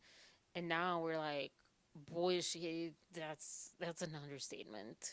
Understatement of the century. As the editors noted, Baldoni bent over backwards for Lively for months on end. And she's getting to edit, which is what she wants. So let's remember that. LOL. Yes, and yet, true. I don't want to give her any opportunity to say that. And is this anything new? Point is, if you feel it's best and you want to go there, no problem at all. And also, You okay? That's a good point. I appreciate your protection and um, thought. I'm truly game for going if that's what she prefers. If she doesn't care, then save the money and have me work from home. You're definitely nicer than I am. I would want to stay here to make it less convenient for her since she's going to be on a completely different time zone. Justin has bent over backwards for her for months on end. I don't think you should have to do that too. Ooh. Huh. Either way, you should do what's best for you, not her. Editor one, talk about healthy boundaries and, not taking crap. Um, editor one's editor two's dragon. that's that's going to be a saying from now on. If it were Texas or some random place, I'd be much more resistant. I'm a New Yorker. Some of my best friends live there, so I love going to the city. Both blank and blank are leaving town on trips this week as well, so it's not too complicated week for us. Okay, all good. I'm sensing a desire to go and also have some you time, which is great. Win-win. I'll let them know. I think the game is to ask for virtual and then give in and send you. Oh, okay. As a practice, we can't just keep giving her everything on exactly her terms. Like I said, happy to go. Also, totally fine to stay. I can find the pros in either. Appreciate you. You too, sir. Sir sounded much more formal than I intended. Semi sad face. Oh, that's so cute. All good, ma'am. Oh, she's a ma'am editor too. Probably editor one is a guy, right? More assertive, more like, don't give her what she wants, blah blah. But yeah, all good, ma'am. Make her stay in Italy. Tell her I demand to edit in Italy. That's like the best joke. That's like, I mean, really? Imagine, like, yeah, oh, I'll come to you in Italy, no problem, and get a vacation out of that. Yeah, absolutely. As April 2024 approached, Lively gained approval rights over individual scenes. So are we keeping the thrust? I'll drink to that, of course. I was planning on drinking anyways. That's gonna end up being a bleak call, honestly. If you can get her to keep it in and it's in the movie, when I get it back, it can stay in. She has approval on that scene. Even for young Lily, I was just thinking the same thing. Sorry, I'm not reading all the captions of who's speaking. Um, when she claimed she was unsafe, she redid the nudity rider to get approval of young Lily too. Got it. SMH, shake my head. Took me a while to know that when it first came out, the SMH thing. Miley Cyrus's song, um, that's the one that, like, I think I got it, like, SMH. And I also thought it was so cringy to put in that song. That song is beautiful. But yeah. Because she wasn't a part of writing that scene. And didn't want a character depicting her to have um oh oh oh oh oh oh oh oh oh no she didn't. No she didn't. Not only did she hijack the whole movie, but it seems like she's hijacking the story of the author too, just to like she's like blurring the lines of the character and her. Does she understand acting? That you are not your character? I don't think she does because in all the movies she looks really pretty, right? Almost all the movies. I think there's one movie where she looked a little bit more natural, but um I don't think she does. This is what it sounds like repeatedly, that she doesn't understand that that's a character and that's like number one acting rule. That's why Meisner is so awesome, and that was like kind of the intent of Meisner, is to make you realize you are a vessel for that character. You are not the one judged. You shouldn't be the one judged. You are not your character, kind of. Also, like, um, you are, but you're not. Like, you are living through this character's circumstances as truthfully as possible to their circumstances. but like to get you out of your head, because ultimately as an actor you are not the character, and the best actors understand this. That's why you see the best actors being not just like natural, but like ugly, like made to be all sorts of different things that the character needs. Because it's not about them. This is not a vanity project. Modeling is a vanity project. To an extent, even modeling is not that. Modeling is you show up for what the creative vision is. Same thing with acting. Oh, man. So it says she didn't want a character depicting her to have this in high school.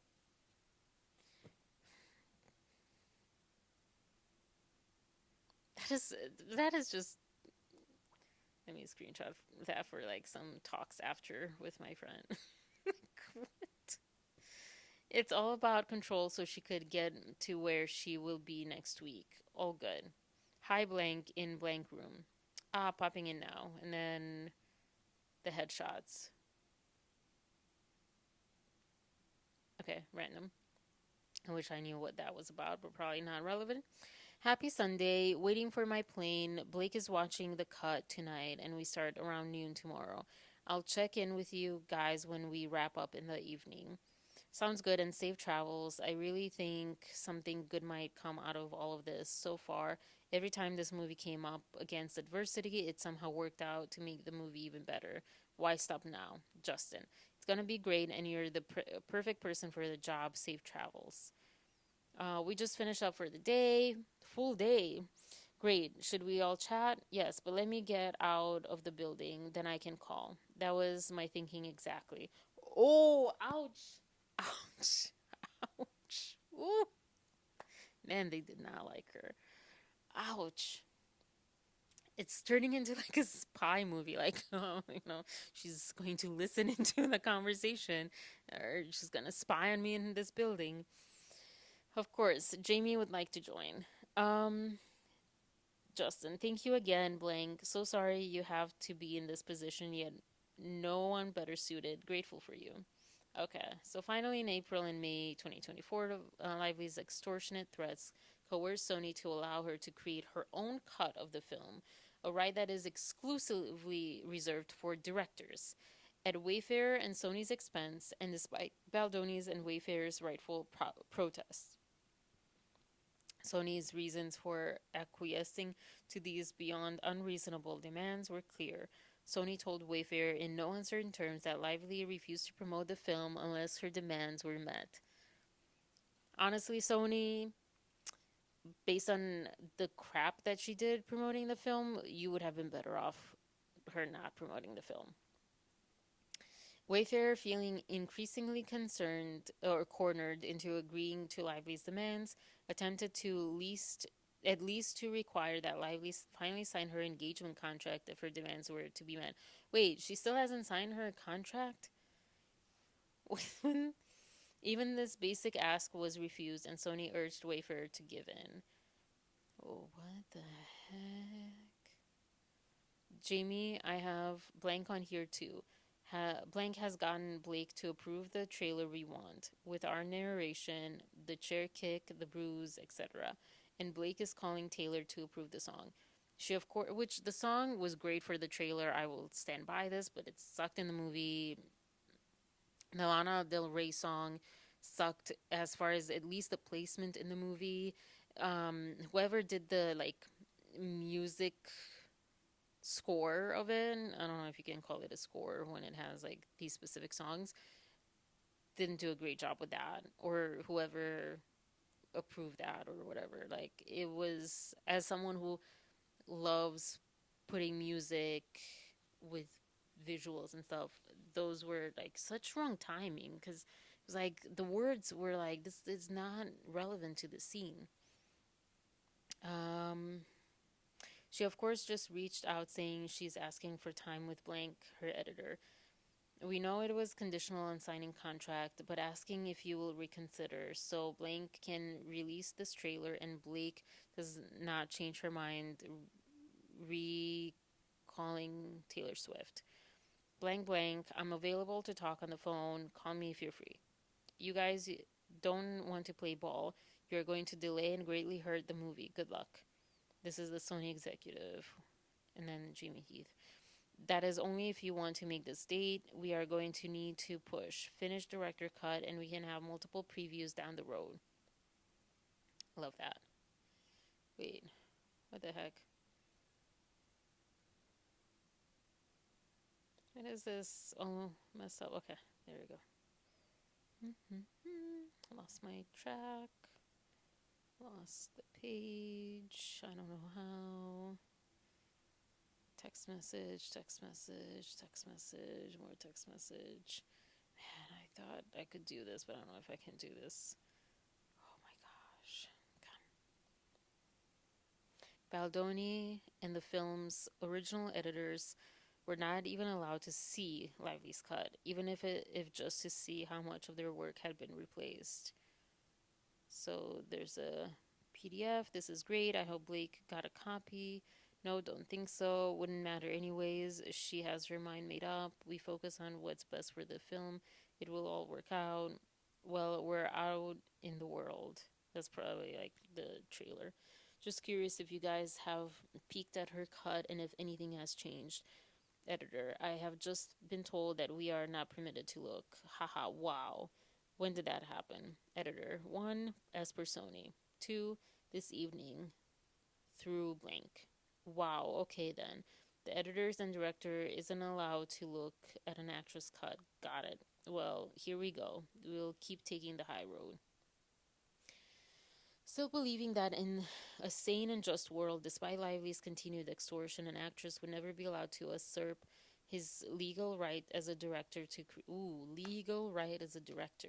create and release his cut of the film. He assumed that Lively's edits would simply supplement his work. Thus, Baldoni continued refining his director's cut.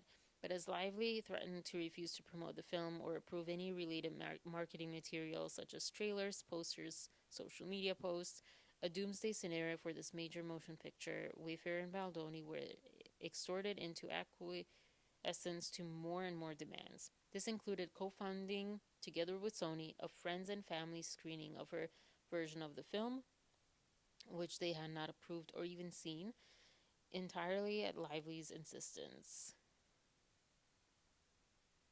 So she just used all of this just for her pleasure? That's what that sounds like. Ultimately, Lively replaced the film's editors with her own choice, an editor often used by Reynolds, and the film's editors had to be let go. Oh. She also replaced the film after that editor 2 went to her. She also replaced the film's award-winning composer with composers from Reynolds' recent project, even though the film's composer had already finished the score with an orchestra, which is costly.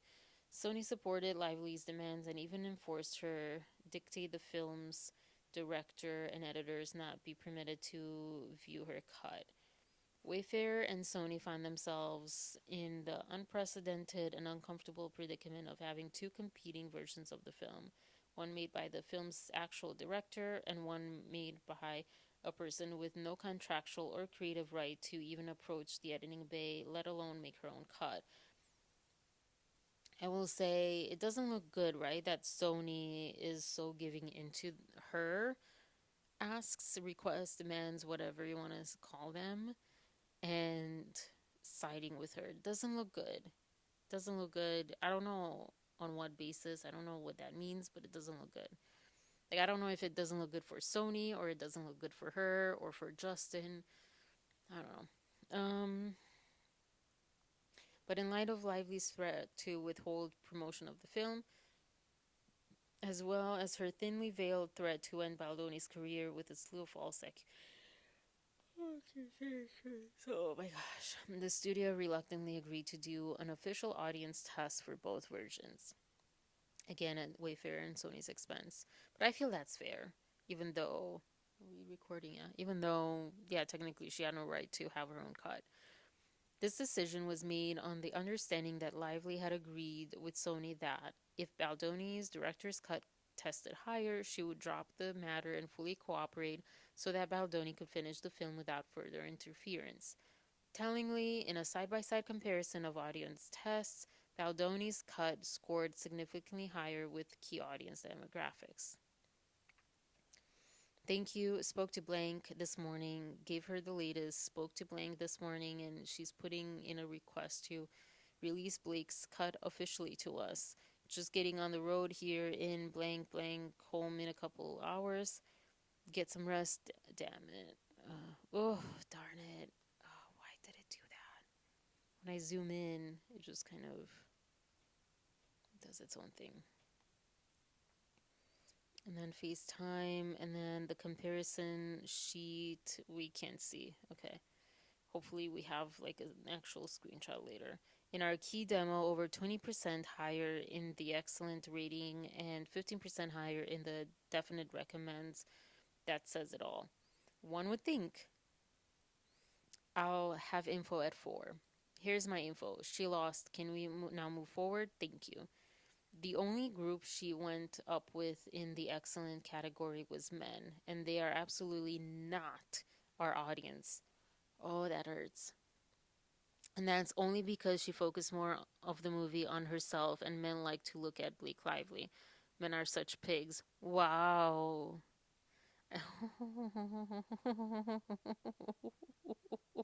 Oh my gosh.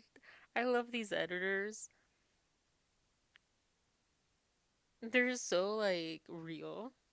So real. I feel like the up in men and women over 35 is something to look at, but it's so close that it could be just that particular audience and or the trailer factor. Or maybe there is something there to consider. That was a question. Doesn't mean her gosh, sorry. It went away again. Um why did they not include that? Doesn't mean her probably that her cut was better is probably what they said. Not surprisingly, Lively reneged on her promise and insisted that her version be released to the public instead of Baldoni's cut as director, even claiming that the book's author, Colleen Hoover, would refuse to promote the film as well if Lively's version was not chosen. I want to see how she got Colleen Hoover on her side. Sony called to tell Wayfair that neither Lively nor any of the cast would promote the film unless Lively's cut were used. Baldoni was forced to choose between killing the film and his own career by insisting on his own creative vision and rights, or putting out a version of the film that Baldoni knew could still be so important to domestic violence survivors, even if it differed greatly from what it could have been.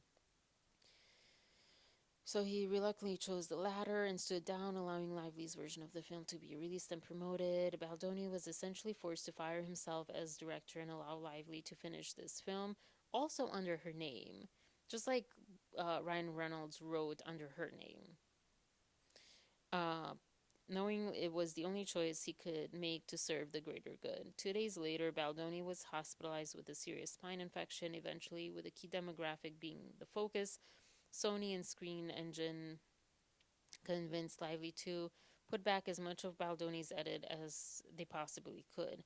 Now, none of this was officially communicated to Baldoni, but whispers reached him that part of his cut made it back into the final release.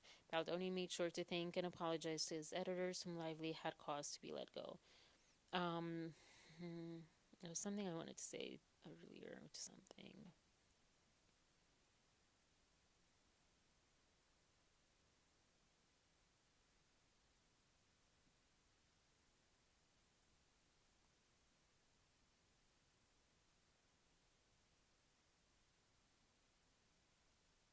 I don't remember.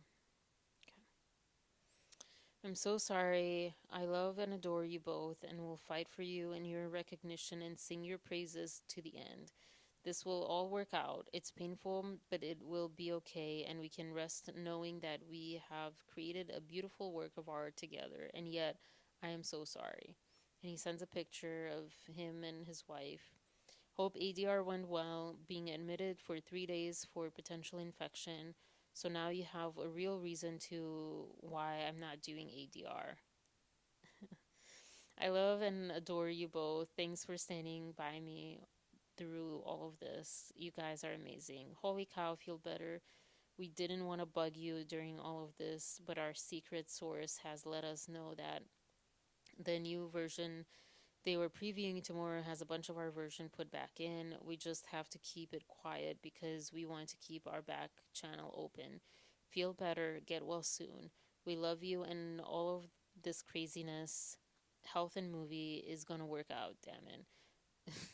This editor loves that word. Appreciate you both so much. By June 2024, Lively was dictating much of the marketing for the film she had stolen from Baldoni and Wayfair. Infection in my spine, pretty serious. Great doctors and caught it early. Blank had a feeling. My body is done. Too much stress. Will be in the hospital probably until Tuesday now. Then IV antibiotics via a PIC line for 6 weeks, which means can't travel. Reed Garfield, so happy he liked it. I can't believe his production company did Garfield, and there was one more that was like, whoa, that's cool. Like, really commercial type of things on top of these like more specific um, goodness pieces, I guess. Editor one, then just take care of yourself. If Blake is so determined to handle the marketing on the movie, then just let her. Perfect time to look out for number one. So she was told, she was given a marketing strategy by someone else. That's what she claimed. That wasn't her. Mm-hmm. Yep. Okay. Lively shamelessly removed Baldoni, the film's co-star, director, and executive producer, who had championed this film for 5 years, and whose company had co-founded the entire project out of all posters, trailers, and other promotional materials. She continued to to refuse to promote the film otherwise. Oh my gosh. But I feel like that came. I don't know. I don't know. It doesn't look good for her. It doesn't look good for her.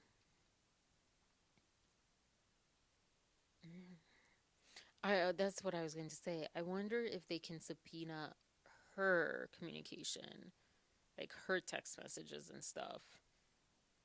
That would be very interesting. That would be very interesting. To Jamie Heath from, I don't know where. Okay. Sony executive number 3. Hey Jamie, we had a very successful weekend at Book Bonanza, and the fans loved the book and art displayed at the event. We would like to release this art as our second teaser poster for domestic distribution, since it has already been released internationally in many markets. It only makes sense to use it domestically as well. We'd love to start printing tomorrow to get it into theaters. However, this version does not have Justin Baldoni's a film by credit. Well, because it wasn't. And maybe you should like be thankful for that because the movie sucked. So we would need to waive that. Please let me know if this is approved. Over Sony's objection, Lively insisted on screening her cut at Book Bonanza, Colleen Hoover's annual convention, hosting authors and fans from around the world. An event that Baldoni had long. Oh, that really makes me sad. That actually made like I can feel the sadness in my body for once in this whole thing because we know how it started. We know how it moved him, or he had this dream, he had this vision, whatever you want to see it as, to be a part of this world, and how important it was to make this movie and be faithful to the book and to the fans and do it justice. And it sounded like something that was like even more important than the premiere of a movie to a general audience, right? And wow. Sony made it known to Wayfair that per Lively, Baldoni could not attend, notwithstanding the obvious promotional and PR risks. Lively appeared on a panel alongside Hoover and the other cast members, icing out Baldoni from this critical event for his own film. He was not even allowed to review the final cut before it was shown to the world. Oh.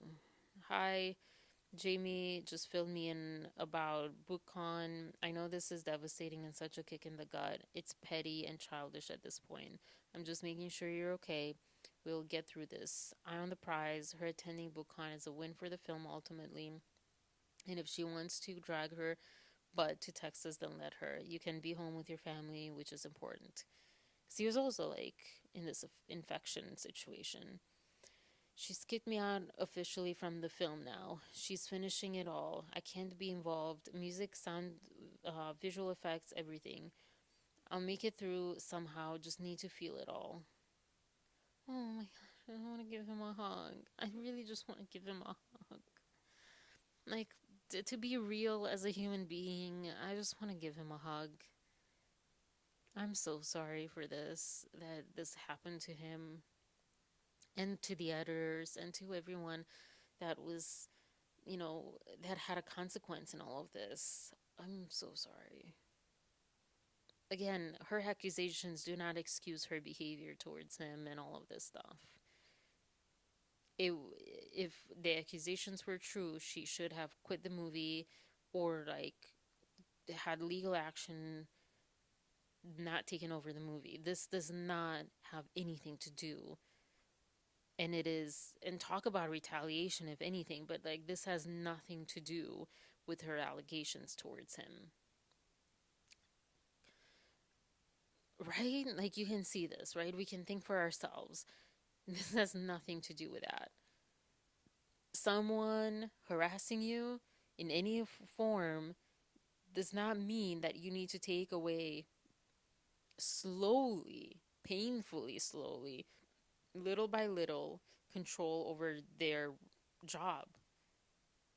You need to get them fired if that's the case, right?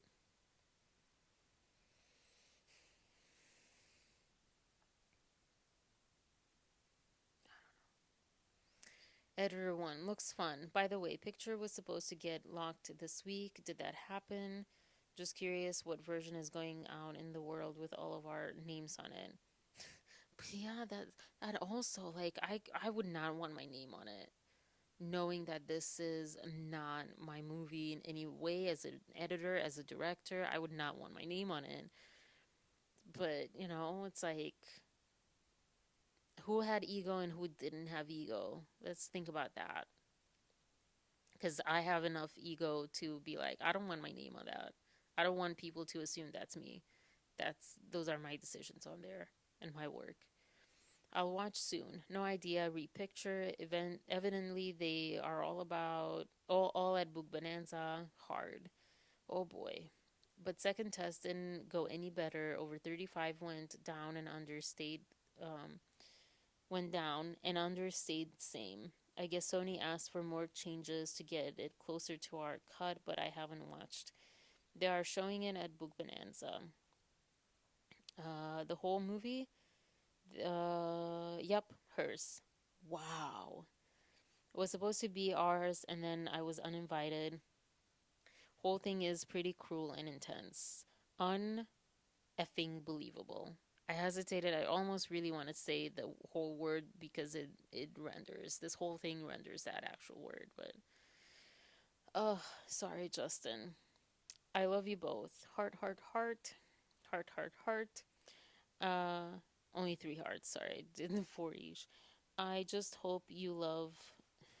I hope you love,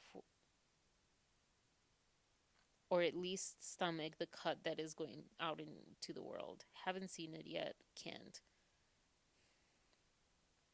By July 2024, Baldoni was completely locked out of the film's final cut. By virtue of his role at Wayfair, he was permitted to give notes as a studio.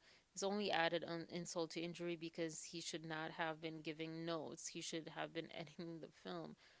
This is so horrendous. Despite his personal feelings, he redirected his thoughts to focus on the one positive, the film. He prayed for the possibility that the film could still make the impact. Okay, so Justin, just wanted to check in. Are you back to 100%? And any updates on our little movie?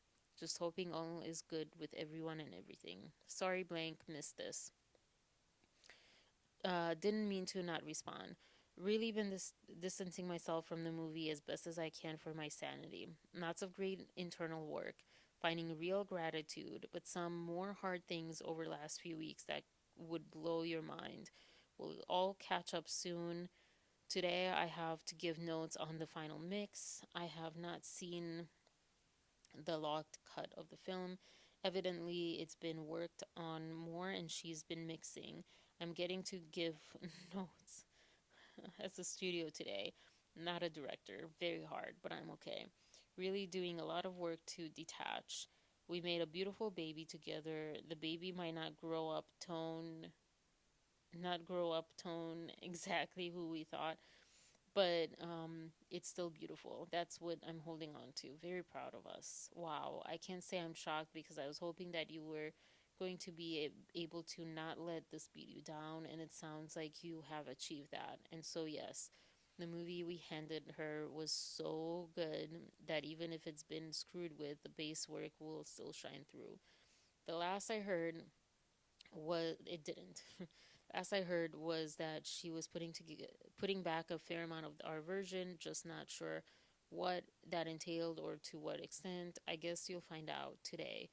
Hang in there, and we'll all catch up when the wounds are not quite as fresh. Sending love to you both. Also, as Blake Lively, why would you want to direct without having your name, except for like not wanting to, because she could have said, let's fire this guy, he harassed me, blah blah, I get to do the cut, I will take over as the director, etc etc, and then she'll have also the director role and credit and name and all that stuff, like, when like if it's vanity or ego, like she just didn't want to look like the one that made a mistake if it was bad. If you think about it, we didn't even finish our director's cut because she intervened. So ideally, at some point, we read this in the previous one. Okay. Lively was still not satisfied. She continued to extort Wayfair, Baldoni, and even Sony, threatening to abandon her contractual obligation to promote the film or approve marketing materials if she wasn't awarded a producer credit. And though Wayfair had refused long ago to accede to this request, when it was made during initial negotiations, Wayfair now had its back against the wall and again had to concede. This still wasn't enough. It's also telling that initial negotiations she wanted a producer credit. It paints a little bit differently all the other stuff coming after that. It could be said that she could potentially have been looking for things to like hold over their heads so she could get what she wanted eventually. We don't know that. This still wasn't enough. Lively later sought the coveted PGA mark on her producer credit, a certified designation licensed by the Producers Guild of America to identify producers who have performed the majority of the producing work on a motion picture. Neither Baldoni nor Wayfair believed Lively fulfilled the requisite criteria to earn this mark, but that did not matter to Lively. She kind of did everything on this. Lively demanded again with extortionate threats that Baldoni, Heath, and other producers and department heads send letters to the PGA in support of her certification for the PGA mark. Despite unanimous recognition of the absurdity and I'm sorry to skip through this. It's getting late. We're halfway through finally, and I just want to get through most of this, if not all of this, tonight, and we might. I don't know. It's 11 o'clock. They resisted because Lively did not perform the duties of a producer and therefore did not merit the PGA mark. Refused to devalue the contributions of actual producers on the film and elsewhere who merited the mark and were unwilling to misrepresent Lively's contribution to the film. This also could have been petty on their side, after everything else, depending on like the timeline of this when she asked for it and stuff. Could be like, okay, come on, Like, you've taken over the movie in all these ways. No. Like, gotta put our foot down at one point. Asking that they lie on her behalf was the final straw, or so they thought. Because, having been forced in the face of threats to concede to Lively's every demand and thus far, they believed it would be dishonest, unethical, and unjust to producers to rightfully earn their mark and falsely. Anyways.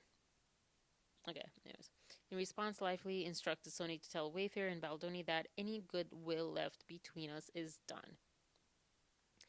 Eventually, in the face of persistent threats and extortion, Wayfair and Baldoni were left with little choice but to draft and sign a letter, which that was in the other one. I'm not reading these because that was also in the previous stuff, in the against New York Times one.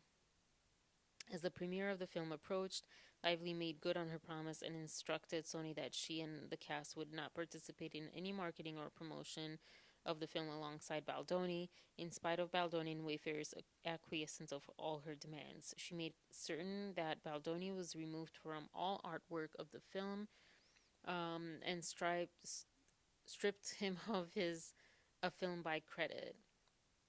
Lively and Reynolds also unfollowed him on social media, as did the author of the book, someone with whom Baldoni had maintained a 5-year personal relationship and for whom Baldoni created this opportunity. I mean, this unfollow thing was so, like, childish, but, like, that's what got the attention.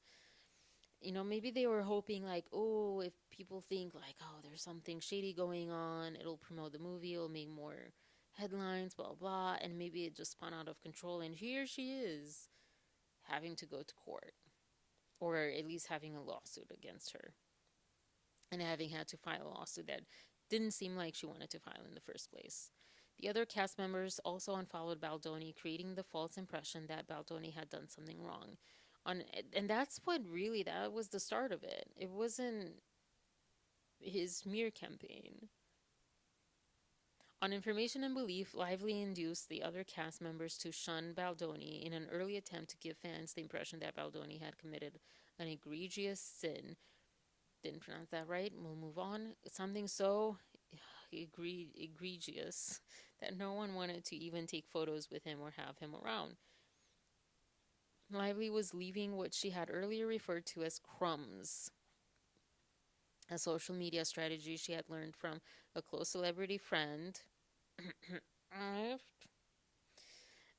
to give fans just enough to allow them to come to their own conclusions, thereby launching an army of detectives that, on information and belief, Lively hoped would turn against Baldoni. Who did the smear campaign? Who did the smear campaign? Who? What? Oh, oof. I like that they didn't say what Taylor Swift actually calls it. They called it crumbs. Yeah. I mean, she's the queen of that. I would even argue that most of her career is because of that reason, because she talks about her boyfriends that are famous. And yeah. And not just her boyfriends, but also, and I love how she fights against that, but she wrote that stuff. But she's like, oh, that's not feminism. But she's the one writing not all her music, most of her music, and even some music that is supposedly about um, the Scooter Braun and all that stuff, has, I'm sure, combinations with her personal life stuff because of the lyrics and what they say and what they specify. If you understand all of her lyrics, you know what I mean. But yeah, I forget, what does she call it? And not eggshells, Easter eggs, eggshells. Yeah, crumbs, eggshells, potato. And that is so true, right? Because, like, ooh, they unfollowed him. What could that be about? Blah, blah, blah. Mm-mm. The unfollowing of Baldoni by cast members and even the author of the book, who he had a long standing relationship with, was done without warning or any communication from them. Um, in stark contrast to the warm praise and appreciation cast members had until that point, always showered him. You know what I mean. For example, Isabella Ferrer didn't say that. I didn't commit to that fully Italian version or whatever. And what is it? Is it Italian? Isabella Ferrer. Yeah, I can't roll my R's anymore. Isabella Ferrer, cast as young Lily, exchanged grateful texts with Baldoni during and after her filming stint, which included a number of scenes involving intimacy. Oh, mic drop. You did awesome today. I'm so happy to be working with you. Thank you so much. I'm so excited. Thank you for being a great director and being so wonderful to work with already. Let me know whenever you need me for anything. Smiley face. So kind, more to come. You are going to kill it. Isabella, love that. Hey, just got my film developed from when we were shooting, so here's the sweet pic. I also have to say that I say thank you so much for an incredible experience on my first film. Oh, it's her first film. Yeah, this kind of puts into perspective the power Blake had over her. Because she was a lot of these, if not almost all of these people, were not experienced, and yeah, they probably were like, oh, of course, Blaze, right? Like, anyways, I still can't shake the feeling of it all because it truly was life changing for me. You are such a wonderful, smart, and sincere director, and you created such a comfortable, safe space for me to feel like I could fully step into this role. What? What? Wait. Okay, hold on. Let me get closer to the camera.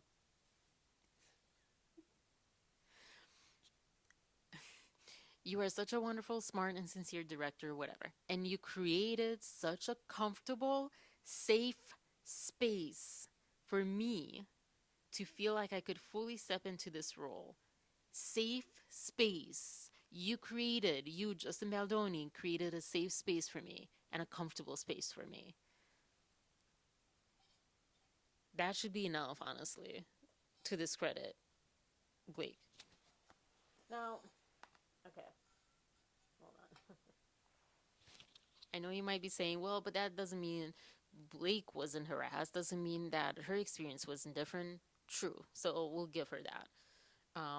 It does 100% though now look 99% to me look like that it was never about any of that stuff to Blake.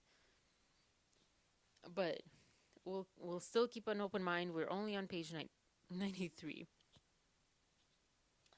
Um, I couldn't have asked for a more welcoming environment. It will stay with me. I'm gonna screenshot this also for talk with my friend later. It will stay with me for the rest of my life. Boy, will it. In ways you did not even anticipate, Isabella. See you soon, whether in the fall or later, and hope you're doing well. Kisses. And attached URL and this thumbnail. Doesn't mean anything to us. That's cute. Isabella, wow, what a kind message. You were such a joy and pleasure to work with. Your openness, your raw talent, your kindness, and your excitement made me fall in love with directing again. Oh. And then Blake made him hate his life again. It's like, because they worked together first. So it's like, oh, yeah. Oh, I remember why I'm doing this. This is awesome. So basically, Justin, don't work with, you know, egomaniac celebrities. Um, I'm so excited for your career and for everyone to see you in this film. You have a big career in front of you. Looking forward to seeing you again in September, even if we don't need you to work. Come visit. Aw, that's so cute. That's just like so like normal, you know? Normal. Tellingly, Ferrer worked with Baldoni when Lively was not on the set. It was not until Ferrer spent substantial time with Lively during film promotions that Ferrer felt compelled to shun Baldoni in reputation of her warm words. in repudiation of her warm words. It became clear that Lively was laying the groundwork to explain away her theft of the film and exile of Baldoni. Presumably, she was concerned that her shocking conduct would be frowned upon if it became widely known, right? Like, even though I still feel like if the allegations towards him by her are correct, that still does not um, in any way excuse her actions and create reasons for her actions. But that's what I think she was trying for. In fact, as a co star of the film, both he and his studio, who co financed the film and had spent millions of dollars, had every reason to want the film to succeed. Any suggestion otherwise is illogical. I mean, right? We can all agree on that one. Baldoni promoted the film as originally intended, gave Lively full credit and praise, and had done everything in his power at every painful turn of making this film with Lively to ensure the film succeeded. He wanted to move on. Lively, however, would not let it go. I'm sure he wanted to move on for the right reasons. He would just wanted like this behind him. Baldoni later received word that during the premiere, however, with this, he might get vindicated in ways that are even better than what just making that movie would have done for him. Baldoni later received word that during the premiere of his movie Deadpool and Wolverine, here we go. Reynolds approached Baldoni's agency, namely an executive at WME, and expressed his deep disdain for Baldoni, suggesting the agency was working with a oh, oh, oh, an S predator, a phrase that uncoincidentally later appeared in the press and, at a later date, demanded that the agent drop Baldoni. I mean, oh gosh. His wielding of power and influence became undeniable. Also, if you've seen Baldoni and all that he has going for him, he has two kids, a wife, a production company, a movie he's directing. There are multiple movies he's producing, directing. He was starring in this one. There's so many. I don't know. Part of me is like, when would he have time? I just don't. I don't. I just. It's from the beginning. I've said it's so really hard for me to see him in this way, and not in a way like, oh my gosh, I love him, because I have not. I've been a fan, but not really a fan. Like, it's like, I know him, cool, but it's just it was so hard. It is still so hard for me to imagine any of this. His wielding of power and influence became undeniable. Baldoni and Wayfair grew increasingly fearful of what Lively and Reynolds were capable of, as their actions seemed aimed to destroying Baldoni's career and personal life. This pivotal moment terrified Baldoni and ultimately caused him to seek help anywhere he could to protect his reputation, his partners, and his wife, children, and family from false accusations that could ruin their lives. Desperate, terrified, and in this position for the first time, he sought expert guidance and was advised to engage crisis PR, to be ready in case Reynolds and Lively decided to unleash their wrath on them. As is customary, a proposal was prepared for him with available measures and quotes of what each suggested measure would cost. This proposal, wrongfully obtained from the very public relations company that once represented Baldoni, with whom he had recently severed ties, so they had a motive, was later used by Lively to knowingly and falsely assert that Baldoni had agreed to the most aggressive option in the proposal. Lively falsely and ironically alleges Baldoni yeah, set out to, on a smear campaign to destroy Lively, despite the thousands of documents she alleges to have that would prove otherwise. Notwithstanding, Lively, her team, and the Times worked in concert to cherry pick, deliberately misconstrue, splice, and alter private communication to manufacture a self serving and factually baseless narrative. So, I think we've read all of this.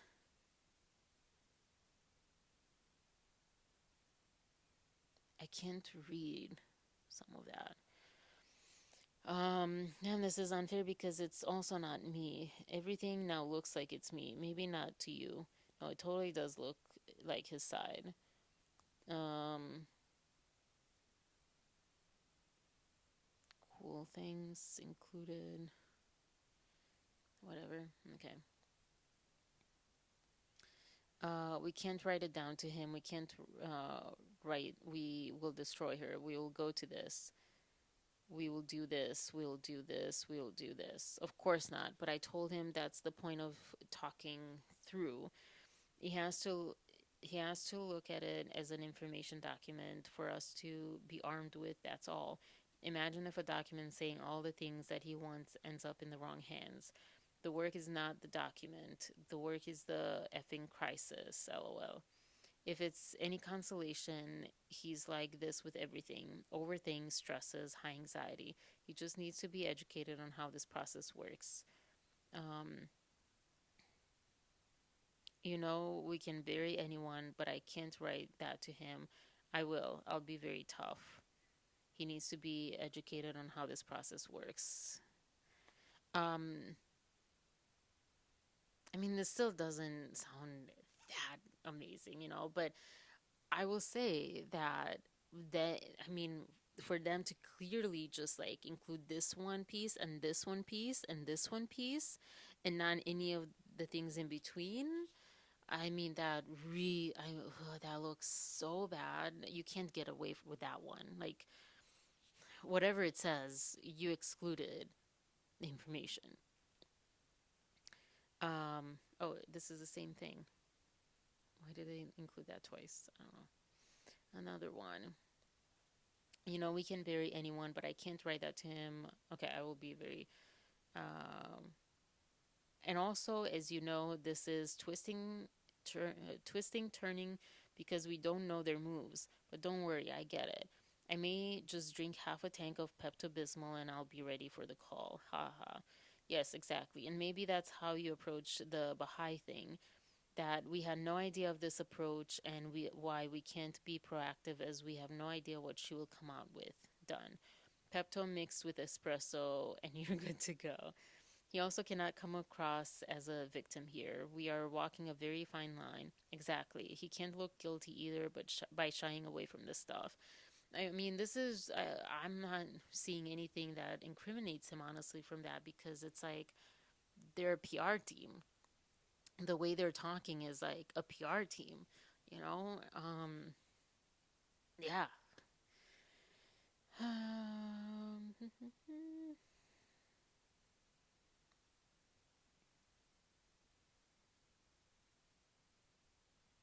So it's excluded.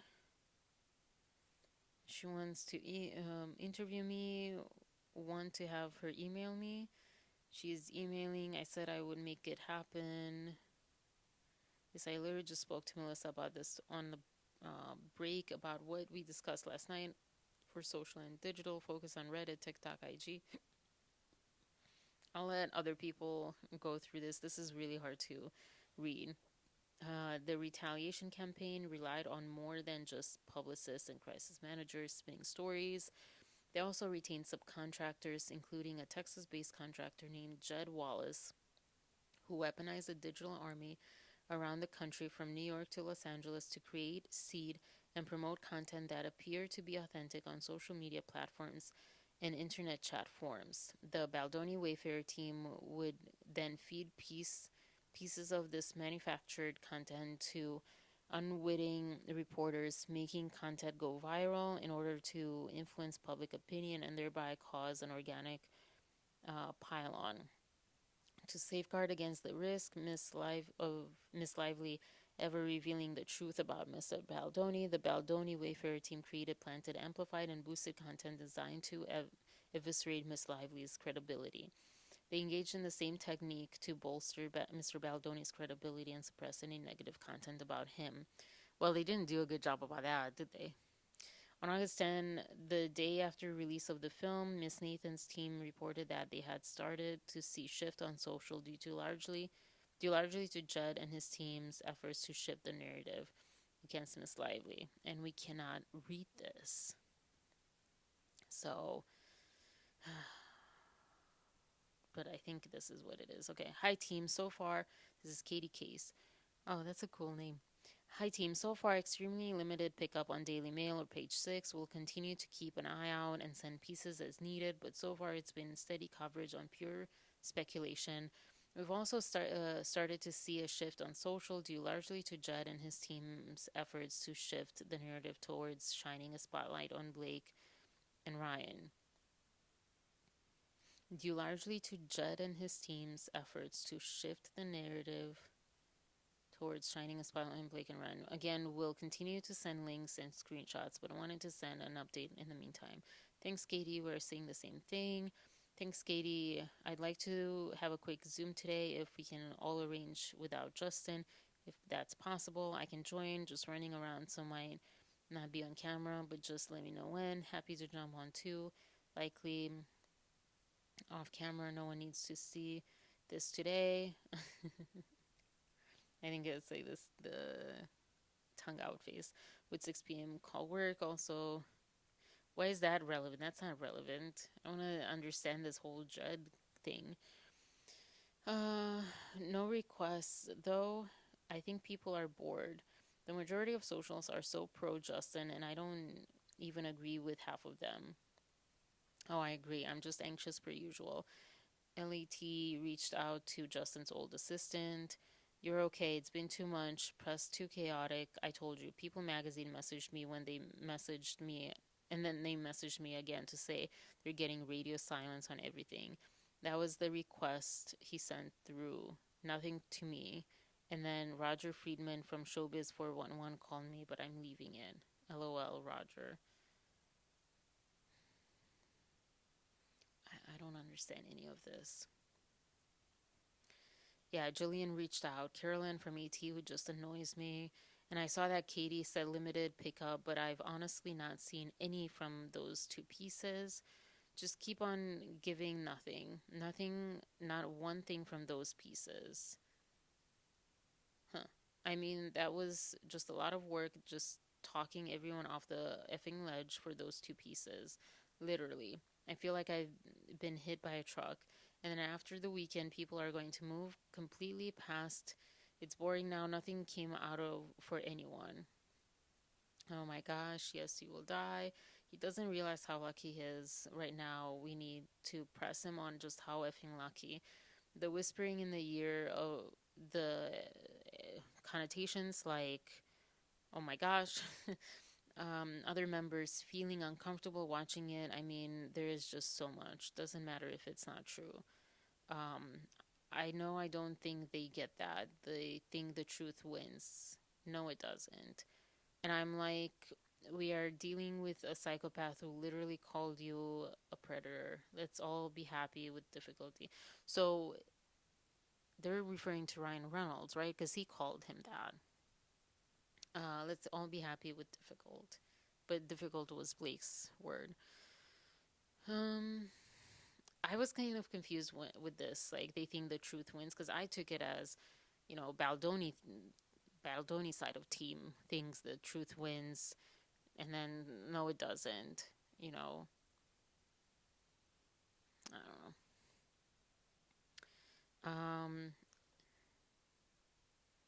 I have it on text message, by the way. Unbelievable. Let's be really happy with difficult. And he told him we took out misogynist. Leslie can't possibly believe that. Let's give it a day to calm, and let's call Jamie together tomorrow and we can explain to him a few things together. And socials are really, really ramping up in his favor. She must be furious. It's actually sad because it just shows you have people really want for women to go down or something.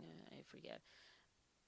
Meanwhile, Lively systematically excluded Baldoni from all marketing and promotion. I mean, someone needs to explain these to me because they don't make sense. Oh, 3%. Okay. 170 pages ago. Oh, Arusha. But yeah, this doesn't make sense. These messages don't make sense to me. I want to hear other people talk about these messages. I'm sorry I can't provide more information on this. Maybe later on, because I don't get them. I can't follow them. Meanwhile, Lively systematically excluded him. Okay. He was not invited to any cast promotional events, cast screenings, premieres, photo shoots, etc. Baldoni was marginalized from the marketing process. The purported, I love that word, but I can't say it right now, marketing plan allegedly created by Sony, which was later referenced in Lively's CRD complaint as agreed to by all and attached as an exhibit as fact, even though it was merely talking points and not a binding contract, was never the plan Baldoni agreed to. Log line. Oh, this is so cool. I love this. I love this because it's like, film stuff and logistic stuff. I think I need to be a first AD. I love logistics. And that's what also brings me to director because I love the vision and I have that vision and I can imagine and see things, visually, but I love the logistics, the analyzing, the why that, why this. Anyways, kind of want to read this, but I'm so tired. All right. The first Colleen Hoover novel adapted for the big screen tells the compelling story of Lily Bloom, a woman who overcomes a traumatic childhood to embark on a new life in Boston and chase a lifelong dream of opening her own business. A chance meeting with charming neurosurgeon Ryle Kincaid sparks an intense connection, but as the two fall deeply in love, Lily begins to see sides of Ryle that remind her of her parents' relationship. That was not obvious. Whoever's cut that was not obvious at all. That was not obvious at all. When Lily's first love, Atlas Corrigan, suddenly re enters her life, her relationship with Ryle is upended, and Lily realizes she must learn to rely on her own strength to make an impossible choice for her future. Directed by Justin Baldoni and produced by Alex Sachs, Jamie Heath, Blake Lively, and Christy Hall. The film stars Blake Lively, Justin Baldoni, Jenny Slate, Hassan Minaj, Amy Morton, and Brandon Sklenar, from a screenplay by Christy Hall, based on the book by Colleen Hoover. Blake Lively and Justin Baldoni are starring in the film adaptation of Colleen Hoover's high-selling novel. This is the first film of the Colleen Hoover phenomenon to be adapted for the big screen. She's also executive producing. Justin Baldoni is also directing and executive producing, as well as starring. Blake Lively is also producing. Brandon Sklenar is perfectly cast as the charismatic Atlas, who brings an impressive emotional depth to the role, alongside with Jenny Slate and Hassan Minaj, who both bring compassion and humor to the film. I loved those two characters. Teen versions of Atlas and Lily are played by up-and-coming actors Alex Neustaedter and Isabella Ferrer, who deliver exceptional performances. It's a big, emotional, complicated story about breaking free from the past and empowering yourself and your future. The character of Lily Bloom has resonated with so many readers because her journey is relatable, her story is in black and white. She has to make hard decisions that have lasting consequences, not seen in the movie. This is a story about Lily's journey from leaving a small town, moving to Boston, blah, blah, after growing up in a home where. Okay, blah, blah, blah, blah, blah, blah, blah, blah.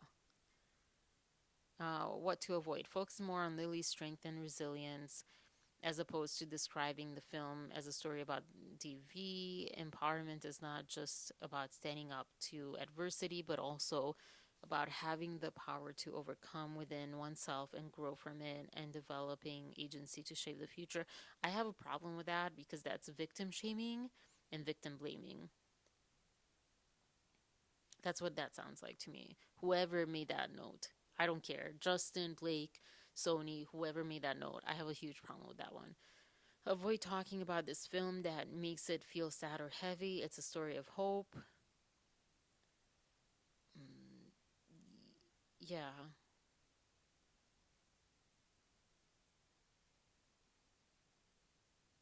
I think he did that wonderfully. I think he created a wonderful balance of that. Avoid talking about the film being representative of every woman's story. There are many stories of domestic violence, and this is just one perspective that is inspired by Colleen Hoover's own experience growing up. Only if asked. Any questions about the story not being an authentic representation of DV? This is just one perspective that is inspired by her personal story. Any questions about the lack of diversity in the cast? We have such a wonderful cast who all bring something unique in telling this powerful story of one woman learning to take agency of her future. I'm so proud to be part of an incredible group of women who have to make this film that is inspired by Colleen Hoover's own deeply personal story of growing up in Texas. So basically, not answer the question directly. um, what do you call that? Misdirect. Overall guidance. Keep in mind that the journal and like diversity, if it didn't make sense, because it kind of doesn't make sense. Colleen Hoover, Texas, whatever she wrote, her characters should be true to the book. Um, that's fair. How about we say that? Like, what is wrong with that? Keep in mind that the journalists only use a small portion of their final pieces, so we need to provide sound bites and at most 2 to 3 sentence answers. Anything longer will be cut or misconstrued, especially given this sensitive topic and how quickly out of context answers spread on social. You can still get your messaging across just with carefully chosen words. Blake didn't listen to that point. While it's an emotional and complicated story, it is also about hope and breaking free from the past and empowering yourself and your future. We want to focus on the positive elements in interviews, discussing abuse, how abusers or the abused are perceived outwardly takes us down a path that is not only dark but will detract from the primary messaging. And I think also just more complicated than these actors and even Justin and everyone involved can go down because they're not experts in this. They just made a movie that they had good intentions for. Digging too deeply into personal stories will not only take time, but they will not be picked up by the media and they will go unused. It also opens the door for journalists to direct the conversation away from the movie. Cool, fair. In fact, against much resistance from the film's distributor, Baldoni from day one made it clear that he was making this film to bring awareness to DV and would not refrain from doing so when promoting the film. He did not go rogue, as Lively alleges. So on August 11th, good morning, team. So I was thinking about the response to this weekend, and I feel like what we should do is make sure to emphasize the voices of survivors. It's going to be a lot of buzz how much money and the movie made, but I want to be the one that always direct the back to the survivors. Okay, that right? That doesn't make sense in English. So I would love to come up with some sort of video or carousel of messages from survivors and the response to the film. I kind of like felt icky about that, but obviously I'm pretty sure and they better have consent from these people, right, to post their names and stuff. Um this shows like okay, he was on board until he saw the responses from the audience and he's like we need to pivot. We need to talk about, this stuff. That's what the audience demands. Like he was listening. He was listening. He was doing his job. While in Sweden celebrating his wife's birthday, Baldoni was informed that Lively demanded he not attend the film's premiere on August 6th. Lively Lively further threatened that if Baldoni attended the premiere, she and the majority of the cast would boycott. It remained unclear what Lively had communicated to or promised the cast, but they now also refused to attend if Baldoni was present. The fact that Sony advised Wayfair to concede underscores Lively and Reynolds' immense power and influence. Long story short, long story, but we won't be in the same room. I was asked to not even come to premiere. I can figure it out. So this was, yeah. I'm gonna skip through this. Sorry.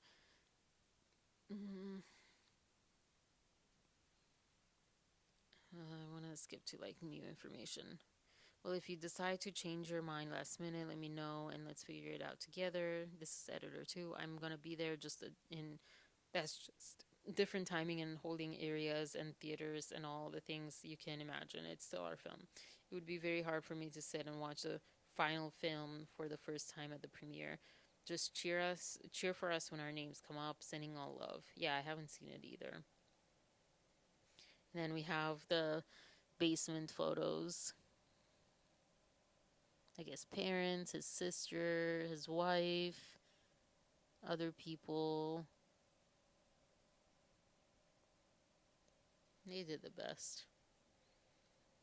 Upon, I mean, finally through Sony, Wayfarer persuaded Lively to permit Baldoni and the Wayfarer team, along with their friends and family, to attend, though only under demeaning and humiliating conditions. They were relegated to a separate theater to view the film, required to arrive at a different time than the rest of the cast, and instructed to leave the red carpet immediately once Lively arrived. Baldoni was also excluded from the official celebrity after party, despite it being an event ultimately paid for by Sony and Wayfarer.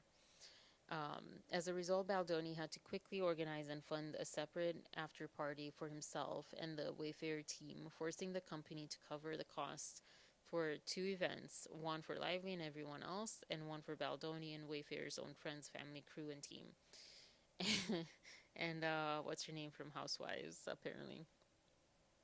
Upon arrival, Baldoni began participating in red carpet photos and interviews, absent the presence of the remainder of the cast.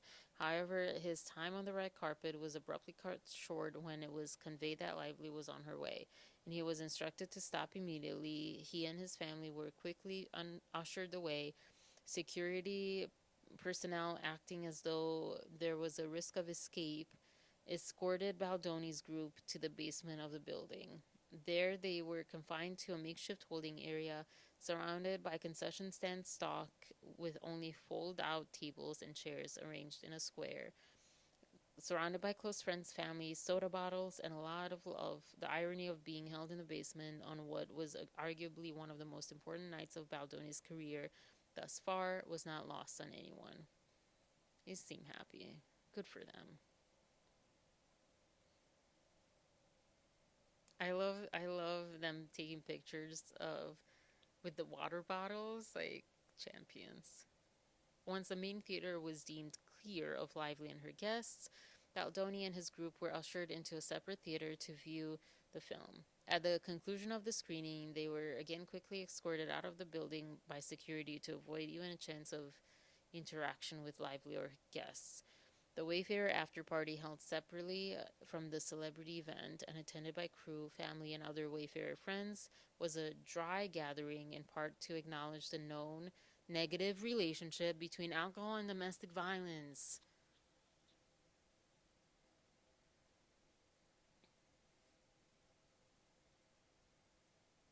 And this was not in press, this was not in marketing, this they did just for themselves. I want a moment for that. Also, the battery will die in a bit. It was attended by the entire Wayfarer team from Los Angeles and their friends and family. The atmosphere and tone of the Wayfarer after party were aligned with Baldoni's vision of the film, focusing on celebrating and gratitude despite being humiliated. In the meantime, Baldoni was sidelined as Lively and Sony pressed forward with their promotional strategy for the film. By contrast, Baldoni's marketing plan, outlined in his initial proposal to Sony years prior, shared with Lively, and communicated numerous times to both Sony and Lively, centered on a partnership with the organization No More.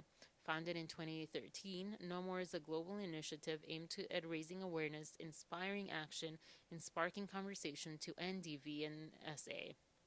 Wayfarer's collaboration with the organization began in 2022 and held deep personal significance for both Wayfarer and Baldoni. Staying true to his purpose for undertaking the film, Baldoni prioritized amplifying the voices of survivors of DV.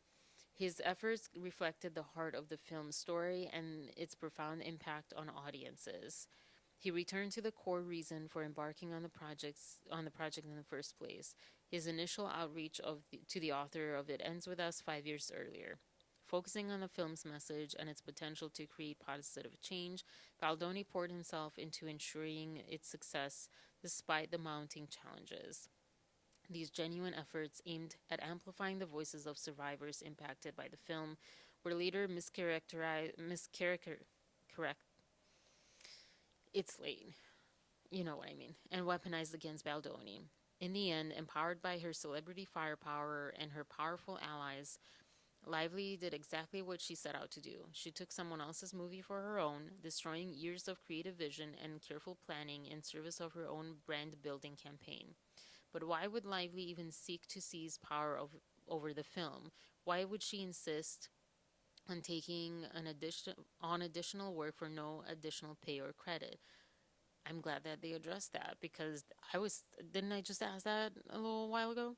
On information and belief, Lively may have been motivated by a number of factors. She may have wanted to seize control over the film so that she could take over the production of the sequel, It Starts With Us.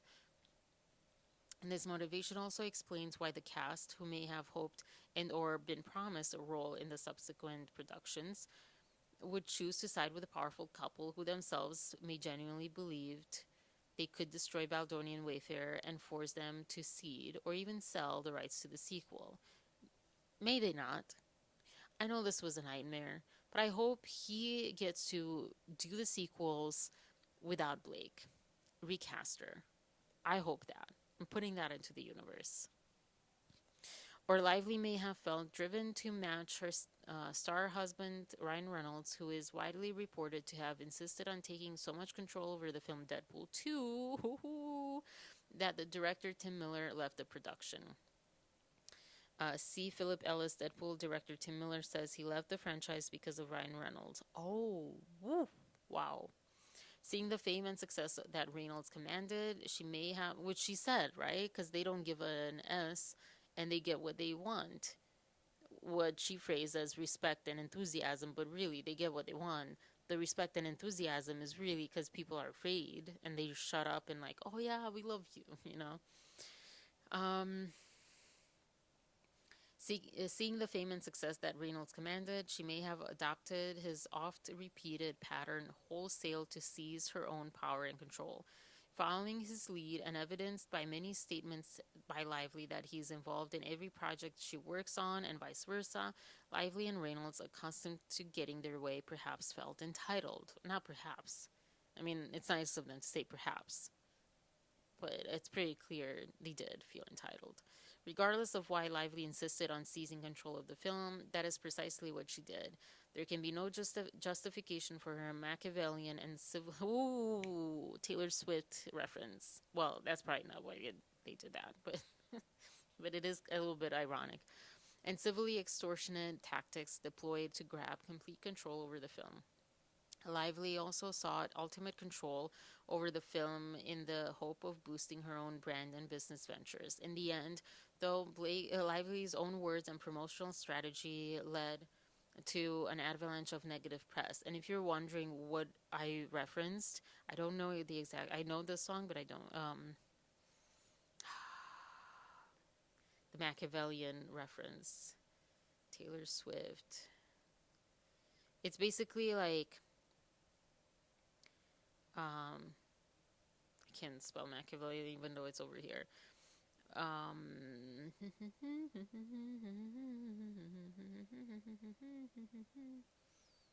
Okay, that didn't.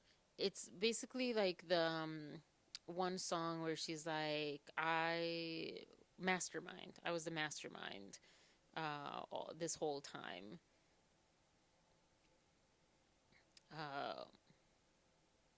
What have I told you? I'm a mastermind and now you're mine. It was all by design because I'm a mastermind. Is this the one that has Machiavellian? I thought so. I don't see it now. I don't know. It's on this record of hers. On the album. Okay, so. Lively's power grab and catastrophic miscalculation collapse on her. Starting at least on July 10th, 2024, Lively's social media posts promoting the film maintained a lighthearted, frothy attitude depicting Lively in a glamorous and floral-inspired couture, highlighting high-end brands like Chanel and Christian Louboutin. Yeah. But she does this on every movie, which I really liked in that Affair movie. I loved her promotion with the martini. That's the movie that she should have done a booze line for. But yeah, her outfits and carefully crafted stuff, like I like the fashion. She's totally Serena Vanderwoodson, except Serena was a nice person. And so there's these pictures. If audience had half the amount of fun we did, we're gonna put theme parks out of business. In 20 years of doing this, I don't think I've ever experienced anything quite like the surprising 2,500 fans with an early preview of It Ends With Us movie. To everyone who showed up in the floral jeans alongside us, including Brandon Sklenar's jeans handmade by me and Isabella Ferrer, Colleen Hoover being mother in every way, turning it out for everyone at Book Bonanza.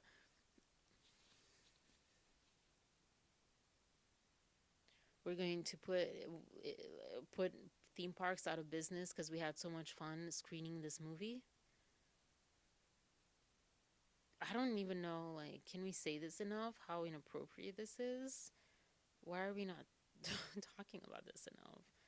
What the heck?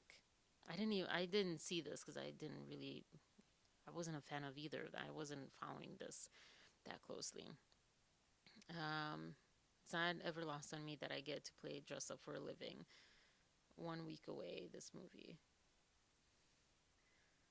Oh my gosh. Wow. It was so tone deaf.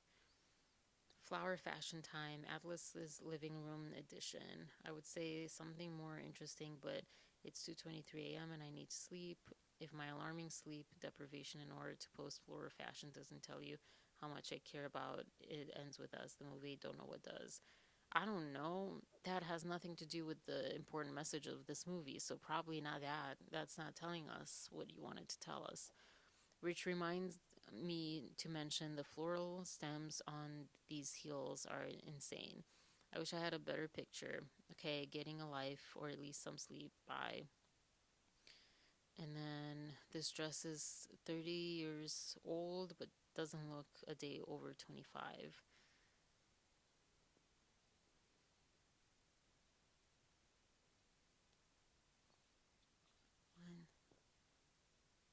This is how you want to promote this movie. Also, I do like the flower thing. I don't think it was used properly, but I like the flower idea because she had a flower shop and it's beautiful, beautiful, and but yeah, anyways. Blue Jean Baby and My Lady, a month of flowers. Flower fashion has begun. Let's be real. I only do these press tours so I have an excuse to scrapbook, bake, and make flower arrangements while laughing with my friends. Let the joy begin.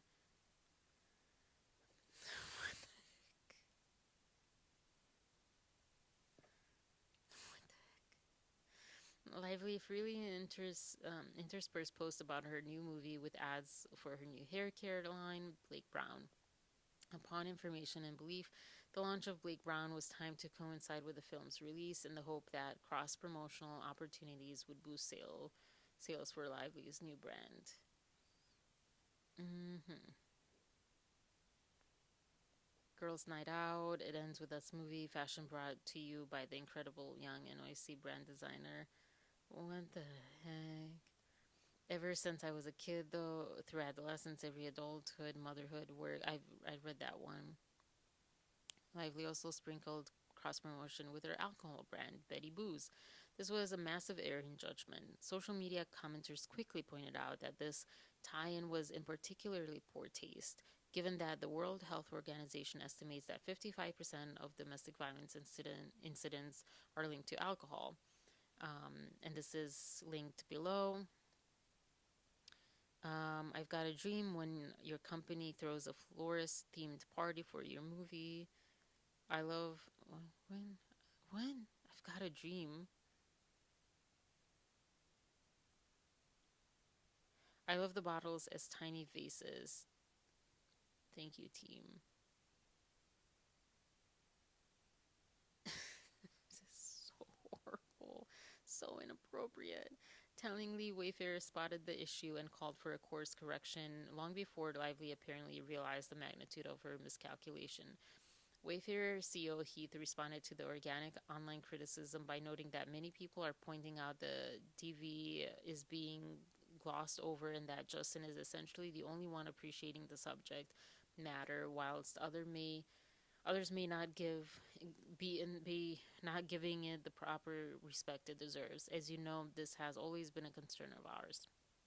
Hey all, to the Sony team. So we I'll see the noise and chatter regarding Justin and Blake and cast. This is all crazy, but I'd like to for us to take a look at that. I'd like for us to take a look at that even in the midst of feuding, how many people are pointing out that the DV is being glossed over and that Justin is essentially the only one appreciating the subject matter, whilst others they may be not giving it the proper respect it deserves. Wow, the way he writes. As you know, this was always been a concern of ours, and I think we might agree that there is enough response to at least consider giving it a bit more thought. Excuse me. We are opening with great numbers, and that is a testament to the movie itself, and also not really to the movie itself, because if you're opening, then it's to the book and to the promotion. And also the way you've positioned it, no doubt. And we should listen to the responses and really embrace what we are hearing. Yes, pivot. Marketing 101, pivot. Social media 101, pivot. It won't hurt the movie by being more deliberate in embracing the DV aspect. People need to know that we too recognize the gravity and sensitivities of the subject. Looking forward to your thoughts. Wayfair's vice president of marketing and communications shared a post exemplifying the issue, um, which included the tagline "Grab your friends, wear your florals," that soon became a viral for all the wrong reasons. Good morning. Sharing this post that's using the exact language that has been called out for inappropriately marketing the movie. Grab your friends, wear your florals is now exclusive. And then showing tone deaf from the beginning, wear your florals. Yeah. Heath and others at Wayfair advised listening to and responding to the wave of online criticism that had met the bubbly, sunny messaging that Lively herself embraced so wholeheartedly.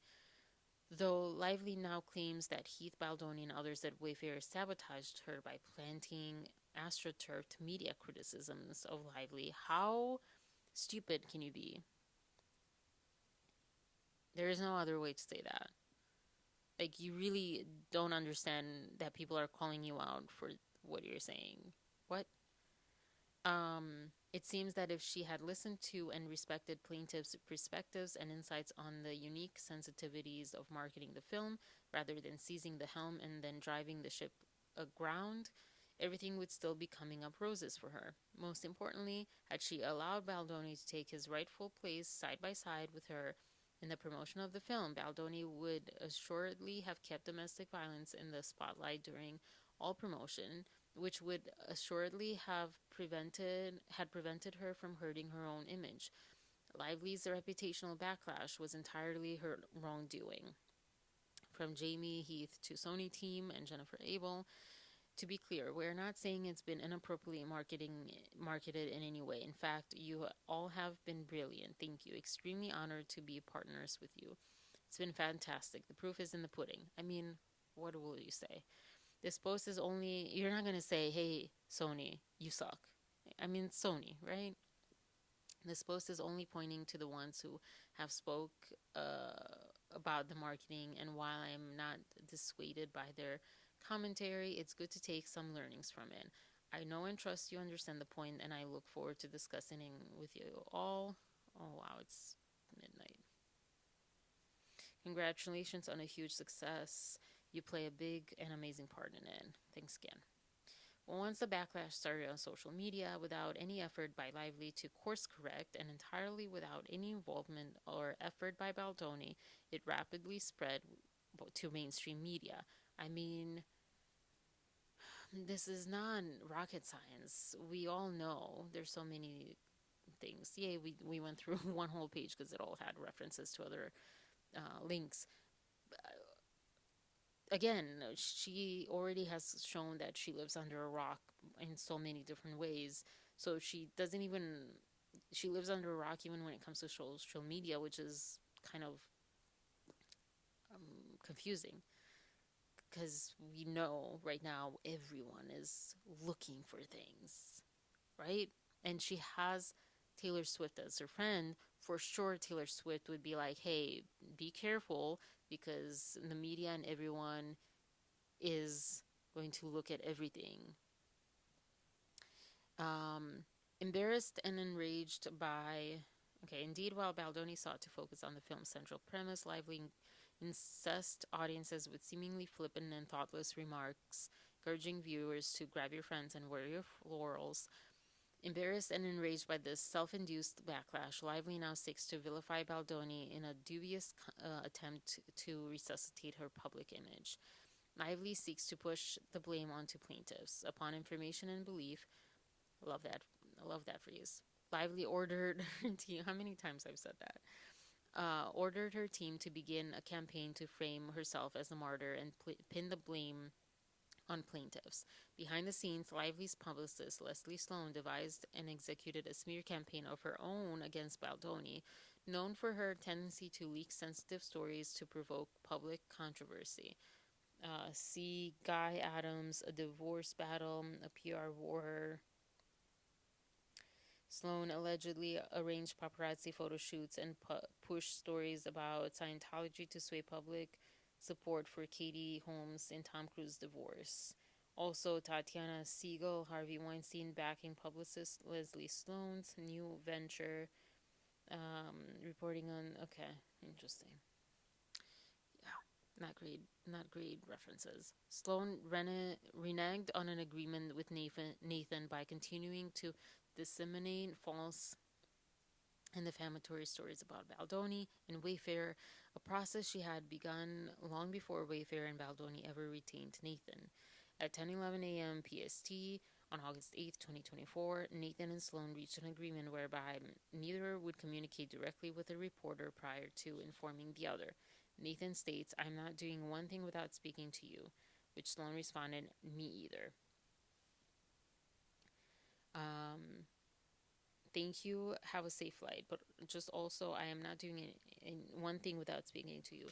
I'm not answering one email about the situation. I've told everyone to not do one thing, plant seed, even speak to one reporter, even on background. Now I am involved. There will be no shock surprises to you. Me either. That's August 8th.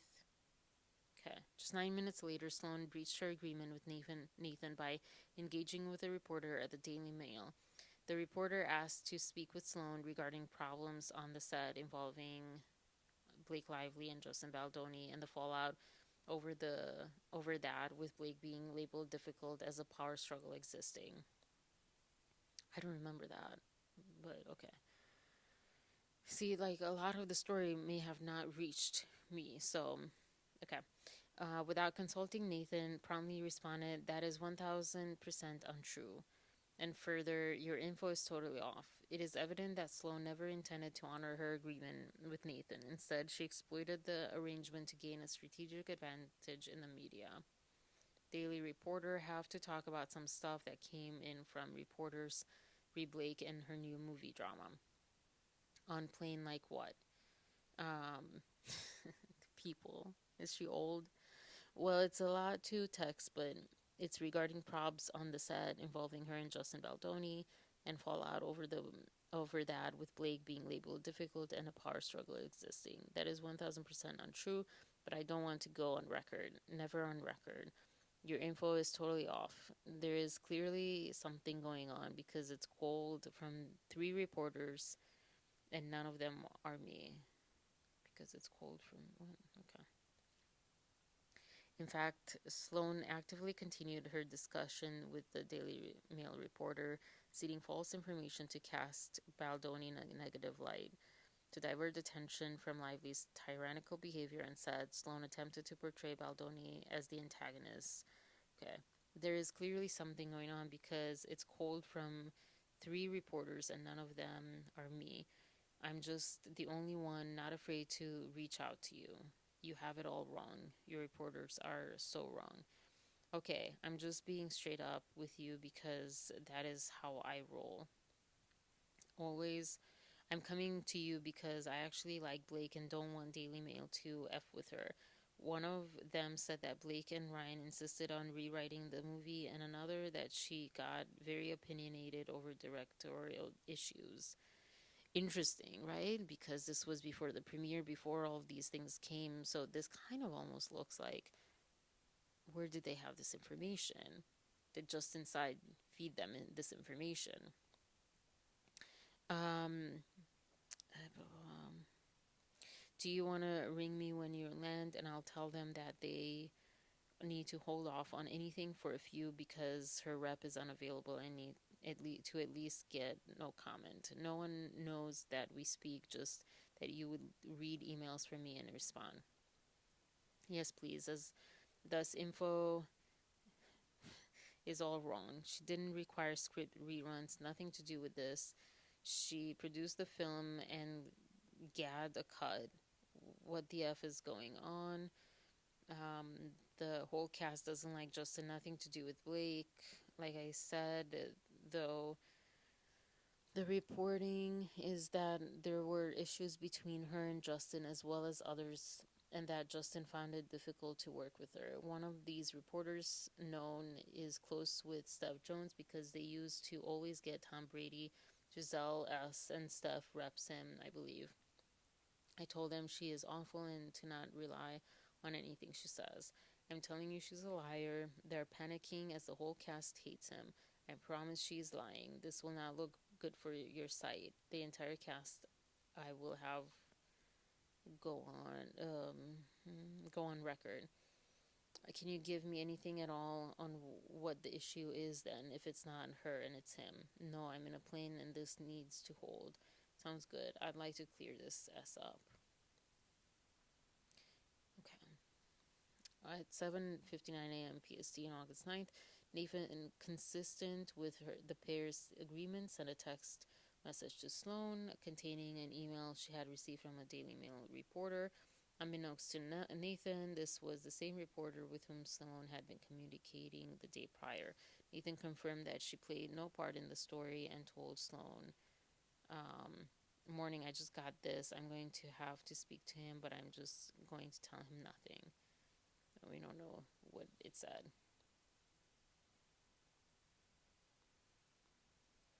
Happy to chat to you beforehand if you prefer. Let me know how it goes. It's kind of fishy of where they got the initial information, all that stuff. But I'll say to this, like, Sloan had every chance to say, oh, yeah, he messaged me too. Yeah, let's talk about this, what we actually want to respond to this. I'm on Zoom, call you right back. And she sent, let me know how it goes, because the article was published. Despite their agreement, Nathan was completely unaware that Sloan had provided the reporter with information that significantly altered the narrative of the published story. Indeed, the reporter originally sought to publish a story that Blake being labeled as difficult on set. After the reporter's discussion with Sloan, however, the story changed to, we have learned that Justin Baldoni caused issues on the set. Following the release of Lively's administrative complaint on December 20th, the same Daily Mail reporter informed Nathan that Sloan had lied to portray Baldoni as the foe. Yet still, Sloan escalated the false narrative by telling the reporter that Blake was SA'd, and an substantiated accusation that not even Lively had gone so far as to claim designed to destroy Baldoni and his reputation. So the reporter said, like I said, though, the reporting is that there were issues between her and Justin as well as others. Okay. So the same screenshots. She said the whole cast hits Justin. Excuse me. This has nothing to do with Blake, and now she's saying that Blake was SA'd. Why wouldn't she say anything about that then? She knows she is full of S. Full of poop. She told me that the whole issue was that everybody hates Justin. Nothing about Blake and Justin. She said it has nothing to do with Blake. BS. Sloan ruthlessly took advantage of Nathan's good faith. As a result, Nathan was forced to combat the negative press that was both planted and propagated by Sloan. Ultimately, the actual smear campaign was orchestrated by Sloan at Lively's direction. I mean, this wasn't very clear, right? 12 o'clock. Wow. Enter Stephanie Jones. Oh my gosh, 126. We're almost there. We're almost there. Can we make it? Don't think so.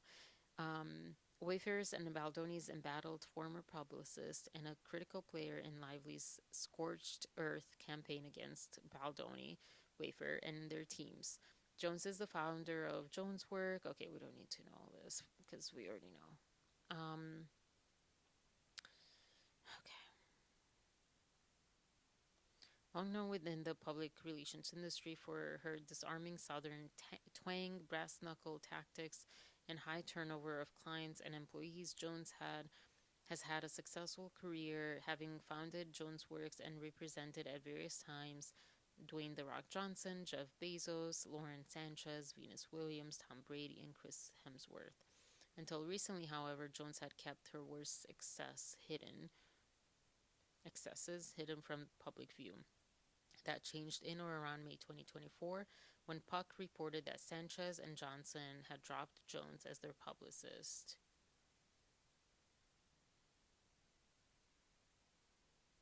What Johnson? Oh, okay.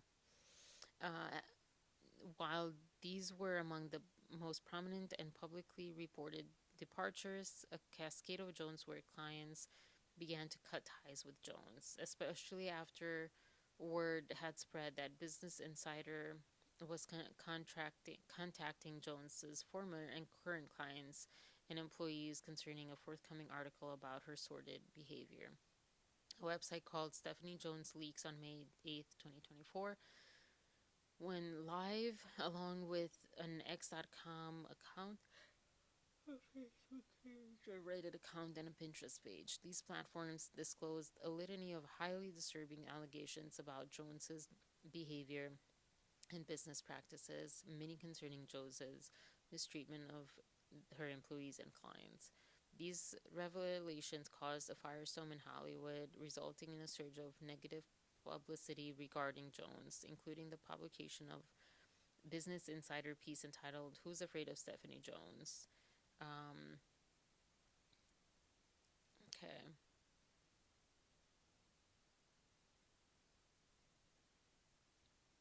So a former employee says, "I don't think there was one day in the office that someone wasn't crying."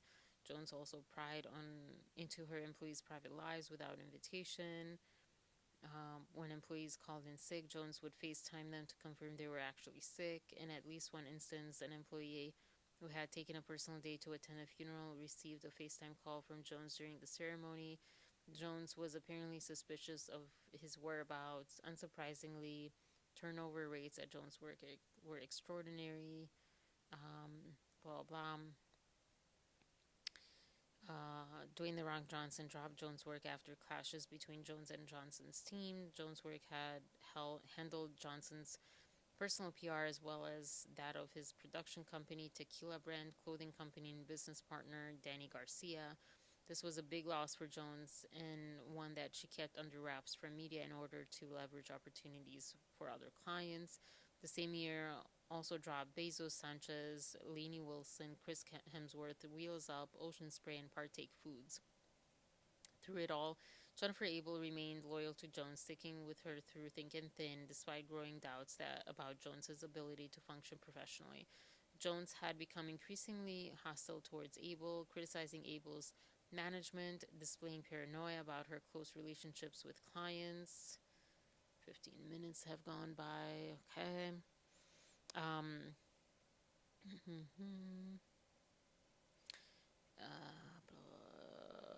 and partners, and going out of her way to reprimand, demean, and embarrass Abel in front of junior employees she oversaw.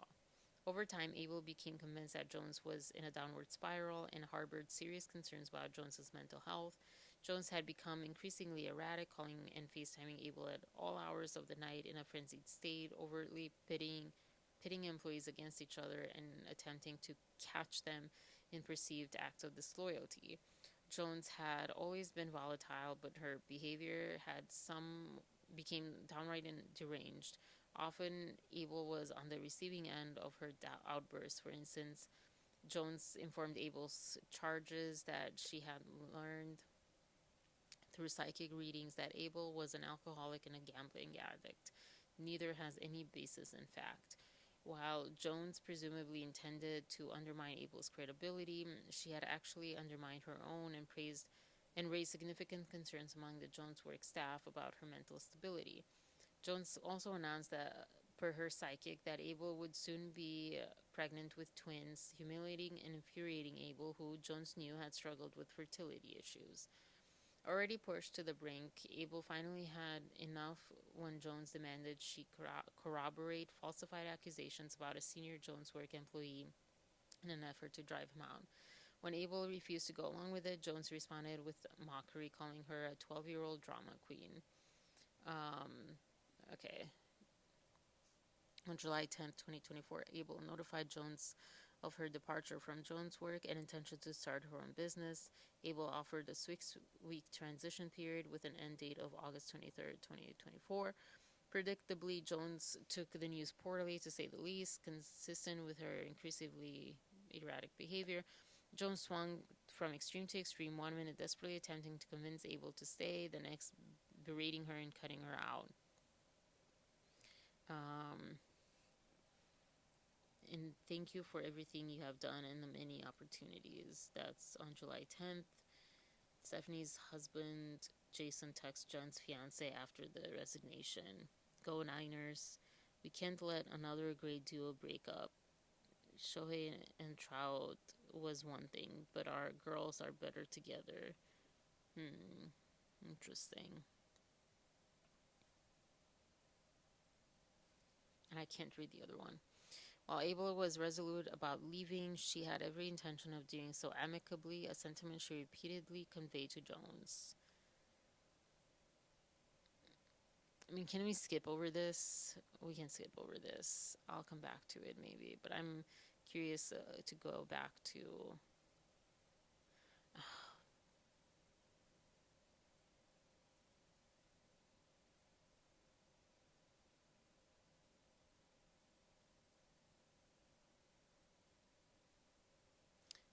I just realized like some of this might be regarding the Baldoni stuff, maybe not. It seems like everything is in this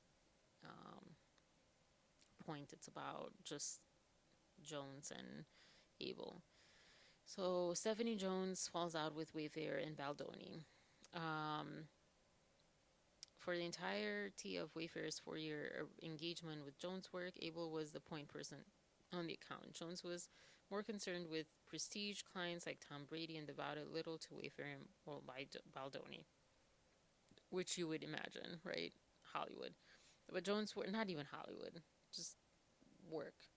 Jones' work was in utter turmoil by July 2024, already bleeding clients and personnel. Jones learned that Business Insider was working on an unflattering story about her, set to be published sometimes in August. Her reputation had already been severely damaged by the Stephanie Jones leaks, website, and social media accounts.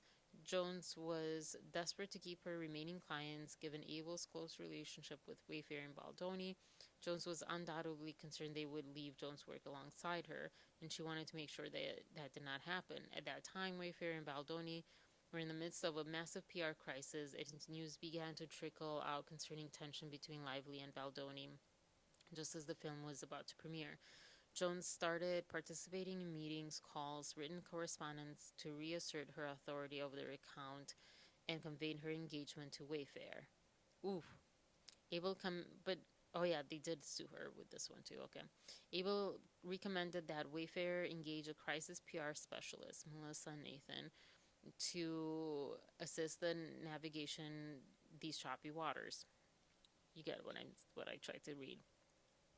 The need for crisis PR expertise was particularly acute due to Lively's demand that Baldoni not be permitted to attend the premiere. In addition, Abel learned from Nathan that, per her media contacts, a negative story was being shopped around to multiple outlets, positioning Baldoni's religion as a cult and accusing Baldoni of having fat-shamed Lively. Oh, okay, that's the text that we read earlier. And maybe that's how you approach the Baha'i thing, that we had no idea of this approach and why we can't be proactive as we have no idea what she will come out with. Okay. Um, she was furious. Jones was furious. Jones viewed Nathan as a competitor and conveyed to Abel that her recommendation to Wayfarer was a betrayal of trust. Jones then sought to derail the plan, badmouthing Nathan and disclosing client confidences from past collaborations between Jones' work and Nathan. This is the kind of mess Melissa Nathan in Crisis PR lies and cleans up. Lies, dirty work.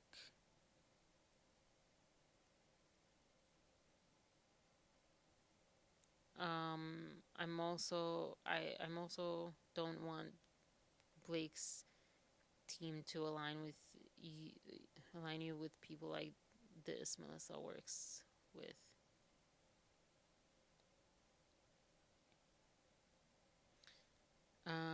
While Heath acknowledged Jones's position, he told her Wayfarer would make its own decision after meeting Nathan. So Jones inserted herself into the mix in early August 2024, seeking to box out Nathan and Abel.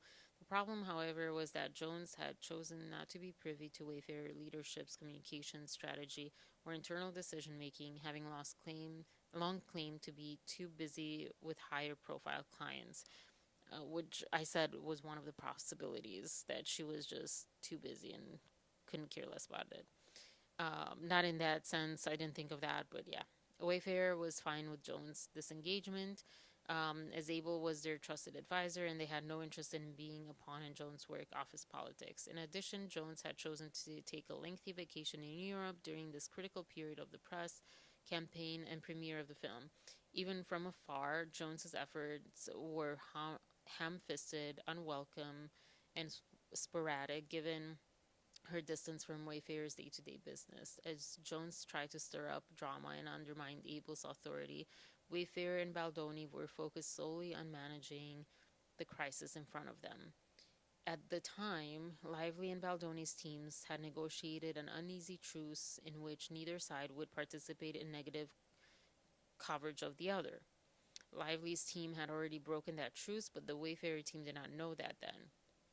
As far as they were concerned, it was best for Baldoni, Lively, and the film if both sides agreed to keep the peace. The Wayfarers team had to date been acting only in defense and responding to press inquiries. Ooh, dolphins.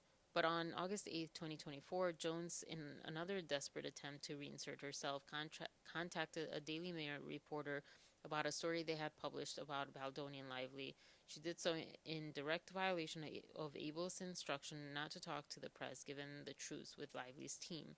Nonetheless, Jones bragged to Wayfarer about trading calls with the Daily Mail in an effort to appear engaged on the account. Left word for blank. She's been very nice in the past, so we'll get this fixed. Being forwarded message. So it's like, hi, I'm a reporter for dailymail.com and I'm currently working on a story surrounding the recent rumors that there were a few between Ends with Us co-stars. People are on social media are talking about how they didn't pose together at the premiere or do any press together. I wanted to give you a chance to respond to these rumors. Please let me know if you have any comments. Blank has been nice and fixed things for us in the past. I can give her a call. That this is nothing burger, nothing bigger. I think is what she was trying to say. But I don't see that she actually did that. I don't see those receipts.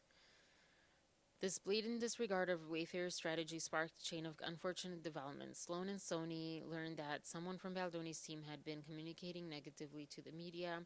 It was clearly Jones, and Wayfair's leadership was livid, as was Sony. All parties were desperate to prevent an all-out slugfest between Lively and Baldoni, just as the film was about to be released to the world. With her reckless, unauthorized activities, Jones had made the scenario much more likely. In response, Wayfarer instructed Jones to cease all activity on behalf of. Okay, so let's see. Whoever tried to do it, they failed in getting a linking abusive story. Wayfarer is a big studio now. propelled into a tier upwards. Protecting you and the brand is something you need to do. You want to see a headline. People in glass houses shouldn't throw stones. Oh. Do you believe, Leslie? Can you spin the crisis PR thing so it's actually factual? There have been lies put out, but against powerful people, just. But wait.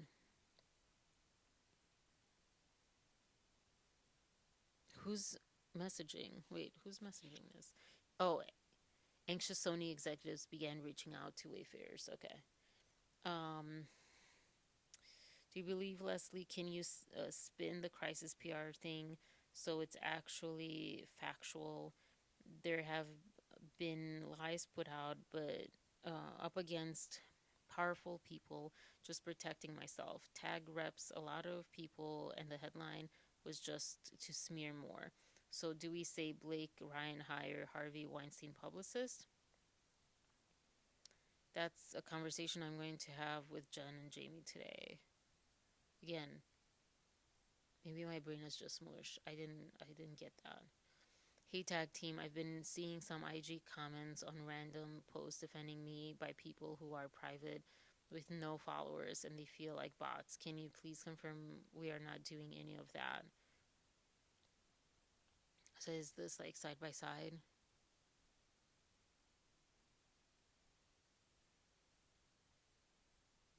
Yeah, my brain is mush because I can't even tell who the blue is and who. Okay, so blue is Justin. So Justin said, um, protecting you and the brand is something you need to do. You want to see a headline. Uh, Leslie Sloan, people in glass houses shouldn't throw stones. Okay, all right. And then we've read the bots thing before. Okay, please monitor things. I'm more worried about things. I'm more worried about is that we are planting these stories, which is not true, obviously. Chiming in here, the people saying that there are bots and this is a PR play on our side is a minority voice compared to the thousands and thousands who are calling it what it is, reacting to Blake's own actions and interviews. We never want the action of minority to dictate, and also they could have done this to make it look like Justin's team did this. That's not, completely out of realm of possibility either. Who knows right now? Good morning. Sharing with you a perfect example of why we don't use bots. I wouldn't even worry to think they've hired a team as A, nothing to find, B, they hired an awful team which I've sent to our guy to track and pull, so we have evidence of it. This below should answer everyone's question on what a bot team looks like when every single comment suddenly skews in her favor in a nonsensical way. At least sprinkle them in. At least sprinkle them in. She needs to fire her bot team. How can we say somehow that we are not doing any of this? It looks like we are trying to take her down. It doesn't. They are doing all of this themselves, and it's really obvious. This is bots.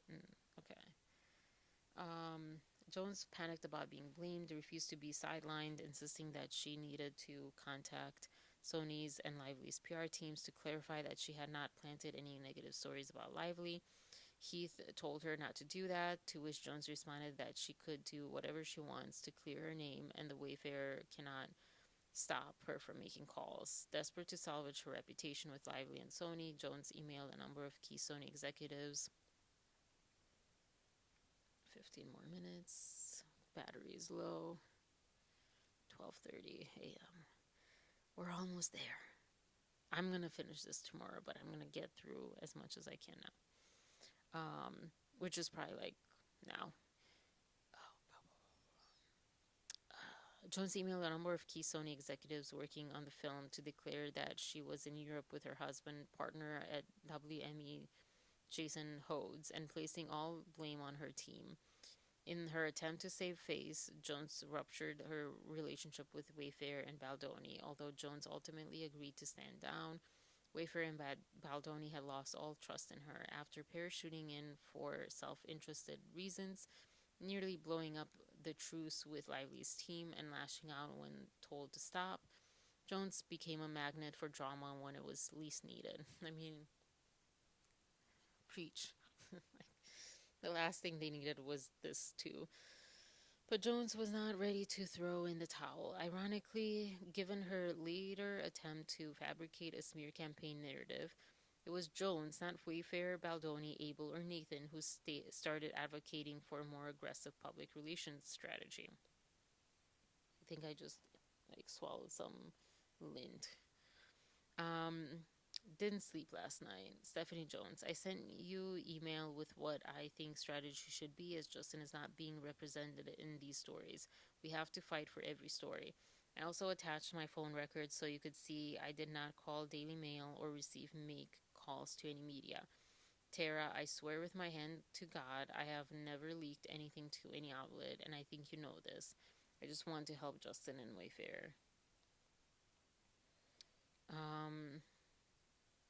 Jones on August 14th uh, had sent an email to Heath further elaborating on her recommended strategy. Flood the zone with positives. We need to ensure that we promote positive narratives that media outlets cannot ignore. Currently, most stories are heavily biased towards Blake's perspective, leaving Justin unrepresented. It's crucial that we fight for every inch of every story, which requires far more effort than typical crisis PR want to put forth in our experience working with specialized crisis teams. Sorry for my stance over here. I'm getting tired, as you can see. Prepare alternate stories. We should mobilize a robust network of supporters and third-party advocates ready to counter these narratives on deep background as well as some on the record, making clear that the claims being made are untrue and unfounded. I mean, that's kind of what you expect, right, from PR. Hi, both. Mirror just emailed us. Oh, hi, both. Mirror just emailed us about this TMZ report. I don't see any incoming inquiries from TMZ, but I've had to contact Harvey, who founded TMZ, in past about stories they published, so I'm happy to contact him to get the story fixed, removed, if Melissa cannot. I think it's important that we work as a team and collectively to tackle the influx stories, as with recent ones I'm seeing. We don't even have background to balance out stories, so it's not biased. To Stephanie Jones from Jamie Heath. Hi, Stephanie. We are fully aware of all of this and we are handling. As a reminder to my previous instructions, please do not respond, contact, or do anything as it pertains to Justin or Wayfair.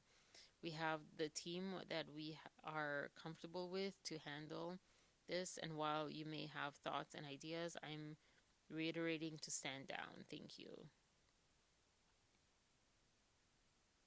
She doubled down in an email threatening with the exclusive contract. Hi, Jamie, Justin, Wayfair, you, Tara, and team are extremely important to us. I received your text a little over an hour ago, but I'm currently unable to make calls on my cell at my current location. I'm so sorry. Matthew Mitchell, one of our SVPs, whom you have cited, has been one of your day-to-day senior executives on your account, said he just spoke with you and nothing was urgent. It was about the announcement for the new book adaptation. We're working on placing it on the heels of this movie. Your below email is inaccurate. As you know, I've been deeply involved in strategy planning, account management, and high-level PR and media comms, as well as crisis, until you asked me to stop communicating on behalf of Justin and Wayfair on 8/9/2024 and allow only Jennifer, Matthew, and team to handle. I've been on set during shoots and have had numerous calls weekly with my team and yours, as well as many with Justin, particularly regarding Blake, often at 11 p.m., 1 a.m. Eastern New York. My commitment spans not only the past 8 years, but also the last 4 since you joined. This has never been one person, but rather it has been a true team effort, with my full support alongside a dedicated team at Jones Work. including a senior vice president, two senior publicists, several account executives, and account coordinators working tirelessly for Justin and Wayfair. On August 9th, 2024, you indicated that you wanted only Jennifer Abel and Matthew Mitchell and team to communicate on behalf of Justin and Wayfair. It's my understanding that blank was retained and began communicating with teams just 4 days later on August 13, 2024, which demonstrates that I wouldn't have been stepping in mid-trial. I have spoken to blank, and I also attempted to reach blank yesterday about a magazine cover for Justin that I have been working on for at least a year now. As I noted below, I have also made many attempts to contact you through email and phone, but I have not received any responses. We have an exclusive contract with you through May 2025. You contracted a crisis PR firm to handle all crisis related matters. If you would now like us to help with that, we absolutely can and will. Please let me know. And please know that our team at All right, good morning. I just woke up about 20 minutes ago or so, and I'm getting right into this so I can do everything else after. I haven't even changed. This is how I slept. But I did go to the bathroom, did brush my hair, refreshed enough. Anyways, let's get to this craziness. I remember, okay, page 126, 236. As September drew near, Wayfair and Baldoni, with the assistance of Abel and Nathan, continued their tireless efforts to promote the film, put out fires, and see the project through to the finish line. Stewing in jealousy towards Abel and resentment towards Wayfair and Baldoni, Jones clearly saw the writing on the wall. Knowing she would soon be terminated, Jones started taking steps transparently intended to make it harder to cut her loose. Those steps included sending email after unwelcome email to Heath and others long after their relationship had irrevocably ruptured, to lay the groundwork to contest that she had been detached and unresponsive for years. This was especially galling as Jones had been in Europe and largely incommunicado. I don't know how to say that in English. Save for her disastrous efforts to self-preservation for weeks during the critical month of August when the film premiered. Wow, she had a very European approach to work, because August everyone's on vacation in Europe, or in Romania at least. For Wayfair and Baldoni, the decision was straightforward. As soon as Abel was out at Jones' work, Wayfair was out too. This was not about Abel poaching Wayfair or Baldoni, nor was it part of a premeditated plan to cut out Jones, but Abel was a trusted, loyal, and committed member of the team. Wherever she went, Wayfair and Baldoni would follow. I feel that's fair. However, legally, they had a contract, so On the other hand, Jones was a walking disaster whose self-absorption, disloyalty, and insubordination had been a significant headache. I have to prove that part, which, whatever I read so far last night, it didn't seem like good proof. It seemed like it was up for interpretation, and more context was needed. Rather than accepting the end of the relationship with professionalism and decorum, Jones started threatening to sue, demanding exorbitant payment for work not done, and protesting that she had done an amazing job. But Wayfair and Baldoni had already made the decision to part ways with Jones' work, and their decision was final. It just hit me also. This is a complaint, because they have to file a complaint right before a lawsuit, and I don't blame them for leaking it out. Everyone was waiting for it for so long, and it was a very different story than Blake Lively. People were really waiting for this. I wonder if the lawsuit is going to have more in it. More evidence, because that's what happened, I feel like, with Blake Lively's, right? For Jones, stewing in indignity and resentment, the loss of yet another client, to Abel, no less, was a sting too great to bear, and so she chose to take revenge on all of them. This is starting to read like a storybook story. This part, like this whole since the Stephanie Jones thing started, it has sounded like a novel. Like, yeah, the way that they talk, and it's a lot more emotional.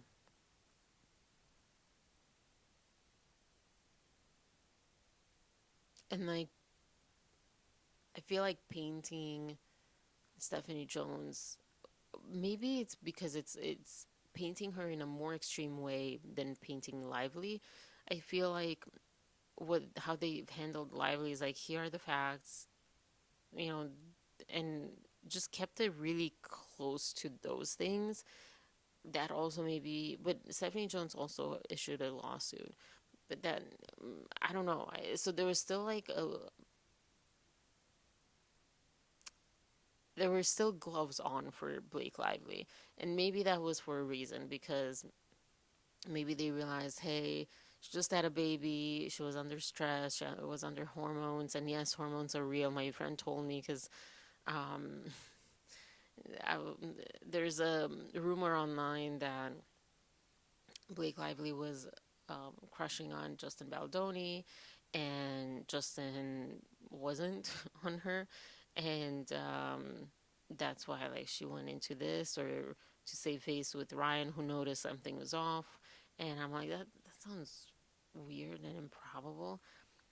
She does have a pattern for that, right? That's how she met Ryan. That's how she met quite a few people on set, and then dated them. However, and we saw that she has little understanding that her characters aren't her. In a way, she gets very attached personally. Um, but I don't know. I think that's still a stretch for me personally.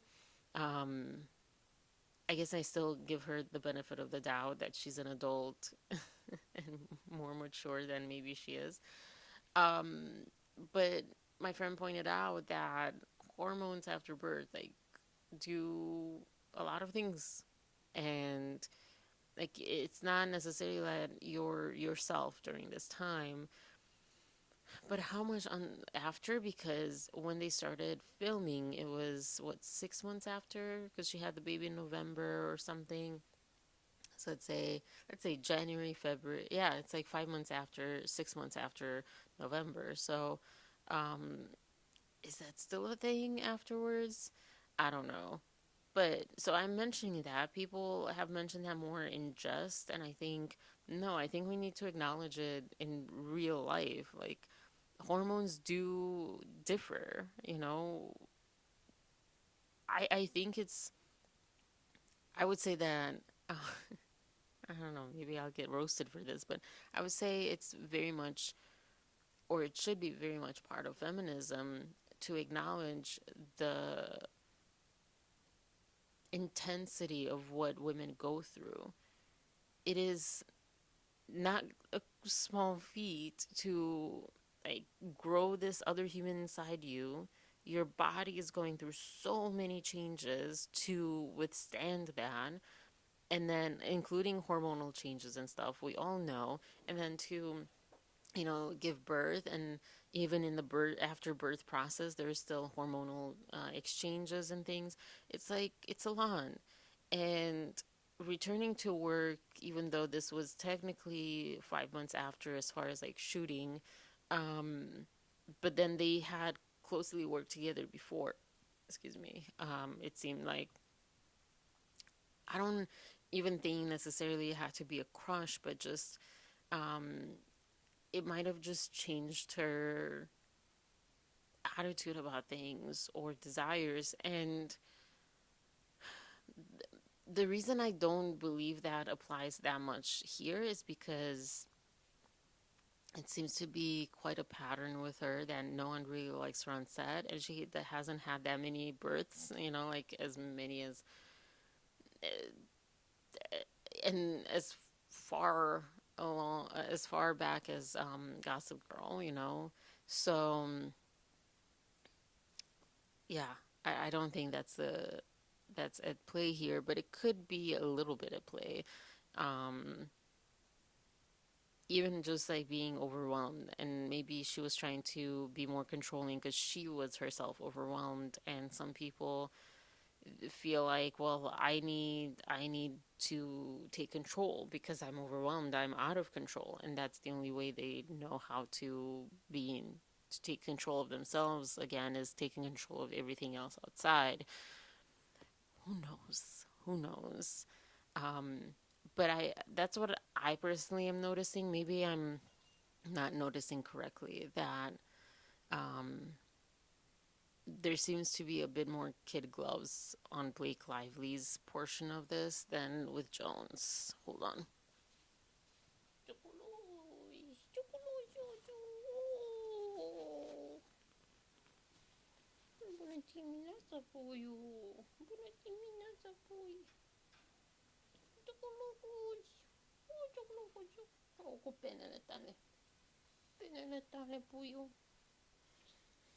She's growing feathers right now. Talk about hormones. That's not really hormones. Well, it might be, but it's that's why I think she's like so like munchy munchy munchy. Cause all right, haven't really gotten to read all of this. More like 11:25.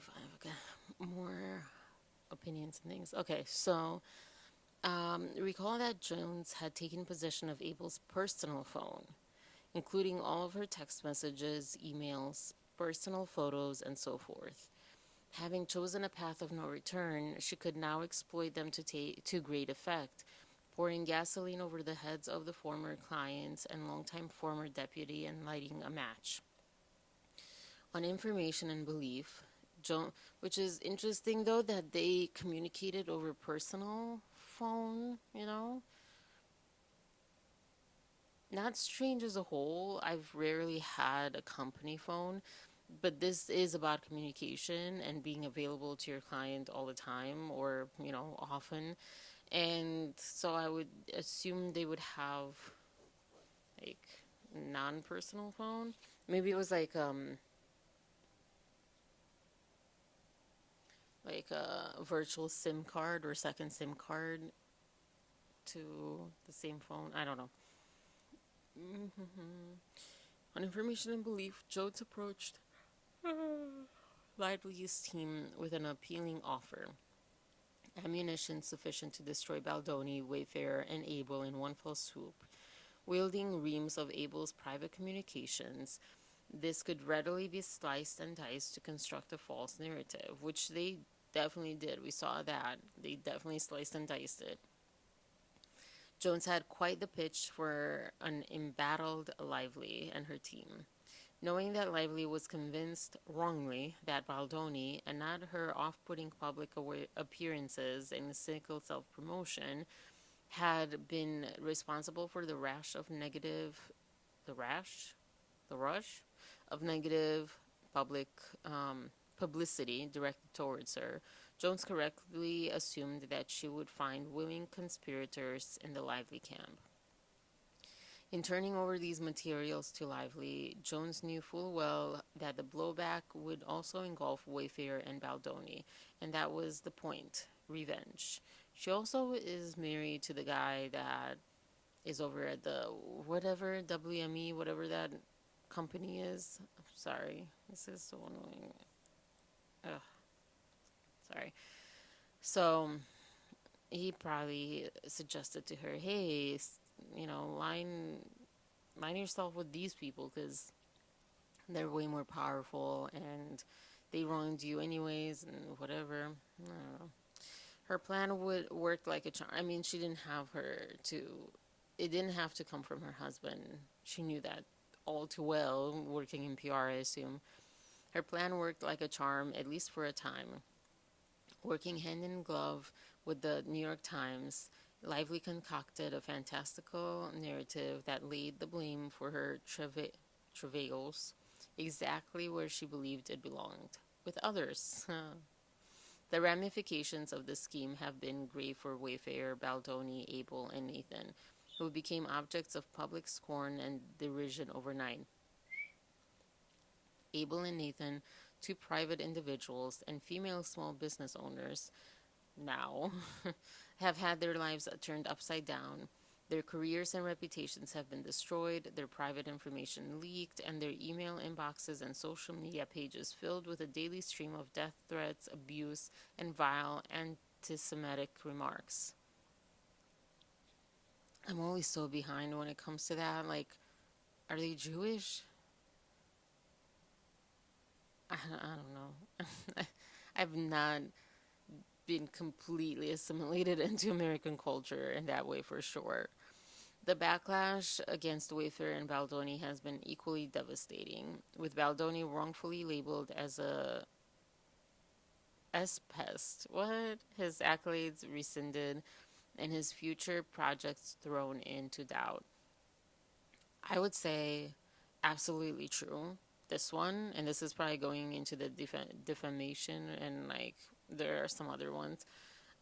This is so true, so true, so true, because even me, who had been a fan of him, not a huge fan, like I was aware of him here and there, it was cool. From time to time, I would see something on Instagram or whatever.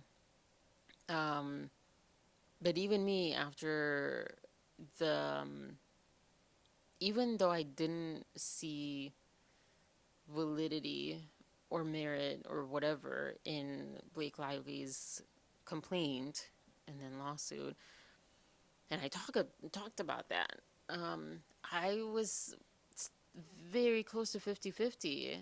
I was like, oh, I want to believe him because he's, build this life around this, but I mean, these sound bad. And I will say 100% that I was quite biased to him in his favor. However, I can also say 100% that my view of him, changed. And maybe I didn't believe exactly that he's this like predator or whatever, but that he was just kind of, I don't know. It makes you question, like, is my judgment wrong of this person? It makes you question so many things. I mean, and to say such blatant things about someone who's been so public, exactly the opposite, for many years, it just really screws with your head and with your judgment. Like, wait, what? I will not deny that I feel like he comes across very polished and very,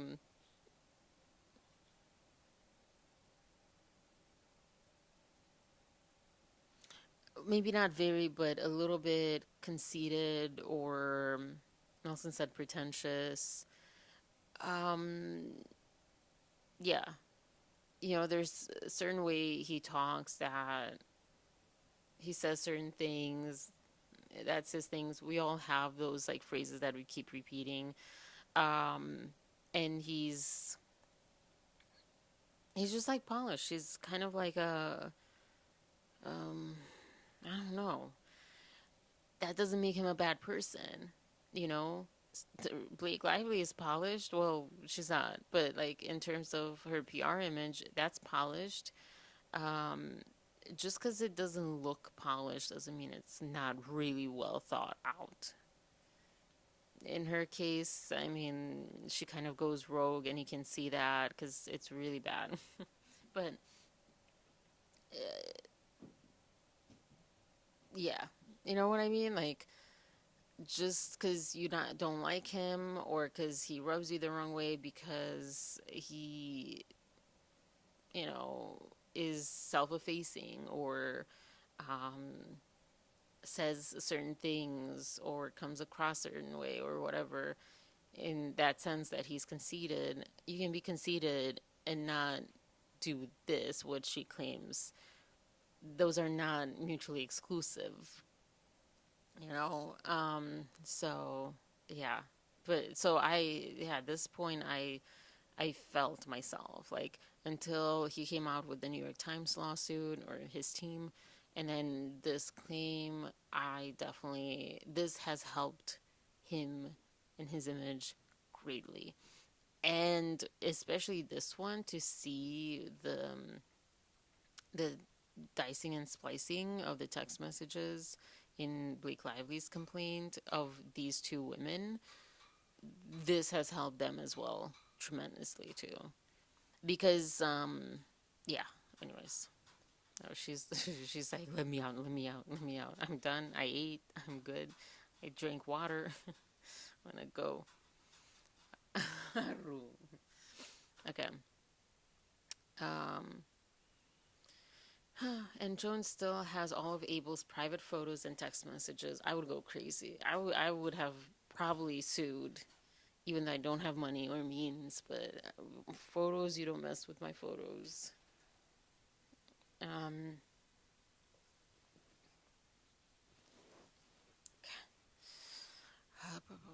which Abel has every reason to believe will find their way online via Jones. Some already have. I would be so much more scared that she will delete them, right? You know? She lives in fear of what Jones has in store for her and for what other client confidences Jones is willing to divulge in her fit of pique at Abel. All of this because Abel dared to leave Jones' work and start her own business. I mean, but it was competition. The results have been a calamity for everyone roped into Lively's and Jones' campaign of destruction. I'm saying, like, but it's, oh gosh, wait, that's the número de la zafara. I took there were two other paintings. I took them away, and um, I say, but it's a competitor type of start a new business, and it wasn't, I guess she gave her plenty of time. There was a transition period, all this stuff. Um, but yeah. However, it doesn't mean that she could hold Evil's phone hostage and her personal stuff hostage. That's wrong. You don't have a justification for that just because she did something that, was out of contract, and it's a totally different type of consequence that she deserves. If that's true, and it is, from what we know, true, that's a whole different thing. And poaching clients, like, that's a whole different thing than taking it into your own personal hands and revenge, right? I don't wait, just Lively and Reynolds threaten plaintiffs unless they take the fall. This one I'm so curious about, because when I read that, I was like, whoa, how the audacity. On August 12, 2024, Heath and Abel had a call with two executives from their then talent agency. One admitted the root of Lively's problems was focusing the promotion of the film on frivolities with fabulous premiere dresses, Hollywood glamour, and the commercial benefits for Lively's brands, while Baldoni had always maintained his public focus on amplifying the voices of domestic violence survivors. Sorry. The executive communicated the demand from Lively and Reynolds that Wayfarer Heath Baldoni make a public apology that day, and that, if they failed to do so, the gloves would come off. Stunningly, wait, just Stunningly, the executive even told Heath and Abel that Lively and Reynolds objected when Baldoni spoke kindly of Lively in public, claiming that it misrepresented their relationship.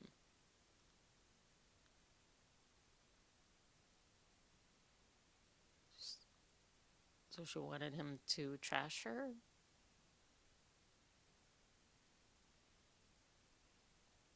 I think she probably saw it as like, oh, he's making himself look good through this. Like, oh, what a good guy.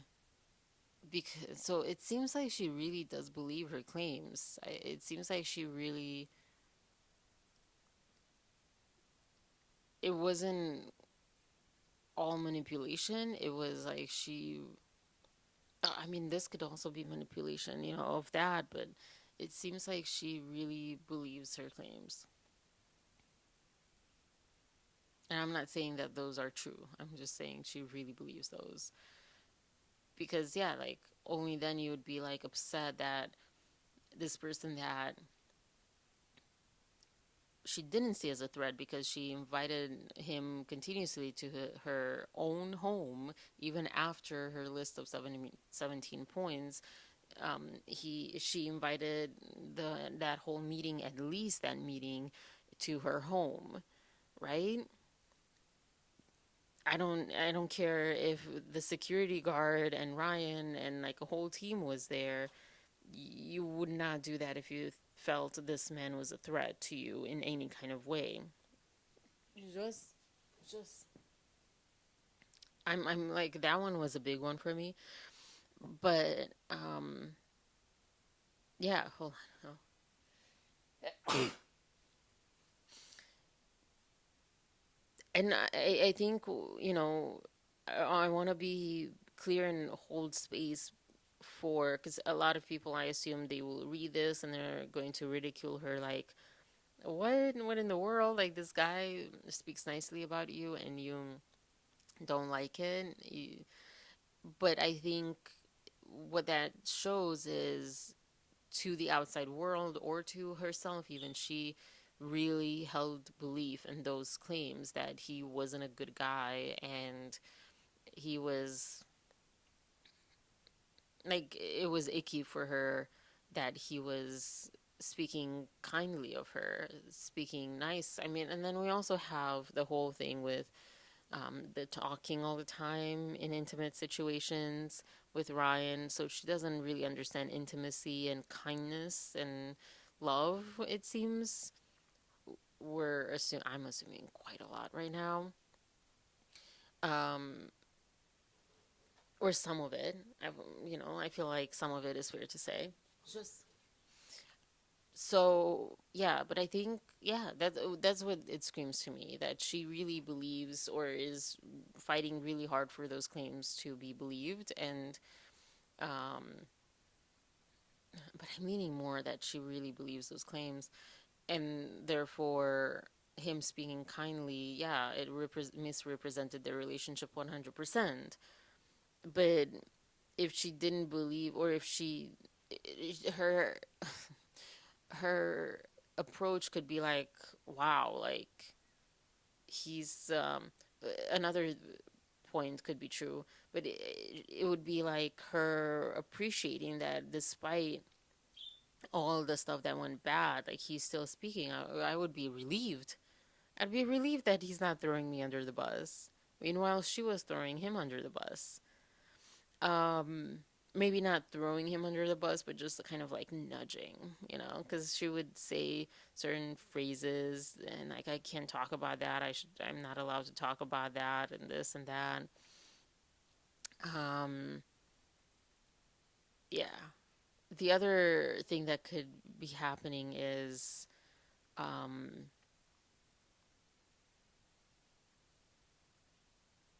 when people take the high road, and if you don't, it irks you so bad. And so it could be really not even believing in her claims, but just simply like, how dare he be nice after this? Like, I need him to be a villain. I need him to not be nice so I can, like, feel better about myself not being nice. Um, yeah, that's interesting. Just The talent agency executive told Heath and Abel that Lively believed Wayfair and Baldoni and Heath were waging a shadow campaign against her. Abel quickly disabused. Why? Such a weird word.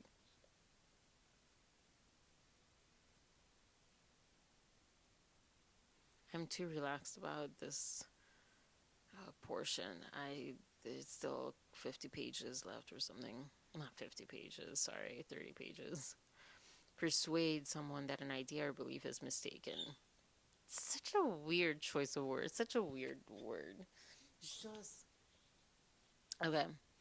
Um, Abel quickly disabused the executives of that notion, conveying her belief that she and Sloan had reached a kind of truce, while Nathan had not come on the team or taken a proactive role until they started getting press requests. The second executive admitted on the call that no one pushes back on Lively and Reynolds. The next day, oh, like, yeah, like no one dares to kind of thing. The next day, on August 13th, 2024, Abel and Heath had another call with agency executives. During this call, one executive told Heath that the agency had spoken to Lively and Reynolds by phone about the overwhelming tide of negative publicity that they had faced over the past days. Heath clarified that Wayfarer, Baldoni, and Heath had no connection to the negative publicity, but they told Heath that Lively and Reynolds had demanded that Wayfarer put out a statement accepting blame for the problems during filming, with an express threat that they themselves would attack Wayfarer in the press if Wayfarer refused. The executives told Heath and Abel, I want to see, and I really want to see Blake's side. Blake, Lively Reynolds or Lively by herself, her side of, no, here's what I said. Here's what we said. You know, we'll never see that because it wasn't 100% clean at all. We will never see that. Not them willingly posting that. Unless they're really, really, really delusional, believing that they're on the right side and that they're squeaky clean, which they would have already. But what they released was everyone else's stuff. I mean, think about that. Blake didn't release any, like, here's the conversation I had with Justin. Look at how disgusting that is.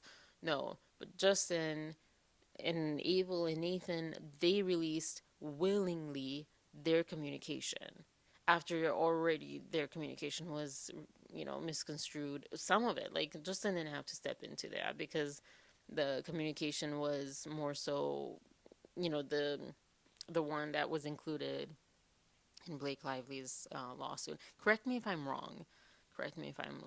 I read some parts, kind of skimmed hers. And I skimmed his New York Times ones. I didn't even read that one. This one, I'm just like, okay. So I'll go back and read hers too. But yeah, like, I would be very, very, very curious to see, because we're taking their word right now that, hey, accept blame for a problem. Like, they're insinuating in this lawsuit or claim or whatever that they're asked to take blame for things that they didn't do, which they kind of proved earlier that it was the other way around, or proved, or alleged, or whatever. But maybe Blake and Lively, Lively and Reynolds, Blake and Ryan asked that they take blame for things that they did do, or they believe they did. So, like, this doesn't tell. I just want to be fair as far as, like, okay, this is one side of the story. The executives told, it's not even about being fair. I'm just curious. Like, I want to know more. Like, I want to see the other side. I can't just, like, just see one side. Just, Aaru, me, just, me. Just that color. The chete to chakoro. Chukruk. Boy.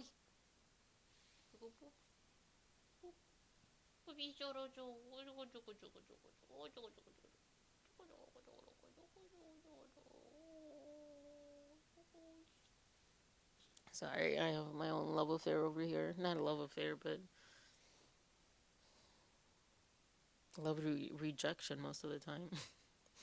The executives told Heath and Abel that that Reynolds and Lively dictated a statement that they required Wayfair to put out, calling It Ends With Us a troubled production and forcing Wayfair to take accountability for the problems in the production. Wayfair, Baldoni, and Heath would have to acknowledge and own their mistakes and own all negativity being aimed at Reynolds and Lively. Man, the ego and the audacity. Man. Because I feel like this happens all the time. All the time. Gosh. So icky. Just. Abel and Heath asked that the executives clarify what exactly Wayfair, Baldoni, and Heath were being asked to take accountability for. They admitted that Lively and Reynolds were simply upset by how social media had turned against them. Okay. Stunningly, the executive admitted that Lively and Reynolds brought the backlash on themselves. Do we have that? Where's the proof? Where's the email? Where's the phone? Where's the what? But that they were beyond reasoning with. He admitted that making constant threats was Lively and Reynolds' well-known modus operandi. Don't know how to say it in English. What? And that their demands were not based on reality, but on finding someone to blame for their social media crisis besides themselves. Okay, I'm not... It wasn't surprise as much as like, man, this sucks. With things coming out with Beyonce and Jay-Z and stuff, with Carrie Hilson or something, like, this is really usual in this world. The heights that some of these celebrities reach, I feel like you can't really get there, at least right now with social media and everything. You can't get there without stomping on other people or like intimidating other people. Like, hey, you take the blame, and then they rise above. You take the blame, and they rise another notch above. So, yeah, it's just. And apparently, based on this, the behind the scenes people know about this. And they're like, yeah, well, but this is what they do. So, just. I mean, to say that their demands were not based on reality, but on finding someone to blame, this is like their regular mode. Wait, just show us. Show us. She's like, nope, I don't believe you anymore. Okay. Lively plays the final card in her hand, false accusations of a smear campaign deployed in the New York Times. When plaintiffs refused to take the fall for Lively's disastrous promotional campaign, Lively was true to her word. The gloves came off. Months after the film's premiere on December 21, 2024, a bombshell article dropped in the New York Times, authored in part by Megan Twohey, who gained prominence for her expose on Harvey Weinstein. The article's headline, oh, look at that, what a coincidence. The article's headline promised a glimpse inside a Hollywood smear machine. You got the wrong side. The article purported to provide a detailed account of a calculated campaign to bring down Lively in retaliation for daring to speak out against sexual harassment on set of It Ends With Us. Wait, just show us.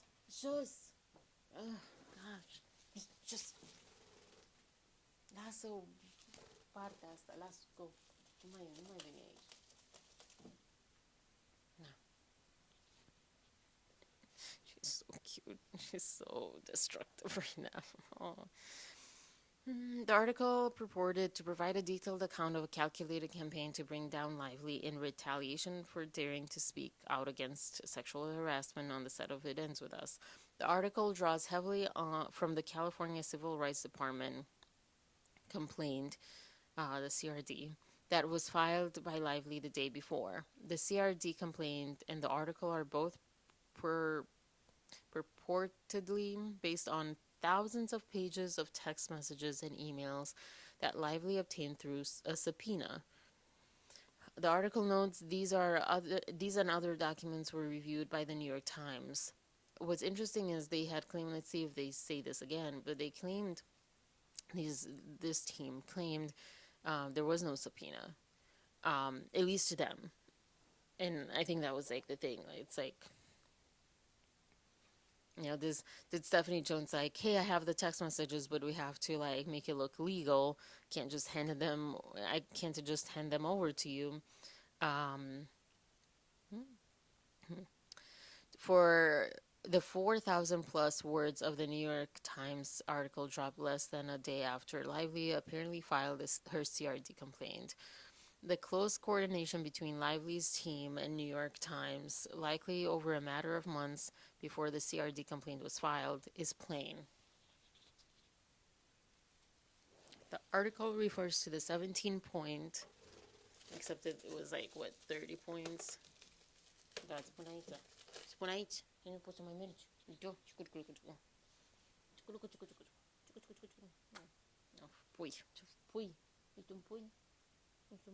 Nu, tu ești mare acum, asta.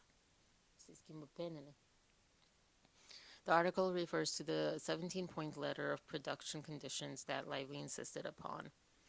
While the reason for making many of those demands were mystifying to plaintiffs at the time, once the article was published, it became clear that Lively had seeded her revenge more than a year before. By insisting on superfluous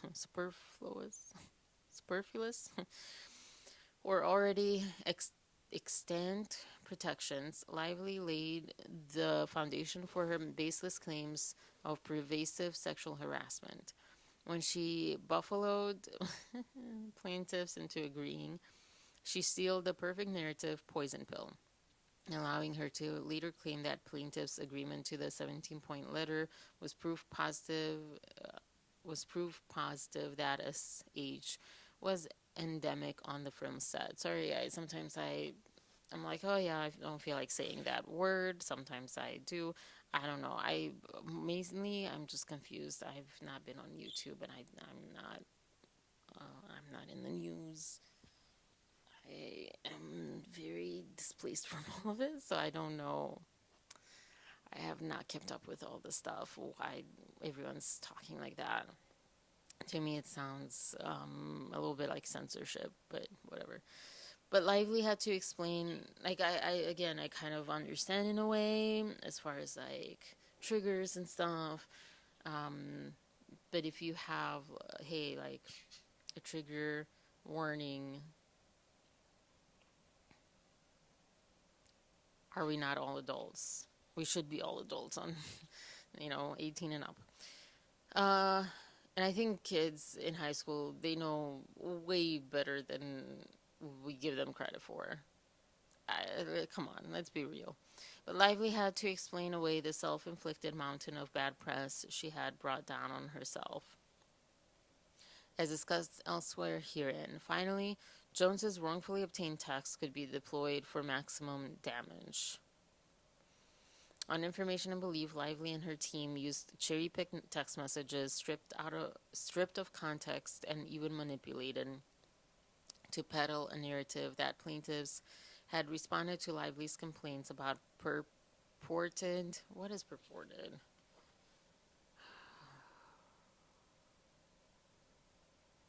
I keep saying it, and I've heard it so many times, and I kind of know what it means, but I've never looked up the definition.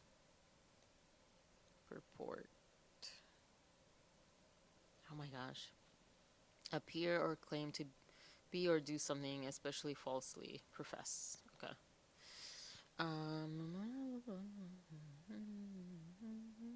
By harassment by plotting to destroy her reputation through a shadow smear campaign. Apparently, the New York Times credulously accepted the narrative wholesale while making little or no attempt to investigate the veracity of the narrative. I mean, right?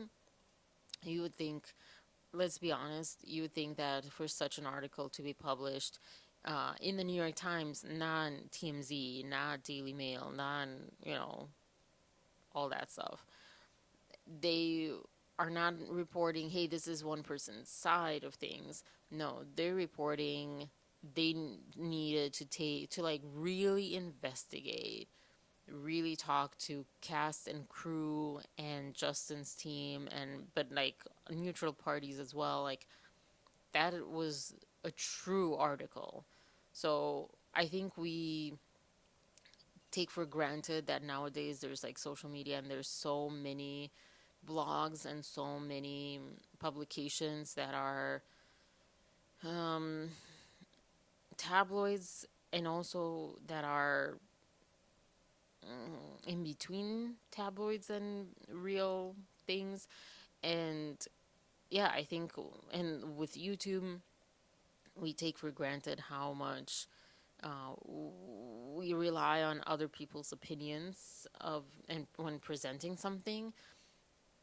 But the New York Times, I think, was a real newspaper that did or has like an investigating team and legal team and all that stuff. So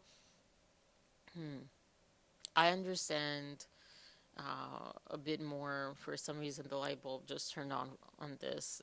Why Justin's team sued the New York Times?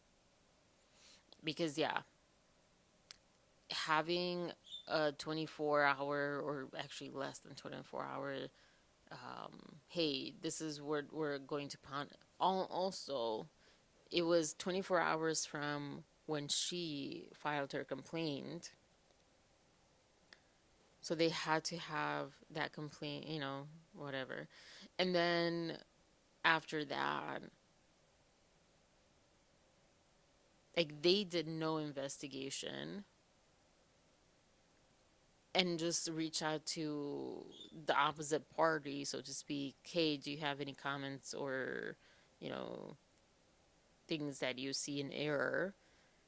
And you see based on this, like, well, where do we start? And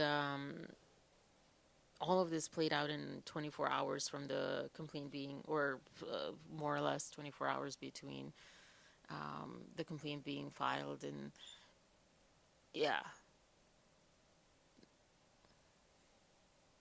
math doesn't math up.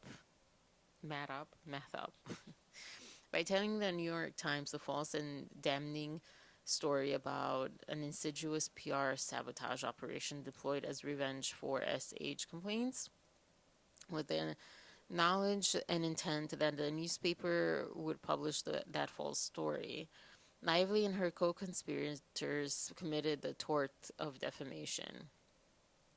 For example, Lively's CRD complaint, which, on information and belief, she provided to the New York Times long before filing it, and she knew exactly who to provide it to, references text exchanges between Nathan and Abel as purported evidence that Nathan planted a negative story in the Daily Mail titled "Is Blake Lively Set to Be Cancelled?" Lively's portrayal is categorically false, misleading, and devoid of factual basis, yet knowingly propagated to the Times. Lively's smear campaign narrative hinges on an August 16th text exchange in which Nathan allegedly shared a link to this article with Abel. The text exchange shows Abel responding. So let's just skip to the things. So it's that, could Blake Lively be canceled? Jen Abel, wow, you really outdid yourself with this piece. Upside down smiley face. That's why you hired me, right? I'm the best. Heading to the airport, there's drive through the jungle. That there's going to be no reception for around 24 hours. Joke, 45 minutes. Um, I'm sorry, you being offline for 40. Being offline for 45 minutes was not included in the scope. Unacceptable. So like, yeah, they probably from now on they will probably be very careful on their text messaging. And yeah, like in case we ever have to, prove anything, we need to be very specific. But again, okay, cool, this text message, I want to see Blake Lively's team, whoever. I want to see the communication, because for that to have happened, the messages between the two of them is kind of irrelevant. It's, are there emails? Where's the paper trail that Nathan, supplied information to, what, the Daily Mail, was it, or whatever? Whatever that place was, you know? Like, that's the real proof to me. If they prove, like, see, look, they send that over. Um, I don't know at this point, though, if this matters that much to me. If the things that Blake Lively did during production are proven, and they seem to be proven, a lot of them are on camera. Um, that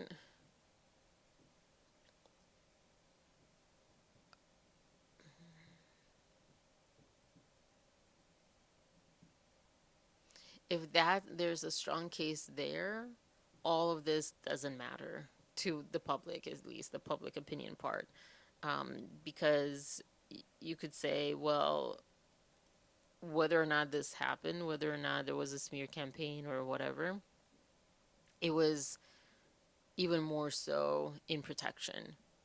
Um, and it wasn't in retaliation of SH, it was in retaliation of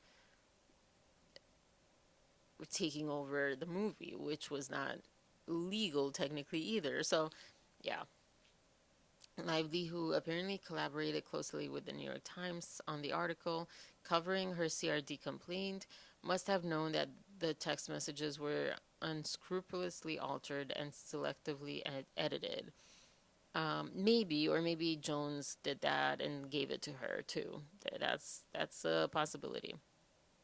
Enabling Lively and her team to propound a false smear campaign narrative designed to destroy plaintiffs for the Times' knowing and reckless dissemination.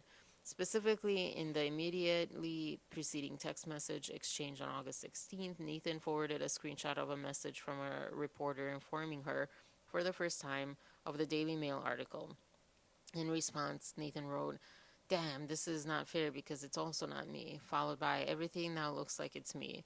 Perhaps unknowingly, Nathan was already anticipating the accusations that would soon be leveled against her and her fellow plaintiffs. Um, Wait, it was the same article. Oh, it was like they just said the name of the article, the mail is going nuts. Oh, so she's saying about the same article. And then they said, hey, here's the link to the actual article. Um, yeah. Further evidence of Lively's machinations appears in the missing emoji heard around the world. After Nathan forwarded a screenshot of the article link, Abel responded with, "You really outdid yourself," upside down smiley face, adding that to indicate the sarcastic nature of her message. It's commonly used to convey irony, sarcasm, joking, or a sense of goofiness or silliness. Yeah, but I will say that it could equally mean goofiness and silliness, like, oh, I'm proud of you or whatever. So, but it seems quite clear from the previous message before that it wasn't her. In her CRD complaint that, and apparently in the materials she forwarded to the Times for her uncritical publication, Lively deliberately excluded not only the preceding screenshots of the text exchange in which Nathan denies involvement in the story, but also the emoji, fundamentally and willfully altering the sarcastic tone of Abel's message to mislead the reader into interpreting Abel's response as literal and sincere. However, so, well, no, I take that back, because we saw similar screenshots, similar text message evidence in this lawsuit with emojis in the same format, the same exact format with the date and, whatever software they use. So that's weird. I feel like, I don't know, that's weird. But again, it might not be Lively, it might be, Jones, because they had to get that from her. Um, okay.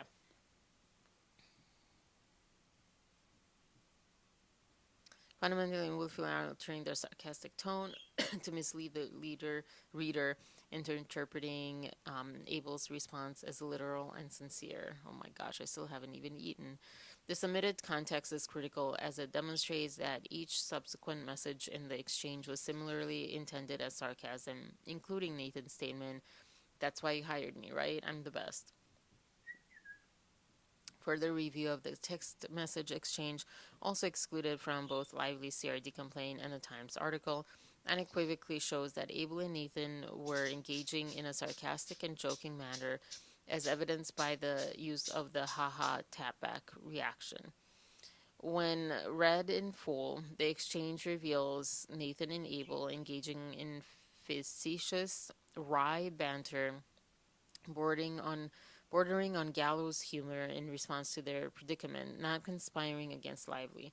Lively and in turn the Times misrepresented these communications to support her salacious, unfounded smear campaign narrative. This calculated distortion underscores Lively's duplicity. Any negative press about Lively was unequivocally a consequence of her own actions. Even the Times itself acknowledged Lively's public missteps in an August 17, 2024 article. It ends with us, the press tour drama explained. In it, reporter Shivani Gonzalez observed, that's an interesting combination of names. Awesome. I love that. Um, Observed Lively's promotion of the movie has included a push for her new hair care line, discussion of the clothes in the movie, and response to questions about abuse, which have been criticized as shallow and tone deaf. Baldoni, by contrast, has emphasized the importance of raising awareness of domestic violence and providing resources for those in similar situation. And then links to the articles. Also would say, with Kirsty Flaw, I'm actually learning. She's not from Denmark, right? But I'm learning Danish now, and yeah, it's hard. Um, in that video that she resurfaced, it's interesting because it's like Blake Lively wants to talk about the clothes in this movie because one, they were more or less hers, and name brands, money, money, money, and also vanity. Whereas discussing, well, I think like, I don't know, but discussing, period clothing that wardrobe created and they were not named brands, she had a problem with. You could argue that, but also probably that she just like felt like, I don't know, that for some reason that reporter rubbed her the wrong way from the second that she opened her mouth. I don't understand. She seemed so nice and professional. But I mean, Justin seemed so nice and professional. Maybe she just has an issue with people being professional. Maybe because I've had this, but I was so young. But maybe she thinks being professional is fake, but she's fake. So I don't know. Whatever. Completely unsolicited story from TMZ. Blake has a huge ego. JB was liked by many cast and crew, and this is her ego being bruised, etc. Abel. The post has a similar tip, not from any of us, obviously. Totally not from us. To me, it does bother me that they keep saying that, but whatever. These are clearly people on set coming out to defend JB, which is good, and we just let them do their thing. The reporter told me her rep is working overtime. This just ran, and the best thing we can do right now is be quiet. Let's get through this week together, then just move on and back to regular planning with Instagram posts and thoughtful ideas and messages. The content creators are on fire, and Justin, she has handed it to them on a plate. Just concentrate it on the success of the movie, your family, and your next project. I have this weird feeling that she's going to reach out to you for a conversation in the next couple of weeks, or he will. I mean, she didn't. She just made it worse for herself. Imagine if she would have. Oh no, where did it go? Okay.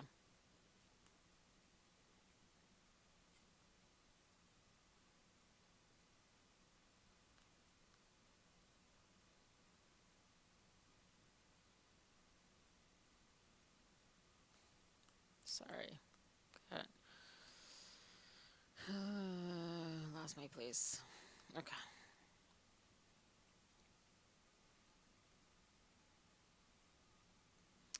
And this is from the UK Glamour magazine. There's some articles here. It's interesting. It ends with us. Promo has failed domestic violence survivors like me. Promotion called disrespectful of some survivors of abuse. Sorry, Blake Lively. Using a movie about domestic violence to sell stuff is not a good look. It ends with us was already problematic. Blake Lively's press tour made it worse. Did she already? Because I feel like that's the next step. Did she already say, like, well, they made me do it this way, right? She said that about Sony, not about Wayfair. Wait, just. Okay, and here's a TMZ conversation. Reporter says Blake Lively's little bump taunt felt like a bullet. Reporter says, oh, okay. TMZ. LMAO. We interviewed her too. Let me find that interview effed her. Melissa Nathan. When, lol. Also, what the F? Why am I in this too? You're a starlet. F this week. How was the stunt? Uh, I mean, okay. It kind of almost raises more questions when we see some of these. As noted elsewhere herein, Lively's marketing efforts, which included encouraging audience to grab your friends, wear your florals while promoting her hair care and alcohol brands, were widely criticized and insensitive. I mean, the worst she could have done was grab your friends, wear your florals, have a drink. And then it would have been like coffin sealed. um, and this was particularly glaring given the well known. I think, the grab your friends, wear your florals. I would give her benefit of the doubt, but then I remember other things, some of her Instagram social media posts where like we've had so much fun screening this movie to the audiences. Um, so yeah, but if I hadn't seen that, I probably would have been like, well,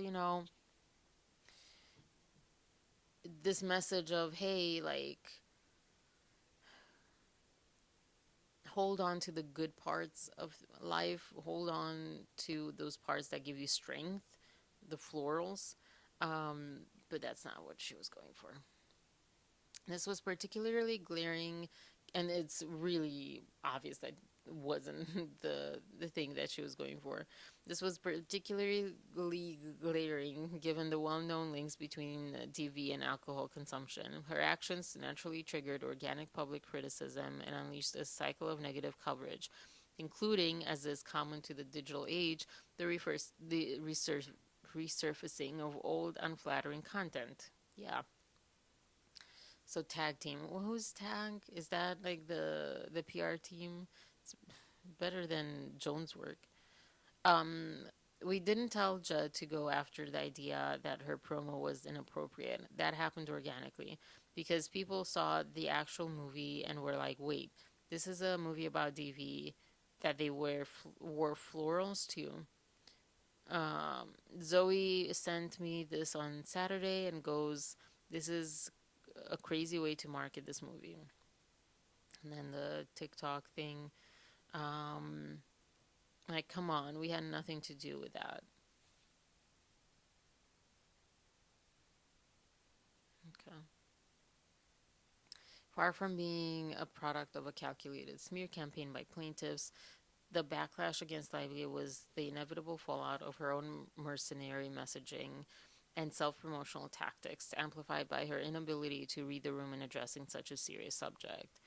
I mean, but this was already seen so much through the production and everything that her idea, and not only her idea, but her idea was this is about resilience, this is, blah, blah, blah, blah, blah.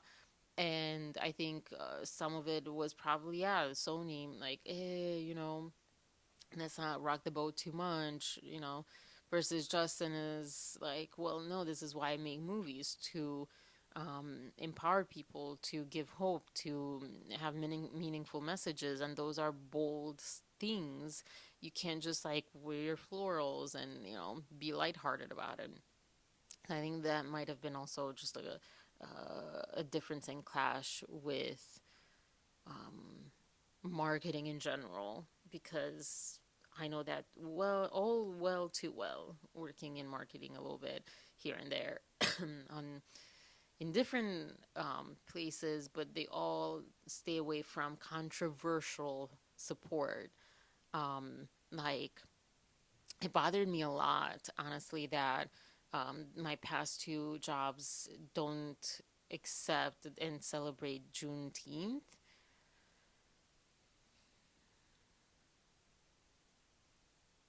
It's not only a national holiday, but it's a very crucial national holiday. Same with Martin Luther King Day.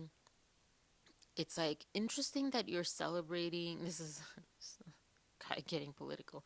But interesting that you're celebrating the white holidays, the safe holidays. Although they all are safe holidays to celebrate. But it's interesting that's kind of how they put it. And it's like, no, because, it's new, because this, because that. That really like hit me, especially if in marketing, having to put out or not put out things, but that hit me in my morals bad. It's like, I don't, should I work for them? Because you see them as such like great people, and suddenly they say something like that makes you question your morals, or not question your morals, but like it attacks your morals and everything you kind of stand for and you're working on, like being more in the world that way and stuff. And gosh, it's so icky when I think about that. And so I feel like that's a lot of why this marketing went wrong, was like, let's make this movie into a nice movie, especially if they used her cut, which I'm sure was more towards that. That, yeah, like, let's not rock that boat in that sense. Um, okay, none of us would ever do this.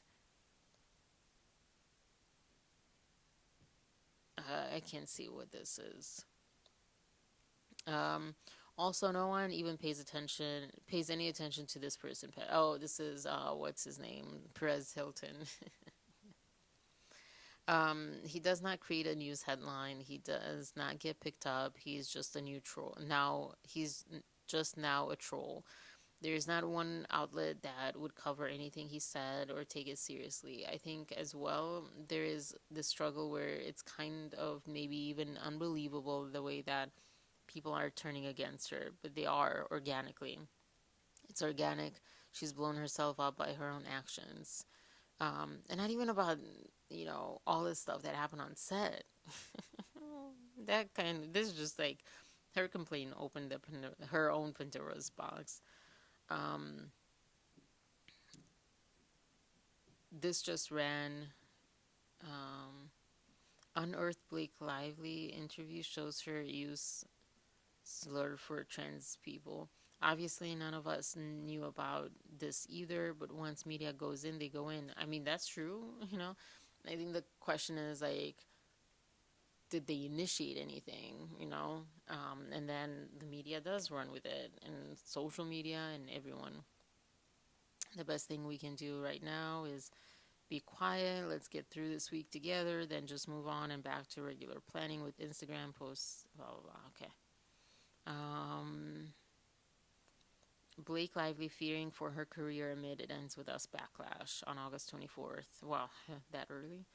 God, I'm so over this. I'm sure Leslie thinks we placed this one as well. Yep, and same. Oh, that's another person that we don't know. Is it Judd? We are told cast and crew find Justin nice guy. Don't take as harsh of sides behind scenes as it's being reported. At this point, we're told it's being milked for publicity. Justin's over it. It really was creative difference between Blake and Justin, but wasn't nearly as bad as reported. Blake, huge ego, etc., is the reporting. Blank, I'm in a hurricane in PR, Puerto Rico. I like how they specify. Oh my God, are you okay?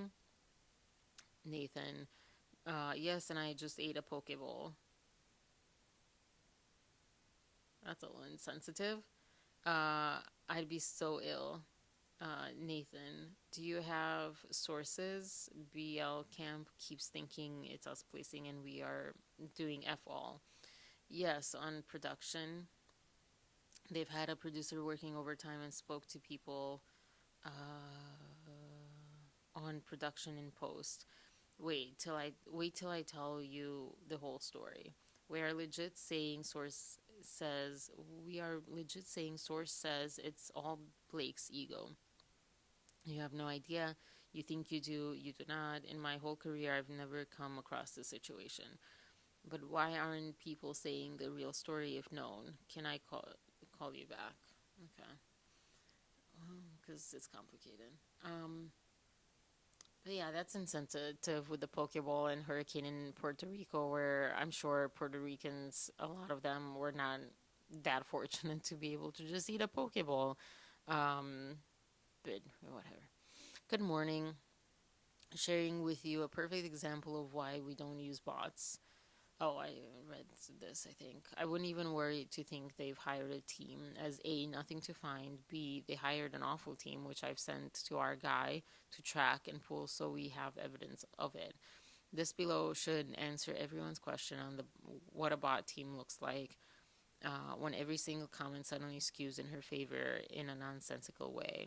At least sprinkle them in. She needs to fire her bot team. How can we say somehow that we are not doing any of this? It looks like we are trying to take her down. It doesn't. They are doing all of this themselves, and it's really obvious. This is bots. Zionist after her because of she is friends with. I don't remember it looking like it was him until the complaint came out. Until then, it didn't look like it was him to people. Anyways, they're liking city. Good for you, Leslie Stone. I know you are friends with Melissa. Yeah, we are. Oh, we don't know who this person is. I'm not paid to take people down. I'm honest. She hasn't done anything literally anti-Blake. Okay. She told me the same thing that she told you, which is she said that Blake's backlash is organic. It's not. She did nothing. But help get a movie, make tons of money. Justin makes tons. And she was kind of off promoting it as it was Barbie. It's just based on the things that she said directly. Justin, okay, please monitor. Things I'm more worried about is that we are planting these stories, which is not true, obviously. Chiming in here, the people saying that there are, PR, because we're talking about PR, I get that now, but it was so obvious that it was Puerto Rico. This is a PR play on your side. Is a minority voice compared to those thousands and thousands who are calling it what it is and reacting to Blake's own actions and interviews. We never want the action of the minority to dictate what we do on our end. Yeah, because then you're putting out so many impossible number of fires, right? And if every single person, every single minority voice gets put out, and also that's kind of crazy. We have to always look at the big picture, which is still enormously on your side. But I do see a want and need from fans to move on. People are now commenting that they are bored with the many articles still coming out about this drama. What the heck? When we move on, they do too. So we need to find ways to keep elevating not just the TV reaction, but also the other things in your life, like family, being back home in Wayfair. That's not tone deaf, in my opinion, but sends the message that you are focusing on what really matters, and that's what will help with the Blake narrative, too, my point of view. I mean, this is what I would expect 100% from a PR perspective and marketing perspective. Like, this is what I think most people do, except Blake really wanted to take him down. Oh my God. While they became increasingly concerned at the finger pointing aimed their way, plaintiffs still found time to be gracious around the few media wins Lively could tally. It ends with us. Sony chief praises Lively for advancing the conversation around TV violence. TV violence. They messaged me 5 minutes before this went up. Exclusive. Blake Lively was really impatient on It Ends With Us set as drama rumors swirl. Tension was so obvious. So glad Blake was praised. Let her get a win. It would be nice to have a Sony executive praise Justin. I mean, I take that as like sarcasm.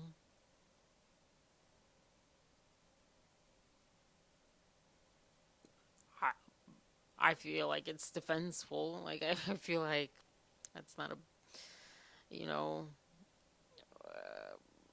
I would be sarcastic after what she put them through. It's like, great, glad she gets a win. How lovely. Plainly, defendants had thought thousands of text messages and communications.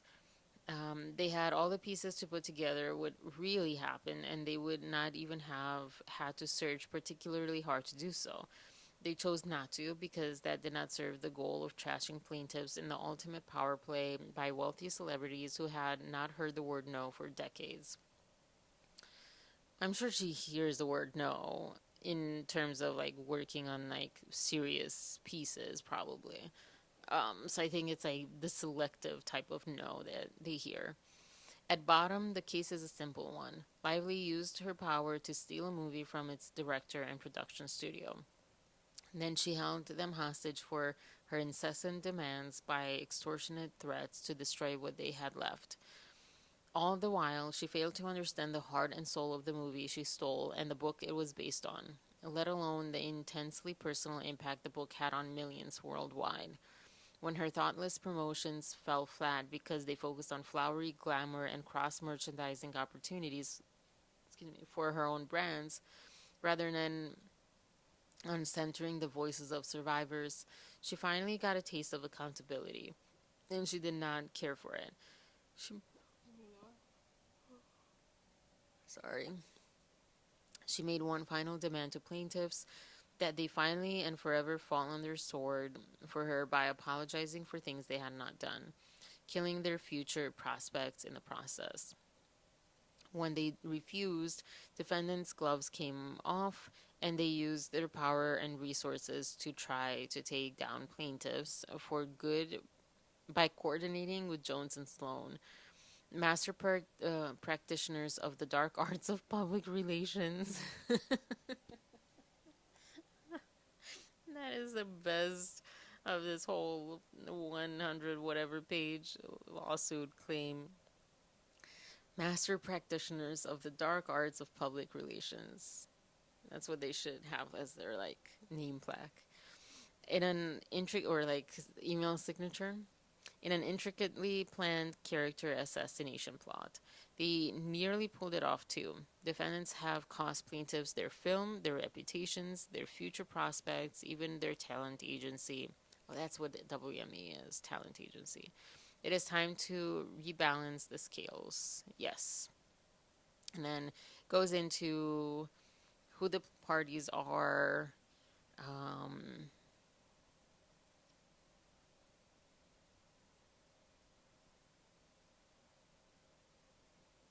Yeah. jurisdiction and venue. This court has original jurisdiction over the claims for relief asserted in this cross complaint pursuant to. So they filed in New York because Blake filed in New York, is my understanding of that. Um, and then first cause of action is civil extortion. Plaintiffs hereby repeat, reiterate, and reallege and incorporate any by reference each and every allegation of the complaint as if set forth fully herein.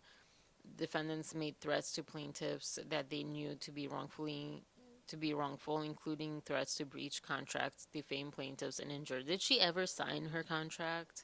Because it sounded like she didn't sign more than a year after. It sounded like she didn't sign even before the premiere, her contract. Boy, can't even imagine like doing that. Can't even imagine doing that. And I mean, and also that's not fair, that's not moral, and that's not legal. So it's not even like, well, you can't imagine it because you're so low on the totem pole and you're afraid and blah blah. And these people, finally got to be treated fair, but that's not fair. To not sign your contract is not fair. So civil extortion, defamation is the second case of action or cause. Third cause of action, false light invasion of privacy. And then fourth cause of action is breach of implied covenant of good faith and fair dealing. I like that one. Fifth cause of action, because it's one that people kind of probably don't think about or forget. Fifth cause of action, intentional interference with contractual relations. Sixth, intentional interference with prospective economic advantage. Seventh, negligent interference with prospective economic advantage. And then what they're asking for is basically $400 million for an award of money judgment for mental pain and anguish and severe and serious emotional distress as applicable in an amount to be proven at trial, for pre and post judgmental judgment interest, for punitive damages according to proof, for attorneys' fees and costs incurred by plaintiffs as applicable, and for such other legal and equitable relief as the court deems appropriate. So the lawyers' fees are there. Demand for jury trial. So yeah, cool. 179, but really, yeah, 179 pages. All right. This was partially fun. It was burning outy, but not so much, especially because I only did it once. I don't know how people got through this in 4 hours, because this lasted longer.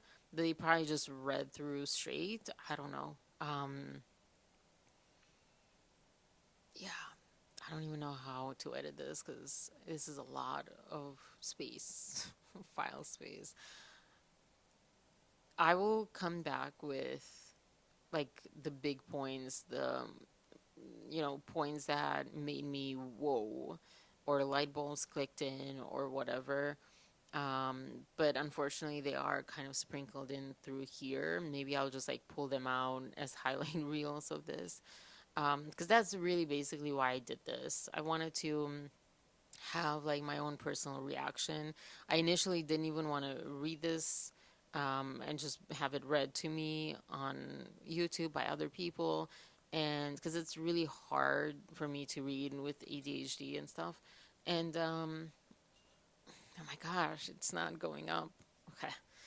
And also because I don't know, but then in that first part of the introduction, I was listening to Popcorn Planet. Just reading that first part of the introduction, I was like, whoa. And I was eating and I had like strong physical reaction to it. And I thought, no, I need to do this, even if it doesn't go anywhere, even if I don't post it. I I want to read it myself and have the reactions in a vacuum where no one's really telling me how to react. Once I see how other people are reading this and stuff, there's already also from Popcorn Planet. I saw a video last night about something that I mentioned that I read early on, and he said it so much better that basically Blake, Ryan, Taylor. Well, Blake was saying, they don't give an S, Taylor and Ryan, and that's why they're met with enthusiasm and respect.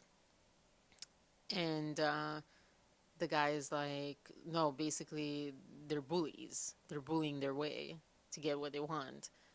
Yeah. And people are already have said stuff like that about Taylor Swift. And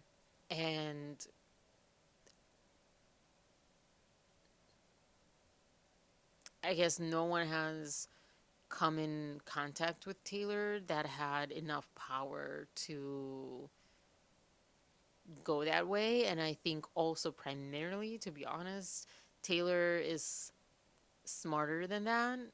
She's like, okay, I'm not gonna file a suit. She did that one suit, but I'm sure that there are more instances of real things that happened to her. I'm just going to write my music, write it in my music, and have the public support me, have my fans, support me, go against that person, which, you could argue that's even worse. Um, but it's better for her because to now have this similar thing kind of be a legal matter, it's just messed up. It's a lot.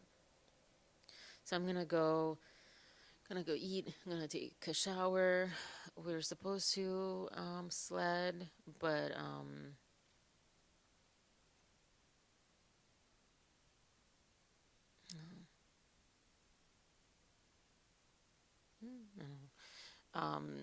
but we'll see. And okay,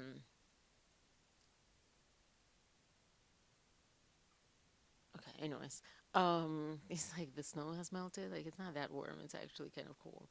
Um, but yeah, and yeah, I'm just gonna go. I don't know if I'm editing this, and I'm not really going to fully edit, just kind of putting all the files together and uploading. I don't know if I'm gonna do that today or tomorrow. Um, I kind of wanted to do to one so I can start watching videos on this.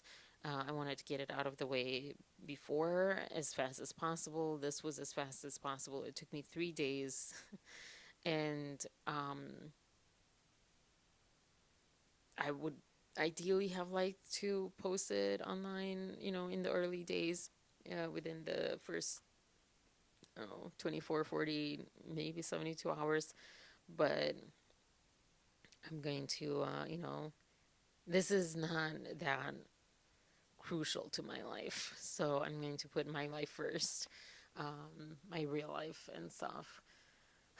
Anyways, I'm kind of deflated about the sledding thing, but we'll see. Um, I'm gonna go. I will talk to you later, maybe at one point. I don't know. My brain is mush. It's going to take some time for me to like fully take this on and like, okay, this is crazy and there's so much that needs to come out. I am so hoping we'll see the video evidence.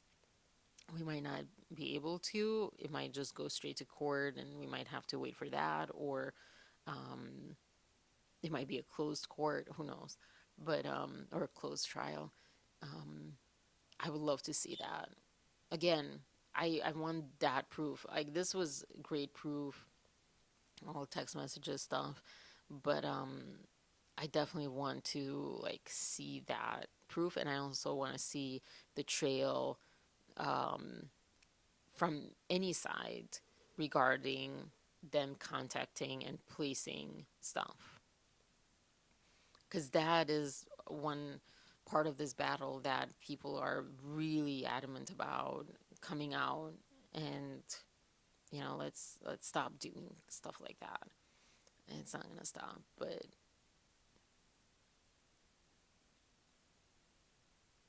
it might go into kind of influencing tactic where, instead of going to media outlets and things, suddenly PR companies are going to approach YouTubers like, hey, how about we give you this much money to, and we'll feed you some inside info on this person, on this production, on this whatever. So we'll see. I don't think that will ever stop. I don't think it'll ever stop. It'll just evolve. But a lot of people are like over polishedness. I will talk to you later. Cool. Bye.